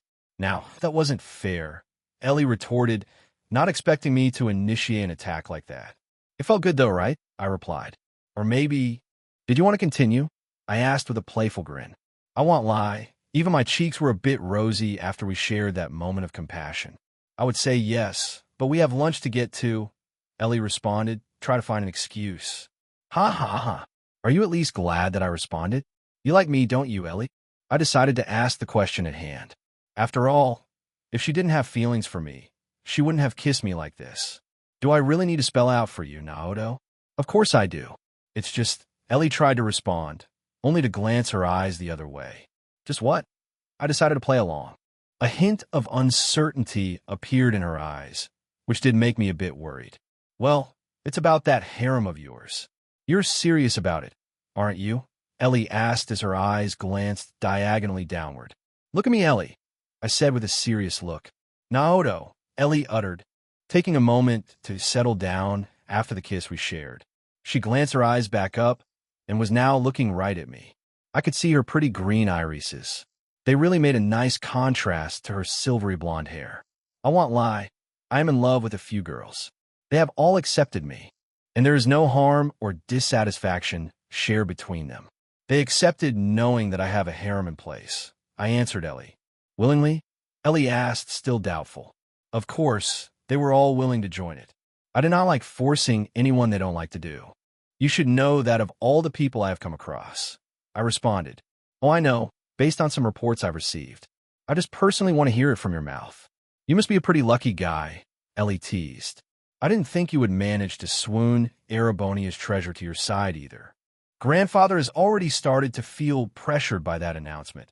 Ellie frowned, recalling my engagement with Alphen being announced a mere day or two ago.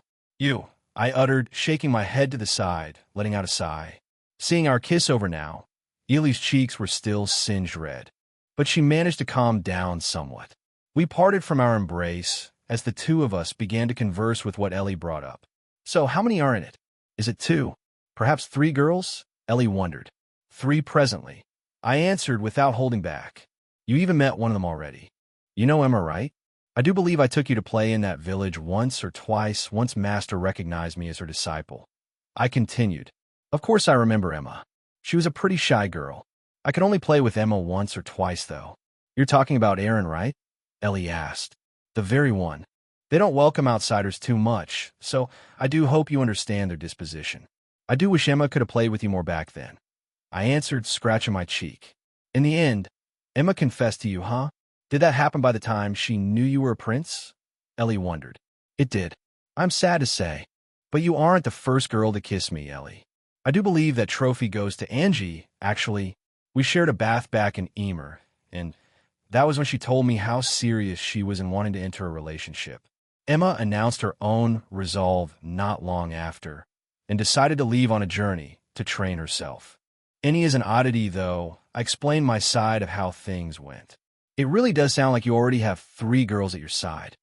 Ellie mused. Would you be against having a 4th girl at your side? Ellie suddenly asked, causing me to raise my eyebrows at her. Pardon? I asked with a serious look. This was a talk about entering my harem, not gunning for the throne to sit alongside me, like how father intended to wed me to Alfin. I'm sure Ellie could have had that possibility, considering she's the current granddaughter of Crossbell City's mayor. But it sounds like she wants to enter my harem instead? You heard me right. They'll even spell it out for you, Naoto. I love you, just like those other girls do. I know I can't be your one and only, but as long as you're a part of my heart, I think I am willing to be a part of it. Ellie blushed, answering her resolve. You really feel that strongly about me, huh? Well, the other girls did too, but like I said earlier, I don't like forcing things. If you're still insecure, Ellie, we can take our time. We have all the time in the world now. I happily answered. I do like that, but I don't think I've come to learn to doubt myself. At least outside of my political sphere. But if you don't want to rush things, that's also fine. But it might be a bit selfish requesting you for something, Ellie answered with a nod and began to fidget her fingers. She didn't immediately say what she wanted, which only drew my interest further. Oh, you're wanting something from me? I am here, and seeing as we still have some time before they call us for lunch, is it something doable within that period of time? I asked with interest. I think so, Ellie nodded, responding in a bashful manner. She normally didn't beat around the bush like this, so I wondered what was holding her up. On top of that, she was acting pretty shy right now, which made her even cuter. Well, spit out already. If it's something I can help with, he'll gladly do it. I nodded, wanting to see what Ellie wanted to do. Ellie started, only to have her eyes dart around a bit. Before I ask this, though, can I ask one thing first? How far have you gotten with your partners? Has it just been kissing? Ellie decided to ask, making me raise my eyes at her again. Kissing? For the most part, yeah. Where are you going with this? I asked, showing doubt in my eyes. Well, Ellie began. I don't know what your other partners are really like yet, but I do think I hold something special with you, Naoto. I've known you the longest. You did take my first kiss just now, but considering I was too late to take yours, I feel I have a certain right as your childhood friend, Ellie explained. I could see her cheeks turning a deeper red. Where exactly are you going with this, Ellie? You're not suggesting what I think you are you? This isn't a competition, you know. Besides, we're still pretty young, considering that if you're thinking what I think it is you want to do. I retorted her with a serious voice. I know. That's why I said this is me being selfish. We definitely are still young, but I could, at least satisfy you, Ellie asked, feeling embarrassed. Satisfy me? That's a pretty bold request. I responded with a serious voice again. It is, but I feel I need to make a mark somewhere, you know? You've probably already seen your partners naked a few times by now, Ellie wondered. You aren't wrong about that, and my body has begun to awaken those kinds of urges. A thought had crossed my mind whether I should sleep in a separate room from the girls. It's only until recent I've slept in the same bed on a number of occasions with them. Enya also somehow strips of her clothing every time we do that, too, I uttered, recalling the time spent back at our private quarters in Grancel Castle. No matter what I recalled, I always remember waking up to Enya holding on to me, securing me in her embrace with her naked breasts pushing against my back. Man, those nights were really blissful, and hopefully those will continue soon. After everything comes to a close in Erebonia, that is. I'm sure I'll be able to return to Grancel Castle to enjoy some downtime after the Vermilion trials are over. Seeing me explain that with a calm look in my eyes, however, Ellie just stood there dazed. It has already gotten that far, Ellie quietly retorted. Hearing that, my lips curved up into a smile. I wouldn't necessarily call that far per SC. But yes, it has gotten comfortable enough to where we do stuff like that. I don't plan on being serious on these matters until it's more an appropriate time to consider such. That is why I said it was fine if we take things slow, I explained. True. There is no harm if we do it as you say, Naoto. It's just, I think I personally want to try this out. And if it doesn't work, you'll know what to work on in the coming future, Ellie teased me. Are you sure you want to do this, Ellie? I asked, just to be super sure about what she was requesting of me. As always, chapter 322. The next photo, as always, seeing as we still had time to burn, Ellie brought me over to the side of her bed. I did take off my guardian jacket, revealing a plain black shirt underneath it. Ellie glanced at my body. It was still slim, but she could see some muscle on it. Ellie took off my jacket, only to place it on a coat rack that was near the drawer that had my 30,000 mirror shades on it. Do be careful with that, all right? That jacket is a piece of equipment. I can't really go into the details, but I get stronger depending on what I wear, I said, which drew Ellie's gaze back my way. Hee hee. So does that mean you're more vulnerable now? Ellie giggled in response. Or should I take what you said seriously?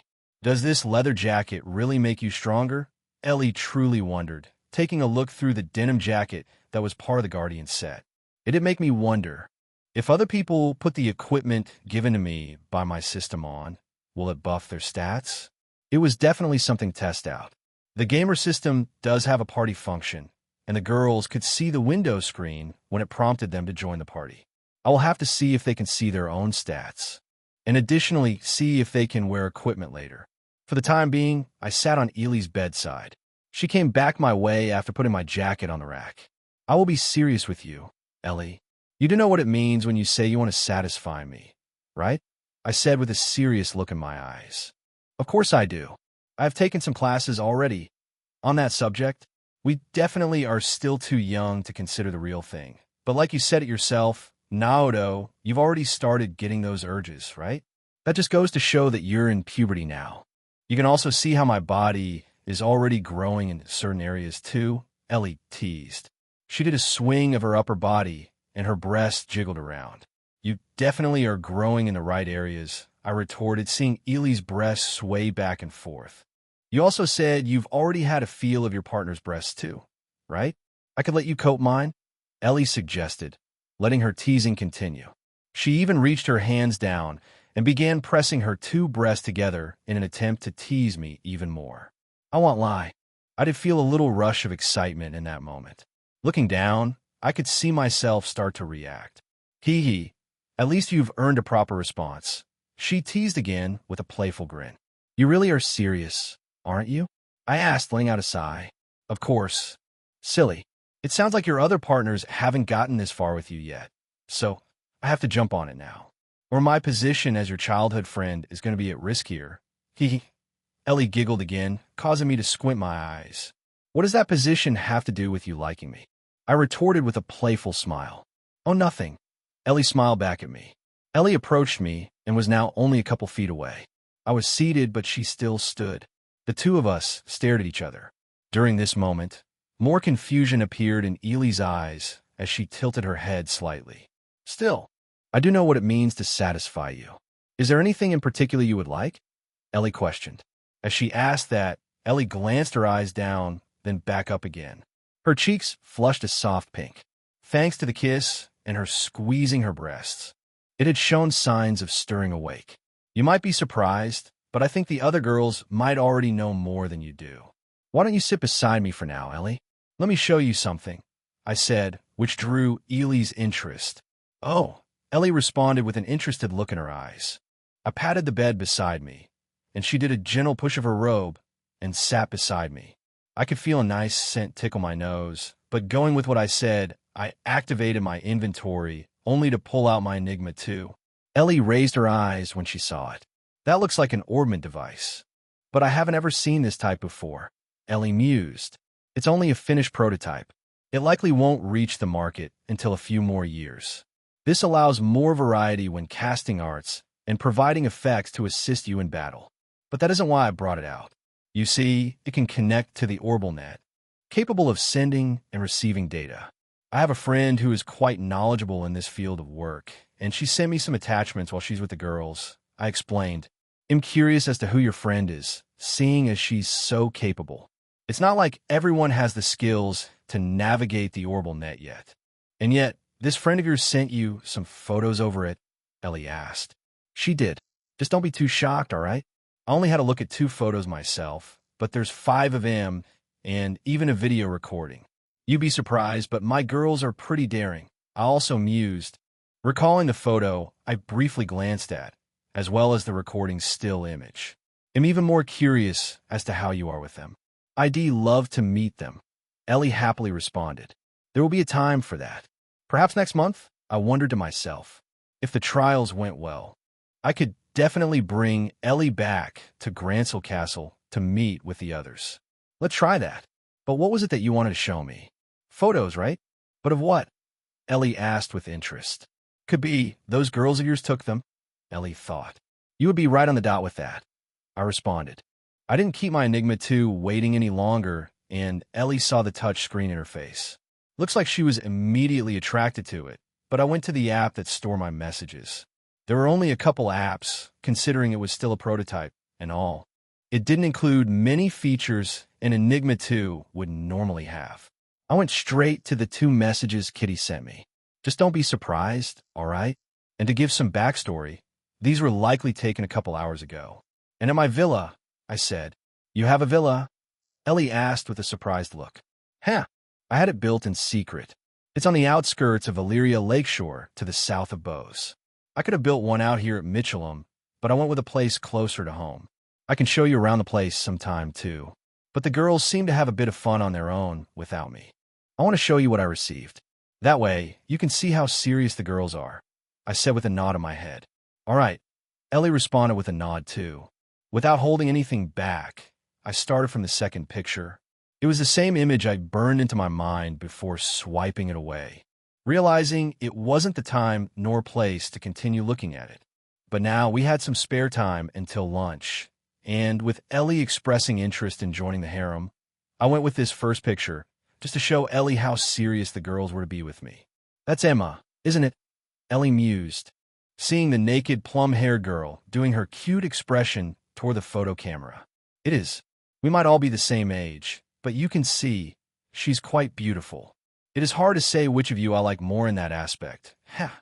I replied with a playful grin. You were just picking a fight by asking that, he... Ellie giggled, hearing that. And the one on the right must be Enya. She is quite gorgeous. Her breast might be bigger than mine, too, Ellie uttered. Feeling jealous, are we? I asked, teasing Ellie.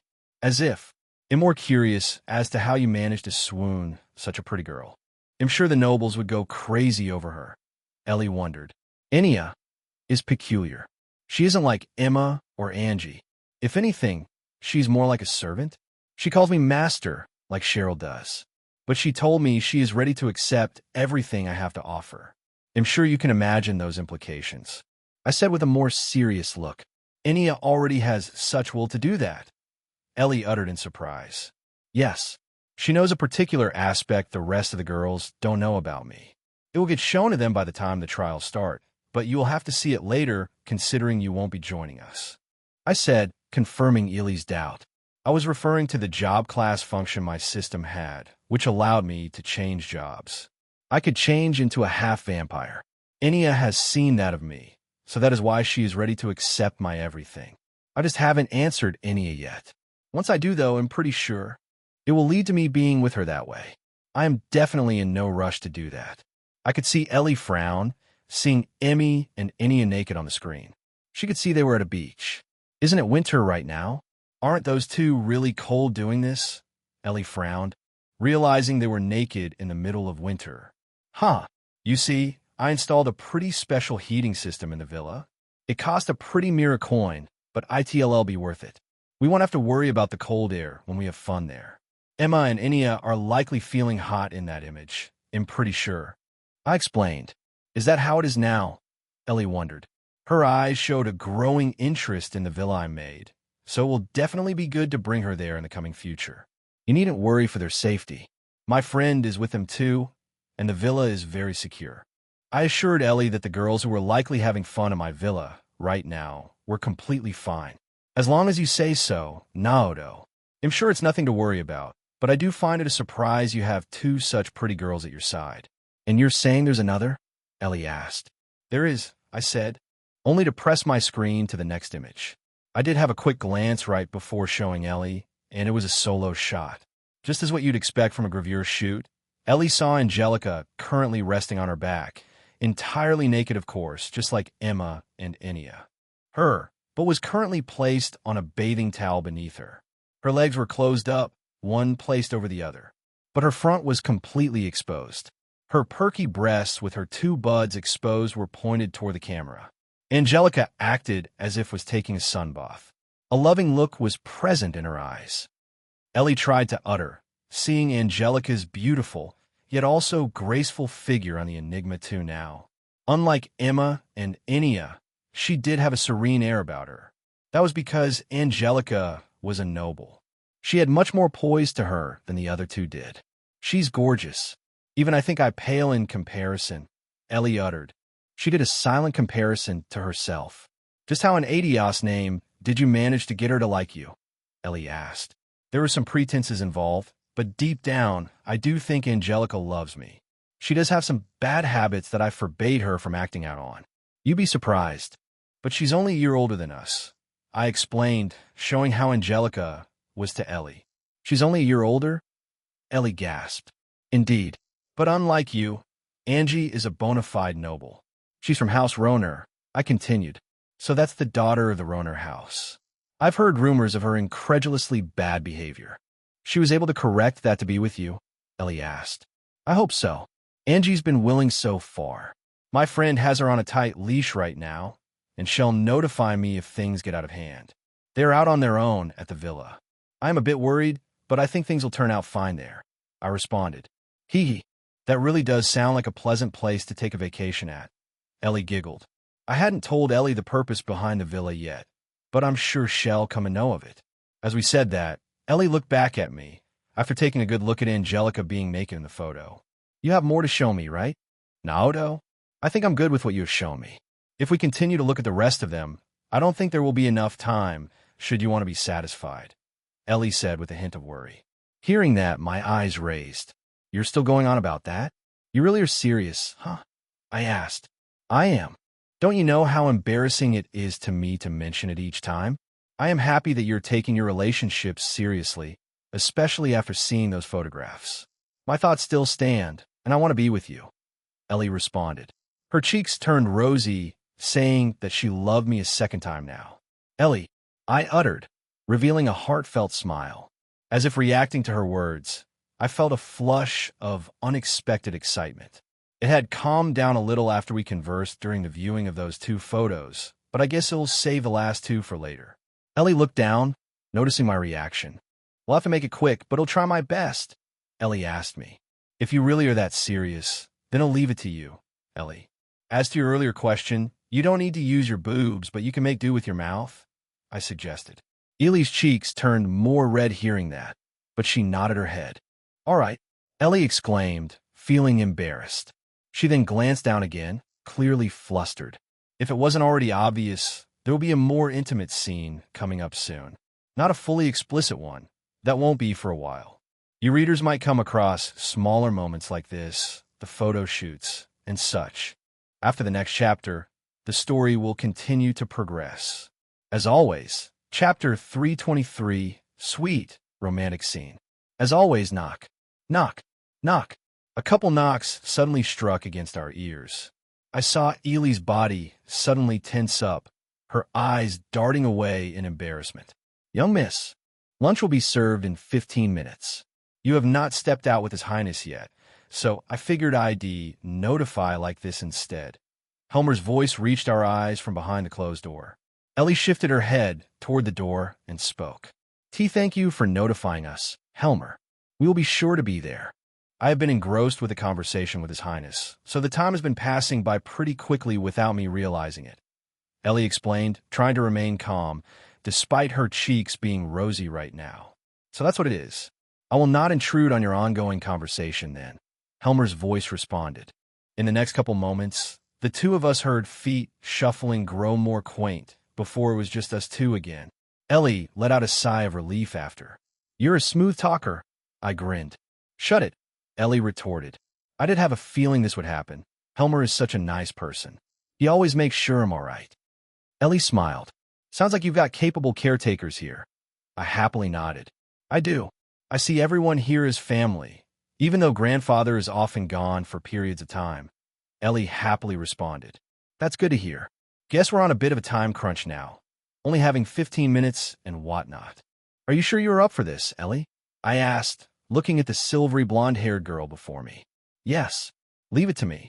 Hopefully I can make you release it." Ellie blushed. "Do you need me to take it off for you?" I asked. Ellie shook her head. "No, I think I have it from here," Ellie assured me. Reaching her slender arms toward my hips, she quickly unfastened my belt that held my dark gray pants together. That too was of the same set belonging to the Guardian set. Ellie was quick, and I felt my entire pants slide off with ease, but at the same time, my stats decreased further. It was as if I was exposing myself, figuratively speaking. She saw the boxers I was currently wearing. Taking a moment, Ellie neatly folded up my pants, laying them down near the bottom of the bed. She didn't hesitate and continued, which involved pulling my boxers down. Now, it was just a simple black shirt covering my upper body before I was completely naked. Ellie's blush deepened at the sight. "Oh," Ellie uttered. "So this is your thing, huh? It almost looks cute." Ellie giggled. "Hey, I take offense to that. I'm still growing like you are. There's still plenty of room for improvement, and I'm sure in the next couple years, it'll only get better at it," I retorted. Hee, I'm only joking. I'll make it up to you, all right?" Ellie urged. All of a sudden, she opened her mouth and reached her left hand out, placing it gently on my arm. She was tender and began to stroke it with a steady motion. I could see her smiling softly. She leaned in and kissed the tip of my shoulder, sending a warm feeling through me. "It feels different than I expected, but not in a bad way," Ellie said, giving me a surprised look. "Thanks, I guess," I replied, feeling a bit caught off guard. If I had to spell it out, Ellie was being unexpectedly forward. My reaction did cause Ellie to jump a bit once she noticed. "Oh," I murmured, feeling my body start to warm up. "Looks like someone is waking up," Ellie teased, seeing me stir under the blanket. "Oh," Ellie exclaimed, not expecting to see me sit up shortly after. I was fully awake now and ready to start the day. Normally, I let it settle, and it does after a while. But it came out to say hello. I teased back. "Oh, you. I guess my mouth does feel good, though," Ellie said, continuing playfully. As she did this, a jolt of electricity struck the inside of my back. As she leaned in, I could feel her hot breath tickle against me, too. "It does. Seeing you taking the pace here, do you want to continue with your technique? Or can we up the pace a bit?" I suggested. Ellie's technique was very effective, but she is new to this, and I haven't quite reached the finish yet. There was still some room to go. Up the pace? How exactly? Ellie wondered. I could try going a little faster, but I'm not sure if it will be too much for you. It might take a while if you just keep going. Or maybe you could try taking a deeper breath, I asked. T, take a deeper breath, Ellie responded, blushing a deeper red. She took in a breath of air, but nodded. "We'll try. Something like this?" Ellie continued. Ellie continued her motion and opened her mouth wider. "Oh, and try not to use your teeth, all right?" I immediately said. Ellie nodded to my words, making sure she wasn't grinding against it.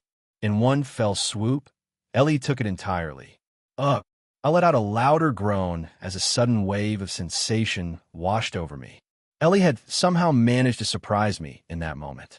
I already started to feel something stirring deep within as I reacted to what she was doing. Ellie seemed to know exactly what to do next, and she began to move slowly and deliberately.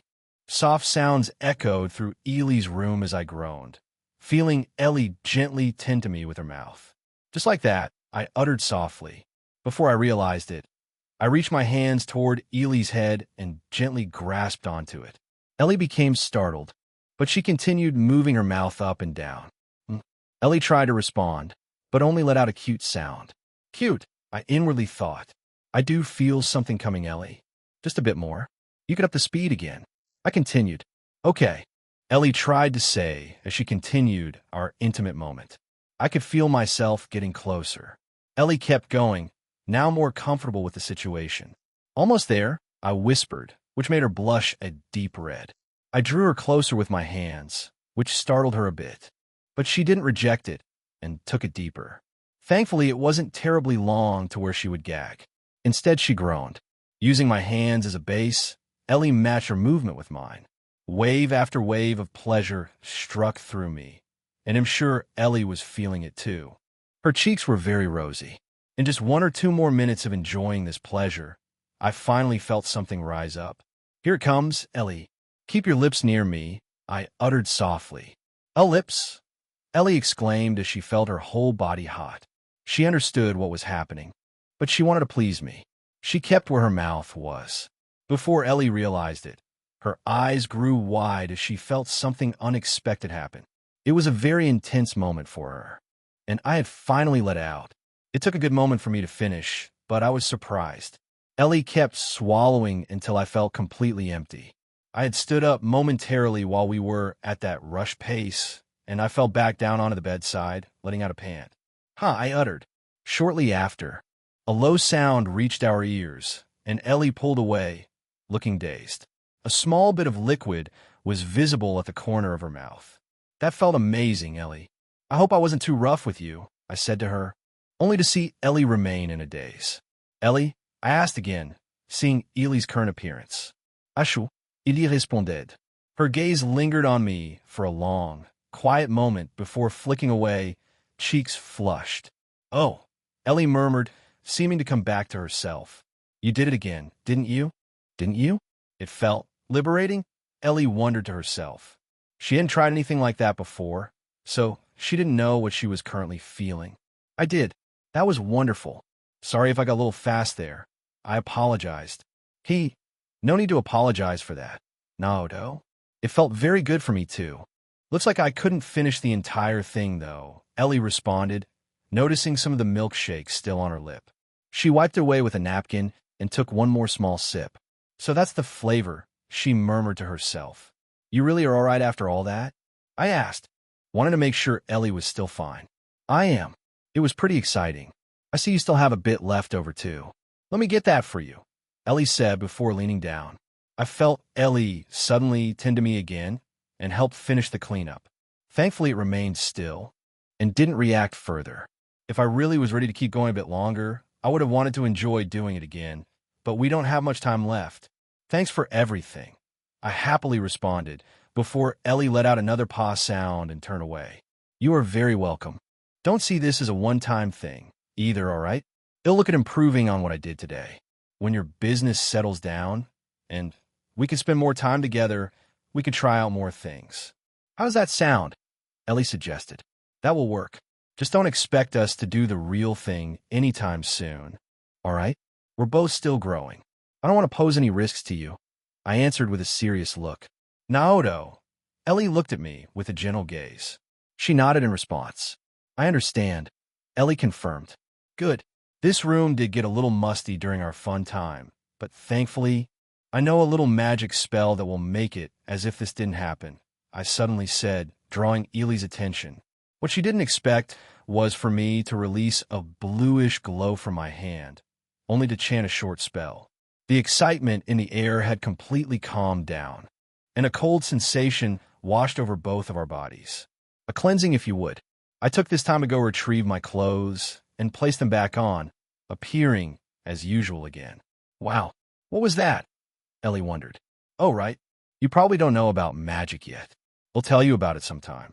I responded with a nod. "That was magic? Really?" Ellie exclaimed with surprise. "Sure was. You don't feel any more discomfort, do you?" I asked, making sure she was fine. I knew I was now, and I had my calm demeanor back. The previous excitement completely vanished. It really is gone.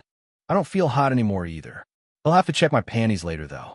"I could feel something down there," Ellie teased back at me. "You," I sighed, seeing Ellie in a teasing mood again. I glanced at the nearby time and saw 10 minutes passed. We only had 5 minutes left to regroup with the others. I had talked about what I want to talk about with Ellie, and we ended up having a little bit of fun ourselves. She jumped the gun on the other girls and gave me a happy time to boot.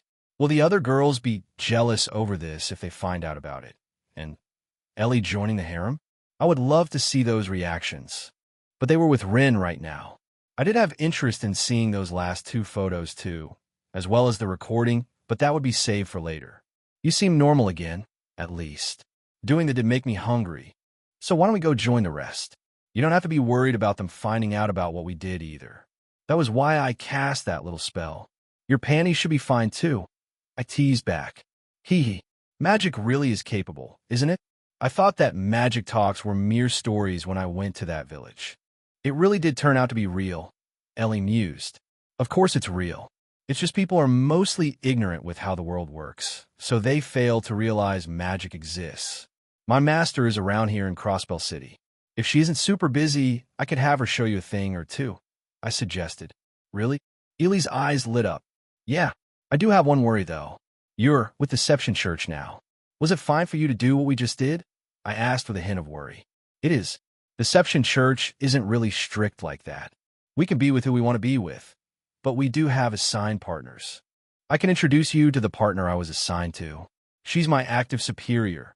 Ellie answered, clearing my doubts away. So your partner is a woman? I mused. Ellie squinted her eyes, making them downcast. Don't you dare consider that thought. Naoto. Sister Ain is a very stern woman, Ellie retorted. Yet hearing that name alone, my eyes blinked. Did you just say Ain? As an Ain Selnate? I asked in surprise.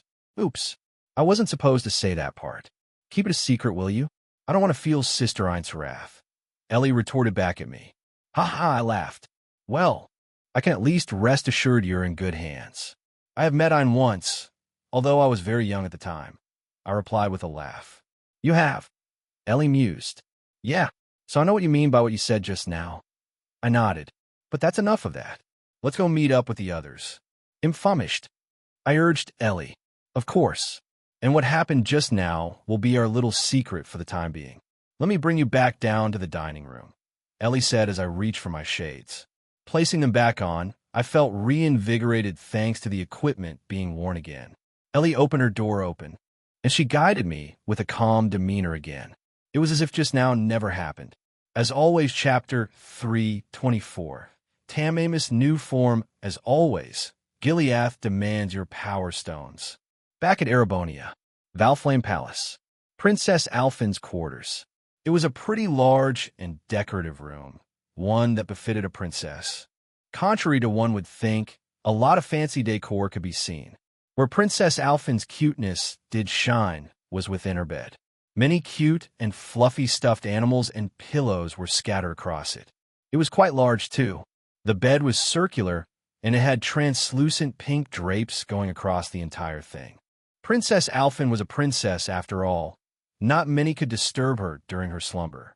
If someone did try to sneak into this place, they would get sent on a one-way ticket straight to Gehenna. It was presently 1 p.m. The early afternoon struck, and the sun was high up in the sky, which warmed the crisp and cool wintry air that wafted around the entire city. It did lightly snow the prior night, but it wasn't enough to stick. Most of the streets could be seen wet. Princess Alphin's private quarters were mostly vacant, with Princess Alphin out and about. It wasn't entirely vacant, though. If one had a close look, a cute silver-white fox could be seen in a deep slumber within the large, circular bed. The chest of the cute and cuddly fox steadily rose up and down. No matter what happened around the fox, it wouldn't disturb the fox's slumber. Near the windowsill to the left side, a second figure suddenly came into view. This figure was also pretty small. It seemed to be a black cat with hints of purple fur coated over its body. It even had a cute blue ribbon attached to the tip of its tail. Jumping down from the window, the cat just looked at the fox with a defeated look in their eyes. You stupid fox, just how long are you going to sleep? The cat called out to the fox. But to the cat's surprise, she garnered no response from the fox. Tama, Celine asked, trying to call out to the fox. She took this time to jump onto the bed, and the fox continued its peaceful slumber. Celine frowned. She even reached the fox's side and poked its cheek with one of her claws. But even doing that, there was still no response. This isn't good.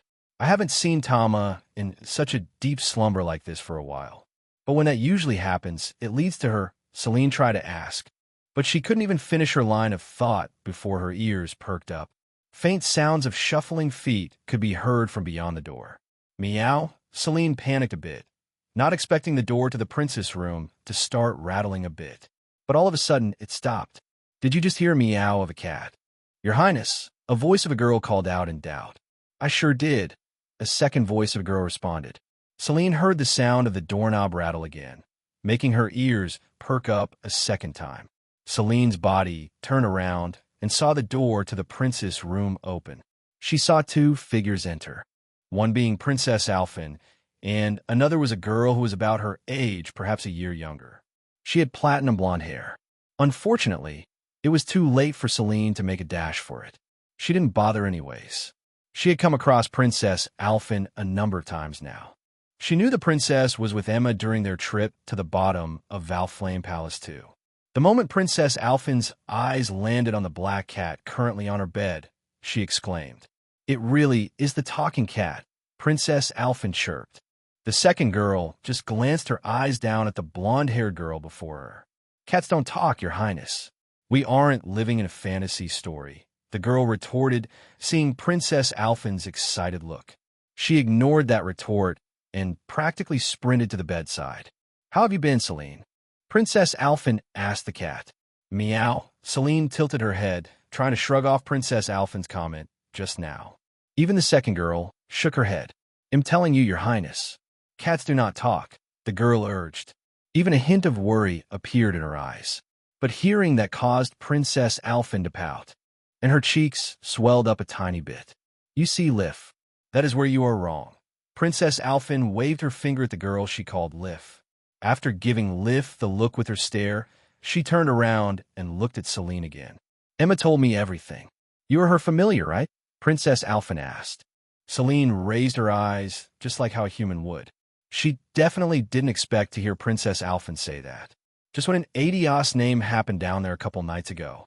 Does this goody-two-shoes princess really know about familiars? Celine wondered. Should I test the waters? Tama is in a delicate situation. I don't want her evolution to get disturbed, Celine mulled. She couldn't help but glance at the pretty girl besides Princess Alphen. She wasn't as beautiful as Princess Alphen was, who was a bundle of joy shared by the entirety of Erebonia. She was called Erebonia's treasure for a reason. But that didn't mean this second girl beside Princess Alphen wasn't pretty. She too was a princess, one from the country of Remephiria.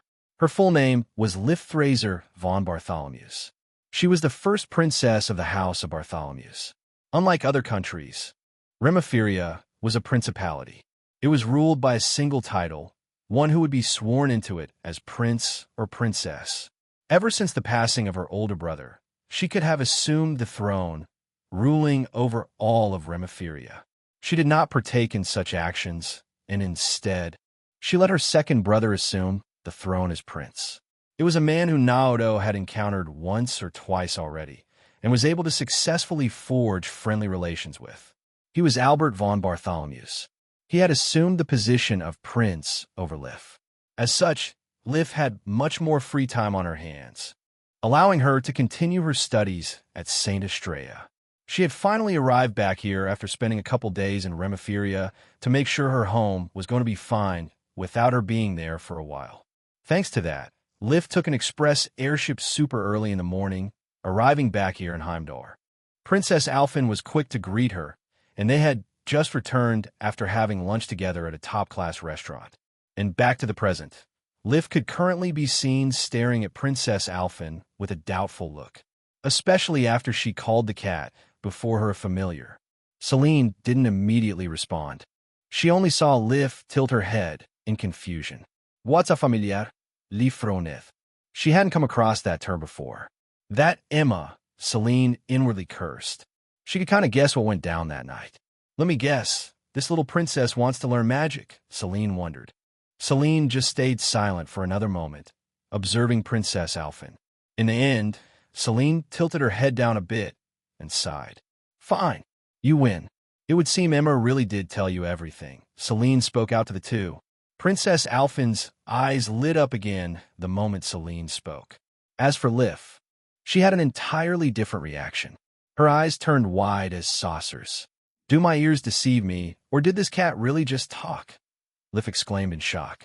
Princess Alphen curved her lips upward, revealing a smug look on her face. Only a couple characters of the Trails verse would reveal this type of look, but it was very prevalent in the Sky games. Estelle would adopt this look, as she loved to rub what she likes to say in other people's noses. In hindsight, Princess Alphen is doing the very same reaction to her friend Lif. I told you I wasn't going crazy, Lif. Celine is different. She may appear to be a cat, but she's what's called a familiar. They're partners to witches, Princess Alphen explained. A witch? Lif frowned. That's fantasy talk, Lif complained. Trust me, little girl, this is no mere fantasy. Witches hide in plain sight. You're just too ignorant with how the world works to perceive witches. Let alone magic, Celine answered. A little girl? Lif retorted again. That is what you are, yes? You don't seem very old. Maybe 3 years younger than Emma, Celine retorted back, observing Lif for a moment. Well, you aren't wrong. Her Highness is just slightly older than me. No more than a year, Lif responded. For years, then. But to ease your doubt, I am indeed what the little princess called me, a familiar. A pleasure, Celine said, formally introducing herself to the two. Not as a cat, but as the familiar, Celine. I would love to stay and chat, but my friend here is in a rather precious state. Can you two please not try to disturb her? Celine asked the two. Precious state? Princess Alphen mused.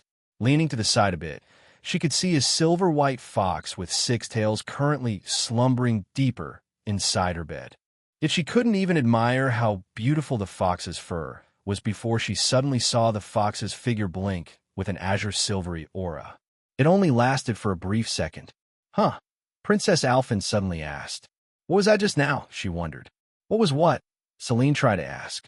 Before she could even look around, Celine suddenly felt the atmosphere turn tense, and with a whoosh, the mana around her started to surge. Meow? Celine exclaimed. She even jumped back toward Princess Alphen and Lif. Lif's eyes became saucers again. The single blink of mana soon turned into a full-blown funnel. It was as if a miniature cyclone appeared over the fox's body, allowing the azure silver aura to encompass her entirely. What an adios name, Lif uttered. She was utterly gobsmacked at the foreign scene before her. The mana in the air became completely visible, even to the two girls who weren't sensitive to mana as Celine was. This cyclone of mana covered the fox's body entirely, almost as if it encompassed her like a cocoon. So it's begun, has it? Celine asked herself. What has begun? Princess Alphen decided to ask with growing interest. She had marveled at the magic displayed at the bottom of Valflame Palace where the Vermilion Night was still sealed. She hasn't seen any spells casted since then. What she was observing was pure mana being absorbed. You would only see this type of activity around spirit veins, or more commonly known as septium veins by the common person. And in the east, where Calvard and the beyond lay, they were called dragon veins. So you decided to make use of the spirit vein resting beneath this castle. Cheeky. Just shut up and watch, Celine said. Becoming calmer once, she realized what was going on now. Did a cat just tell me to shut up? Lif uttered in disbelief. Princess Alphen giggled at Lif's remark, but she took Celine's words to heart and nodded. She turned quiet. Seeing Princess Alphen not say anything, Lif could only accept the cat's words, and just watched on. If one had a close look, the fox's body began to undergo a change as the pure mana continued to wrap itself around the fox's body. As always, Chapter 325. Human form as always. The glow of the mana was too bright for the girls to see. They had to shield their eyes. The sensation was pretty wild, too. It almost felt as if they were being tugged toward the bed. The one thing, though, it didn't feel oppressive at all. It was the opposite, in fact. The two girls felt soothed as time went on. And in response to that, if one had a close look at the fox, a new tail began to form over its rear. But it didn't just end there. Celine's eyes were much more sharp than the two girls' eyes were. Her eyes turned wide in shock. She could see the fox's tails start to merge into one. It didn't even end there. The small body of a fox began to glow itself and started to expand. Its fur receded back into its body, and instead, It changed into a head. The head sprouted silver-white hair, becoming more and more human-like. "Meow," Celine exclaimed, not expecting this change to occur. She was only expecting a new tail to be added, but it didn't stop at just that. The fox's body itself twisted and distorted in a white glow. In the next passing moment, the change became much more apparent. It was then the glowing started to die down, and the mana cyclone began to reseed into the new figure that appeared before them. It appeared to have the body of a girl, no more than 3 to 4 feet tall. A very lush and silvery white and bushy singular tail poke out from her, but 2 soft and furry fox ears stuck out her head, and her entire hair was silvery white too. The fox changed forms entirely and became a human girl. "Is that a girl?" Princess Alphen asked in shock, not expecting to suddenly see a girl appear inside her bed. If anything, Princess Alphen hoped her new fiancé would do that. Cough, cough. "I thought my ears deceived me earlier, but now my eyes must be playing tricks on me." "And why is she naked?" Liv frowned. The fox had completely become a girl before their very eyes. There was just one thing. She was entirely naked. The girls could see her curled up, so her breasts were hidden away. The 2 girls saw her, but sticking out. Thankfully, the bushy tail covered most of it, so her glory was hidden from view. "You just had to go and do that, stupid fox." Celine inwardly cursed to herself. Is nap time over already?" The new figure from within the bed suddenly called out, which distracted the girls. "It can talk too," Liv frowned. "Of course she can. This cutie is Big Brother's familiar, if I recall." Princess Alphen wondered, tilting her head a bit. "You would be correct. Tamamo is contracted to Naoto." Celine bobbed her head in response. Liv raised her eyes hearing that name. "Naoto? That's the same name as that new fiancé of yours, Your Highness. I still can't believe you suddenly went and got engaged like that. And you're telling me this prince knows what it is called magic?" Liv exclaimed in shock. "I was surprised when I learned Big Brother could use magic. And I do apologize for accepting that engagement, Liv. It was a spur of the moment, and His Excellency was the one who proposed it. We couldn't really turn it down." Princess Alphen responded. This time her lips curved downward into a frown, and even then, she still appeared cute. "His Excellency really did announce it then," Liv mused. "You know how the papers always like to spin those stories. But hearing it come from you, I have to take that announcement seriously." Liv continued. "Oh, but that doesn't mean I still can't introduce you to Big Brother. He's in Crossbell City today, but tomorrow I sure can," Princess Alphen happily chirped, clapping her hands. "Right," Liv uttered. "What are you girls blabbering about first thing in the morning?" The girl spoke out to the 2 again, doing a motion of her hand. She did a big yawn, and followed that with a stretch of her body. She unraveled herself and stuck her legs out. Shifting her body upward, the entire front side of her body was now exposed. 2 very small, flat buds could be seen over the girl's chest. "Why, you idiot, don't do that," Celine quickly retorted, realizing there was a naked girl before them. "Don't do what?" the girl asked, still confused. "Now that you mention it, it does feel a bit drafty," the girl continued. "He'll go find you some clothes," Princess Alphen said, immediately scurrying off to her rather expansive wardrobe. Princess Alphen had quite the selection of outfits she could choose from, but it wasn't as big as the wardrobe Naoto had tucked away inside the 2nd floor of his villa. Naoto's wardrobe was an entire walk-in closet, fit with outfits for all occasions. Princess Alphen just had a very large dresser that was several feet high. It was very similar to the dresser Ellie had, just much bigger. Further in the distance of her room, a standing and foldable screen could be seen. Most nobles had these in their rooms to keep themselves private when changing, as they had to take into consideration that they were in fact nobles. Not just anyone could see them change. She wasn't changing herself, so she didn't need to use the folding screen at this time. After rummaging around a bit, Princess Alphen chose a simple outfit, a very easy-to-wear one-piece skirt. She recalled how flat the girl's chest was, so she didn't opt in for a bra. She just grabbed a pair of white panties. As Princess Alphen secured some clothes for the fox that turned human, the girl was starting to wake up, disregarding Celine's remark just now. Instead, a pink tongue appeared after opening her lips. She leaned her head down. She started to lick her hand, as she normally did that in fox form.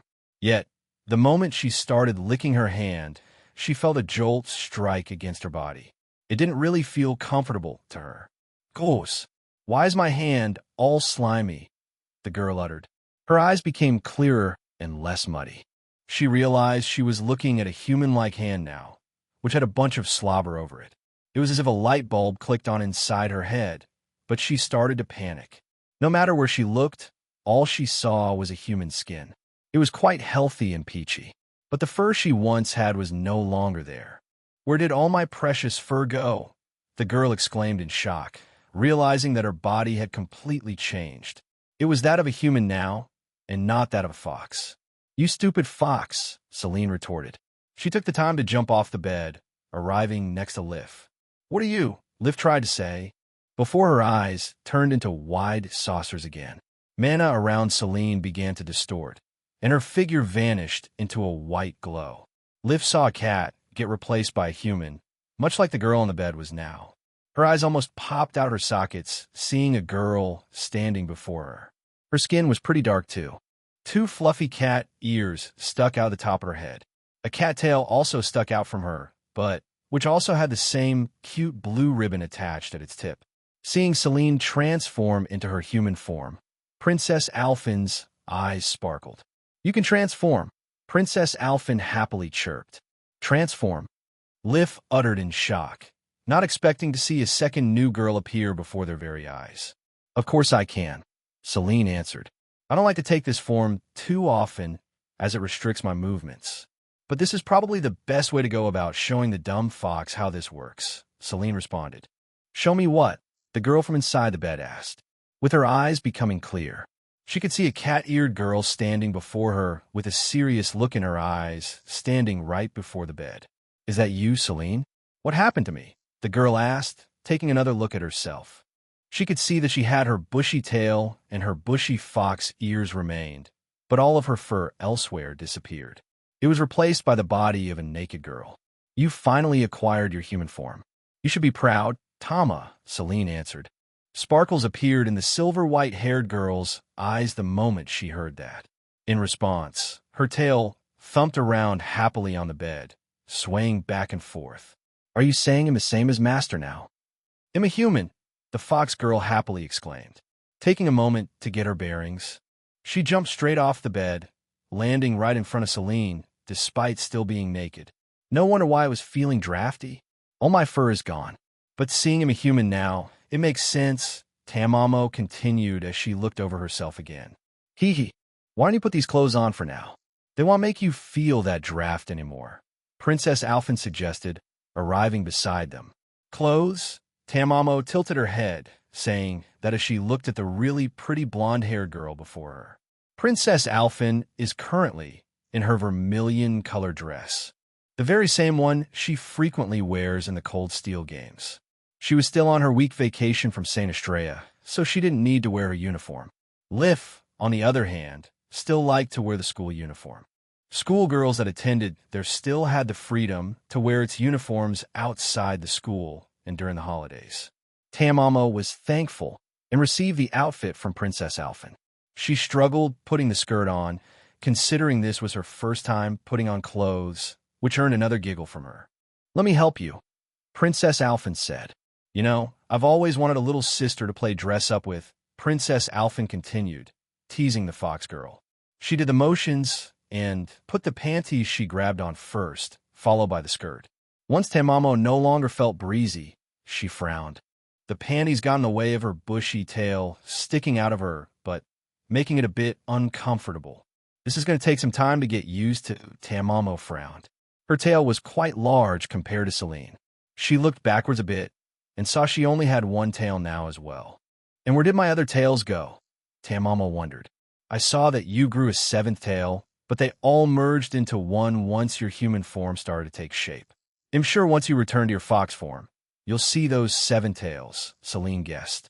Her eyes were much sharper than a human's, so she could see what happened when Tamamus changes took place. Hearing that, Tamama's tail started to thump against the bed out of happiness. I grew a seventh tail? All right, Tamamo happily responded. Would you cut that out? You're going to need to start exercising control of that tail of yours while you're in human form, Celine retorted. Tamama's tail was much larger and bushier than Celine's was. It was already starting to wrinkle the bedside. You can let Tama enjoy her moment, Princess Alphen responded. I can call you Tama, right? You are Big Brother's familiar, she continued to ask. You sure can. And by Big Brother, you're referring to Master, right? You can call me Tamamo, or Tama for short.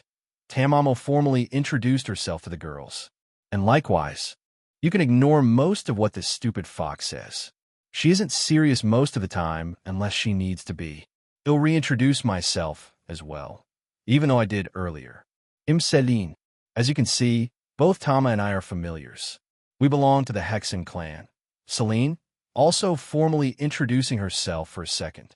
That really is a lot to take in, Lif uttered, still displaying shock in her eyes as she was greeted by the two familiars before her. Insert picture of Celine, human form here, Tamamus and OC, so she doesn't have a picture floating around. But you're welcome to post a picture of a silvery white fox girl here. As always, Chapter 326. Hera members as always, ding. Gamer Naoto has experienced an explosive growth in host mana core. As a result, Gamer Naoto's familiar, Tamamo the silver nine-tailed fox, has undergone her sixth evolution. A seventh tail has been acquired, further strengthening Tamamo's skills and parameters. Ding! Tamamo has acquired a new form. Human transformation is now available to host familiar. The hell? A voice of a boy cursed as three figures slowly walked out of the McDowell estate. The boy wasn't expecting to receive a notification sound off in his mind all of a sudden, and it sure was a notification, all right. His lips curved upward as he reviewed it. He didn't expect something like this at all. Seeing the violet-haired boy suddenly curse, the scarlet-haired man beside him raised his eyes. Something wrong, young master? Lecter called out to the boy. That boy was me, of course, and Lecter had regrouped with us, barely making it in time for lunch. I couldn't help but nod my head to Lecter's suspicion. I wouldn't call it wrong, but we might be in for a little surprise after we return to Erebonia. I grinned. You recall that silver fox that follows me around a lot, right? I asked Lecter. All right, that cute fella. I always get the feeling it isn't your typical monster. There's that cat too, isn't there? Lecter asked. That's because Tama isn't a monster. She's a familia. Master made her for me. I do have plans to create my own. Perhaps after my training is over in the next couple weeks, they'll have enough time to do that. I wondered. After all, I did have a second slot available to create a second familiar. I already had a fox, and there was a cat in play thanks to Emma, and Vita has a peacock. I want to choose an animal type that hasn't been chosen. So either a wolf or a dog is what I'm considering. A familiar, the third figure beside us asked, raising their eyes with interest. This was Tio, of course. They're a witch's partner. They're a part of them. So Tama is a part of Master, in a way. And if I create my own, that familiar will be a part of me. They assist us in battle, provide support, help boost our magic parameters, and so on. I explain a little. Seeing as Tio held interest in magic, giving her a lesson here wasn't a bad idea. A part of oneself, huh? I don't think I get that quite yet. Tio muret.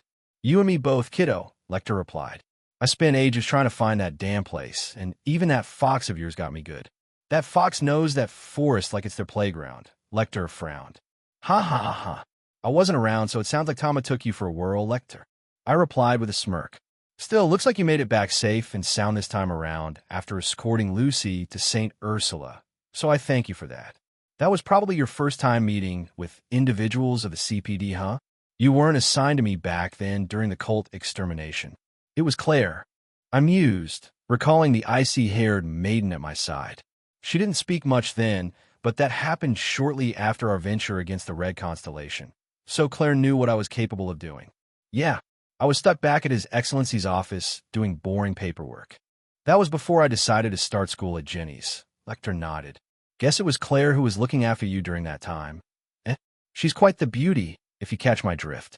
I'm sure with a little persuasion, Lecter tried to say. Not a single word. Lecter, you know that isn't my style. I retorted him with a dead look in my eyes. Sheesh, can't take a joke now, can you, young master? Lecter sighed. Naoto takes relationships seriously. Tio also nodded her head. Even you too, kiddo, Lecter sighed again. You reap what you sow, Tio retorted. Her eyes slanted downward, and she gave Lecter her classic stare. No matter how many times Lecter sees Tio do this, it still sends shivers down his spine. Would you cut that out, kiddo? That's creepy no matter how many times I look at those eyes, Lecter exclaimed. Hey, Tio's a cult survivor, as was I. You gotta live with what happened. Dude, I could still report to Father that you aren't doing your job properly. I grinned. Anything but that, Lecter retorted. Hearing that, Tio cracked a smile. Those ocean waters are still calling your name, Lecter, Tio said, still slanting her eyelids halfway down. You really can hold a grudge? Can't ya? Lecter sighed, scratching his head. Don't take what I say seriously, at least half of what I say. I only say things when I mean to say them, Lecter continued. Yeah, you got that amazing gut instinct of yours that's almost otherworldly. I know all about it. That's why you're one of the most trustworthy persons I know, and I know you can get the job done.